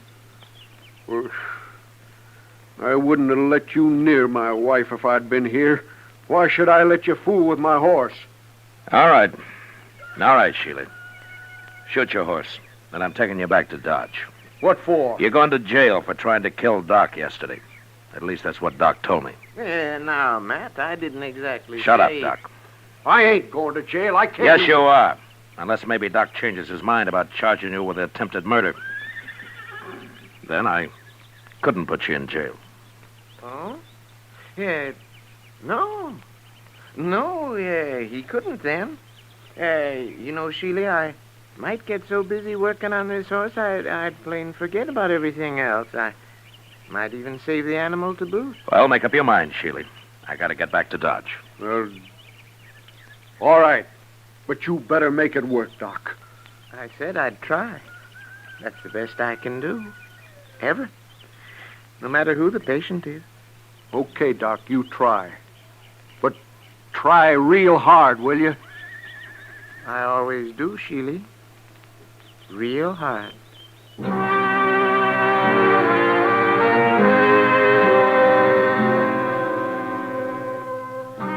Chester and Ruth made a fast trip into Dodge for a plaster of Paris and some muslin to go under it. And when they got back, Doc went to work. An hour later, he had a heavy cast on the horse's leg. And after giving Sheely some final instructions, he was finished. He promised to come back in a couple of weeks and put a lighter cast on, and then we left. Sheely didn't say much, but I knew if anything went wrong with that horse, he'd be after Doc again. However, 6 weeks went by before anything happened. Doc and I were hiding out in his office with a game of chess we'd started a few days earlier. Yeah, doggone rook, if you're sitting there, Matt. If I move my bishop, you'll be right in on that queen. That's the only move you got, Doc. All right. There you are, Matt. See what you can do with it. A couple more of those and I'll get that queen. Doc. Well, hello, Sheely. Doc, I've been looking everywhere for you, blast you. Why'd you put a sign on your door saying you were out? How come you're wearing a gun, Sheely? Man, it'd be a fool not to wear a gun in this town, Marshal. You'd be a worse fool to try to use it. Don't rile me. I'm in a bad enough temper already. What's wrong, Sheely? How's your horse? My horse is tied up right outside, Doc. What? Yeah, I took that second cast off myself. Then I rode him in here. Of course, I took it easy with him, Doc, real easy. And he ain't even limping. Well, what do you know? By heaven, it worked. Oh, that's fine, but what are you so heated up about, Sheely? Well, you'd be heated up too, Marshal. If you'd been carrying a rotten tooth in your jaw as long as I have. You mean you're looking for a doctor, Sheely? I'm man enough to admit it, Marshal. Well, now, Sheely. You just sit down right over there, and I'll see what I can do. Okay, Doc. Hey, this is the one right here. Try to get it out, will you? I'll try, Sheely. That's the best I can ever do. Ever. That's good enough for me, Doc.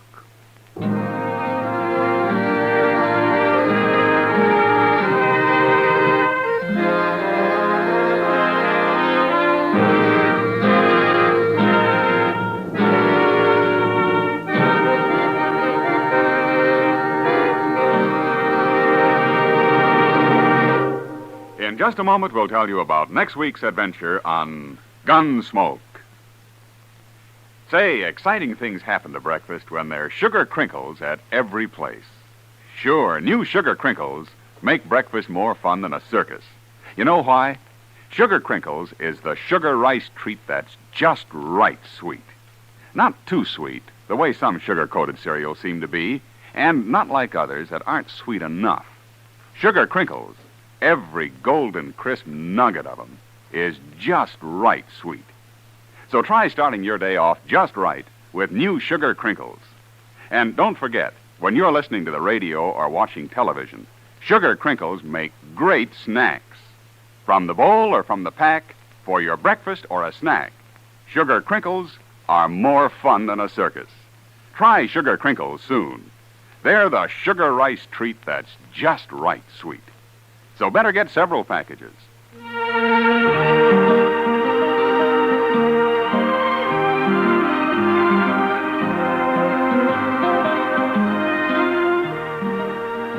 Gunsmoke, under the direction of Norman Macdonnell, stars William Conrad as Matt Dillon, U.S. Marshal.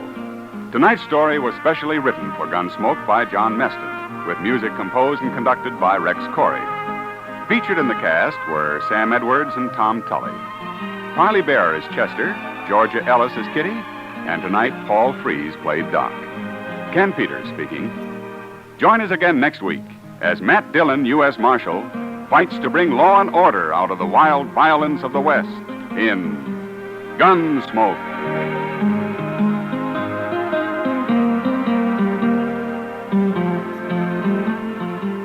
Listen next week at this time when Gunsmoke will be brought to you by Sugar Crinkles, the sugar rice treat that's just right sweet.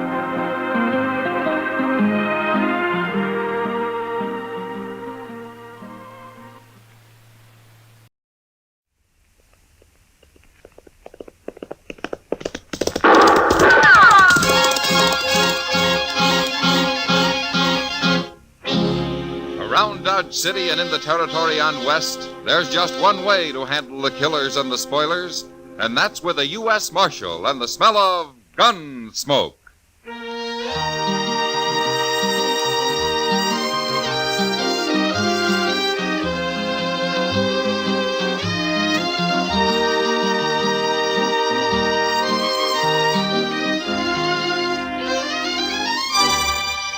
Gunsmoke, starring William Conrad. The story of the violence that moved west with young America. The story of a man who moved with it.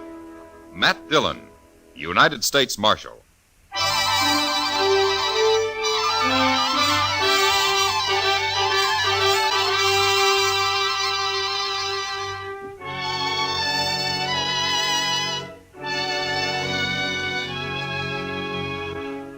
The first time I saw Lena wave, I should have resigned my job and gone to Texas on the fastest horse I could find. Handling a man is one thing, but trying to handle a woman is another. Especially when she weighs some 200 pounds and is muscled like a mule and twice as ornery. Lena came to Dodge on a great draft horse with dark circles around its eyes. And she was leading an old jack mule that carried her boyfriend, Emmett Fitzgerald. And Emmett was a tired, pigeon-breasted little fellow with a green look in his face. They weren't a very handsome pair, but we were mightily impressed by him the day they rode up Front Street. I swear, Mr. Dillon, that woman must wear leather underwear. I don't know why she's leading his mule. The man doesn't look stout enough to run away if he wanted to. My, I'd sure hate to have her on my tail. But she's wearing a 6-gun and built like a buffalo. She sure isn't the gentlest looking woman I ever saw. Oh, that poor little man, Mr. Dillon. He somehow gives me the feeling he's being carried around in a bird cage. Now, quiet, Chester. They'll hear you. Yes, sir. Oh, I never thought we'd make it, Lena. You mean you never thought you'd make it? Get off that mule. Sure, Lena. Here. I'll help you tie him up, Lena. Cow! You stepped on my foot! I'm sorry. Lena. That'll learn you to be a gentleman. You up there! Stop that!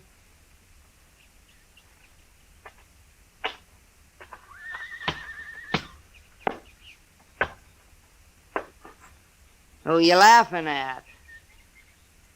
Why, nobody, ma'am. That's good. 'Cause if I got the notion you was laughing at me or my man, I'd open you up. Oh, no. Oh, mine, no. No, it was just something funny I heard the other day from a fella. What? What? What'd you hear that was so funny? Well, I was sitting there and he come around the end Think hard, mister. You remember, Mr. Dillon. You tell her. Please. Dillon? Why, you must be the marshal here. Oh, that's right, ma'am. Well, now, Marshal, I'm proud to know you. My name's Lena Wave. Shake! Well, how do you do? Over here, Emmett. Sure, Lena.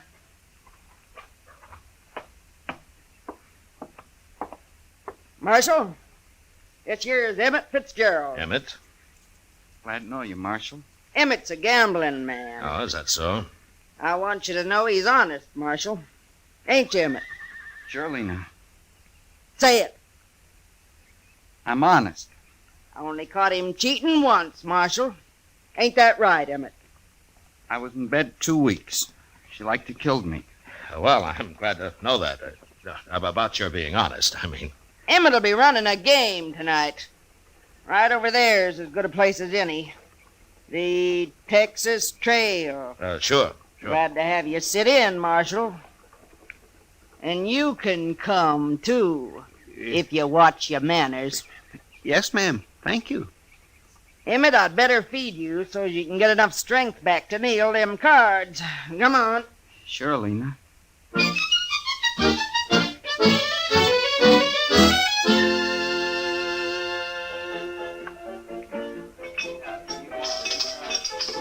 Chester's been in that game over there for 2 hours, Matt. He must be losing. Well, he usually does, Kitty. How anybody could concentrate with Lena hulking around, I don't know. She does keep an eye on things, doesn't she? You know, Matt, I feel kind of sorry for her. Oh, she can take care of herself. Oh, it isn't that. It's being so big and not very pretty. After all, she is a woman. That's not too easy to tell, Kitty. You think she's in love with Emmett? Well, now, Kitty, I tell you, I haven't worked that out yet. I'm sure been studying on it, though. Matt. Every woman needs a man of some kind. She's got one. Yeah. I feel sorry for him, too. Oh, Lena will take care of him. I know. But I'll bet he'd like to take care of Lena just once. After all, he's human. I tell you, that is not my hand. I had 3 aces. You accuse Emmett of cheating, and I'll shoot you dead. Excuse me, Kitty. I better go fish Chester out of that. That Emmett was dealing, wasn't he? I'll blow a hole in you, mister. Right now. All right, hold it, Lena. She's about to shoot me, Mr. Dillon. You bet I am. Lena, I don't know what it's like where you came from, but you shoot anybody around here and you're going to go to jail. You'd put a woman in jail? For shooting, I would. For fighting? What? This is what? Well, now, here, he can put me in jail for that, too, now. Now, here.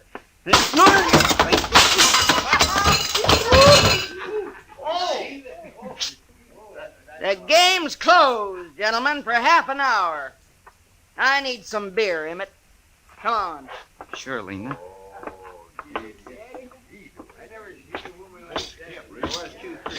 He said, man, I don't care what this thing is. On me like that, it ain't fair. Here, Chester. Let me help you out. Come on. There. Well, are you all right? Why didn't you stop her, Mr. Dillon? She might have killed me. Well, I don't know, Chester. I never fought with a woman. Well, I have, and I don't want no more of it. You can't hit her. What can you do with her? Leave her alone. That's what I'm going to do. You know, Chester, Lena could get to be quite a problem. Well, she ain't going to be my problem. I'm getting out of here.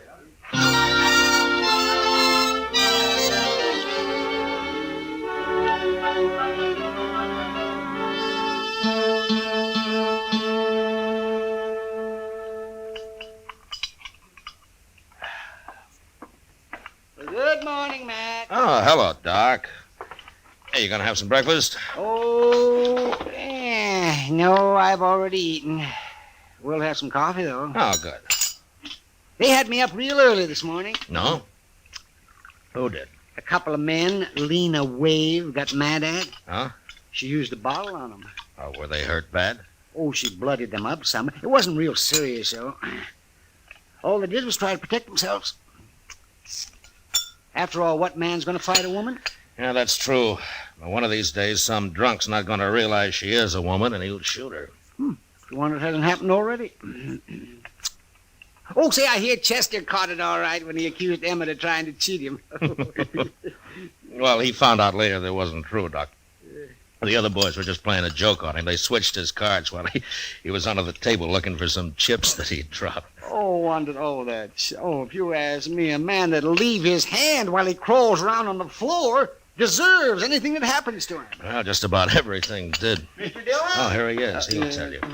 Mr. Dillon? Oh, say, you better come too, Doc. What's the trouble, Chester? Lena Wave, she just shot a man over at the Dodge House. What? We better get... Is the man dead, Chester? He sure is, Doc. Where's Lena? She's still there. Claims it was self-defense. Did you see it? Yes, sir. I was right there. Lena was getting her room key at the desk, and this buffalo hunter come in and grabbed her. Well, he was pretty drunk. Drunk?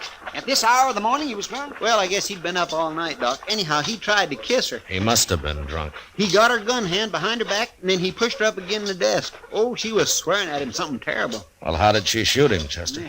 Well, sir, she just ooched around and squirmed herself along the desk till she'd rubbed her 6-gun around on the other side. Then she just pulled it out with her free hand and shot him in the belly. She did? Oh, my, she's quite a woman, ain't she? She sure is. She's waiting with Emmett right inside here, Mr. Dillon. Everybody else took cover. They're scared to death of her. What are you here for, Doc? Eh? You can't do him no good. Well, I just come to take a look at him. Oh, yes, he looks dead, all right. He's dead. Why did you kill him, Lena? Well, I had to protect myself, Marshal. Nobody else would, including Emmett here. I figured you'd take care of him yourself, Lena. You always do. Sure. But if you was a man, you'd do it for me. Now, Lena, look how big he is. He ain't very big anymore. All it takes is a gun, Emmett. Sure, Lena. There are too many people carrying guns around here already. I'm going to take yours, Lena. What for? I killed him in self-defense. He wasn't even armed, except for that Bowie knife. You're forgetting something, Marshal. What? I'm a woman. So? So? You mean to tell me a woman ain't got the right to protect her virtue in this town? What do you men come to, anyway? Well, yes, she's got a point there. Ain't no judge in the world that wouldn't call it self-defense. No, you're right, Lena. I keep forgetting. You know I'm right. Emmett, we ain't had breakfast yet, and I'm hungry. Come on. Sure, Lena.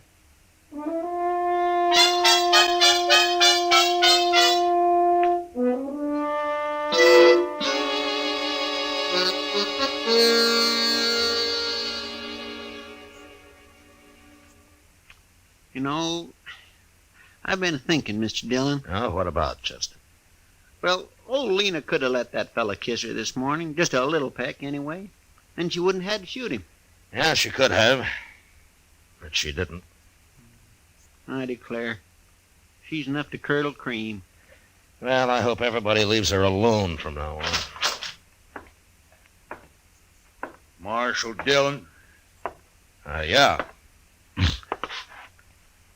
I'm Nate Bannister. Now, I'm glad to know you. You won't be, if what I hear is true. Oh? Jim Henry was my friend, Marshal. Is that so? Nobody's going to shoot a friend of mine and get by with it. Not even a woman. He was drunk, Nate, and he was treating her bad. And it's no call to kill him. In this country, a woman's free to protect herself any way she can. Yeah. That's what everybody I've talked to say. Well? Don't sit with me. You gonna arrest her? No. Okay, then. Oh, wait a minute. What? Where you going? I'm Marshal. I'm going to kill me a woman.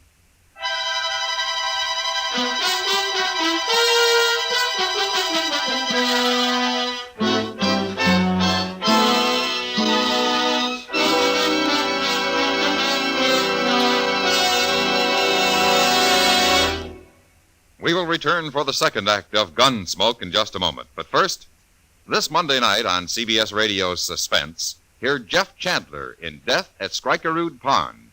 It's an exciting trial in which a young man faces death because of his decisions made as a member of a World War II underground. It's a fascinating study in suspense, and it's yours to hear this Monday night over most of these same stations at the Star's address. Monday, Suspense. Now the second act of Gunsmoke.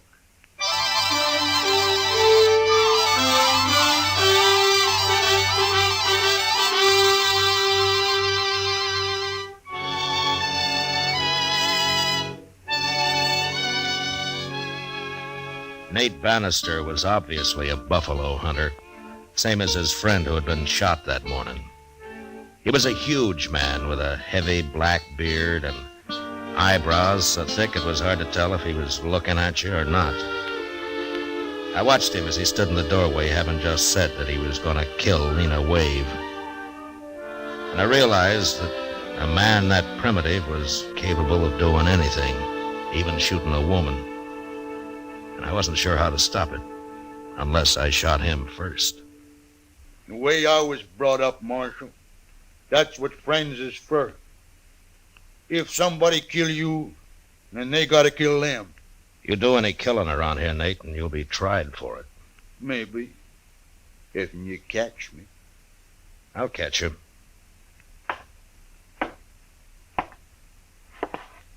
Why you gotta protect women, Marshal? Just 'cause they're so weak and puny? Is that Nate Bannister? Huh? You heard me. Why, yes, ma'am. I'm Nate Bannister.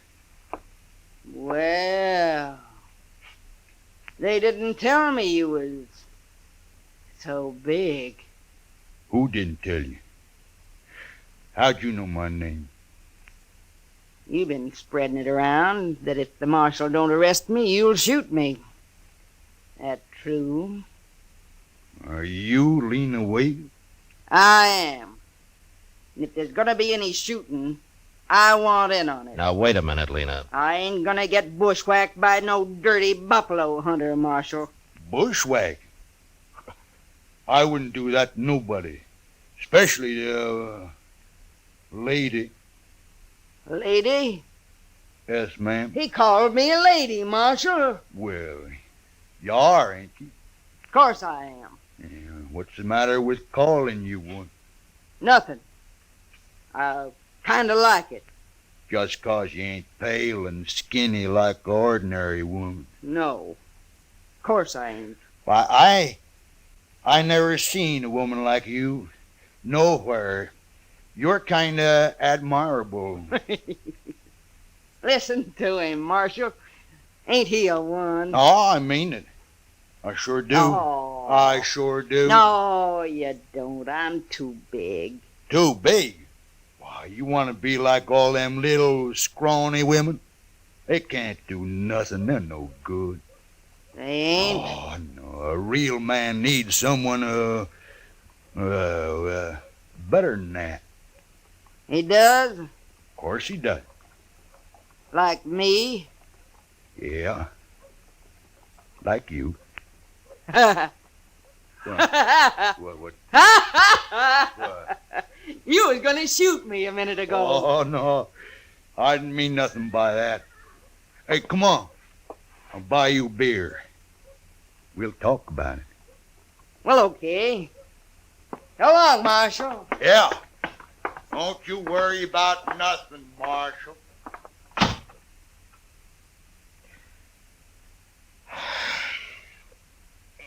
Chester!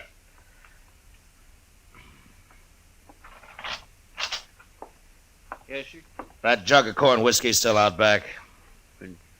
Yes, sir. It was last time I looked. Go and get it.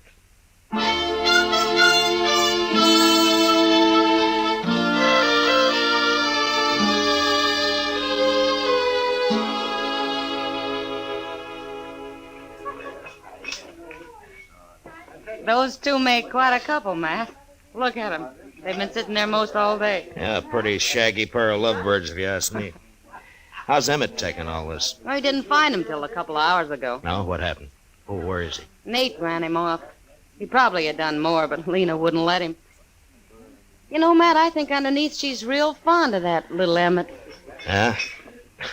She got a strange way of showing it. Women do sometimes. Well, it doesn't matter as long as she keeps out of trouble. She leads quite a life, doesn't she? Shoots a man in the morning and falls for his best friend in the afternoon. She might have shot both of them if Nate hadn't started sweet-talking her. Well, he made her feel like a woman, that's what. Oh, sure. Nothing wrong with that, is there? It probably saved his life. All right, mister. You get away from Look, her. Matt, it's Emmett. Yeah. You heard me. I thought you'd gone home. I ain't going home. Not without Lena, I ain't. Yes, you are.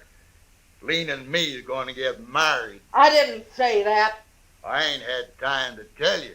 I'm warning you, mister. Excuse me, Kitty. I better stop this. Look, fella, I'm going to kiss her. Watch. No. Hold it, Emmett! Oh! All right, Emmett. Give me that derringer. Sure, Marshal. Chester, Yes, sir, here I am, Mr. Dillon. get Nate's gun before he comes to. All right, sir, I'll get it. All right, then take him over to Doc's, huh? He doesn't look too bad hurt. No, sir, he ain't. I'll take care of him. Em, Come on, Lefty, you and both. you shot him. I know. You shot him. Over me. Well, he was stealing you, Lena. And you went and shot him. I was kind of ashamed this morning when that other fella tried to kiss you. You're a man after all, Emmett. I couldn't stand losing you, Lena. Oh, I didn't care nothing about him. You didn't? No. I was just tired of not being treated like a woman. He called me a lady and kind of lost my head. That's all. Well, Emmett kind of lost his head, too, Lena. All right, Emmett, come on. You're going to jail. No, Marshal, please. Come on, get going, Emmett. All right. My husband goes to jail. So do I. Your husband? Of course. We've been married 10 years, Marshal. I always knew it wasn't a mistake. Well, he's still going to jail. Please, Marshal, don't take him. Of course I'll take him. He just shot a man, didn't he? He was only protecting his lawful wedded wife. You gotta let me go with him. Well, I can't leave him now. I've been waiting 10 years for him to treat me like a woman. Oh, please, Marshal. Look, Lena, there's been nothing but trouble since you hit Dodge. Please, Marshal. When Nate gets patched up, he'll be gunning for Emmett here. Emmett'll kill him next time. All right, Lena. Look, I'll tell you what I'll do. Get out of Dodge, both of you. Right now. You mean it? If you hurry. Oh, thank you, Marshal. Let's go, Emmett. Wait a minute. Huh? Take my arm. All right. Now, Lena. Come on. Sure, Emmett. Sure.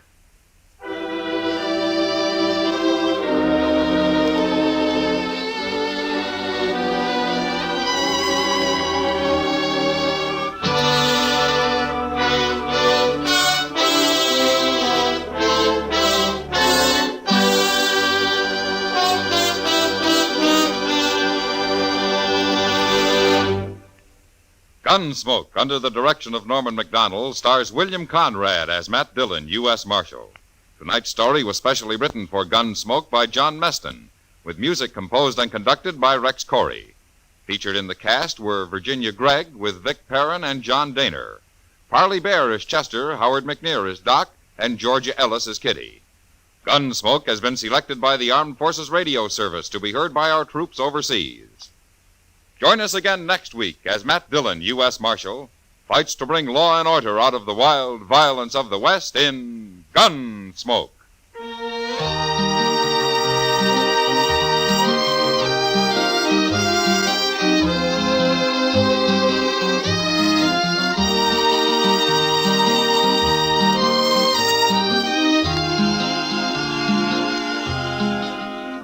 Mr. and Mrs. North of CBS Radio get into an arty crowd, an artful crowd, too, when mixed paints and mixed emotions make murder.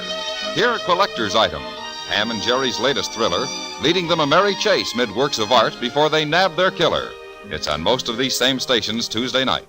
On the same evening, you have a date for thrills with John Lund as yours truly, Johnny Dollar. Don't forget. George Walsh speaking.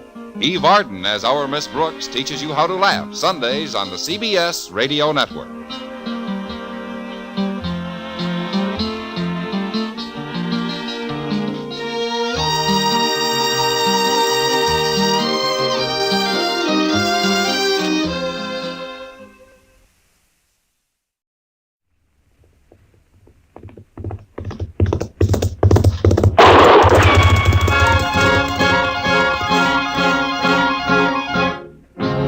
Around Dodge City and in the territory on West, there's just one way to handle the killers and the spoilers, and that's with a U.S. Marshal and the smell of Gunsmoke.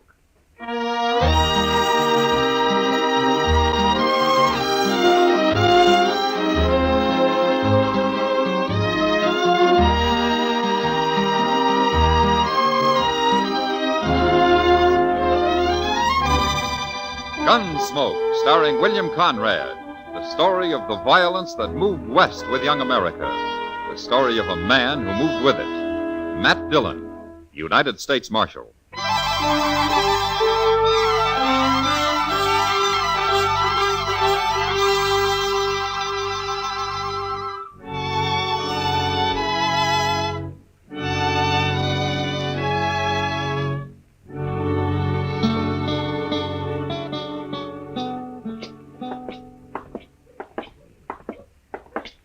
Mr. Dillon, would you mind stopping at the Alfraganza here for a minute? Pretty early in the day, isn't it, Chester?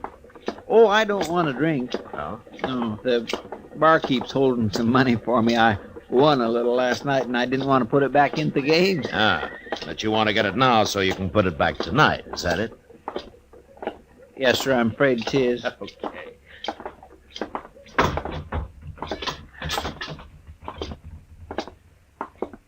Mike? Come for your money, Chester? Yep. Hello there, Marshal Dillon. How are you, Mike? Well, here you are, Chester. 3, 4, 5, 6. Thanks, Mike. Here. Buy yourself a drink. Yeah, I sure will. See you tonight, Chester. Sure. Excuse me. Yeah. I heard the bartender call you Marshal Dillon.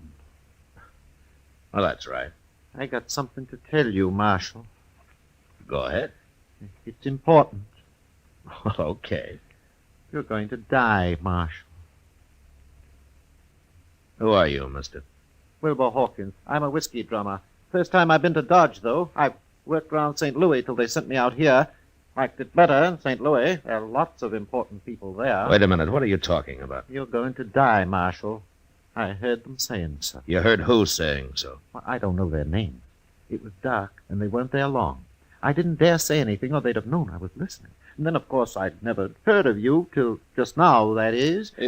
You're not making much sense, mister. Oh, it makes sense, all right. You see, I rode the Santa Fe out here from St. Louis, and one night I was all wrapped up trying to sleep, and these two men came by and stood there in the aisle. One gave the other $300. He said it was to kill Marshal Dillon, but he didn't say where. So, of course, I didn't know till just now. Is that all you know about it, Mr. Hawkins? Yeah, that's all, Marshal. I've done my duty now. I'll be going. Goodbye. Well, what do you make of that, Mr. Dillon? I don't know, Chester. He acts so crazy like I don't know whether to believe him or not. No.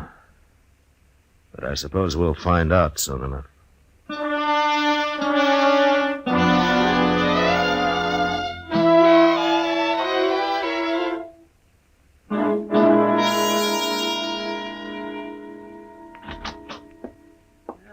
You're sound asleep already, and it's only just got dark out, Mr. Dillon. Well, he's got nothing else to do till Tom Smith gets here. Is that who you're holding him for? Well, I thought I told you, Chester. Yeah, but Tom Smith's sheriff of Tascosa, ain't he? Sure. Why? I thought this fellow was wanted in Abilene. No, they never heard of him in Abilene. That's why I wired Tom. I'm going out back for a minute, Chester. I think I left my new bridle on the hitching rail out there. Yes, sir. Well, I better get this place swept up a little, Mr. Dillon. That's a good idea.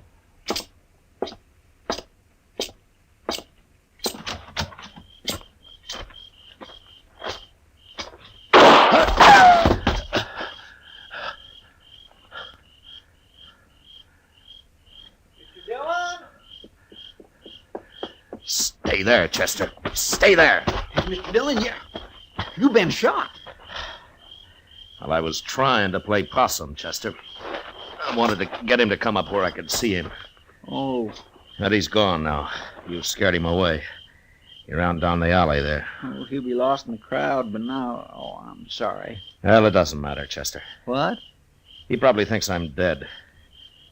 So I'll just go on playing possum. How do you mean? Come on, let's go up to Doc's office. I'll tell you there.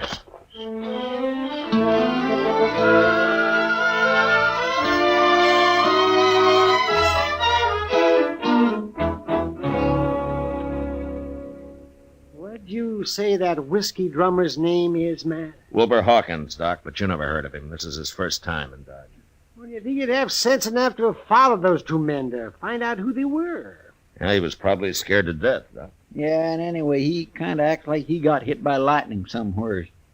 Even when he's standing still, he gives you the feeling that he's sort of walking sideways like a crab, if you know what I mean. No, I don't, but I'd sure think twice before asking you to explain, Chester. Well, what is it you have in mind to do now, Matt? Nothing, Doc. Nothing? No, Chester's going to do the work for a while. I'm just going to sit up here in your office and wait. Wait? Well, wait for what? Well, when Chester spreads the word around that I'm dead, whoever wants me that way is going to make his play. He'll come right out into the open and do whatever he's got planned. And then I'm going to give him a little surprise. Oh, Mr. Dillon, that's a wonderful idea. Now, why didn't I think of that? You better get going, Chester. I'm kind of anxious to meet this man. Him and his gunman. Yes, sir. But only one thing. Ain't the boys likely to run a little wild when they hear you're not around to keep the lid on things? Yeah, they might. But we'll have to take the chance. Okay, sir. I'll get started.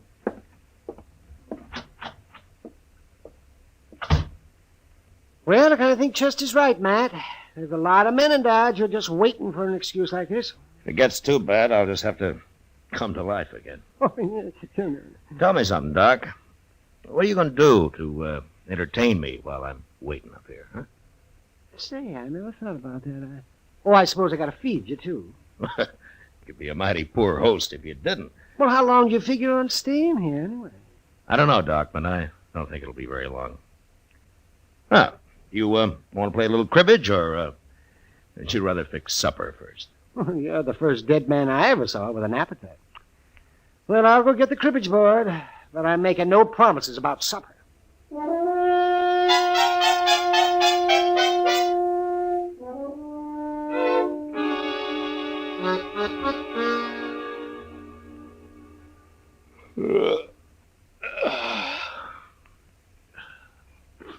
Doc, what time's it getting to be? Let me see. It's nearly midnight, man. Yeah. How long are you going to wait up? Well, till something happens, I guess. Chester will let me know. Town seems quiet enough so far. Maybe nothing's going to happen. They didn't try to kill me just for the fun of it, Doc. No, I guess not, man.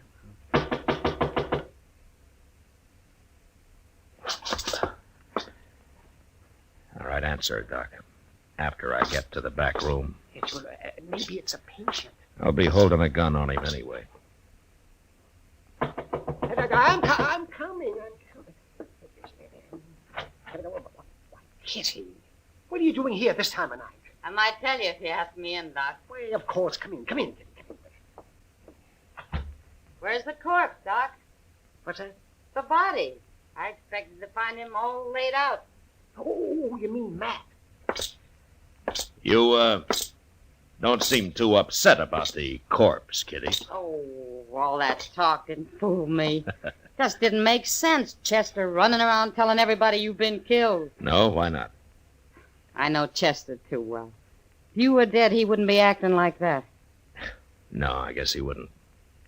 Where is he, anyway? I haven't seen him for a couple of hours, but most everybody else believes it, Matt. Now they do, huh? Mm-hmm. Good. I don't know what you're up to, but I figure someone's been trying to kill you. Is that right? Yeah? Ambush, Kitty. That's not the way he's telling it, Matt. Not the way who's telling it. I never saw him before, but there's a man standing at the bar of the Texas Trail bragging about outdrawing you. You mean he's admitting he killed me? I kind of thought you'd like to know. That's him, Matt. This is what you've been waiting for. Is there anybody with him, Kitty? No, he's alone as far as I know. Anyway, you better come to life again, Matt. There's going to be trouble if you don't. There hasn't been any trouble yet, has there? No, but they're working themselves up to it. Yeah. Well, maybe I better not wait any longer. But I'd like to take that gunman's employer along with me, though. You can find out who it is, Matt. Beat it out of him. You better come with me, Kitty, so you can point this man out. Yeah. And you take cover in case he wants to fight. Any man who's coward enough to shoot you in the dark isn't going to face you now, Matt. Yeah, maybe not, Doc, but you never know.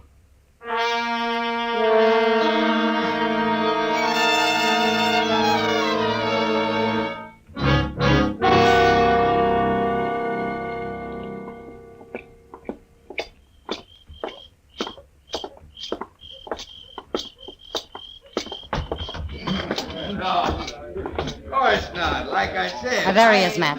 Tall fellow in a black hat. He's kind of drunk. Okay, Kitty. I was just waiting for You wait outside while I see how he's going to behave. Okay, Matt. Good luck. Thanks.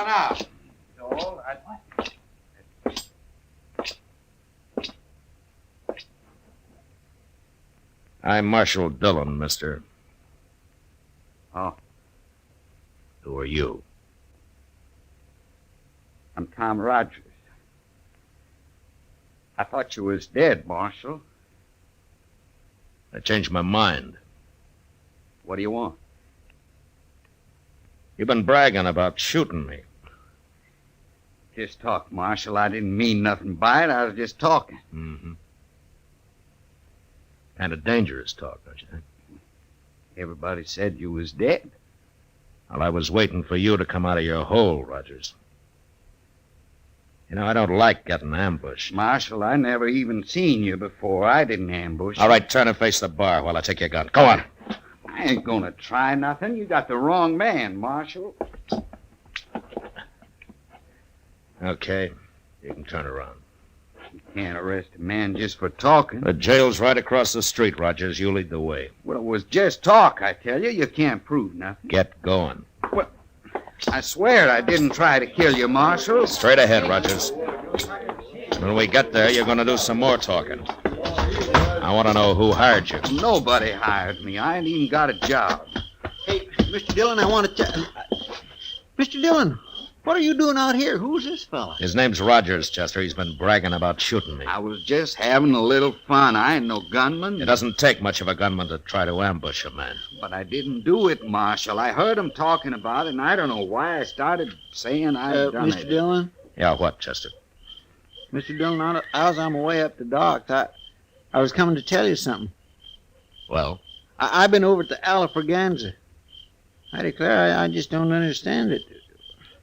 Well, say it, Chester. Yes, sir. Well, there's a fellow over there, and he's been bragging about shooting you, too. What? Yes, sir, that's right. He's saying he outdrawed you and killed you. Of course, he's a little drunk. Yeah, of course he is. So it was Rogers here till I scared him sober. Sure, I've been drinking, Marshal. I wouldn't have talked like that if I'd been plumb sober. Here's your gun, Rogers. You turning me loose? It's like you say, Rogers. You're just a big talker. What about the fellow over at the Alafraganza?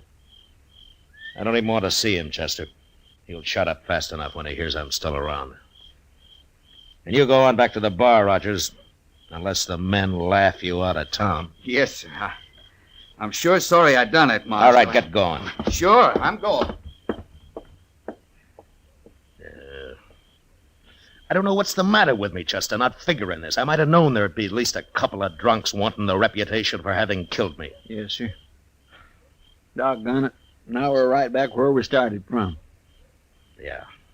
Hey, maybe that whiskey drummer was lying, too. No, you're forgetting I got shot at, Chester. And there's a man somewhere in Dodge still waiting to kill me.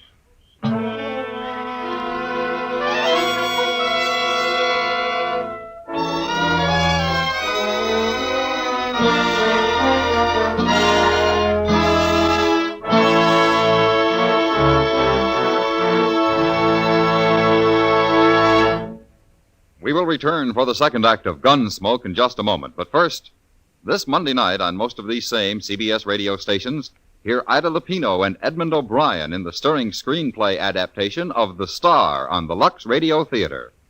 It's a hard-hitting drama about a has-been who attempts a comeback in a juvenile role. This will be Lux Radio Theater, drama at its best, Monday night at the Star's address. Now the second act of Gunsmoke.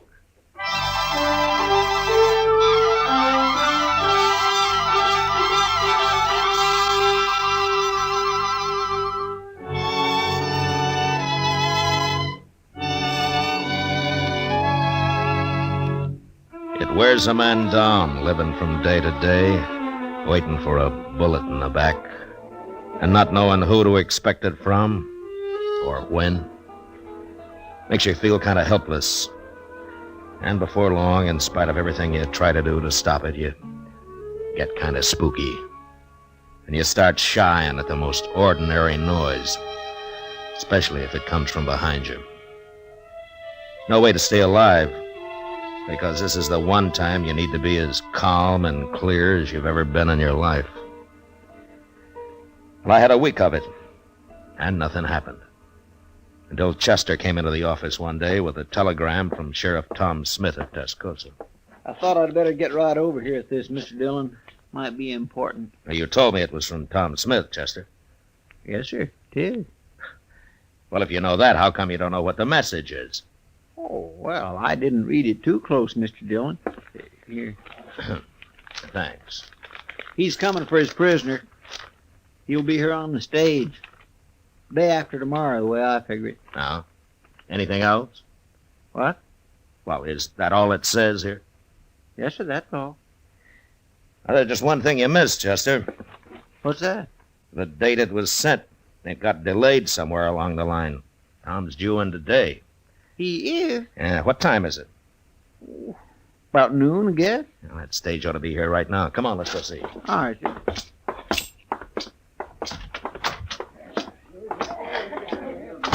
Well, there it is, Mr. Dillon.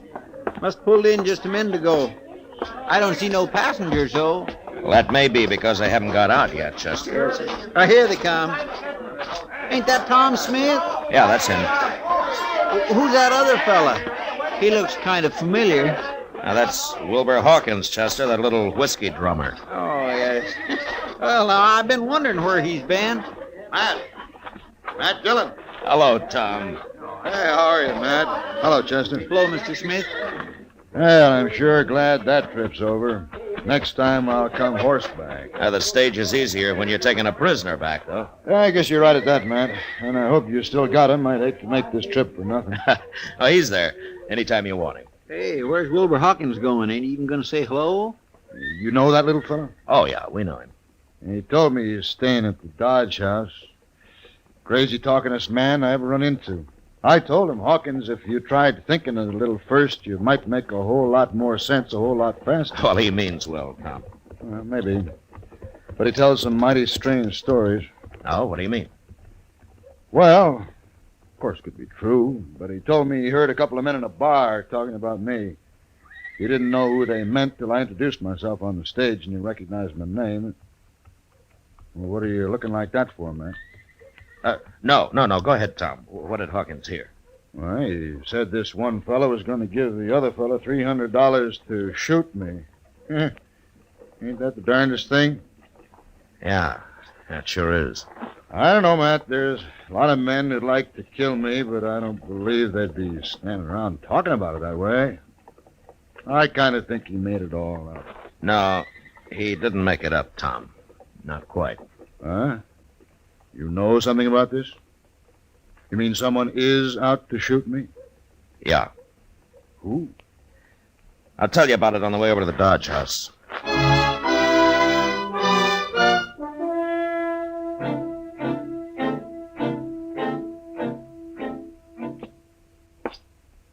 You wait here, Chester, just in case he gets past us. All right, Chief. He ain't gonna get past us. But I can't figure, Matt. Why Hawkins would want to kill you and me. Now, that doesn't make much sense, Tom. Now, here it is.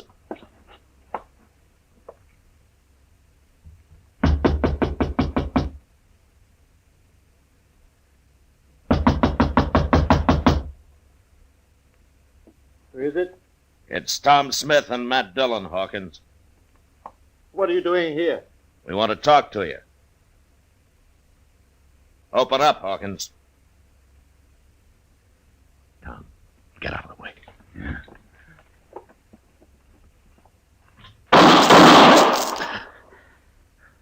How'd you know he was going to shoot, Matt? Well, I just sensed it, I guess. Look, I can kick that door open with 1 foot. Then you cover me. All right, you ready? I'm ready. Okay. I'll kill you! You kill him, Matt?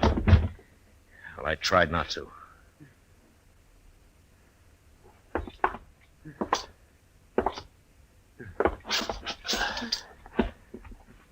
Hawkins. You hit me. Now, I'm going to die. I had to shoot Hawkins. But why did you want to kill us? Smith and me. A lot of people want to. I hear them saying. Nobody said nothing. You made all that up, Hawkins.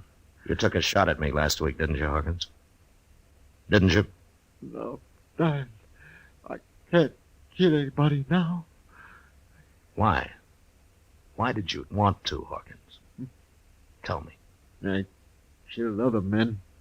Important men. I told them about it first.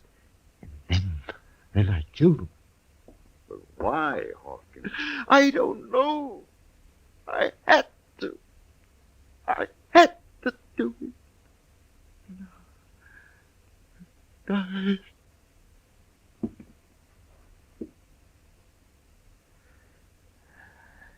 He's dead, Tom. Matt, what the devil was he talking about? I don't know.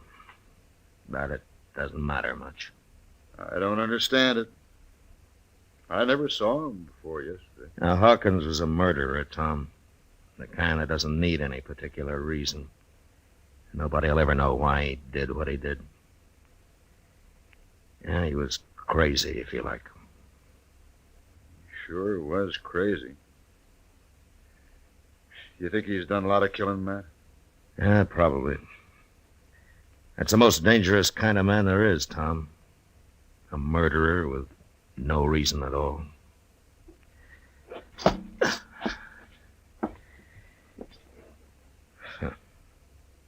Innocent-looking little whiskey drummer.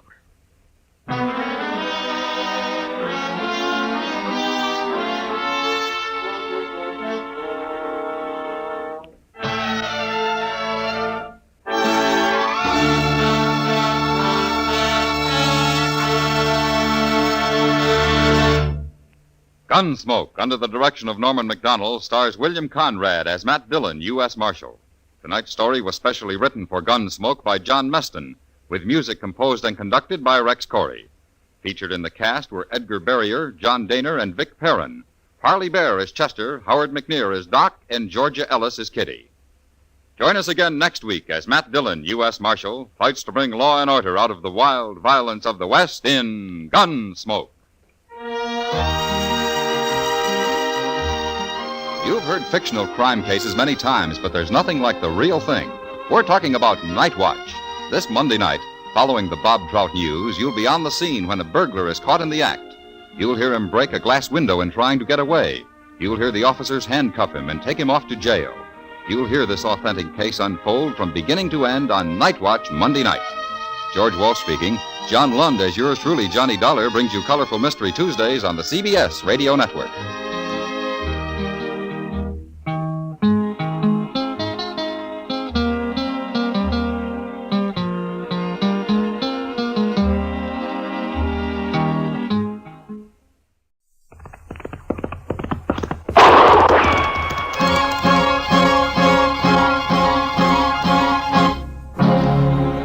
Around Dodge City and in the territory on West, there's just one way to handle the killers and the spoilers, and that's with a U.S. Marshal and the smell of Gunsmoke.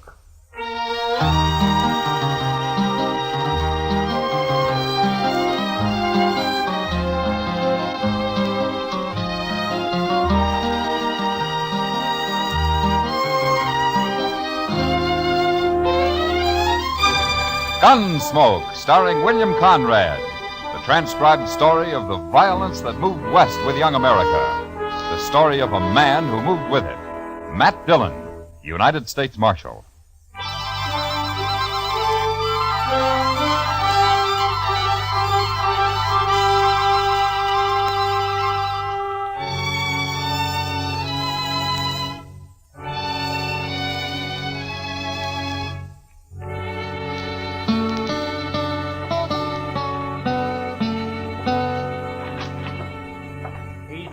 Mr. Dillon.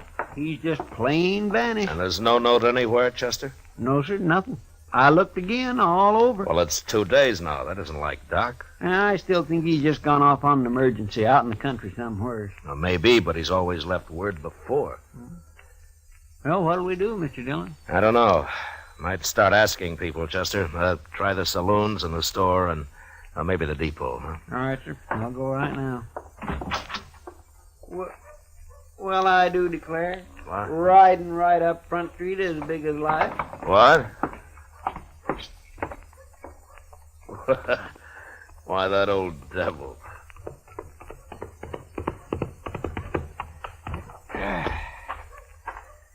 Well, you sure are a sight for sore eyes, Doc. Where in the world have you been, anyway? Hello, Chester.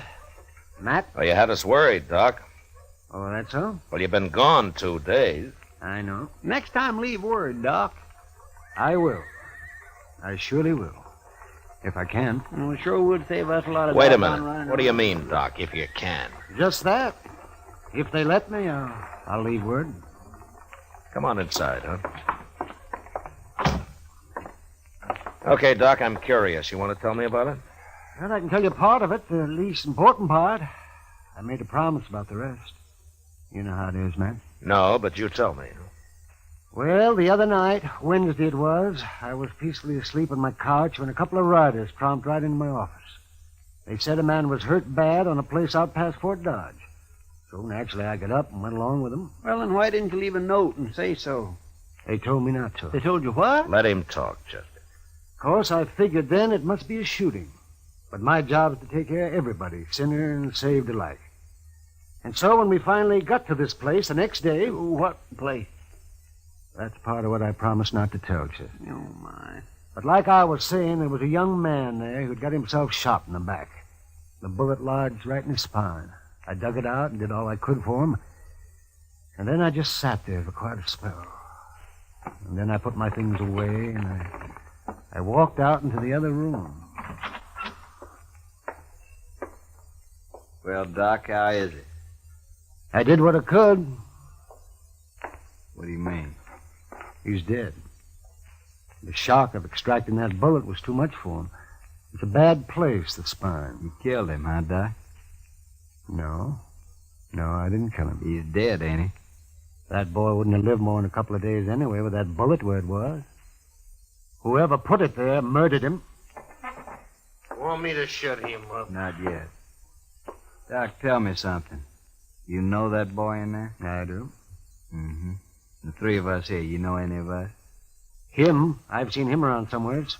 Dodge, I guess. Well, that settles it. He ain't walking out of here. Shut up. You know his name, Doc? No, I don't. Might come to me, though. Let me think. You don't understand, Doc. He wants to kill you already, and now you're trying to remember his name. That's just going to make it worse. You can't kill a doctor for following his oath. No. I shot that boy when he tried to get away and shoot you just as easy. Don't be a fool. I'm a doctor. And since there's nothing more I can do here, I got to be available to other patients. Don't you know I'm the only doctor within 100 miles of Dodge? Right now, that's one too many. Now, wait a minute. I'm kind of thinking the doc's right. You know, he ain't like an ordinary man. A doctor's, well, it's almost like he ain't quite human somehow. He's human enough to tell what he knows to that hard-head marshal they got in Dodge.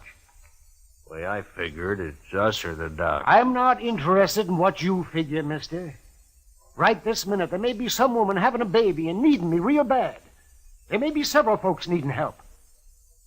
He's right. We can't kill him. Well, I can't. You do what I say and nothing else, you hear? And, Doc, listen to me. If I let you go, you promise not to tell her about anybody you recognized here? And if I don't? And doctor or no doctor, I'll kill you myself. Yes, I suppose you would. All right, I'm here as a doctor, and nothing else. I promise. Word of honor, Doc. My word of honor. Okay, get out.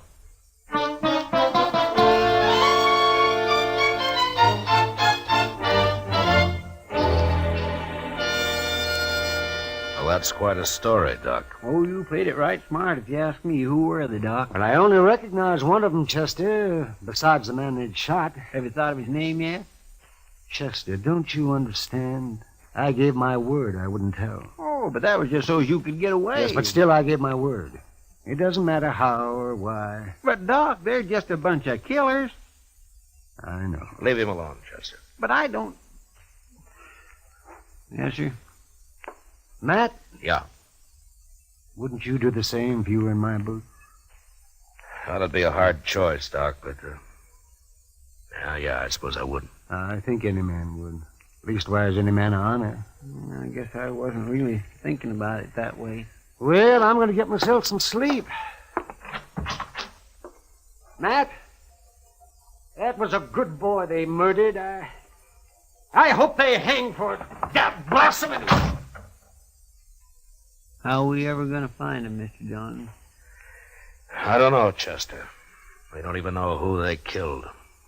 And just think, Doc could lead us straight to him right now. It isn't making the Doc happy, Chester. No, sir, it sure isn't.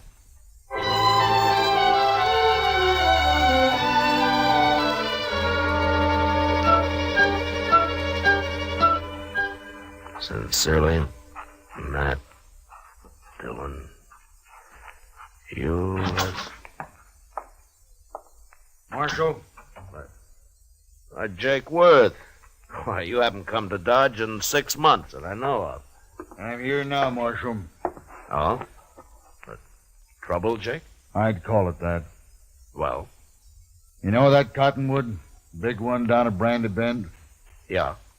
There's a hole down by the roots at the north side of it, Marshal. I put a sack in that hole this morning. It's got $20,000 in it. 20,000? Well, that's a lot of money, Jake, even for you. It isn't if Hank gets back all right. Hank? Well, that's your youngest boy, isn't it? 18 last month.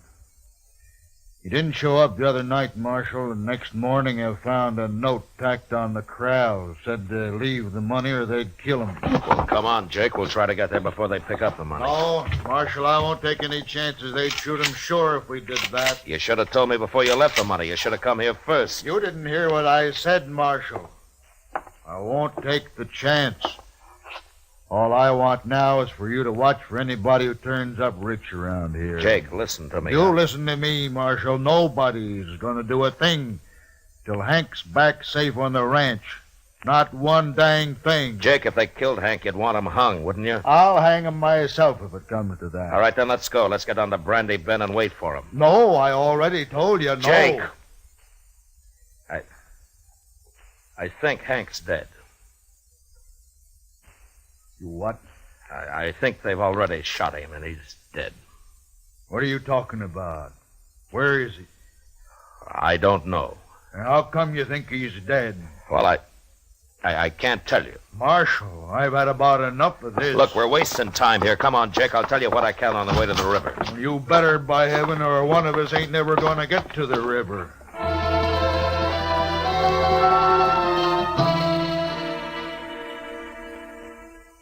Jake Worth was known as a hard, hot-tempered man, but he was straight as they come.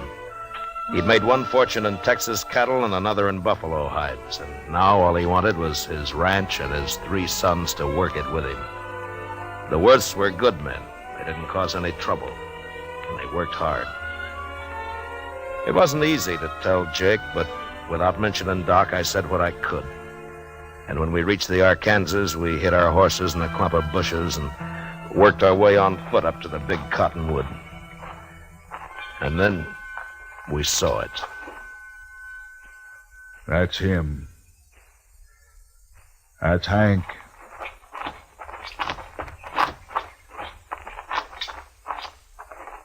Yeah, I'm afraid so, Jake. Yeah. They killed him. They killed him all right. He was a good boy. Had his whole life to live yet. Why'd they do it? I gave them the money. Why'd they do it? I'm sorry, Jake.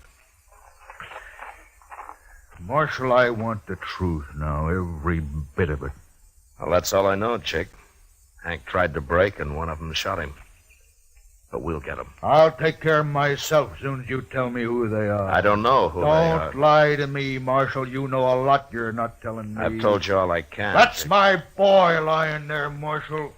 He's been murdered, and if I didn't know you so well, I'd begin to think maybe you had something to do with it yourself. Easy now, Jake. Then why don't you tell me? Because the man who told me about it had to promise not to name anybody. That's why. What man? Who is he? I'll get it out of him if I have to cut it out. I know. That's why I can't tell you who he is. What kind of a lawman are you, anyway? I've told you all I can, Jake. No. No, you haven't. Marshal, I don't believe your story about nobody promising nothing. You know who done it. You're going to tell me. I'm giving you 24 hours to name those men. And me and my boys are coming to Dodge. There'll be blood spilt, Marshal. Jake, I give you my word, I don't know who did it. I don't believe you. I'll help you take your boy home now. Go on back to Dodge. I'll manage here. You're making a bad mistake, Jake. 24 hours, Marshal. I'll be there. We'll find you, wherever you'll be. Jake, So long, Jake.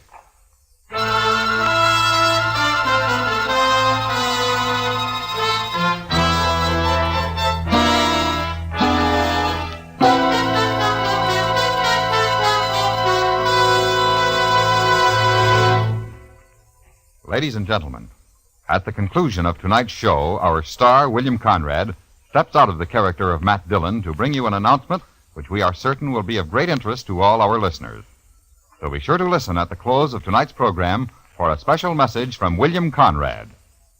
And now the second act of Gunsmoke.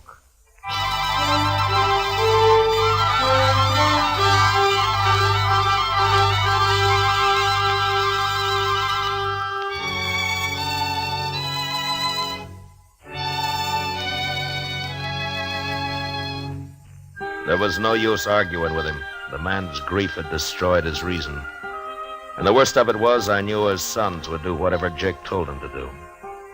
Unless I could stop it somehow, I'd have to shoot it out with 3 good and perfectly innocent men. And for no reason at all. I thought about it all the way back to Dodge. And by the time I got there, I had an idea. I went up to Doc's and I talked it over with him. All right, Matt. I'll do whatever I can. Well, it might not work, Doc. And you'll be exposing yourself to a lot of danger. Have you thought about that? I have. And I've also been thinking about the men who killed Hank Worth. Well, we could wait till they start spending their money, or till one of them gets drunk and maybe talks too much somewhere. Yes, we could, but Meantime, you and the Worths will have a gunfight.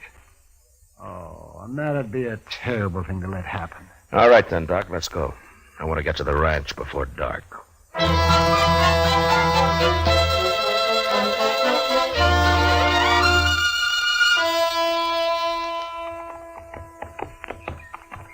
You know, Matt, I haven't been out here since Mrs. Worth died. It must be 4 or 5 years now. Place sure has changed. Yeah. I don't see anybody around, do you? Well, maybe they saw us first. Maybe they're hid out. Yeah, maybe.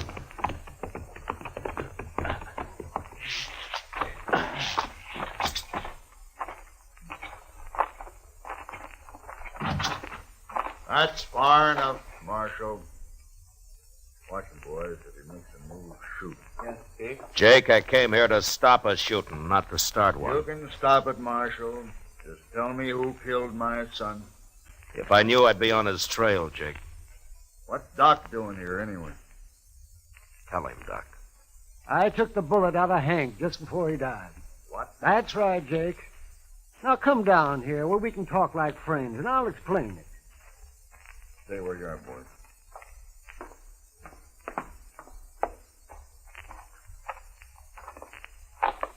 All right, Doc, let's hear it. Well, they got me out of bed, Jake, and they led me out into the country. Hank had been shot in the back, and I extracted the bullet. But it was no use. He'd have died anyway. There were 3 men there, and I recognized one of them. Who was he? I had to promise I wouldn't tell, Jake, or they'd have killed me. That don't matter now. Think about it, Jake. Doc gave him his word, and you're asking him to break it. Now think about it for a minute. I'm thinking, and I'm thinking about my boy, too. Hank's dead, Jake. We can't help him. Shot in the back, and the coward who did it's running free. You want to help get him, Jake? Don't ask fool questions, Marshal. Of course I want to get him. All right, then listen to me. Those men told Doc if he talked, they'd kill him. Yes, and they meant it, too. All right, so I got an idea, Jake. We'll spread it around that Doc has identified the killer. The news will reach him soon enough. And meantime, I'll lay low and have Chester tell everybody I've ridden out after them. Go on. Then we'll just wait. 1 or 2 or maybe all 3 of them will come into Dodge to kill Doc some night soon. I still might get away. I'll deputize you and your boys right now, and you can wait for them with us. But you're going to have to stay hidden, like me. Well, we won't mind that. Not if we get a chance at them, we won't. Good. Funny thing, though. What? Man like Doc here, rather than break his word, he'll make himself a target for those killers. Yeah. Look, Jake, Doc and I are going to go back to Dodge now. I'll see that the story gets started. And in a day or 2, you and your boys can ride in, but separately, though. Otherwise, it might cause talk. I understand. And come straight to Doc's. We'll get there.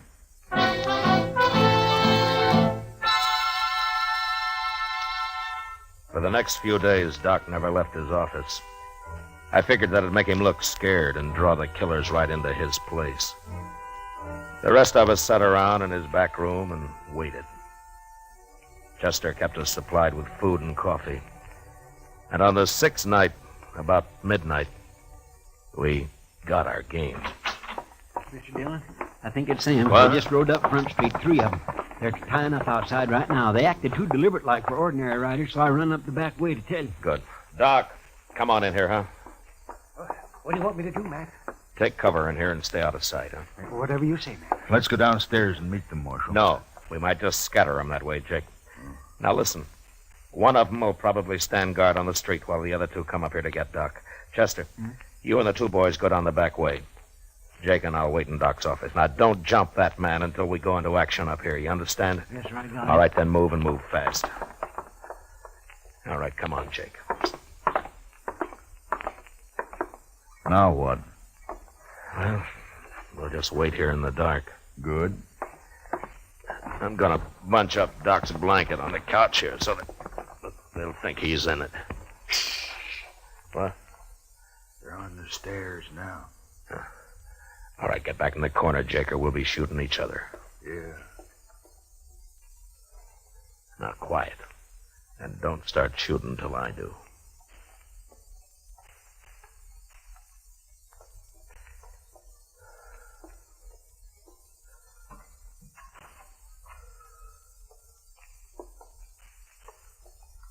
Doc, Wake up, you lying dog. Let's just shoot him and get out of here. Wait, he ain't here. What? Get your hands up. You're under It's a arrest. trap. Both of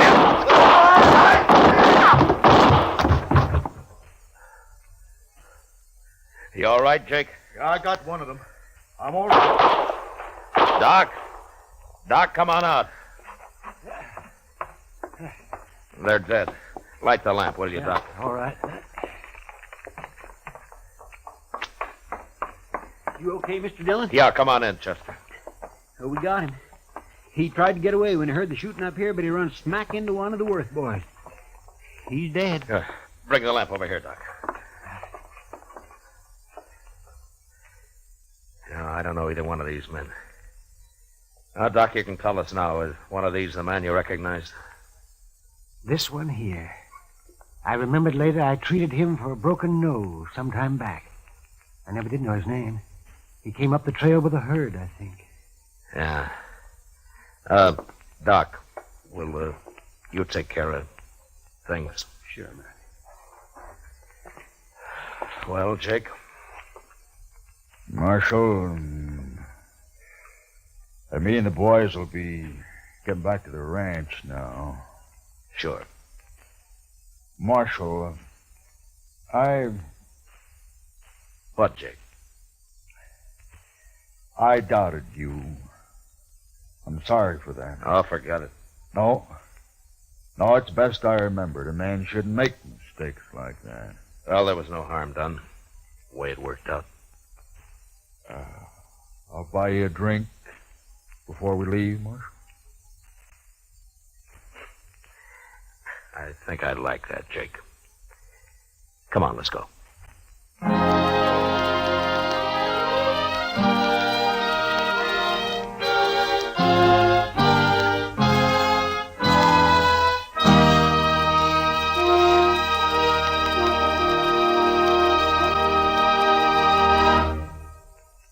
Now, a special announcement.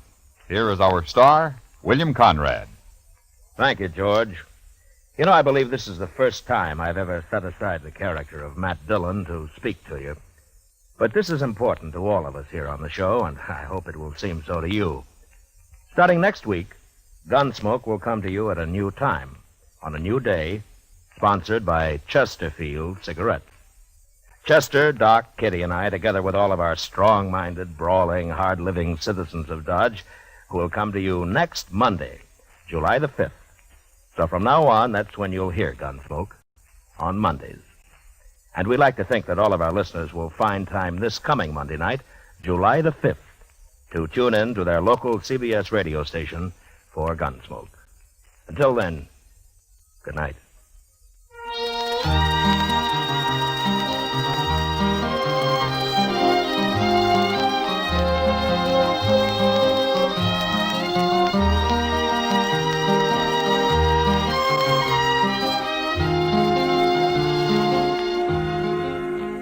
Gunsmoke, transcribed under the direction of Norman Macdonnell, stars William Conrad as Matt Dillon, U.S. Marshal.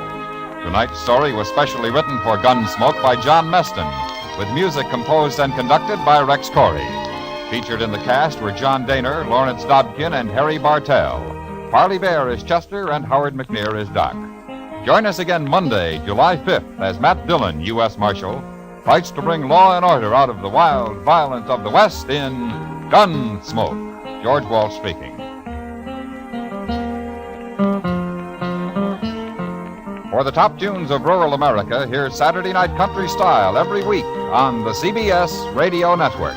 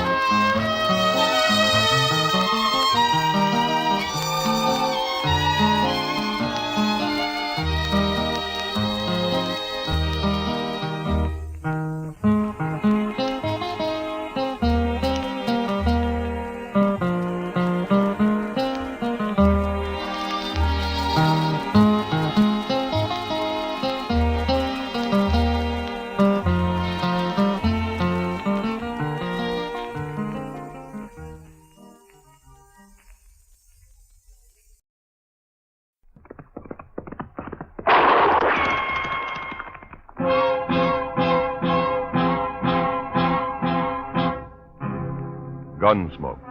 Brought to you by Chesterfield, America's most popular two-way cigarette. What a pair. Chesterfield king size at the new low price. Chesterfield regular. Around Dodge City and in the territory on West, there's just one way to handle the killers and the spoilers, and that's with a U.S. Marshal and the smell of Gunsmoke.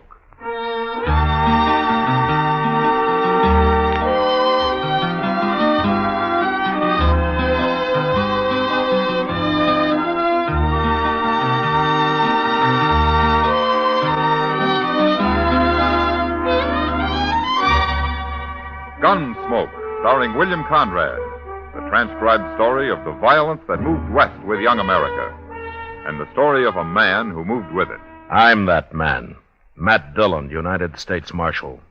The first man they look for and the last they want to meet. It's a chancy job, and it makes a man watchful. And a little lonely.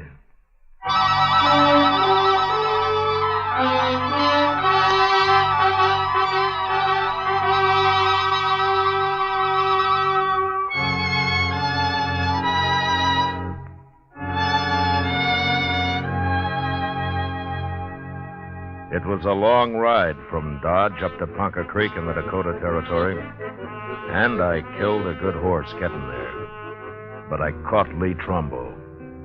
He was asleep in a clump of willow, and I took him without a fight.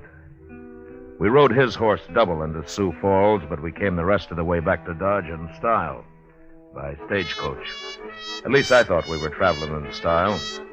Lee didn't seem to care much for it. In fact, he wouldn't even talk until the stage pulled into Dodge and drove up Front Street toward the plaza. You're making a bad mistake, Marshal. Is that so? I didn't kill anybody. There are two witnesses say you did, Lee. They're lying. Then why did you run? My brother Dolph, he said you was after me. That's why I run. You'll get a trial. You can talk about it then. I ain't gonna stand trial, Marshal. Dolph will get me out of jail before that. Is that so? I never figured Dolph is a man to do much of anything. You've been against us Trumbos ever since we come to Dodge, ain't you, Marshal? Yeah, I have. Neither one of you is any good. See what I mean? There's your brother Dolph now, waiting to welcome you back. Well, how'd he know I was coming? I wired Chester from Sioux Falls a week ago. That bandy-legged deputy of yours? Here's the mail. Chester's not my deputy. Well, he sure acts like it. Yeah, he does, doesn't he? No. Here we are.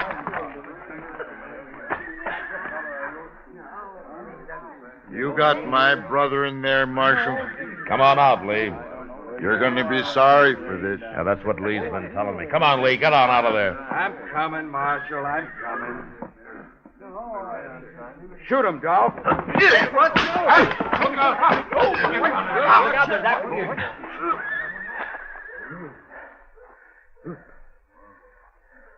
Don't look at me, Marshal. I didn't even draw. No. No, you didn't, did you, Dolph? You didn't have to kick him like that. You hurt him. He'll get his wind back. I got him covered, Mr. Dillon. Hello, Chester. Don't you try nothing like that again, Lee. It's all right, Chester. The fight's out of him. You want me to take Dolph's gun? Now, that's funny. I keep forgetting. You do wear a gun, don't you, Dolph? There's nothing wrong with wearing a gun, Marshal. There is the way you wear one. What do you mean? Well, you might run into somebody who doesn't know you're afraid to use it, and he might shoot you before he found that out. You calling me a coward, Marshal? Now, Chester. Yes, sir? I'm going over to the office. When Lee here stops groaning, herd him over and lock him up, will you? Okay, sir. And if Dolph gives you any trouble, shoot him. Now, Marshal. Get going, Dolph. Go on, move. You'll be sorry for this. I'll make you sorry for it. Oh, say, there's a fellow waiting for you over at the office, Mr. Dillon. He's a stranger to me, but he wanted to see you. All right, Chester. Oh, by the way, welcome back. Thanks. It's been most a month you've been gone. We sure did miss you here. Now, there were times when I missed being here, Chester. Don't let Lee get away from you now, huh? I'd hate to make that ride all over again. No, sir, I won't. Oh, I sure won't.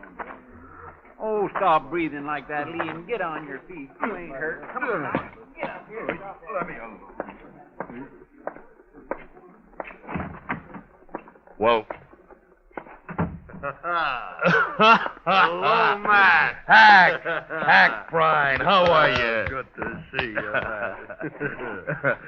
You're surprised to see me alive, huh, Matt? Why, Hack, it's been at least 10 years, hasn't it? Man ain't born that could kill me. Leastways, I ain't run into him yet. Well, maybe you're just lucky.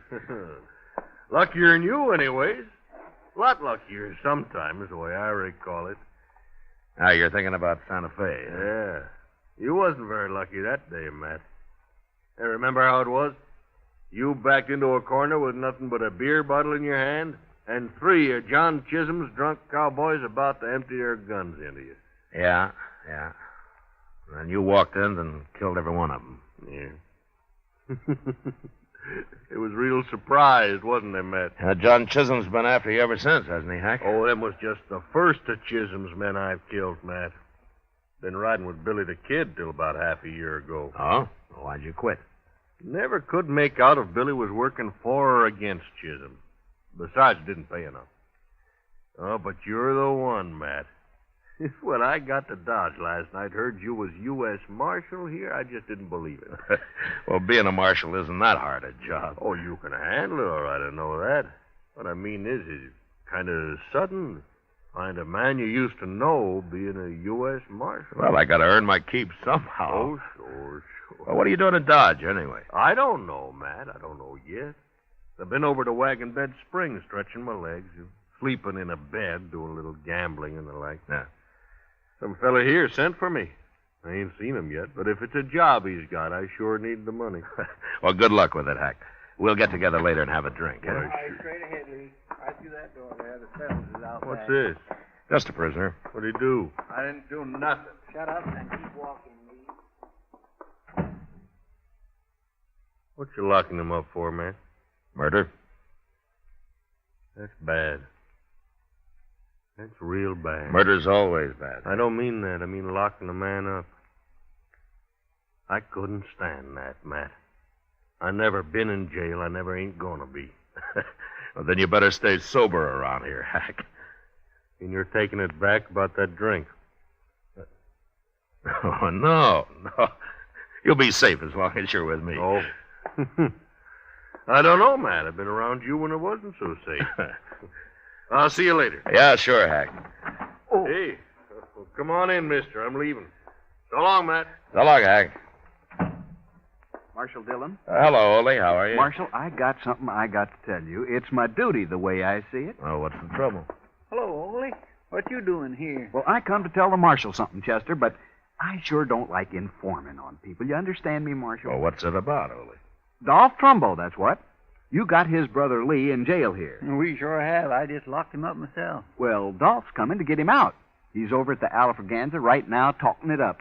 Talking what up? Well, there's some men at the bar there, Marshal. And Dolph's buying them drinks and telling them his brother's plumb innocent, and they got to raid the jail here and get him out. You mean he's forming a mob? That's what he's doing, and I don't like it. There's going to be trouble, sure. Ole, thanks very much for telling me this, but don't worry about the trouble. I'll put a stop to that right now. Come on, Chester. Yes, sir.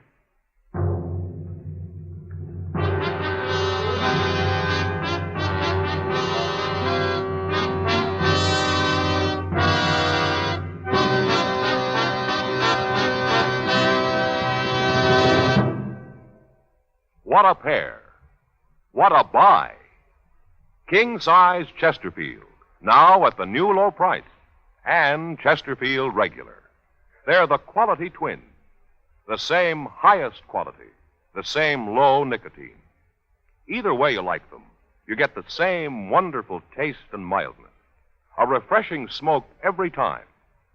Change to Chesterfield, America's most popular two-way cigarette. Yes, the Chesterfield you smoke today is the best cigarette ever made. What a pair. Chesterfield Regular, Chesterfield King Size. They satisfy millions. They're best for you.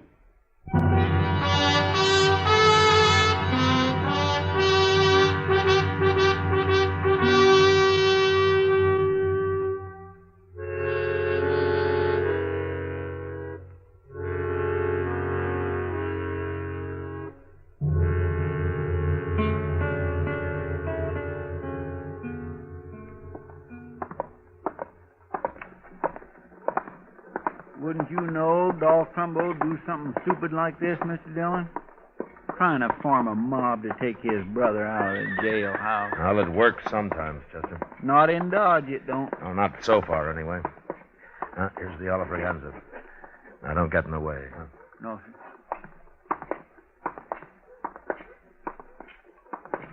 You're right, and something else. There's nothing to be afraid of, you men. You'll be led by one of the best gunmen in the whole country. I promise you that. And we'll have justice in Dodge. Once and for all. Justice. That.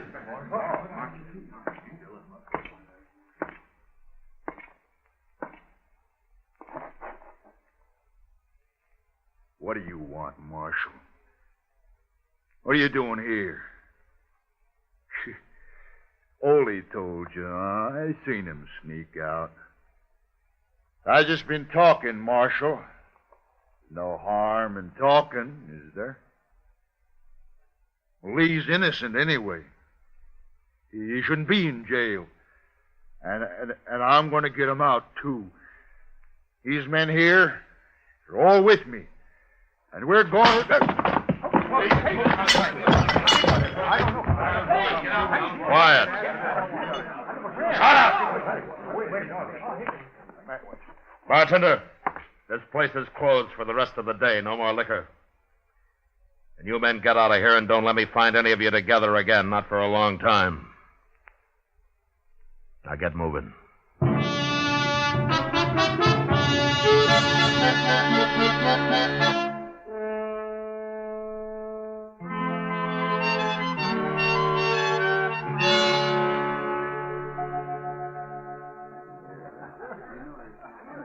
Oh, here, Chester. I'll pay for the beer. You leaving, Mr. Dillon? Oh, Kitty just came downstairs. I haven't seen her yet. I think I'll go over and say hello. Yes, sir. Like for me to go across the street and see if they're keeping the Alfraganza closed? No, it's all right. I told them they could open up again tonight. Oh, well, thanks for the beer, Mr. Dillon. Sure, Chester, sure. Welcome to Dodge, stranger. How are you, Kitty? Fine. I'd be even better if you'd brought 2 beers over instead of 1. But you can sit down anyway. Well, you can take this one, Kitty. It's kind of warm. I don't want it. Matt, do you suppose the day will ever come when having good manners will be a requirement for the marshal's office? Well, if it ever does, Kitty, I don't guess they'll need marshals anymore. Yeah, maybe you're right at that. Well, how have you been, huh? Everything okay? Well, I was making out pretty good, Matt, till I broke my toe. Broke your toe? Yep. How'd you do that? In the line of duty, right here in this saloon. I got tromped on dancing with a Texas cowboy who should have been spending his trail money on red silk handkerchiefs and soda water instead of me. He couldn't have been over 16. Darn fool kid. There's not much you can do for a broken toe, is there? No. At least it doesn't hurt when I'm sitting down. I hear you broke up Dolph Trumbo's party at the Alfraganza this afternoon. Oh? Huh? You hear just about everything, don't you, Kitty? Men. They talk more than women. This place is full of men, day and night. You think if I closed my eyes and prayed real hard, they'd all go away? Well, if they did, what would you do for a living? That'll keep me awake. Say, there's your friend Dolph now. Just came in. Huh? There's a stranger with him, Matt. Well, I'll be. What's the matter? Who is he? He's a gunman, Kitty. That's so? Yeah. I guess he's about the handiest man with a gun that ever hit Dodge. So Dolph's gone and hired him a gunman. Who is he, anyway? What's his name? He's a friend of mine, Kitty. A friend of yours?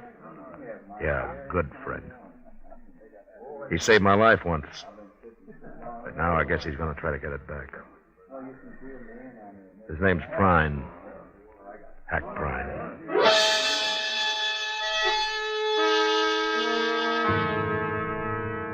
The government never did pay me much for enforcing the law in Dodge, but even if they doubled it, there were times when I'd like to have quit. I sat there with Kitty and watched the 2 men at the bar. They had a drink, then they shook hands, and then Hack walked out. I got up, and I followed him.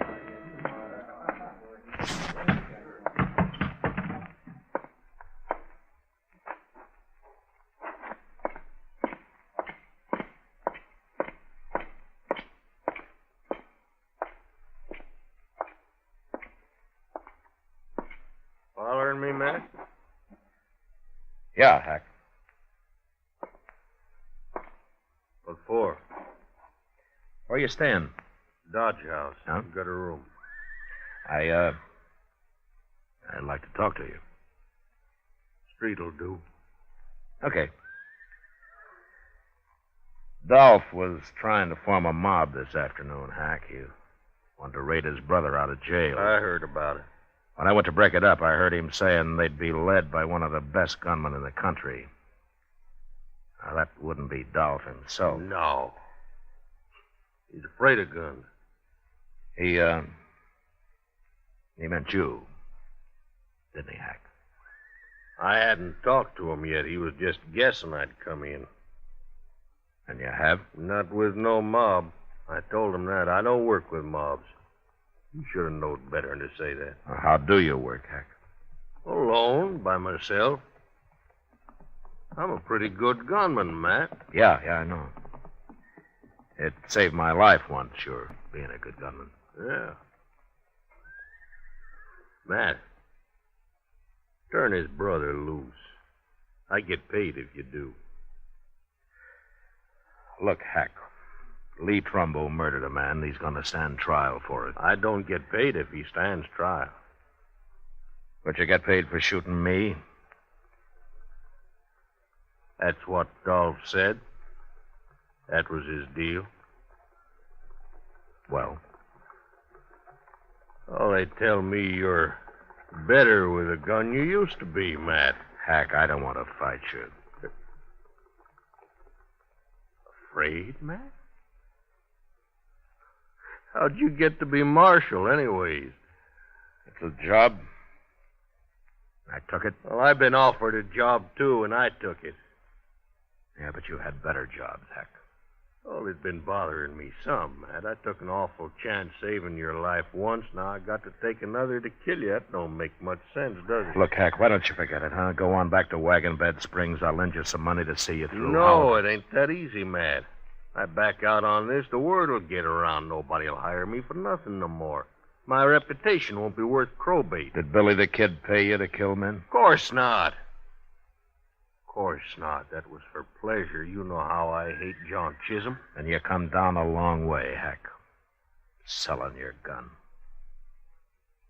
I killed a man for pay over to La Junta. Didn't bother me none. Who was he? I don't know. Some gambler. Pretty good gunman, though. Tell me something, Hack. Did Dolph say how his brother murdered that man here? Dolph claims he didn't do it at all. Well, there were 2 witnesses who saw him do it. The man was a buffalo skinner, unarmed. He didn't even have a knife on him. But he refused to buy Lee Trumbo a drink, so Lee shot him. Unarmed? That's right. Shot an unarmed man? You think it over, Hack. I'll see you tomorrow. Good night.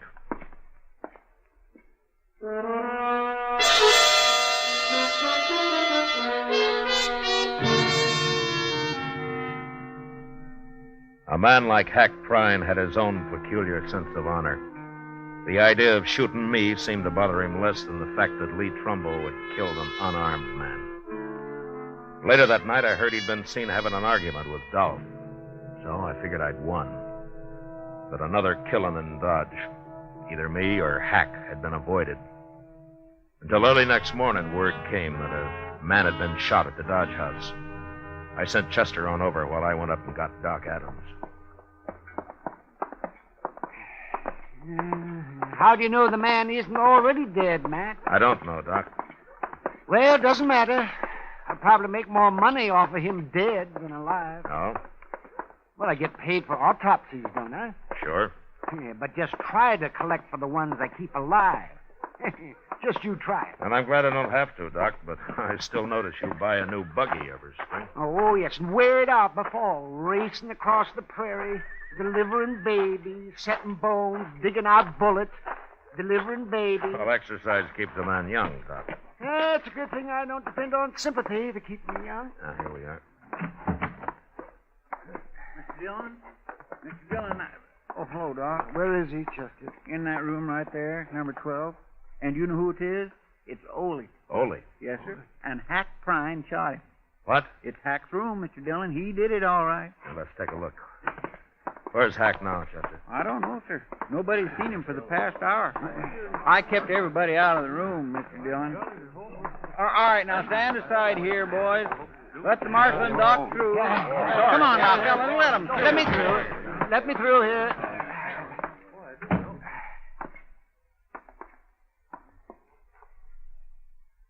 It's Ole, all right. He's dead, Matt. Real dead. 3-4 hours, probably. Nobody heard a shot or nothing, Mr. Dillon. But when the clerk come on duty about an hour ago, he saw Hack Prine walk out of here. Why anybody would want to kill poor little Ole, I do not understand. I'll bet I know, Mr. Dillon. What, Chester? You didn't talk Hack out of trying to kill you after all. He went back to Dolph last night and told him he'd take the job. Then he figured the only way to get you into a fight was to shoot somebody so you'd have to come after him. Yeah, maybe.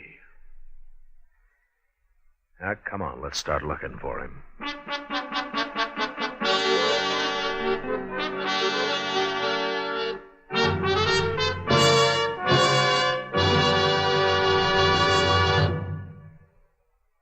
We will return for the last act of Gunsmoke in just a moment. What a pair! Les Paul and Mary Ford, America's most popular recording duo. You ought to know. You buy millions of their records. Les and Mary say, Chesterfield's for me. I guess you could call us a real Chesterfield family. I've been enjoying them now for over 6 years. It's over 15 years for me. We believe it's the best cigarette ever made. Yes, they have just that refreshing taste and mildness that we like. What a pair. Chesterfield King Size, now at the new low price, and Chesterfield Regular, America's most popular two-way cigarette.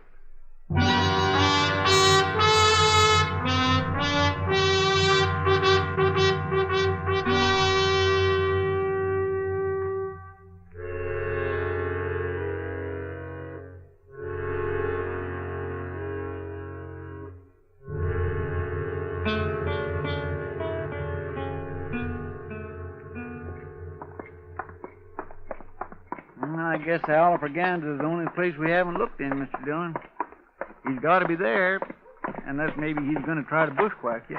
Hack may be a paid killer, Chester, but he'll always face his man head on. Yes, sir. That come right from the Alfraganza. Yeah. Mr. Dillon, there's Hack. He's coming out. Yeah. All right, get off the street, Chester. Yes, sir.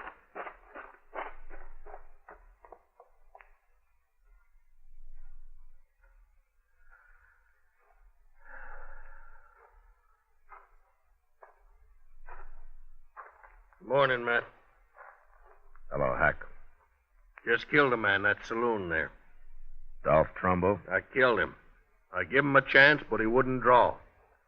I killed him anyways. That's too bad, Hack. Ain't no man gonna frame me. I never thought you killed Ole, but I wanted to hear you say so. How'd you know I didn't do it? It wouldn't be your style to kill a defenseless little fellow like that, would it? Of course not. So while you were out gambling last night, Dolph killed him and dumped him in your room. I found him there, and then I went after Dolph. Ain't no man can do that to me. Hack, according to the law, you murdered Dolph. I'm going to have to arrest you. What? You're going to have to stand trial for it. Oh, no, Matt. No, sir, I ain't going to jail. Not me, Matt. Never. I'm a lawman, Hack. I got to arrest you. Matt, I told Dolph last night I wasn't going to take his job. I told him I was going to leave town. You're under arrest, Hack. All right. I guess you've got to do it. Let's go for it, Matt. No, Hack, no. Let's see what happens.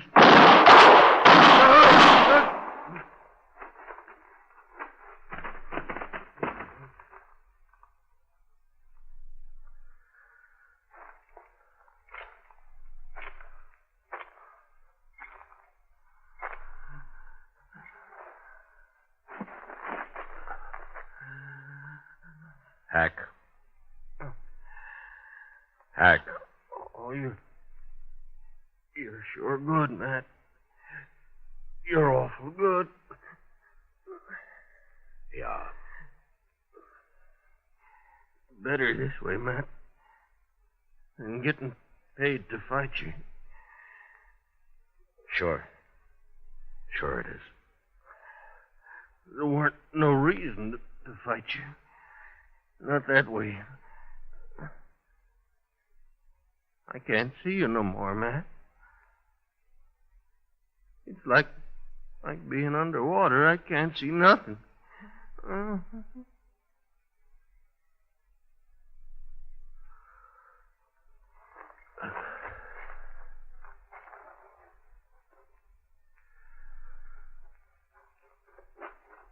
Mr. Dillon, that was awful good shooting. I never seen nothing as fast as that in my whole life. My, I'll bet he didn't know what hit him. The way he spun around there when you... Mr. Dillon? Mr. Dillon, what's the matter? Mr. Dillon? My...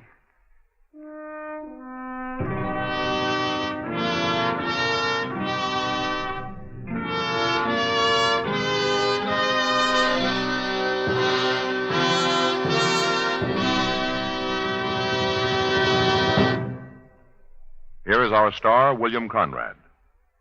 Right now, I'd like to step out of my character as Marshal Matt Dillon to join George Fenneman as a Chesterfield salesman. You know, about the greatest compliment I've ever heard about any product is what smokers say about Chesterfield. They satisfy. So whether you smoke a regular or king-size cigarette, Chesterfield is best.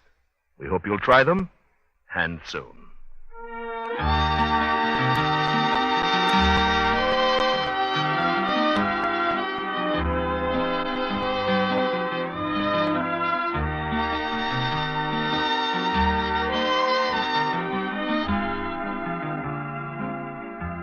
Gunsmoke, transcribed under the direction of Norman Macdonnell, stars William Conrad as Matt Dillon, U.S. Marshal. Tonight's story was specially written for Gunsmoke by John Meston, with music composed and conducted by Rex Corey. Featured in the cast were Lawrence Dobkin, Vic Perrin, John Daner, and Harry Bartell. Parley Bear is Chester, Howard McNear is Doc, and Georgia Ellis is Kitty. Join us again next week as Matt Dillon, U.S. Marshal, fights to bring law and order out of the wild violence of the West in Gunsmoke. Today, L&M filters have a nationwide demand never before equaled by any other cigarette in so short a time. The reason? This is it. It's the filter that counts, and L&M has the best.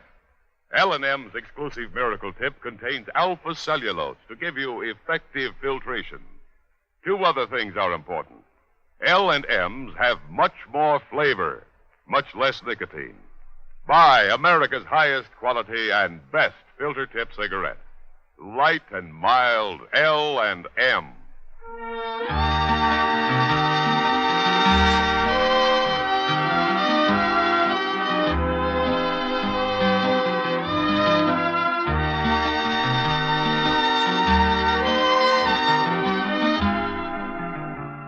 Be sure to listen to Dragnet, the story of your police force in action, tomorrow night, Tuesday, on another network.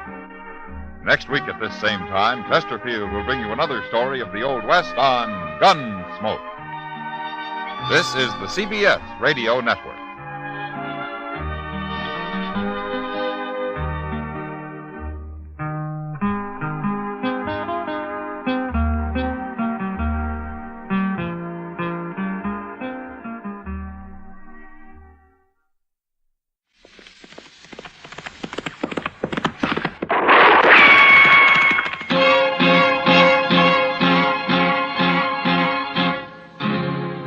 Gunsmoke, brought to you by Chesterfield, America's most popular two-way cigarette.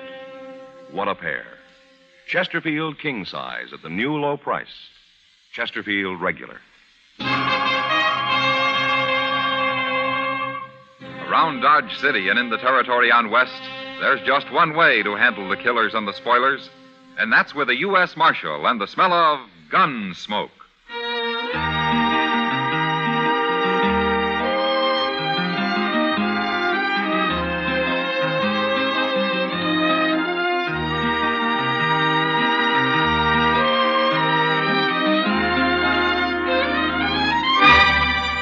Gunsmoke, starring William Conrad, the transcribed story of the violence that moved west with young America, and the story of a man who moved with it. I'm that man, Matt Dillon, United States Marshal. The first man they look for and the last they want to meet. It's a chancy job, and it makes a man watchful and a little lonely.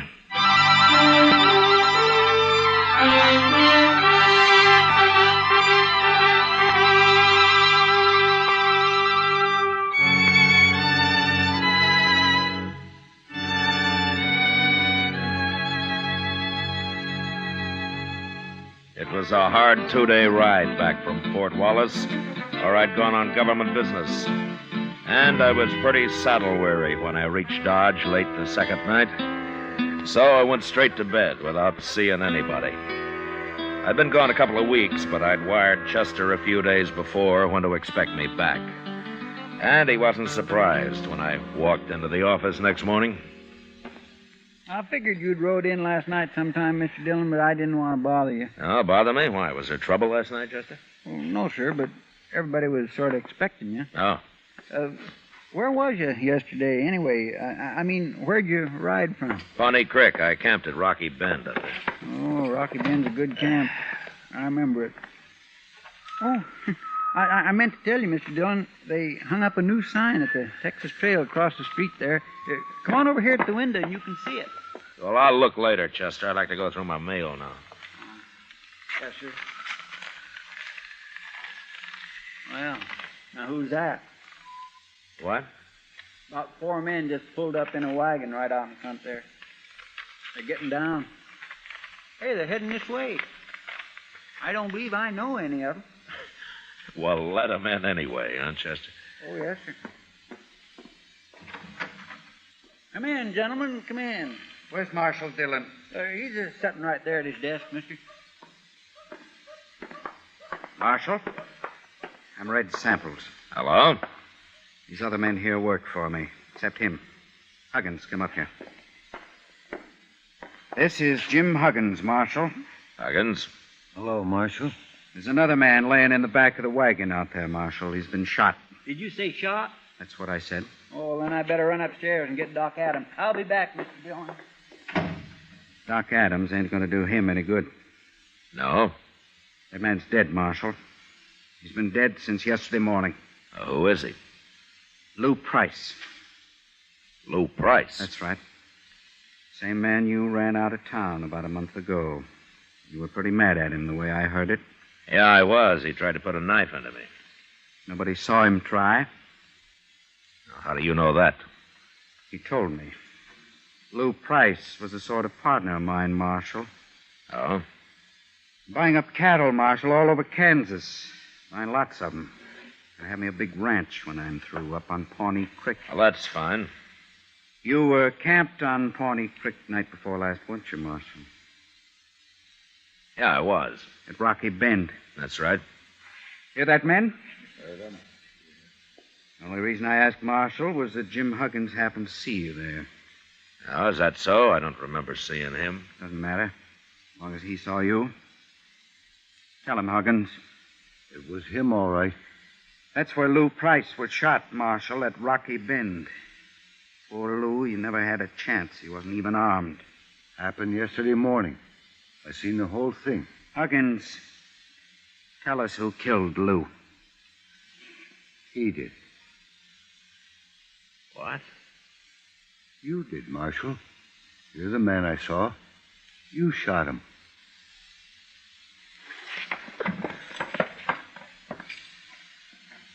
All right, what's your game, Samples?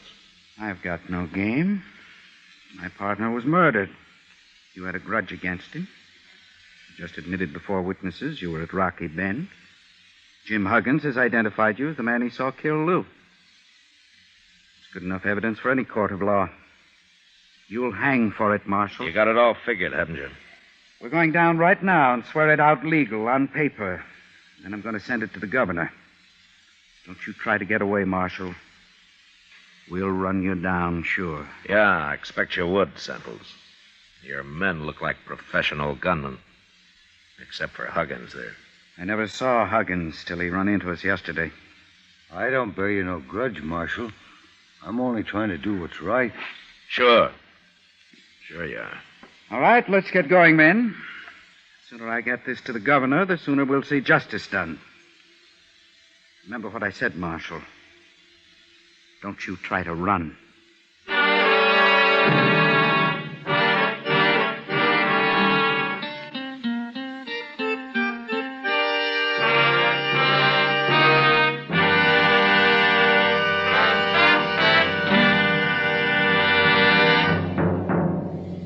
What a pair. What a buy. They're talking about king-size Chesterfield at the new low price. And Chesterfield Regular. They're the quality twins. Either way you like them, you get the same highest quality, the same low nicotine, the same wonderful taste and mildness, a refreshing smoke every time. Yes, the Chesterfield you smoke today is the best cigarette ever made. And it's America's most popular two-way cigarette. So buy a carton today. King-size Chesterfield at the new low price. Or Chesterfield Regular.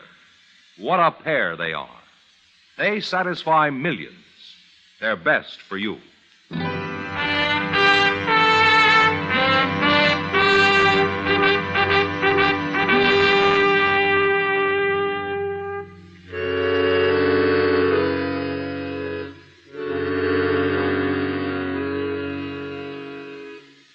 I'll say one thing for Red Samples. He had about as good a case against me as I'd ever heard of against any man. And there was nothing I could do about it but wait and see what happened next.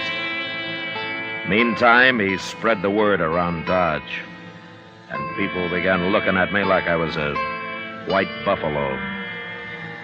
I guess it wasn't often they had a U.S. Marshal walking around with a murder charge against him. But finally, one night, a couple of weeks later, something did happen. I was sitting with Kitty watching the crowd at the Texas Trail. I'll fetch you a drink, Matt. No thanks, Kitty. You're expecting trouble of some kind, aren't you? Seems to me I got enough trouble already. I know. Matt, I hate to say it, but I think half the people in Dodge believe you're guilty. Sure. And the other half just doesn't care one way or the other. Well, I don't think you are. Don't you? Of course I don't. Then why don't we talk about something else? You're edgy. Sure, I'm edgy. I stay that way to keep from falling asleep all the time. Now, don't get all riled up. I didn't mean anything. I'm sorry, Kitty. I guess this business is getting on my nerves after all. Well, I should think it would. Why don't you go and get good and drunk? Forget the whole thing that way. Kitty, if I ever got drunk, I could name you 10 men right here in Dodge who'd cut cards for the honor of shooting me down. Mr. Dillon? Oh, hello, Miss Kitty. Evening, Chester. Sit down. Thank you. I've been down to the telegraph office, Mr. Dillon. Oh, any news? Yes, sir, but you won't like it. Here it is, sir. A telegraph from Washington, D.C. How do you know I won't like it? Well, you see, I was standing there when he was writing it out, and I couldn't help watching him work and all that. I don't want to read it, Chester. You tell me what it says, huh? Well, it's from the War Department, and it says they heard from the governor, and, well, you'd better read it, Mr. Dillon. No, you're doing fine. Go ahead. Well, you're suspended. What? You're suspended from U.S. Marshal, Mr. Dillon. And to make it legal and formal like, they're sending somebody to arrest you and take you up to Hayes City for trial. I don't believe it. Neither do I, Miss Kitty, but that's what it says. It's the only way they see how to clear this up proper. Evening, Dillon. Miss Kitty? Oh, I see Chester beat me back with the news. What? How'd you know about this, Samples? I'm just as interested in this business as you are, Chester, so I sort of talked the clerk into giving me a copy of that telegram after you'd left. Well, you got no doubt It's right to go okay, snooping Chester. around. It doesn't matter. Dillon, Dodge is going to breathe a lot easier now that you're suspended. You won't be around as marshal. I'm still around, Samples. But you're not marshal anymore. You won't be around for long, anyway. Tell me something, Samples. Sure. With me out of office, are you going to be breathing easier, too? I'll tell you, Dillon. There are two reasons I'll be glad to see you hang. One is for murdering my partner. And the other? Well, I always heard you were too strict here, and I like to do a little gambling now and then. Oh? In fact, I'm thinking of running a few tables myself. I see. It's more fun without some hard-nosed lawman looking over your shoulder all the time. You understand? Yeah, I understand. Well, I'll see you at the trial. I hope I'm around when they come to arrest you, Dillon. You probably will be. So long. What's he talking about, Mr. Dillon? You're being too strict. Why, there's plenty of gambling going on in Dodge right now. Not his kind of gambling, Chester. What do you mean? Well, he told me he's buying up cattle and getting himself a big ranch. But he's probably going to finance it from his gambling. And that takes a lot of money. Sure, steady money. Oh.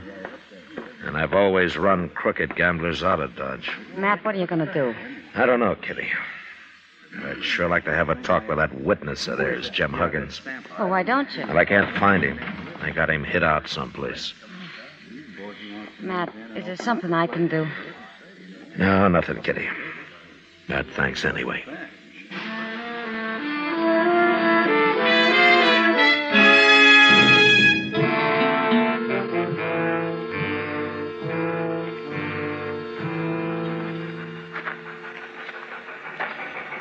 Oh, there she comes, Mr. Dillon, right on time. There are not many people at the depot this morning, are there? No, sir, but anyway, I'm glad I talked you into walking down here with me. There is just nothing pleasures me more than watching a train come in. At least it doesn't cost anything.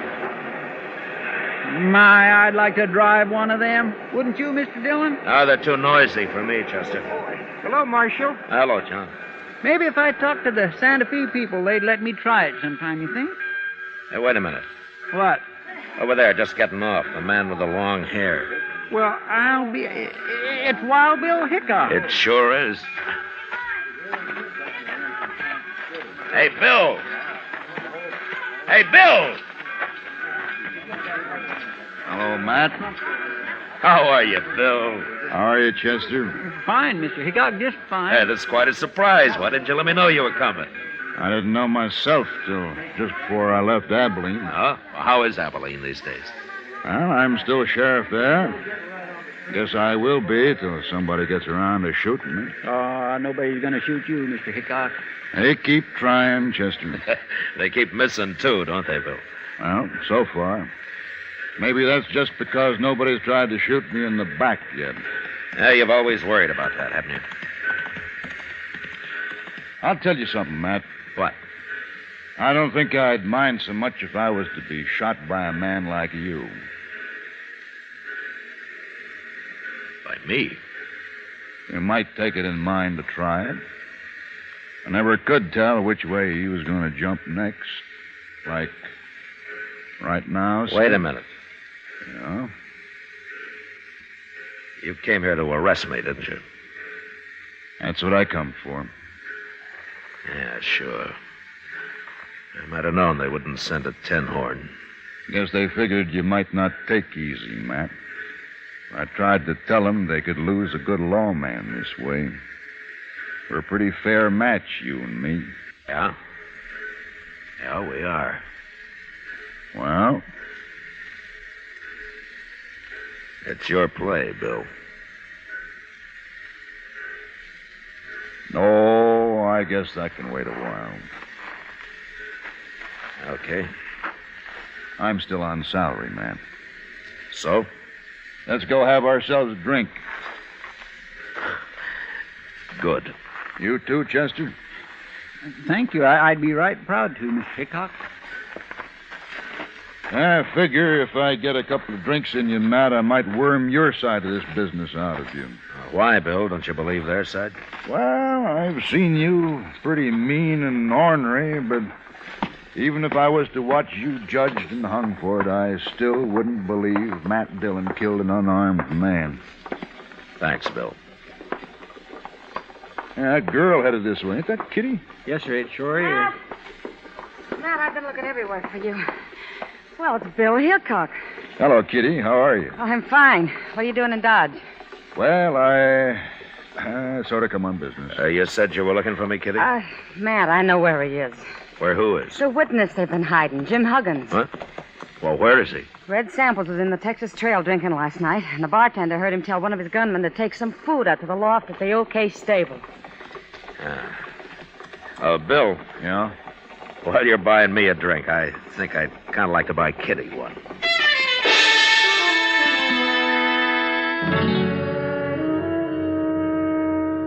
Later on, back at my office, I explained the situation to Bill Hickok, and we talked it over. And then we sat around the rest of the day talking about old times and people and horses and guns. And along about evening, we went up and laid out our plan to Doc Adams.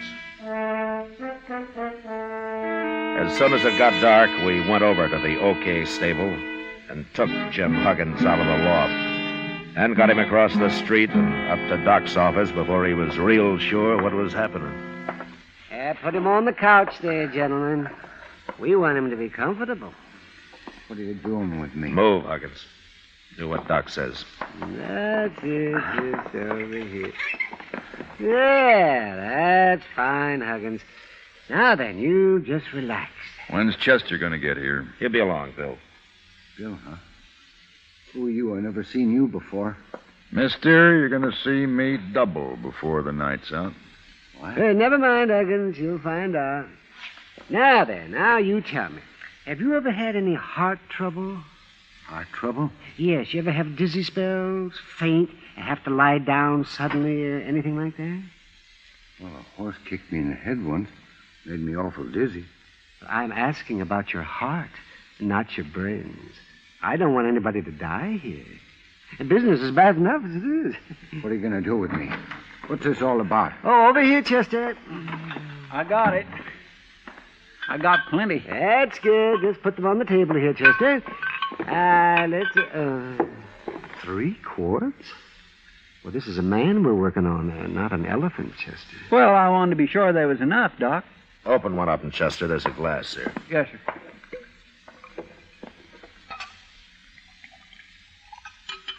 Here you are, Mr. Dillon. Yeah. What is that? What are you doing? It's nothing but good whiskey, Huggins. And for once in your life, you're going to drink all of it you want. Maybe a little more. Here. Oh, no, I don't want to drink all that whiskey, Marshal. I couldn't hold all that. Oh, you can drink it slow, Huggins. But you're going to drink it. Now, go on. Go on. Get started.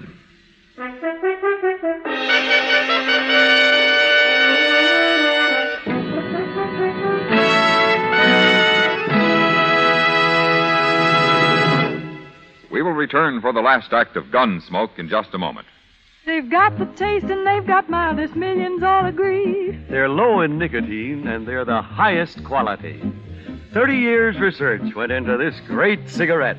So here is all you say to get the finest smoking yet. Chesterfield's for me, Chesterfield's for me. You just say it's Chesterfield's for me.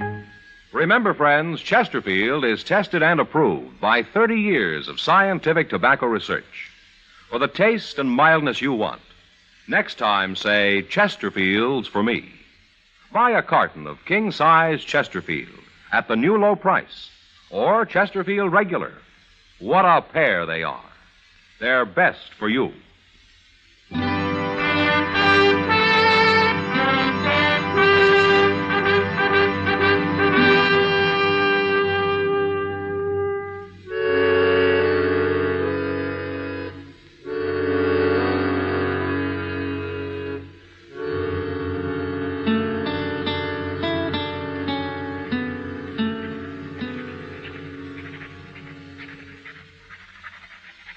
You sure you got it all, Bill?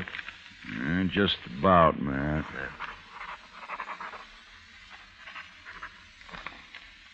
There she is. Want to read it over? No, you heard everything I did.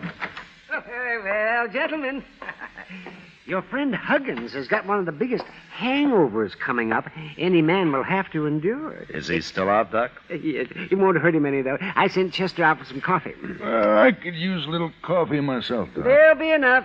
Oh, say, wasn't it something how that Huggins talked once he got started? I told you, you get enough whiskey in the man and he'd start bragging. Well, you were sure right, Doc. He's not going to feel so big and smart when he wakes up. I don't know. The man was awful drunk.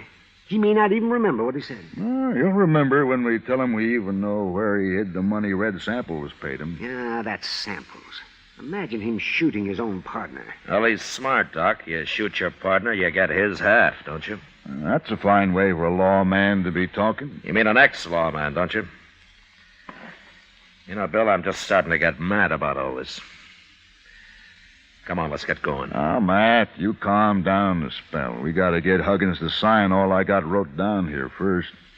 Doc, how long it'll be before he'll know what he's doing? Oh, maybe 5, 6 hours. Look, Bill, you do what you like, but I'm going after Samples before he finds out his witness is missing. It don't seem quite legal till we get Huggins' signature. Maybe not, but my arresting Samples isn't going to be quite legal anyway. I'll arrest him. No, you won't, Bill. He's mine. All right, Matt. But I'm coming along. Okay. But just stay out of it.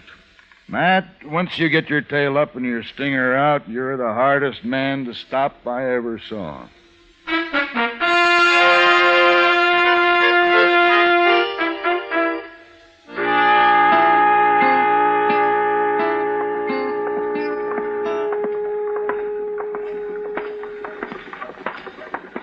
Matt, I've been thinking.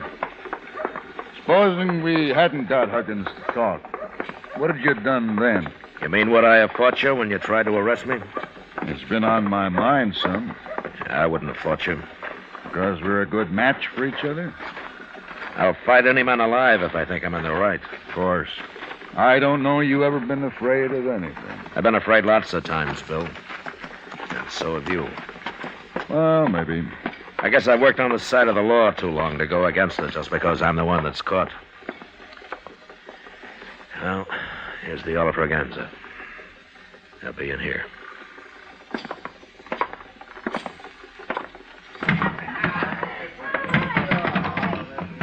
Which one's Samples, Matt? The end of the bar, the one in the middle. The other two are his gunmen. Come on.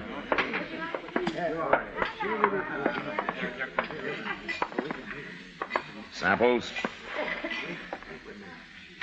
Samples, I'm taking you to jail. You gone crazy, Dillon?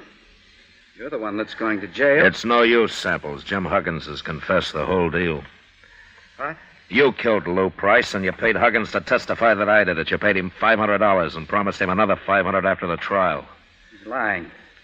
Who's going to believe that? I believe it. And don't look at your hired help. They're not going to get you out of this. You can't throw anybody in jail, Dillon. You ain't a marshal anymore. No, that's not stopping me. It ain't legal. Wait a minute, gentlemen. It's true Matt Dillon ain't a marshal right now, but I'm making this arrest, and I'm deputizing him to help me. Who are you? Sheriff, up at Abilene. Samples, I want them 2 hound dogs of yours to move a little to one side where I can keep an eye on them easier. Forgetting it's 3 against 2. That's fair enough odds for us. Start shooting. No, Bill. There's no need for killing. I want these men alive. You ain't taking me alive, Dillon. You, nor Hickok, nor anybody else. I ain't gonna hang. Drop your gun belt, Samples. Why? We just might be lucky enough to kill you. Take Dillon first, men, and then go for Hickok. Wait, Samples. Now!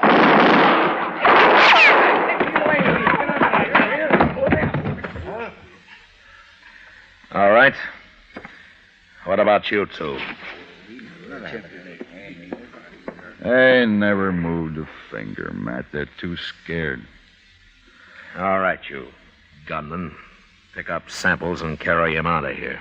Ain't you going to take their guns first, man? You don't hobble a horse with a busted leg, Bill. Let them keep their guns.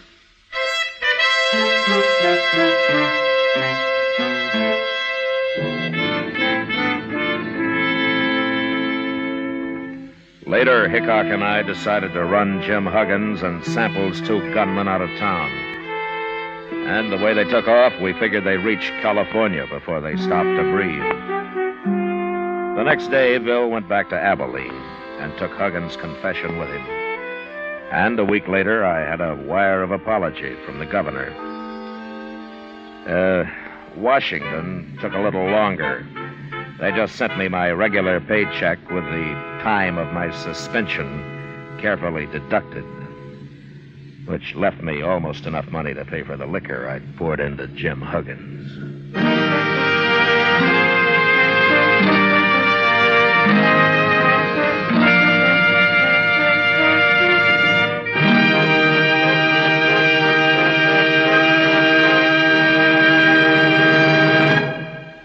Here is our star, William Conrad.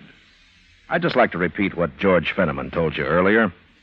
The Chesterfield you smoke today is the best cigarette ever made. I hope you'll try them. Regular or king size, I'm sure you'll find Chesterfield is best for you.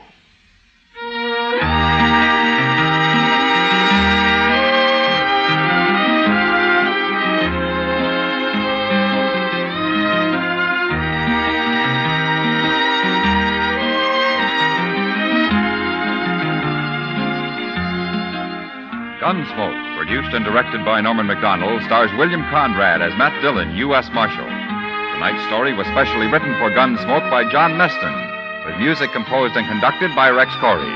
Featured in the cast were John Daner, Vic Perrin, and James Nusser. Parley Bear as Chester, Howard McNear as Doc, and Georgia Ellis as Kitty. Join us again next week as Matt Dillon, U.S. Marshal, fights to bring law and order out of the wild violence of the West in Gunsmoke.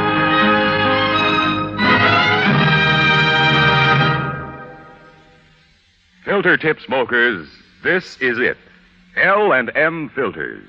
At last, a filter tip cigarette with much more flavor, much less nicotine. L&M's Miracle Tip contains alpha cellulose for effective filtration. It's the filter that counts, and L&M has the best. Yes, this is it. As Patricia Morrison puts it, L&M filters are just what the doctor ordered. Buy L&M Filters. The light and mild smoke.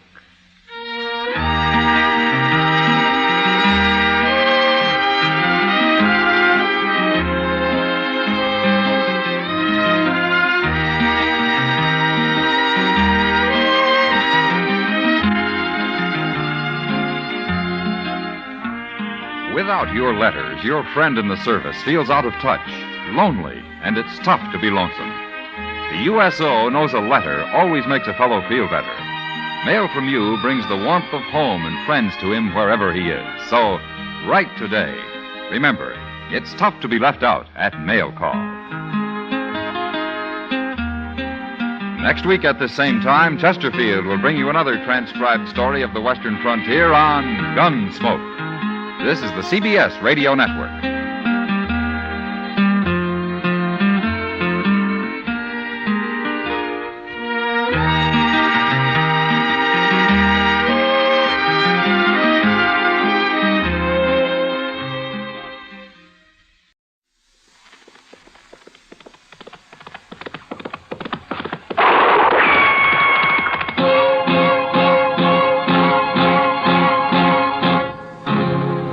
Gunsmoke, brought to you by Chesterfield, America's most popular two-way cigarette.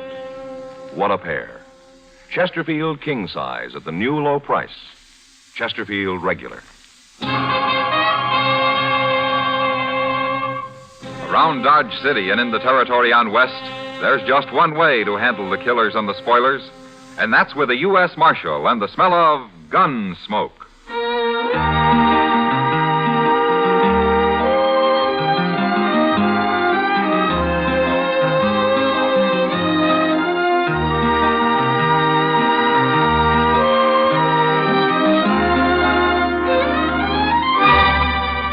Gunsmoke, starring William Conrad.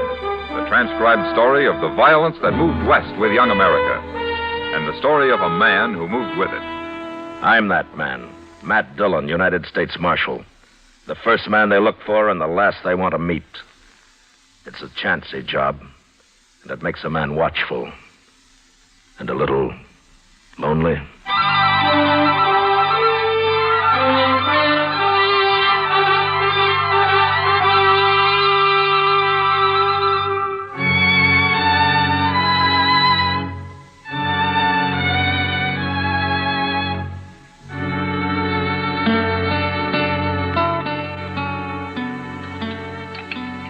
You know, I'd sure like to meet whoever's running the kitchen in this place. Oh, why, Kitty? A cook that can make antelope stew taste like prairie dog ought to be something to see. Well, at least it's hot. No, it isn't. Well, mine is. You forgetting you dumped half that bowl of chili peppers in yours? Well, I've eaten here before, Kitty. Oh, hello, Marshal. Hello, John. You know what I'd do if I owned this place, Matt? Tear it down? No. Look, it's got tables and chairs and knives and forks and spoons. And out back, they got a kitchen all set up with a stove and everything. So? Well, it's all here. I'd open a restaurant. You're spoiled, Kitty. Dodge isn't St. Louis, you know. St. Louis? I was there 6 months, 4 years ago. Hello, Matt. Kitty. How are you, Doc? Oh, I'm fine. Well, sit down, Doc. Sit down. Oh, thank you. Oh, well, what are you eating? Stew? That's what they call it, Doc. Ah. Well, I'll try a little anyway. Then I'm going to bed. At noon? I was up all night, Kitty, out at the Brandt place. Mrs. Brandt have her baby? Uh-huh, a boy. That's 5 I've delivered out there. You know, it seems to me it's about time they gave you one. Doc. Oh, no, gave me one. I've got enough trouble all by myself. But seriously, I'll tell you something, Matt. It's got so I'm afraid to be driving onto the prairie at all. More Indians, Doc? I ran into Sam Butler outside. He just drove in with his whole family and all his belongings loaded onto his wagon. Says he's quitting. Oh, why? The Pawnees wiped out another family up near his place on the Smoky Hill River a couple of days ago. That's the second raid in the last 2 weeks. No wonder he's scared. Matt, he's telling everyone who will listen that it's a shameful thing for the law to be hiding out in Dodge while whole families are being slaughtered in the country. He is, huh? Yes. I thought you'd like to know. You sit with Kitty, Doc. I'm going to have a talk with Sam Butler. Sure. I'll see you later.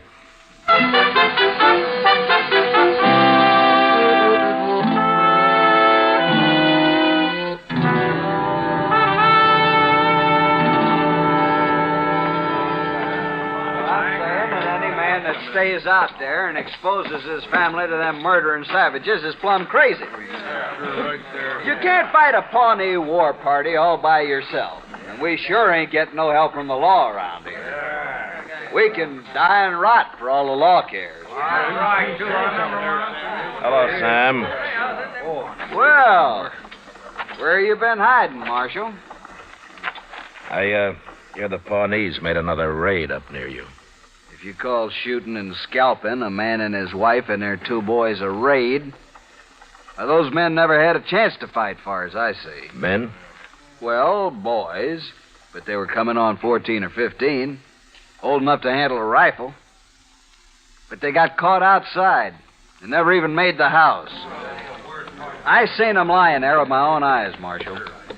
And if you'd seen them, you'd be doing something about it instead of sitting around here and dying. I'm not hired to fight Indians, Sam. That's the Army's job. And you ought to be out helping the Army. Every lawman in the country ought to. The Army doesn't need help. But there's something strange about those Pawnees. What's strange about them? They killed white men before. I'm sorry you're quitting, Sam. We need settlers out here. Not dead ones, you don't. No. No, not dead ones.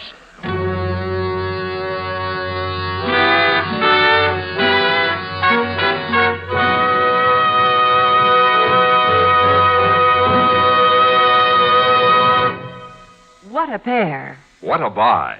They're talking about king-size Chesterfield. at the new low price. And Chesterfield Regular. They're the quality twins. Either way you like them, you get the same highest quality, the same low nicotine, the same wonderful taste and mildness, a refreshing smoke every time. Yes, the Chesterfield you smoke today is the best cigarette ever made, and it's America's most popular two-way cigarette. So buy a carton today.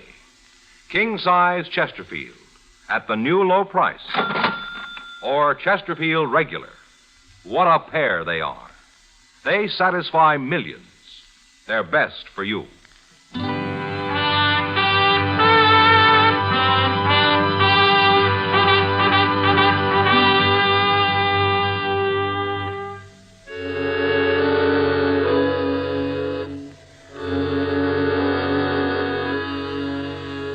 Chester and I left Dodge that afternoon, and toward evening the next day we ran across a troop of cavalry camped on the Smoky Hill River. It was commanded by an officer who was new to this part of the country, a Captain Starr. He was anxious to make a success of his first expedition, but so far he hadn't even seen an Indian. I decided to stay with him for a while, and I'm glad I did. The next afternoon, while we were on the march, his scouts reported another settler's cabin burned. The family killed. At my request, Captain Starr filed his troop out in patrols while he and Chester and I rode forward to the scene of the slaughter.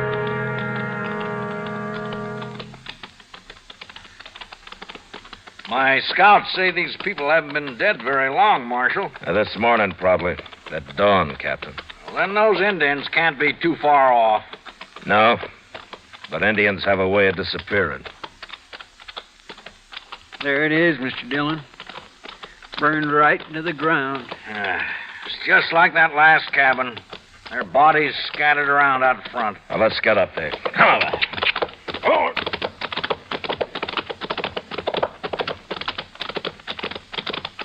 Ho, ho, ho.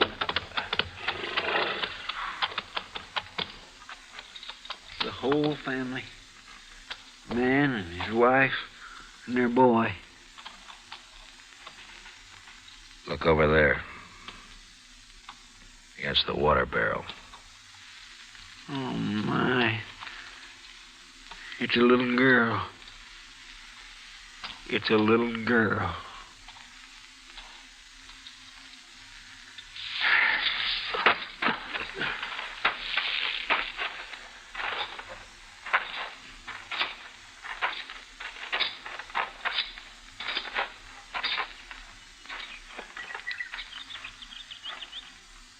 They scalped them, every one of them. Even that little girl. They even scalped her. At least they didn't torture them. Did they torture the other families, Captain? No, they didn't, Marshal. They shot them just like this and scalped them. Where are you going, Marshal? What is it?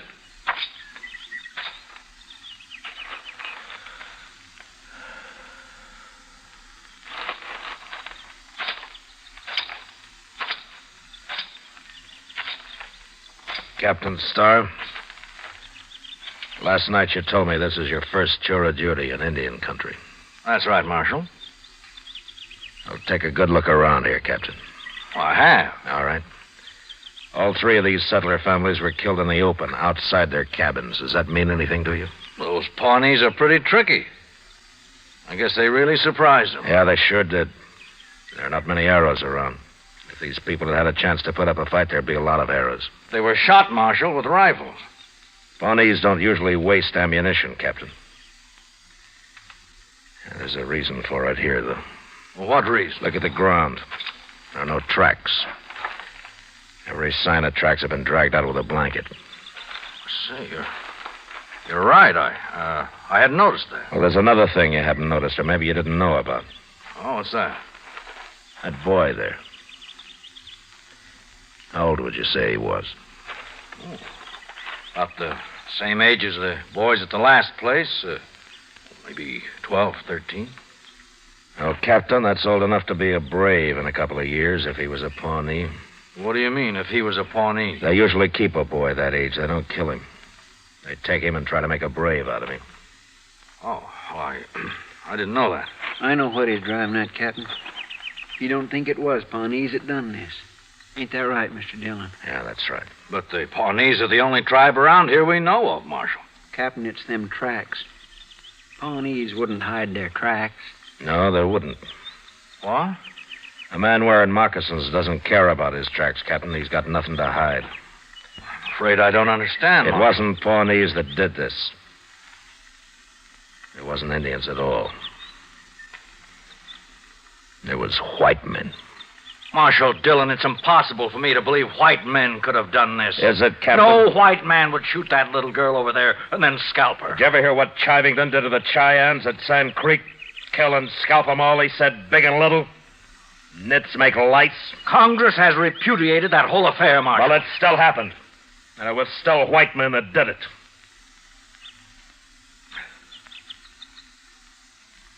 Oh. I suppose you're right. Yeah, I'm right. But why did they do it? Horses. You see that corral out there? This man must have had 6 or 7 head of horses. Yes, the other settlers did, too. They stole the horses and probably whatever they could find in the cabins, and right now they're sitting around camp somewhere drinking coffee and laughing at all of us Indian hunters. Well, I'll find them. Now, it's a big country, Captain. I got a troop of cavalry out there, Marshal, over 100 men. All right, suppose you do find some riders with a bunch of horses. How are you going to know they're the men you're after? Well, these horses are branded, aren't they? With what brands? I don't know, but they must be registered somewhere. Maybe. But while you're out finding out all that, some other family's going to be slaughtered. There isn't time, Captain. I didn't realize how new I am at this game, Marshal. Oh, what would you suggest? Well, there used to be a corral about 5 miles upriver from here. If it's still standing, we'll bait it with a couple of dozen head of good cavalry horses. And then they'll come to us. Good idea. And I'll have my troop deployed and ready to move in. No, that wouldn't work. You can't hide 100 men, Captain. You'll have to keep your cavalry clear away from there. But how? Chester and I'll be there. We'll wait for them.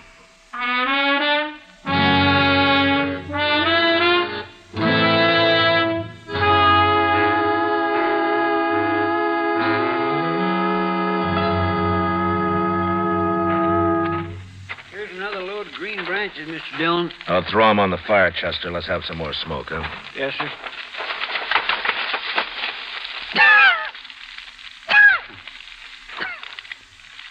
Well, stand back, Chester. Yes, sir. Well, they ought to see that if they're anywhere this side of the Rocky Mountains. They're sure to be scouting around, Mr. Dillon. They ain't stolen enough horses yet to leave the country. Besides, they're feeling mighty safe. They'll come. Mr. Dillon? Yeah. I've been thinking. Now, what's bothering you? Well, sir, there's only 2 of us. And I'm wondering how many there are of them. Now, you want to go back and find the cavalry? I'd feel a whole lot safer. They'll go on, then. You didn't answer my question, Mr. Dillon. How many do you think we're waiting for? Yeah, there's no way of telling, Chester. Well, if there's a whole passel of them, how in the world are we going to take them? I don't care how we take them. You're pretty mad, ain't you? Well, I can't get that little girl out of my mind. Yes, sir, I know. Now, look up. Here comes somebody. He's all alone. Just some cowboy, probably. Maybe. Yeah, sure it is. He's seen the smoke from our fire, and now he's wondering what that old corral's doing full of horses. And he might be scouting it for the others. Those men don't take many chances. Well, how are we going to find out? Well, maybe we won't till it's too late. Heat up some coffee for him, will you, Chester? Yes, sir. I think I'll have a cup of it, too, huh? All right, sir.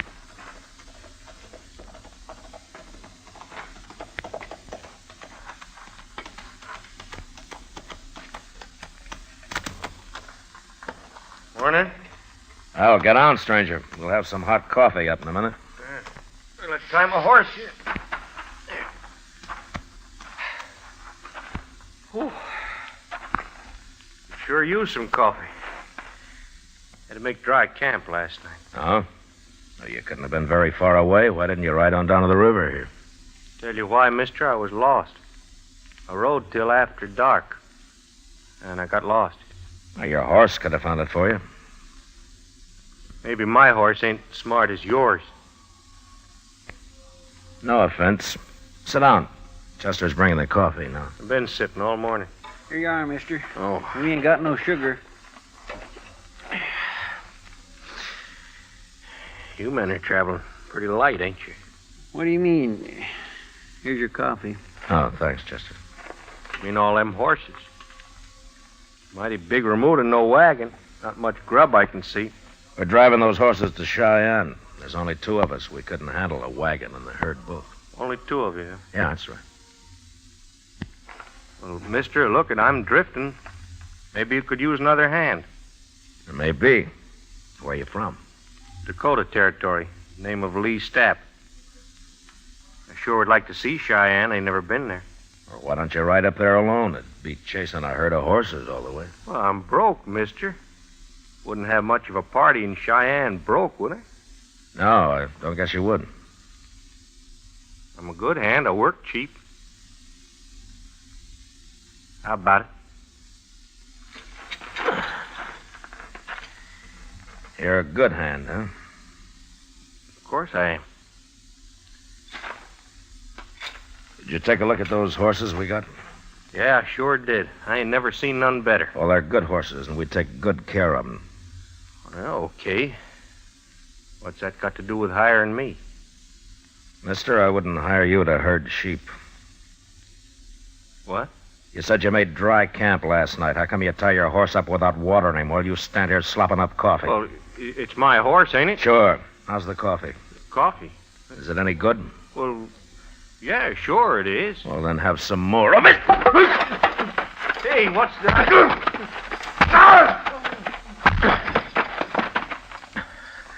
Chester. Yes, sir. Here, catch his gun. Got it. All right, now go get some rope. We'll tie him up while he's still out. Hey, but Mr. Dillon, you sure he ain't just a cowboy like he said? I was pretty sure, Chester, but this made me real sure. It was sticking out of his pocket. Oh, my. I'll get the rope, and we ought to hang him with it.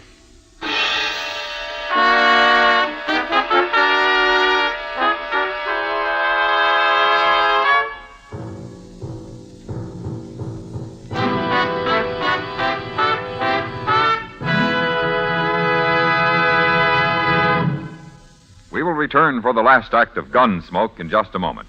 In regular or king size, you can get 'em either way. The best smoke ever made's the Chesterfield you buy today. Smokers coast to coast are changing, it's a cinch to do. Here's all you have to say to get the one that's best for you. Chesterfield's for me, Chesterfield's for me. You just say it's Chesterfield's for me. Friends, for your vacation, take along plenty of Chesterfield. Buy 'em by the carton. Chesterfield king size at the new low price. Chesterfield regular. What a pair. They're the quality twins. The same highest quality. The same low nicotine. Either way you like them, they're best for you. Smoke Chesterfield. It's America's most popular two-way cigarette.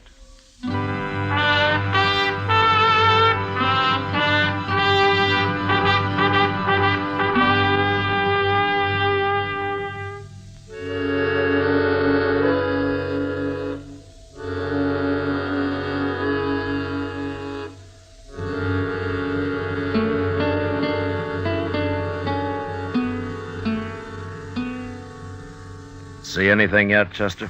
Yes, sir. There's some dust about a mile away, Mr. Dillon. Is it moving? Right this way. I'd guess maybe a half dozen riders. Now, your friends don't take many chances, do they, Step? They ain't friends of mine. Well, I'll tell them that when they get here. You better turn me loose, or else you ain't gonna tell nobody nothing. You mean they won't like it, you're being all tied up that way? You ain't got a chance, Marshal. By golly, he's about right, Mr. Dillon. How are we going to fight 6 men? You know, I've been thinking, Chester, we could use Stap here as a hostage. No, Marshal, don't do that. I don't aim to, Stap. They wouldn't care whether you die or not. Men like you don't have that kind of friends. But we can't stand up to 6 men, Mr. Dillon. We wouldn't have a chance. No, we wouldn't, Chester. I'm going to do something I never did before in my life. What? You'll see. But first, get a bandana and fix Stap up so he can't talk. That won't do you no good. Shut up and get on your feet. Here's a bandana. Here, I'll do it. All right, on your feet. Stand you. Now turn around.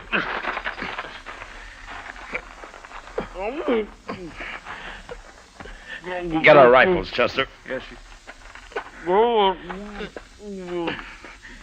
There. That'll keep you quiet, Stap. All right, now walk.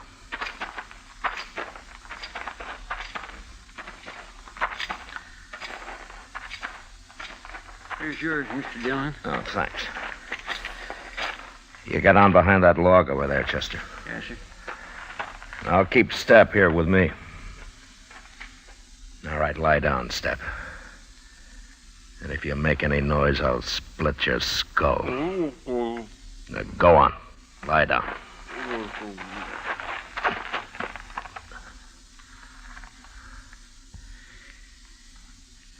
You okay, Chester? Yes, sir, fine. Keep the sun off your rifle. They're getting pretty close. Now, quiet. Mr. Dillon? What? What are we going to do now? Fight it out from here? Chester, I'd hate for either of us to get killed by men like them. When I start shooting, you start. Take whoever's on your side first and then work in. Yes, sir. Surprise them, huh? So they'll never know it. Shut up now. Here they come.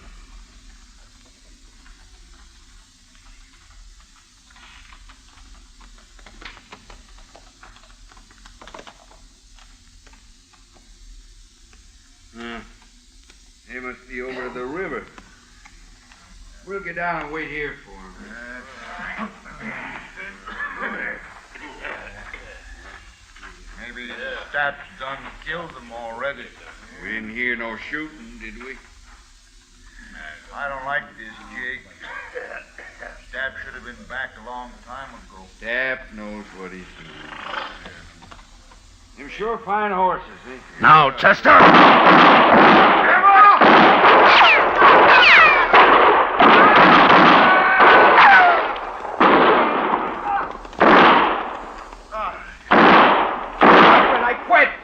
I give up. Don't shoot no more. All right, throw away your guns. Now turn around and get your hands up in the air. Chester, come over here. We killed 4 of them, Mr. Dillon. 4 of them. Prod Stap up and bring him up to the fire. I'll handle these 2.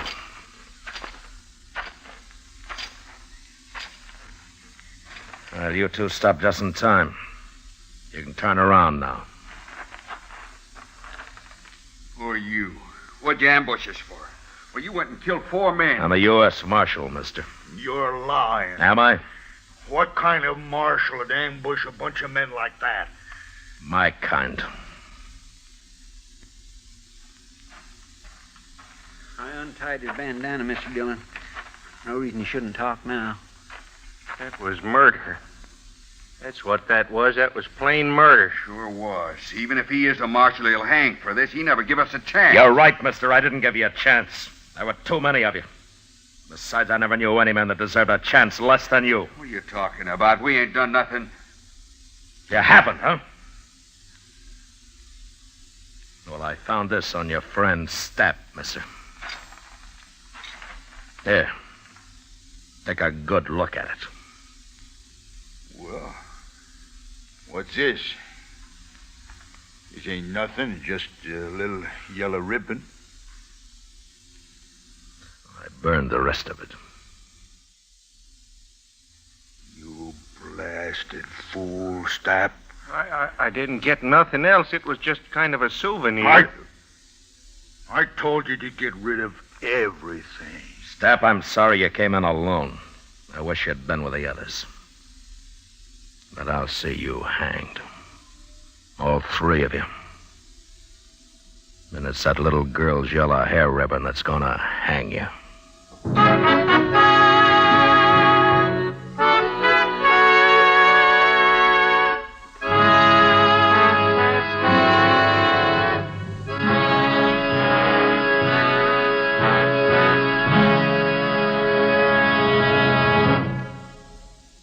L&M goes king size. Yes, L&M goes king size. Now, L&M is king size as well as regular. Both have the same low price. Both have the miracle tip for the effective filtration you need. Yes, it's the filter that counts, and L&M has the best. You get much more flavor, much less nicotine, a light and mild smoke. Yes, this is it. L&M filters, just what the doctor ordered. Buy a carton, king size or regular, both at the same low price. L&M filters, America's highest quality and best filter tip cigarette.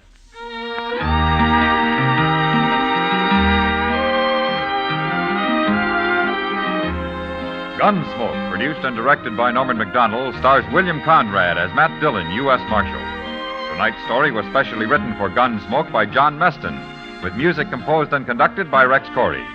Featured in the cast were Lawrence Dobkin, Joseph Kearns, and Harry Bartell. Harley Bear as Chester, Howard McNear as Doc, and Georgia Ellis as Kitty.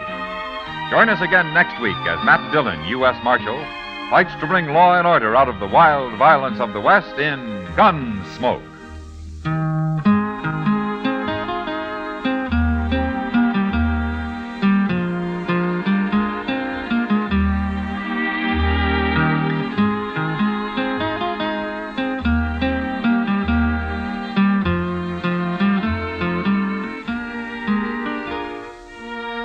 Although the physical danger of war is over for your friend in the service, his morale is threatened now more than ever. He worries about being the forgotten man. And when there's no mail from home, that's when loneliness really settles in.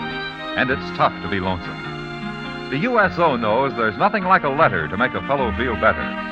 Why don't you let your friend in the service know you're thinking of him? If you're a cousin, neighbor, schoolmate, or a member of his church, club, or union, write to him today. Remember, it's tough to be left out at mail call.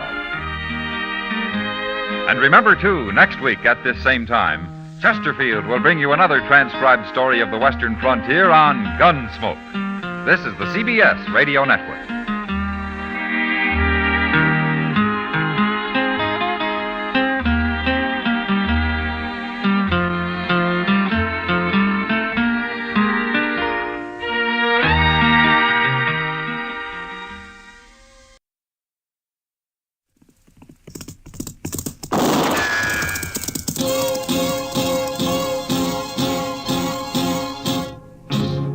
Gunsmoke, brought to you by Chesterfield, America's most popular two-way cigarette.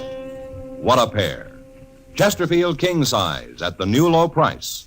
Chesterfield regular. Around Dodge City and in the territory on West, there's just one way to handle the killers and the spoilers, and that's with a U.S. Marshal and the smell of Gunsmoke.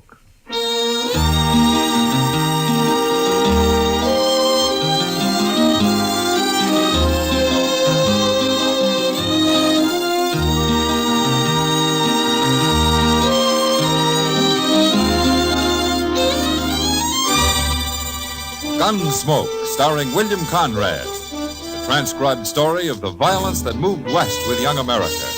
And the story of a man who moved with it. I'm that man, Matt Dillon, United States Marshal. The first man they look for and the last they want to meet. It's a chancy job, And it makes a man watchful and a little lonely.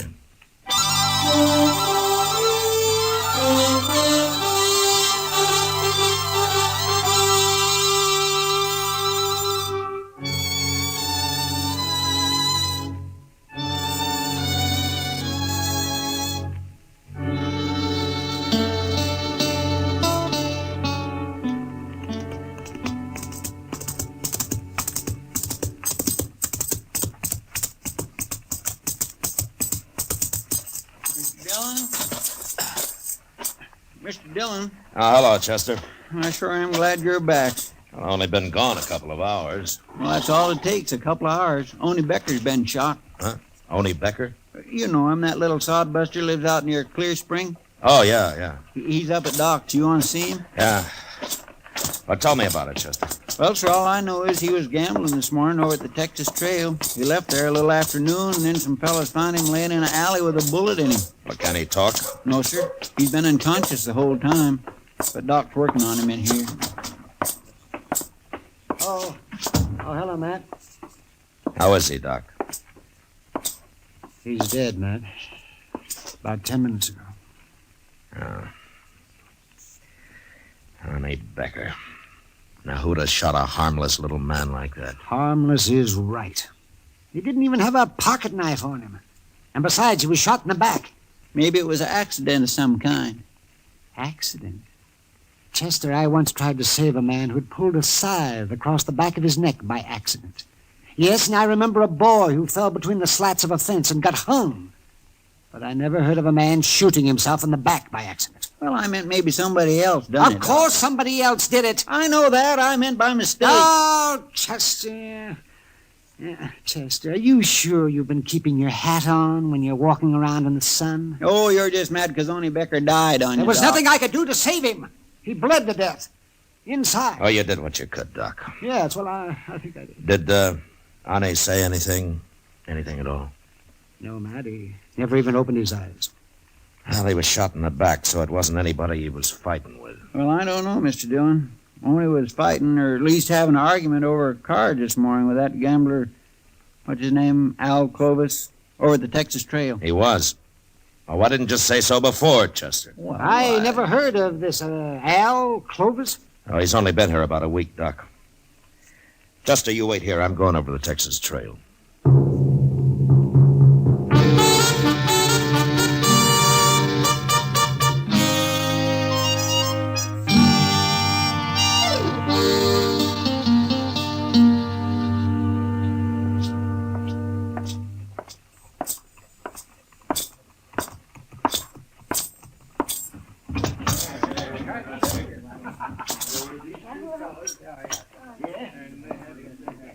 Oh, is that you? Oh, hello, Marshal. Hello, John. Looking for somebody, Matt? Oh, hiya, Kitty. Is Al Clovis here? I was wondering when you'd get around to him. What do you mean? I heard about Oni Becker, and Al Clovis threatened him this noon just before Oni went out and got shot. No. Almost seemed like Al was trying to start a fight with him, Matt. Where was Clovis when it happened, Kitty? He wasn't in here. Oh. Kitty, you know Al Clovis better than I do. Would you say he's the kind of a man who would murder Oni Becker because of an argument over cards, shoot him in the back? I don't know him that well, Matt. Yeah, well, maybe he had another reason to kill him. If he did it. Shooting little Oni Becker's like shooting a pet deer. Makes about as much sense. Yeah. But usually when a man gets murdered, there's a reason of some kind for it. You mean it'd take more than plain anger to follow a man down an alley and shoot him in the back? Well, ordinarily it would. Al Clovis must have wanted Oni dead for some special reason, Matt. Maybe Oni had something on him. Yeah, maybe. He was in here a while ago, but he left. Well, I'll find him. He might be at the depot, Matt. At the depot? He said something about going to St. Louis. Now everything's been taken care of here. I didn't know what he meant at the time, but he said it loud, and I know the train leaves at 4:30. 4:30? That's about that now, isn't it? Well, maybe he said it just to throw you off his trail. Yeah, well, I'll find out. I'll see you later, Kitty. Better hurry, Matt.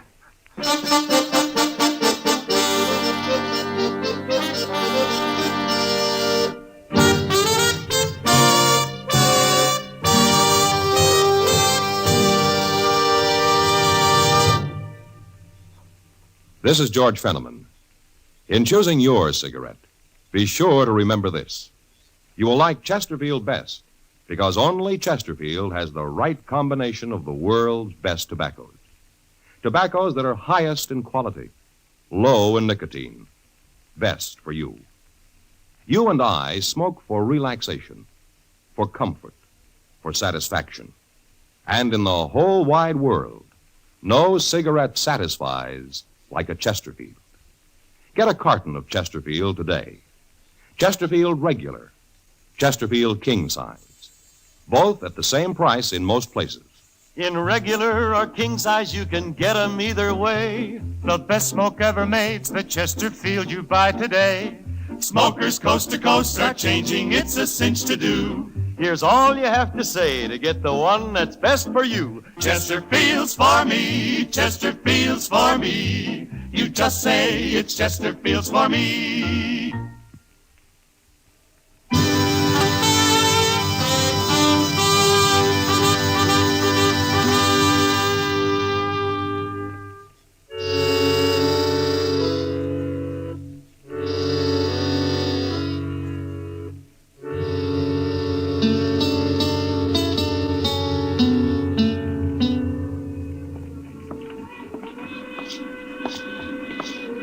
One more car to go, Mr. Dillon. Pal Clovis ain't in there. He ain't on this train. Well, he might have fooled us after all, Chester. Yes, sir. He could be riding west while we're heading east. We'll never find him if he is. Well, let's take a look into this car before we walk in, huh? Yes, sir. Well, I sure don't see him. Not in there, I don't. Yeah, unless that's him down there lying back with his hat pulled over his face. It could be. Well, it better be. Now, come on. Okay, sir.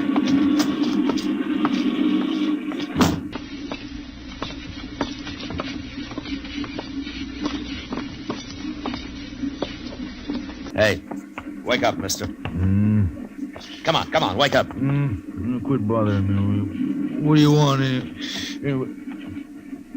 Marshal Dillon. Huh. What are you doing here? Keep your hands on your knees, Clovis. Tight. Well, what's this all about, Marshal? You carrying a gun? Why should I carry a gun? Stand up, Clovis. Come on, stand up. Okay. What for? All right, search him, Chester. Yes, sir. No, keep to one side of him, out of my way. Don't you try nothing, Clovis. Why should I? I told you I wasn't armed. No, ain't nothing on him. All right.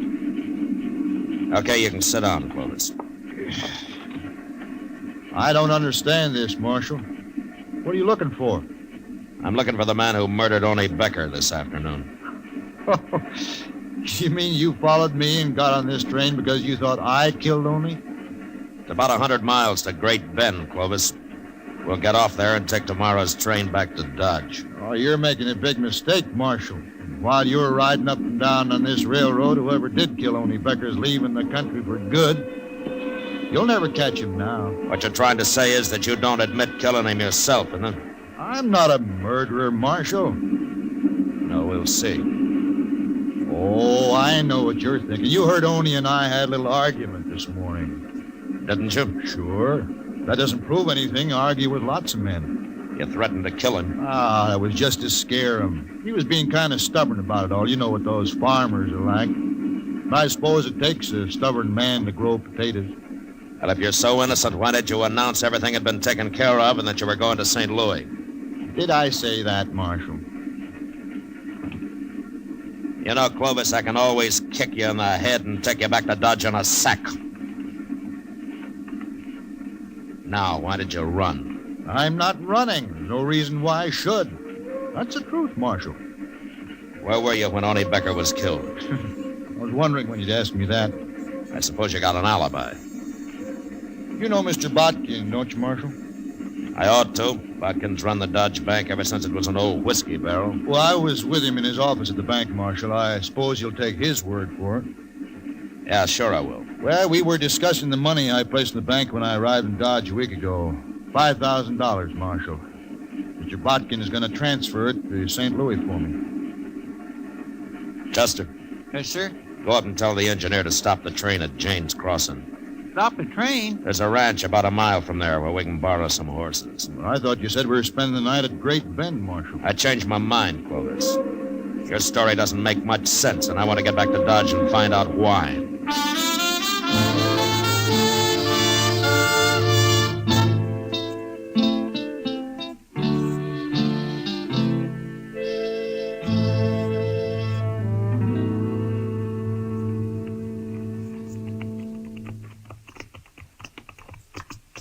It must be about midnight.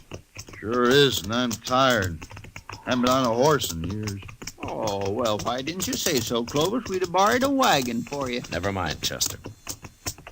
You take him on down to the jail and lock him up, huh? I'm going to stop here at Mr. Botkin's house. His light's still on. Want me to go in with you, Marshal? I'll let you know what he has to say, Clovis.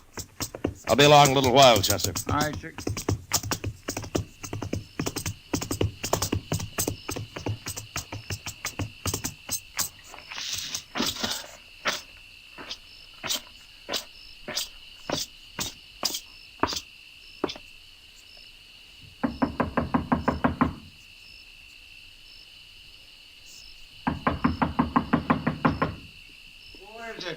Matt Dillon, Mr. Botkin. Oh. Well, Marshal, come in. Come in. I wouldn't have bothered you this late, Mr. Botkin, but I saw your light was on, and I figured you were still up. Up? Of course I'm up. How could I sleep tonight? Why? What's wrong? Where have you been, Marshal? The whole town of Dodge has been looking for you. Fine time for you to be up riding off somewhere, I must say. Well, tell me what happened. What happened? Don't you know even yet? What are you doing here at my house? Well, if you'll calm down, I'll tell you. You tell me, I'd better tell you, Marshal. While you're out gallivanting around on the prairie somewheres, my bank was held up. What? About 5 o'clock, just as we were closing. 3 men that got away with over $25,000. Every cent of cash I had in that vault, Marshal. Well, didn't anybody try to follow him? No, they tied me and them cashiers up so tight they were miles out of town before we could get loose. There's a few men saw him leave, but they were afraid to do anything about it. And, of course, the United States Marshal, he wasn't even in town. Did you get a look at him? No, they were masked. Nobody I found can even identify their horses. They're just gone, Marshal, with $25,000. Look, Mr. Botkin, I came here to ask you a question. It might have something to do with your bank being robbed. Oh? Well, what is it? Was Al Clovis with you in your office about noon today? Clovis? Yes, he was for a couple of hours. Why?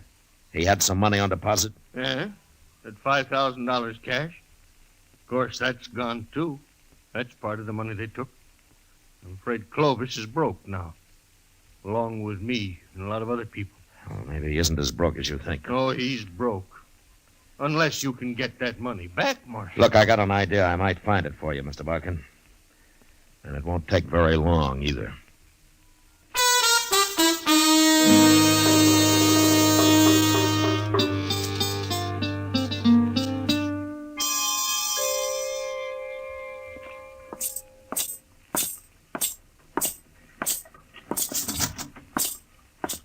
Well, I got Clovis all locked up, Mr. Dillon. He won't be taking no more trains for a while. Good. What'd you find out from Mr. Botkin? And I'll tell you and Clovis at the same time, Chester. Well, he's right in the first cell.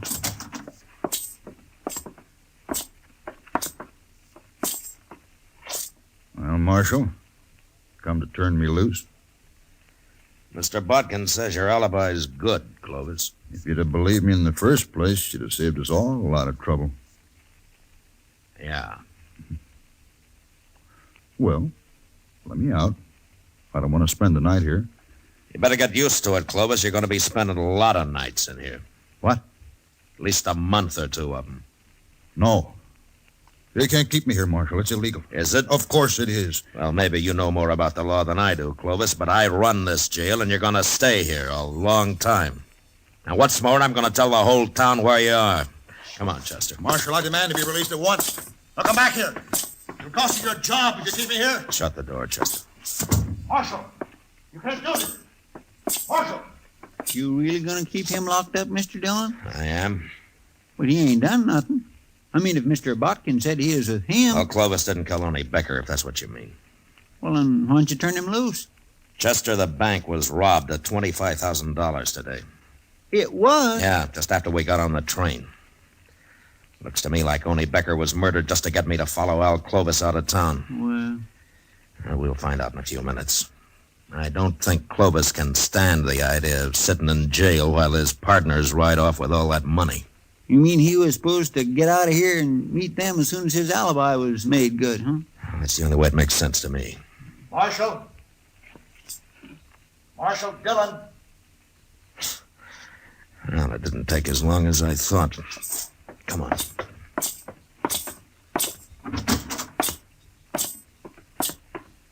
Marshal, I got to talk to you.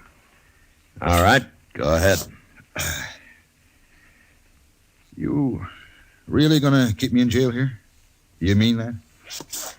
That's all you wanted? Don't bother me again. No, don't go, Marshal. What do you want, then? It's late, Clovis. I want to get to bed. Marshal, I'll make you a deal. About what? If I help you get back whatever was stolen from the bank today, can I keep my $5,000 out of it? How did you know the bank was robbed, Clovis? You're smart, Marshal. I can tell you got this all figured, holding me in jail and all. But I'm smart, too. Are you? Smart enough to know you need me as much as I need you. You'll never find those men without me, Marshal. But I can take you to where they are, and I'll identify them for you. Why? All I want out of it is my $5,000. Now, that's mine.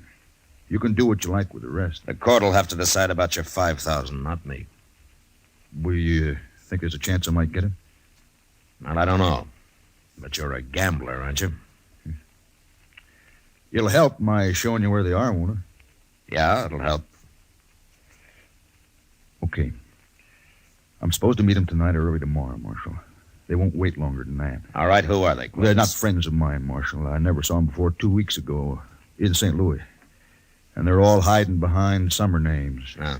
How far's away the meeting place? It's an old cabin, about 20 miles from here. They there now? Nobody stopped them here, did they? No, thanks to you. But I'm helping you now, Marshal. If I find your partners, you are. Chester, go get our horses. We going out there tonight, Mr. Dillon? Would you rather try it in broad daylight, Chester? No, sir.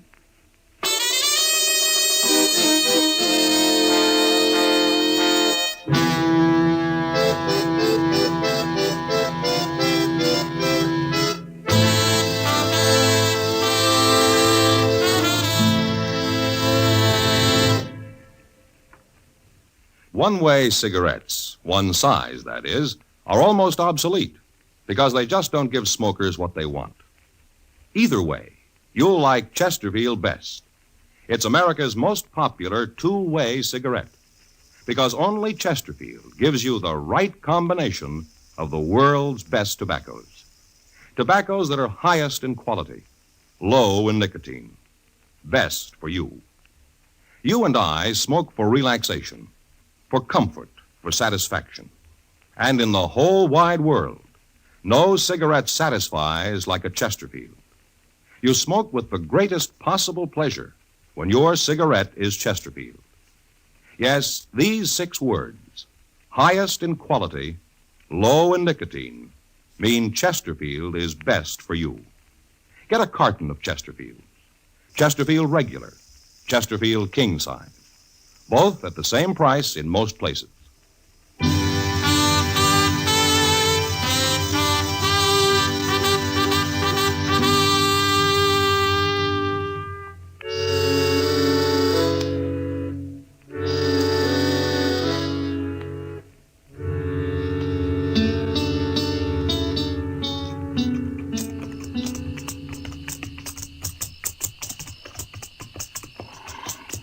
You sure you can find this cabin, Clovis? I made the ride out here one night just to be sure. I swear I can't hardly see nothing. I wish that moon wasn't all scudded up with clouds. Chester, you still don't understand that if you can see them, they can see you. Chester, I know you're right, Mr. Dillon. It sure looks like rain, though. We're almost there. Good. Marshal. Yeah. How are you going to take them? 3 men. What's the matter, Clovis? You getting scared? You know what they'll do to me if you don't take them, Marshal. Like I said, you're a gambler, aren't you? Hey, look, why don't you give me a gun? I'll help you. We'll manage. You can trust me, Marshal. I'm on your side now. Clovis, I wouldn't trust a man like you if you were in church, praying. Wait. Somewhere over there. Ooh. Yeah. There it is. That little clump of elder. The cabin's in there. You see the light? Yeah. Are you sure that's it? Of course I am. Okay, let's get out. Chester, I'm going to go up on foot and have a look. You stay here with Clovis. Okay, sir.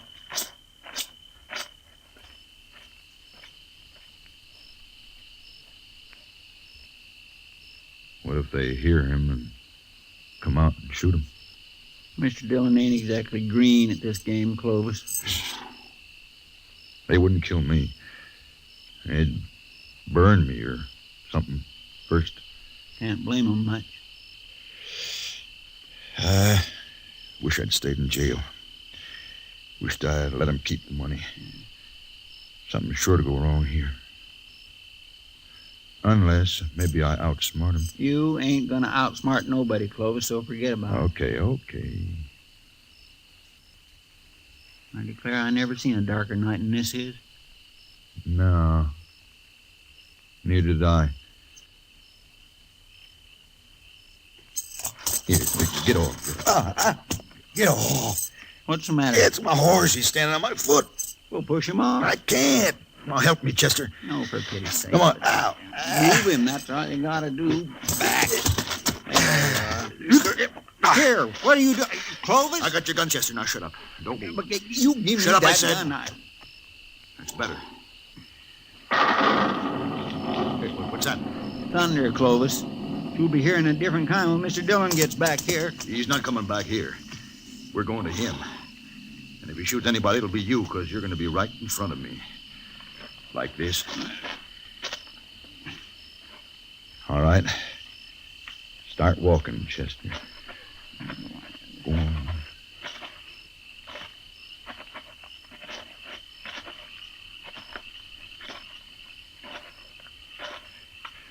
That's far enough. Stop here. We'll pick up the marshal now and go on to the cabin.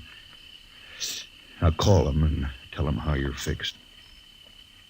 Go on, call him. Mr. Dillon? Mr. Dillon? He ain't nowhere around Yes, here. he is. Tell him. Go on. Clovis got my gun, Mr. Dillon. Tell him if he doesn't walk over here with his hands up, I'll shoot you. He's gonna take us both to the cabin, Mr. Dillon. He says he'll shoot me. You heard him, Marshal. Now, I'll kill him sure if you try anything. He ain't close enough. I tell you, he's probably clear up there at the cabin. Okay, start walking, Chester. Just straight ahead. Once I get you inside the cabin, he'll have to give up. Unless he wants you dead.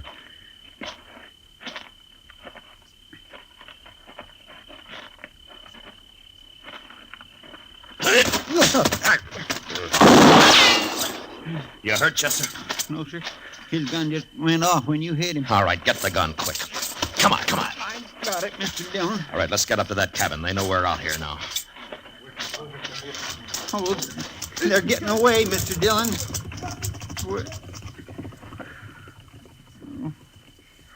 They're gone. Yeah. Oh, my goodness. I just don't know what to say. Then don't say anything. Let's try to find our horses. We'll get Clovis later. We'll never find them horses in the dark this way. Rain. Well, that's it. There won't be a track left now.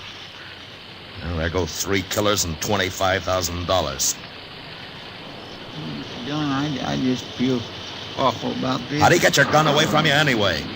Well, see, he said his horse was standing on his foot, so So you walked up and let him pull your gun right out of the holster, huh? Yes, sir, that's about the way it happened. Dillon, you should have let him take me into that cabin. They'd have killed me, but you could have caught them. They wouldn't have got away like they did. Yeah, I know. I was close enough to hear what Clovis said. Well, then why'd you save me? Everything would have been okay. Oh, yeah. Everything would have been okay.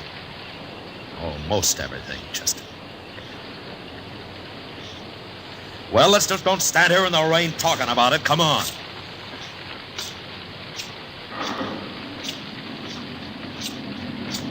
My, what a terrible mess. It was my choice, Chester. Not yours. Yes, sir. Thank you, Mr. Dillon.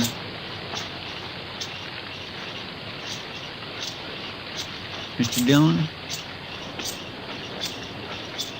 Would you like a whorehound drop?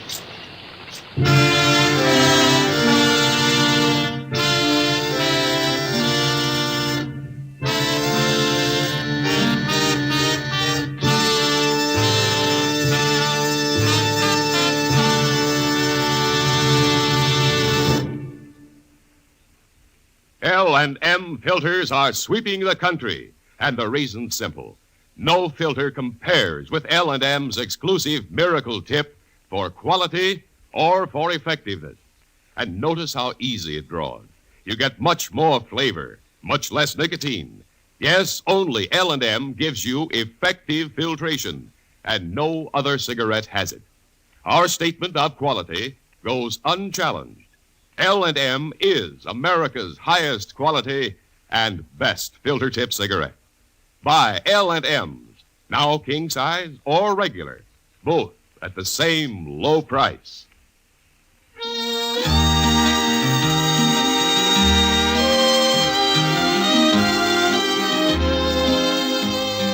Gunsmoke, produced and directed by Norman Macdonnell, stars William Conrad as Matt Dillon, U.S. Marshal. Tonight's story was specially written for Gunsmoke by John Meston, with music composed and conducted by Rex Corey. Featured in the cast were John Daner and Lawrence Dobkin. Parley Bear is Chester, Howard McNear is Doc, and Georgia Ellis is Kitty. Join us again next week as Matt Dillon, U.S. Marshal, fights to bring law and order out of the wild violence of the West in Gunsmoke.